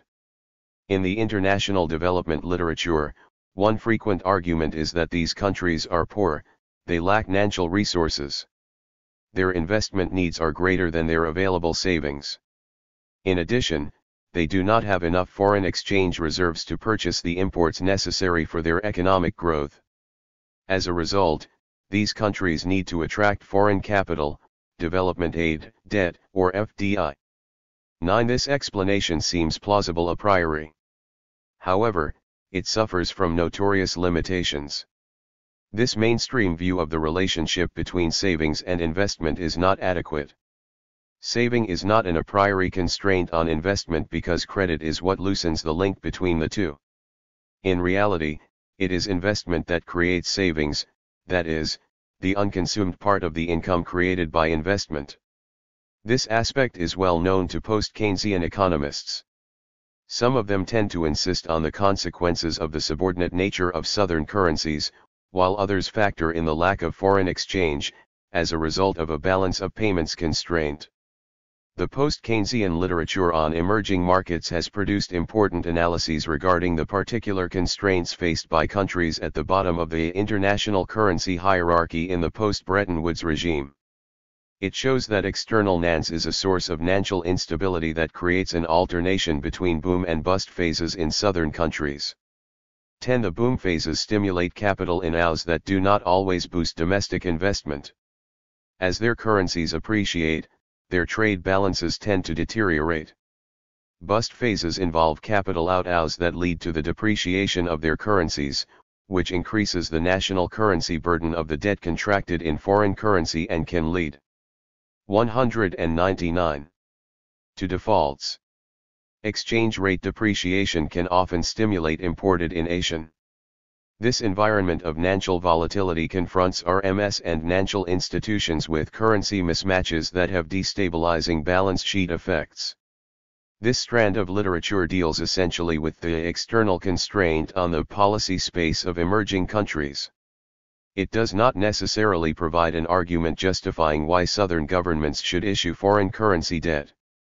Interestingly, the international currency hierarchy literature has been criticized for being inconsistent with the endogenous money approach.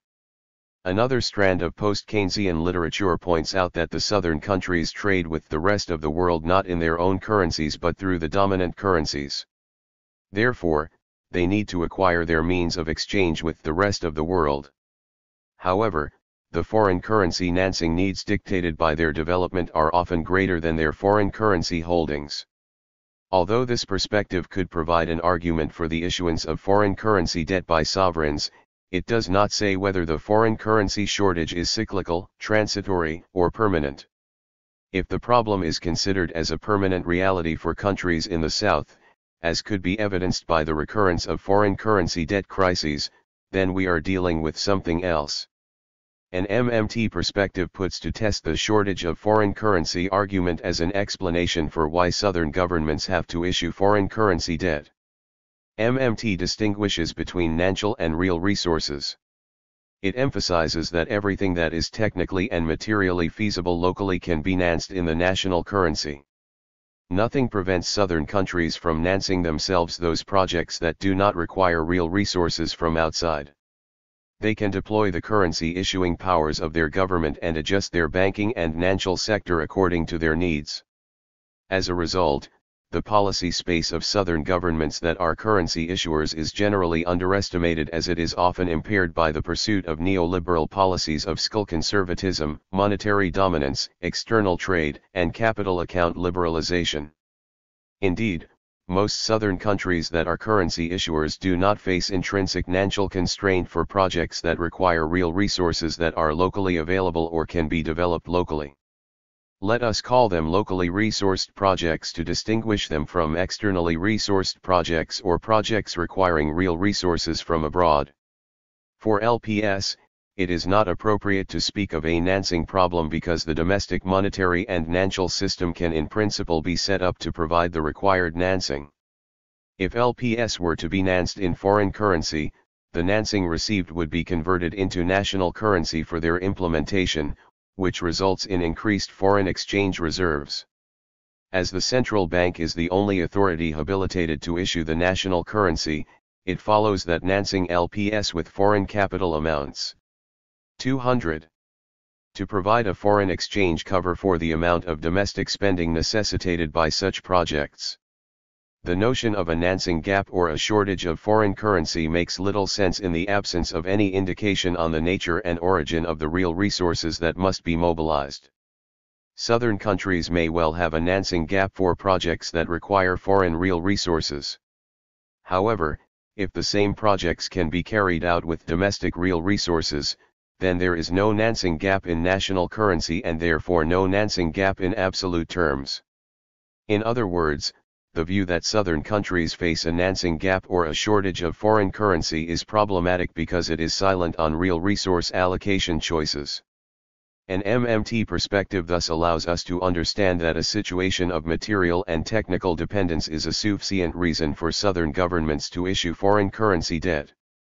11. Another limitation of the notion of shortage of foreign currency is that it obscures distributive concepts over the allocation of external income.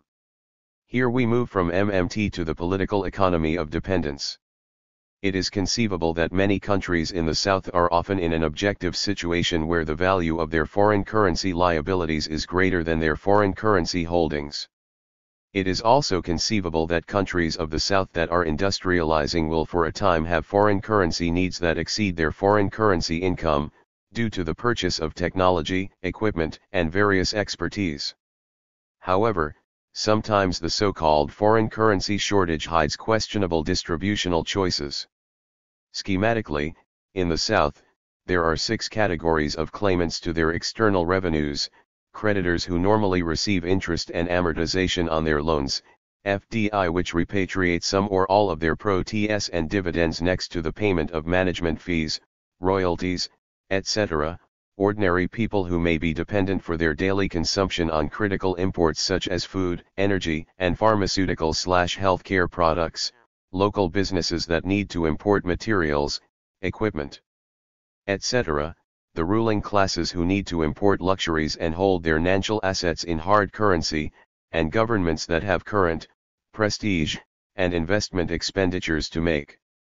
12. The distributive concepts over the allocation of external financial resources of the countries of the South are evident in times of crisis.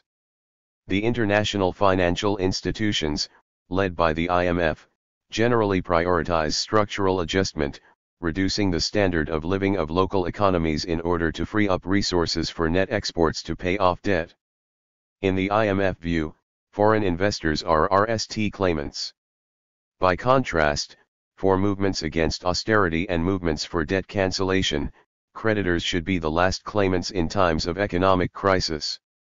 They will tend to demand that creditors adjust rather than incite considerable suffering that would violate the human rights of the most vulnerable segments of society. 201. The most notable absence in the discussion of the South's external debt is that of FDI. It is the elephant in the room that goes completely unnoticed. FDI, that is, transnational corporations, plays a fundamental role in the economic orientation of the countries of the South and in the genesis of the conditions that place some of them in a situation of chronic external indebtedness. In many cases, FDIs, usually RST claimant right over the allocation of external revenues, contributes to the shortage of foreign currency and, in turn, to the difficulty of servicing debt in times of crisis. For debt and FDIs first claimant right, southern countries have three options for obtaining foreign currency income. They can sell goods and services abroad, repatriate income from their natural and productive investments, and receive transfers. In practice, the accumulation of net exports is the safest and most sustainable way for southern countries to service their foreign currency debt and cover the repatriation of primary income on FDI. Of CHAL transfers, such as of CHAL development assistance, can provide short-term relief. However, from a functional point of view, they work for the benefit of core countries, notably their companies, their armies, and their diplomacy. This observation refers, in particular, to the ever-present issue of tide aid. As for migrant remittances, they can be a source of foreign exchange earnings that can be more or less important, depending on the case. They are nevertheless the counterpart of the export to the north of workers who have often received their initial training in the south. When their external revenues are not enough, southern countries can import capital, issue debt in foreign currency, and facilitate the installation of FDI. Foreign capital tends to be volatile because of its dependence on the global business cycle. From a functional point of view, its logic is to obtain higher returns than those observable in the north. For capital imports to be sustainable, they must generate external revenues that will allow debt service and the repatriation of proceeds and dividends. For southern countries whose current accounts are often in deficit, the strategy of importing external capital is akin to a Ponzi scheme. They must issue new foreign currency debt and hope to attract new FDI in-house to service existing debt and other investment income. Countries in the South are often able to develop an export base that provides them with hard currency earnings. The problem is that their export sectors are usually controlled by foreign capital, which is given a red carpet treatment through liberalized investment codes and bilateral investment treaties that imply low taxes on proceeds and no incentive to reinvest a significant proportion of them locally. As a result, the sharing of export earnings does not always work in favor of peripheral countries, which also suffer from trade misinvoicing and other accounting manipulations responsible for illicit nationals. This leads to a situation where FDI income, often repatriated in significant proportions, exceeds interest on external debt and, in some cases, public external debt service. Because of the scale of proceeds and dividend remittances, countries in the South can run high trade surpluses, especially in years when they benefit from good prices for their exports, and end up with moderate current account surpluses or even current account deficits. To illustrate, consider the cases of Africa, Latin America, and the Caribbean. The World Bank provides complete annual estimates of primary income on FDI for the period 2000 to 2018 for 30 African countries that contribute more than 75% of the continent's GDP, 13 and for 21 countries in Latin America and the Caribbean that account for more than 80% of that region's GDP. 14 Fig 1 compares primary income on FDI, interest paid on all external debt, and external public debt service for the sample of 30 African countries. Fig 2 highlights these three indicators over the same period for the sample of 21 Latin American and Caribbean countries. It is worth noting that during the period 2000 to 2015, the primary products exported by the South benefited from a significant improvement in their terms of trade. spent $50 billion to service its external public debt, exactly the same amount for primary income on FDI. The partial cancellation of sovereign debts owed to of-chain creditors during this period certainly contributed to decreasing the size of the debt service with regard to FDI income. However, the more general argument here is that one cannot talk about the external debt of southern countries without taking into account FDI income. Andrew Fisher made this point convincingly in his study of Zambia. While debt relief in 2005 relieved much of the burden of interest payments on debt, remittances of pro-TS earned from FDI rose rapidly at the same time, more than counteracting the income effects of debt relief. As a result, the primary income account to CIT actually increased following debt relief, reaching 10% of GDP by 2007. This pattern helps explain why Zambia benefited little from the commodity boom in terms of mobilizing foreign exchange for its development efforts, even considering the contributions of aid. 15 Fig 2 shows that Latin America and the Caribbean have a major difference with Africa. Interest payments on external public debt have often constituted a much larger share of debt service. This is partly the result of the region's greater openness to non-concessional/private financing. Between 2005 and 2018, primary income on FDI exceeded interest on external debt every year. It was higher than external public debt service during the period 2008 to 2014. For example, in 2011, primary income on FDI amounted to $125 billion compared with $62.8 billion for external public debt service. Fig 3 describes the evolution of the share of primary income on FDI in foreign sales, that is, the sum of their primary income and their exports of goods and services. For the African sample, this ratio has fluctuated between 5.8% and 12.4% over the period 2000 to 2018. For the Latin American and Caribbean sample, the range is between 4.7% and 13.8%. When the primary income on FDI and interest on external debt are added together, their share of foreign sales ranged from 8.3% to 14% in the African case and from 13.3% to 18.9% for Latin America and the Caribbean. In general, the primary income account is the component of the balance of payments for which there is a permanent net transfer of resources from the global south to the global north. Its balance represents net income payments, the difference between GNI and GDP. Southern countries transfer net income to the rest of the world, while imperialist countries receive a kind of tribute from the rest of the world. Fig 4 shows that the low and middle income countries have a structural deficit on the primary income balance that has risen in nominal terms from $150 billion in 2000 to nearly $450 billion in 2018. In contrast, the United States, Japan, and Germany are net beneficiaries of the rest of the world's output. For example, the net primary income received by the United States increased significantly between 2010 and 2018 from $120 billion to $420 billion in nominal terms. This evolution is related to the developments induced by the Great Financial Crisis, namely the pursuit of zero interest rates by the central banks of the core countries and a prodigious growth of global liquidity that has been redeployed in the form of equity and debt investments in the countries of the South where the expected returns are higher. As a share of GDP, the net external income received by Japan and Germany has increased steadily since the mid-2000s, reaching more than 3% of GDP in 2018. Net income payments represent a drain on the economic surplus of southern countries insofar as they are financial resources accumulated over the long term that could have been mobilized to boost domestic investment and economic activity instead of being transferred abroad. It is this pattern of transferring economic surplus that dependency theorists called underdevelopment. According to this view, underdeveloped countries are not poor. They can develop industries and achieve high rates of economic growth over a period of time.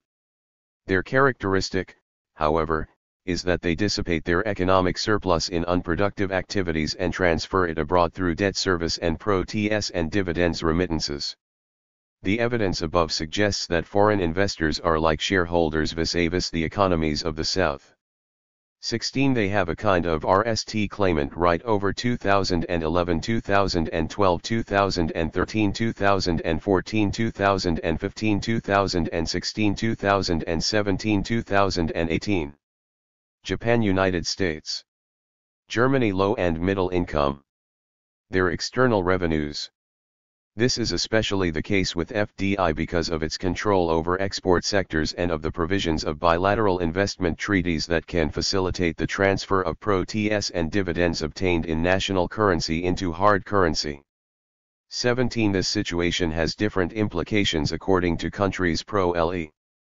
Countries in the South with structural trade deficits are those that cannot service their debt with net exports. They have to rely on transfers and possibly resort to capital imports. These countries usually operate on the basis of a mixed scheme of private Ponzi and dependence on the generosity of northern countries and their financial institutions. When economic conditions deteriorate, for example, when the terms of trade worsen, trade balances widen further and foreign private finance tends to dry up. As a result, a debt crisis becomes likely in the absence of a relative increase in unilateral financial transfers, financing from of-chale creditors, and import compression. In the case of countries with structural trade and current account surpluses, such as some hydrocarbon-rich countries, maintaining an external solvency position often goes hand in hand with a significant drain on their economic surplus by FDI and with increased exploitation of their natural resources. In other words, the countries of the South that can aspire to minimize the external debt burden are those that have abundant resources and that accept a sustainable sharing of their production in the form of primary income on FDI and the accumulation of foreign exchange reserves in net currencies. 5. Net resource transfers and unequal ecological exchange. This being said, one might think that net income payments from the South generally tend to be overcompensated by other financial outlays. Since southern countries have large financial needs and generally offer higher returns, it seems logical a priori that they receive more financial resources from northern countries than they transfer to them. However, this is not how the global economic system works. Net income payments are part of a more general pattern of net transfer of financial resources from peripheral to core countries. This has been the case between 2000 and 2017, as UNCTAD points out. There is a clear and persistent transfer of financial resources from developing to developed countries year on year. In fact, net financial resource transfers from developing countries grew steadily in the years prior to the global financial crisis, reaching $931 billion in 2008. Following a somewhat improved position in 2009, enabled by a partial but quick recovery of exports and a surge in private portfolio capital in AUs, net resource transfers worsened again to their largest value in the period of observation. The subsequent years saw some improvement in the net negative position of developing countries, in part a consequence of the depletion of their international reserves, only for the trend to reverse again downwards from 2016. Net transfers of financial resources from peripheral to core countries are a structural phenomenon that dates back to the colonial period. They have taken on a particular significance in the last 2 decades because of financial liberalization, which has facilitated the deployment of private capital, and the strategy of accumulating foreign exchange reserves used by some global South countries to protect themselves from the great volatility of the world economy. The asymmetric nature of the international monetary system is thus revealed by the fact that Southern countries are creditors of safe assets, offering low returns, and debtors of risky assets that have high returns. Illicit financial outlays, as UNCTAD notes, are a factor that exacerbates the net transfer of resources, but they are not the most essential component. Given some claims often made by movements and institutions claiming to end them, some clarification can be useful here. The money of illicit financial outlays has never left the countries that are victims of it because it has never been there in the RST place. The dollars transferred illicitly have always remained as deposits in the U.S. banking system. However, the real resources of these countries are plundered, they are transferred abroad through accounting and financial manipulations. The most important consequence is not the one that is usually put 208 forward, namely that these countries are deprived of natural resources, which would reduce the skull space of governments. After all, most of these countries have the intrinsic capacity to nance LPS. More importantly, these illicit natural transfers contribute, all else being equal, to the deterioration of their terms of trade. Their currencies tend to depreciate and foreigners can buy their resources more cheaply. 18. However, the examination of monetary ows and natural balances does not tell the whole story. In reality, the net transfer of natural resources from the global south to the global north is only the tip of the iceberg. As a growing literature in ecological economics makes clear, it is the most visible dimension of an even more pervasive phenomenon, unequal ecological exchange or even ecological imperialism. The price structure of international trade, the prices that northern countries charge for southern access to their goods and services compared to the prices at which they access southern goods and services, involves hidden transfers of value. This explains that in addition to net natural transfers, global south countries transfer in net terms biophysical resources to the global north, labor, energy, and raw materials. In an important work, Hickel, Dorninger, Wieland, and Suwandi provide estimates of the physical resource drain from the south to the north. In the year 2015, the North's net appropriation from the south totaled 12 billion tons of raw materials, 822 million hectares of land, 21 exajoules of energy, and 188 million person-years equivalents of labor. By net appropriation we mean that these resources are not compensated in equivalent terms through trade, they are effectively transferred gratis. Based on the price structure in northern countries, Hickel et al. Estimated this physical drain at $10.8 trillion, which would have been enough to end extreme poverty 70 times over in 2015. Over the whole period 1990 to 2015, they estimate the net appropriation of resources by northern countries at $242 trillion, gains that represent a quarter of their GDP. For the South, these losses due to unequal exchange are equivalent to 23% of their GDP. These monetary estimates do not include some salient aspects of unequal ecological exchange that are difficult to quantify, the transfer to the south of the ecological damage inherent in the production and consumption patterns of the north, and the gratuitous consumption by northern countries of the environmental resources of the south, including their carbon sinks and reservoirs.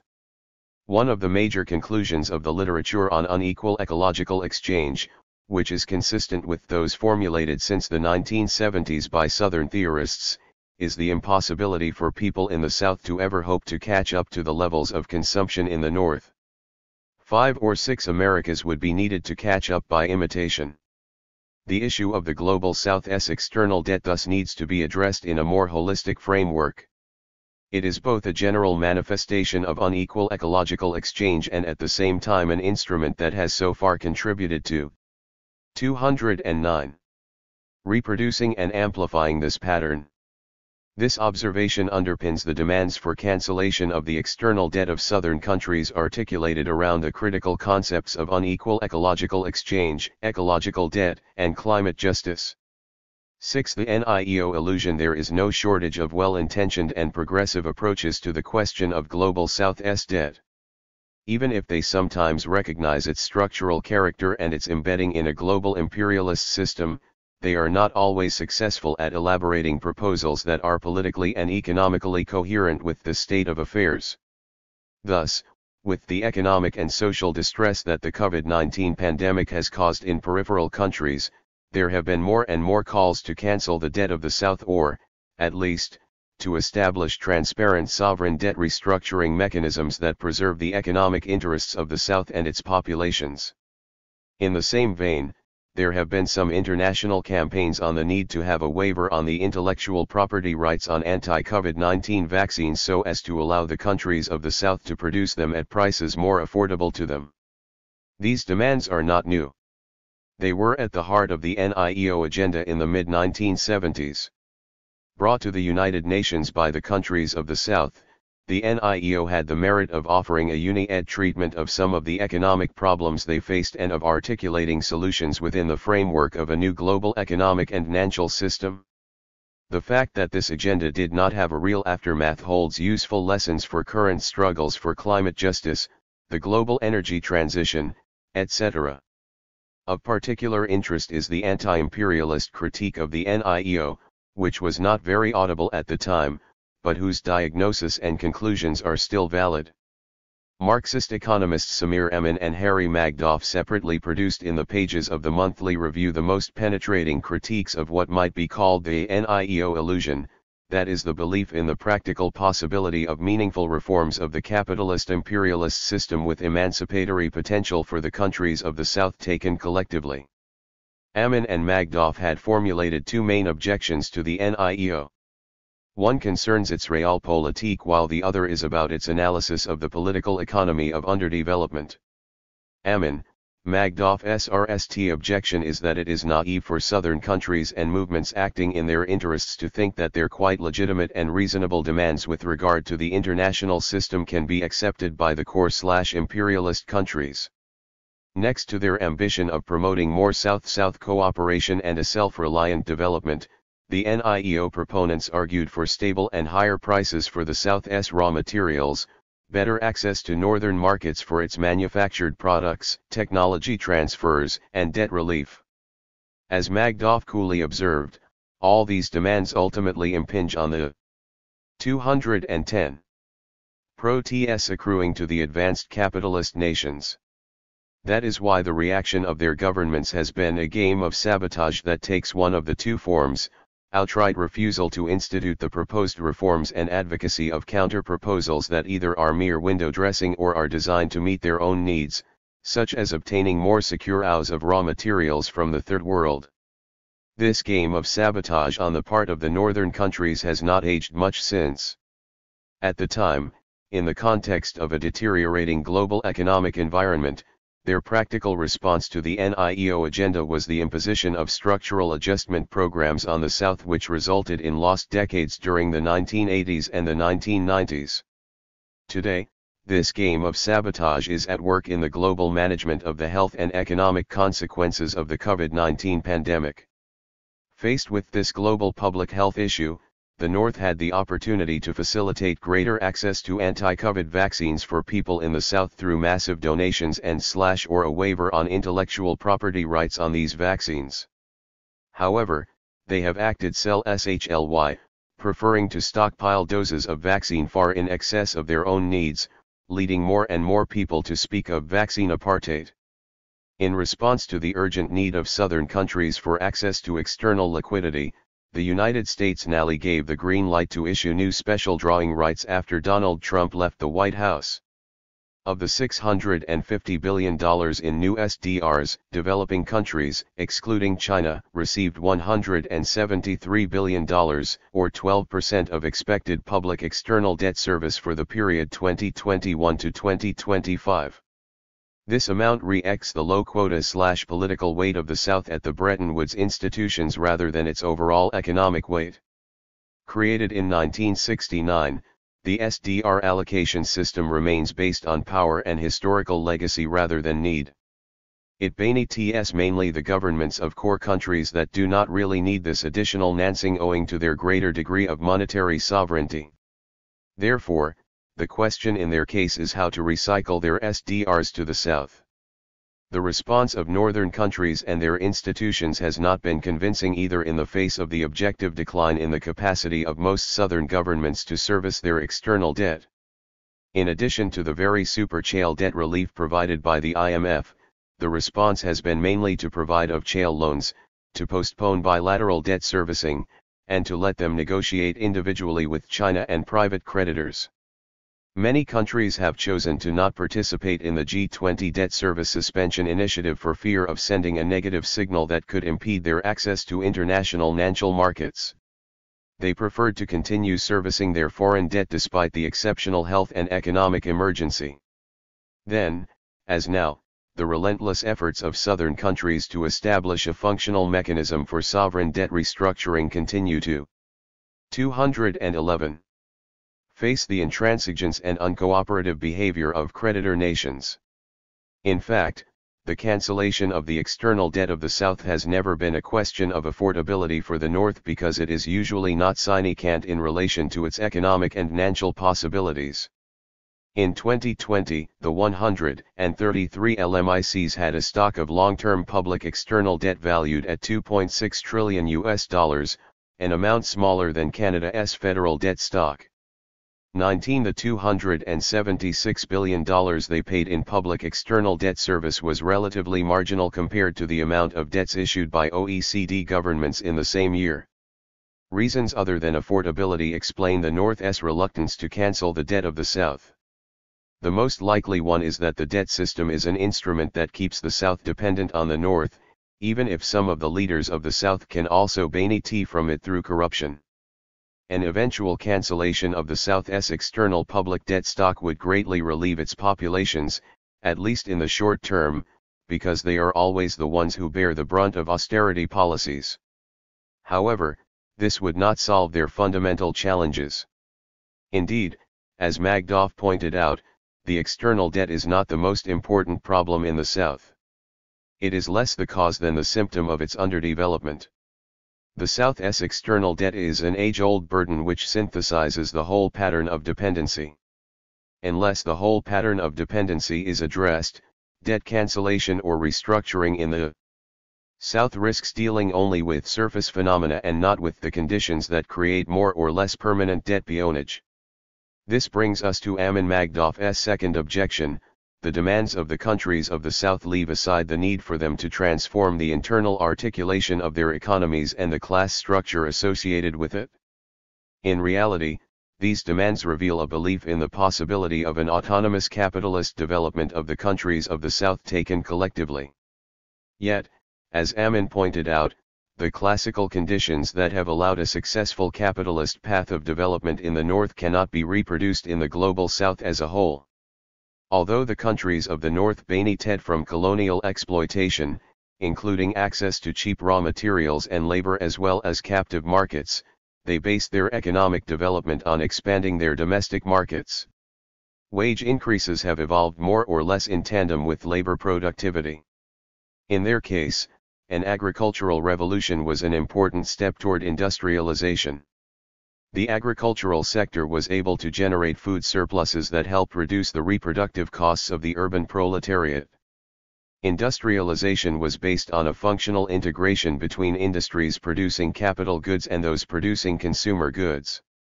These conditions have allowed the countries of the North to become self-sufficient and interdependent with each other. Their external economic strategies are dictated by the requirements of their internal accumulation. In contrast, one of the main characteristics of the countries of the South is that economic accumulation has been shaped by the export sector, which is the driving force of development and determines its direction and pace. This is a legacy of imperialism, especially in its colonial phase, which marks an important difference with the countries of the North. This export sector attracts foreign capital because it offers higher returns than those observed in the core countries. Despite productivity levels that can be significant in this sector, wage rates do not follow and remain low. The domestic demand generated by this sector is therefore narrow and does not allow for the expansion of domestic markets, particularly because agriculture is left in a backward state. In the absence of a domestic demand that could have facilitated the emergence of a mass consumption goods production sector interrelated with a capital goods production sector, industrialization tends to focus on luxury products, with the use of capital-intensive technologies under the control of northern monopolies.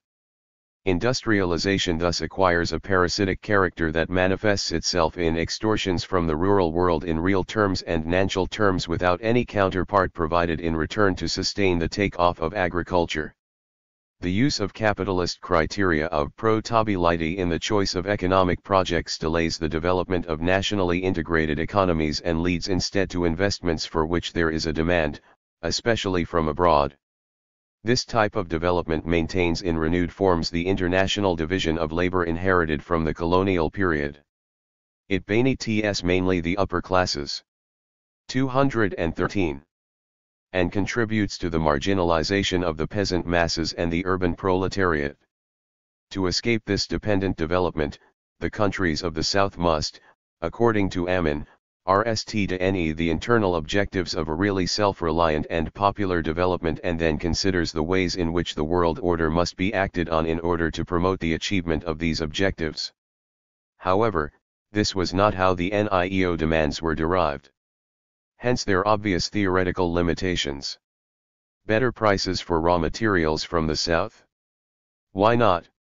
However, this is not enough to transform the backward or extroverted character of their agricultural and extractive sectors. It does not stop either the transfer of their economic surplus. Better access to northern markets for products manufactured in the South? This is certainly desirable. However, this assumes in practice that the South is more competitive than the North. This is possible if the South is willing to export comparable products that are cheaper, that is, based on low wages. This model of industrialization does not expand domestic demand and therefore discourages the emergence of industries producing mass consumption goods. Similarly, technology transfers from the North may be valuable but will not be always adapted to the needs of the South. The challenge for them is rather to develop relatively autonomous technological capabilities in line with their pace of development and their demographic, economic, and other specificities. Finally, in the conditions of technological and financial dependence, the cancellation of Global South's external debt stock does not lead to the abolition of the debt system, nor does it put an end to the predatory behavior of the ruling classes and their alliances nolens volens with northern monopolies. Between the time these criticisms were made and now, some notable developments have taken place.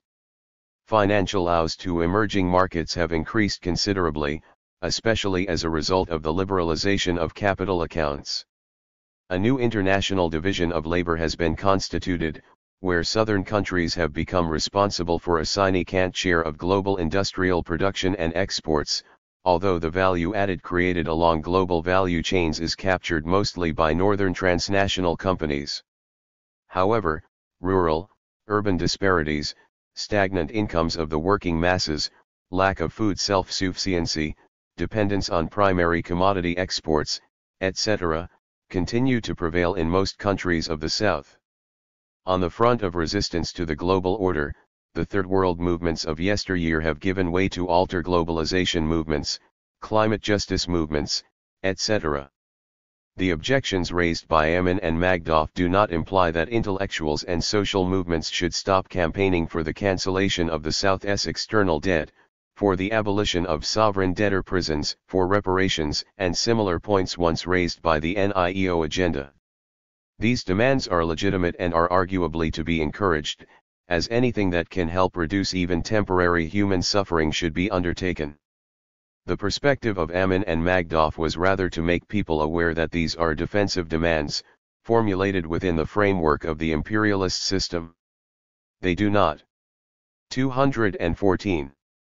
Constitute the appropriate response to the problems of the countries of the South, where there is a need to tip the balance of class power to the side of the peoples. Beware of illusions, one might say. For the fundamental question that arises in the case of the countries of the South, yesterday as today, is the choice between reform under imperialism and a breakaway from imperialism. For peripheral countries that aspire to escape the debt system and create ecologically sustainable prosperity for their populations, it goes without saying that a national and democratic control over economic resources and the domestic financial system as well as an increased socialization of investment are required.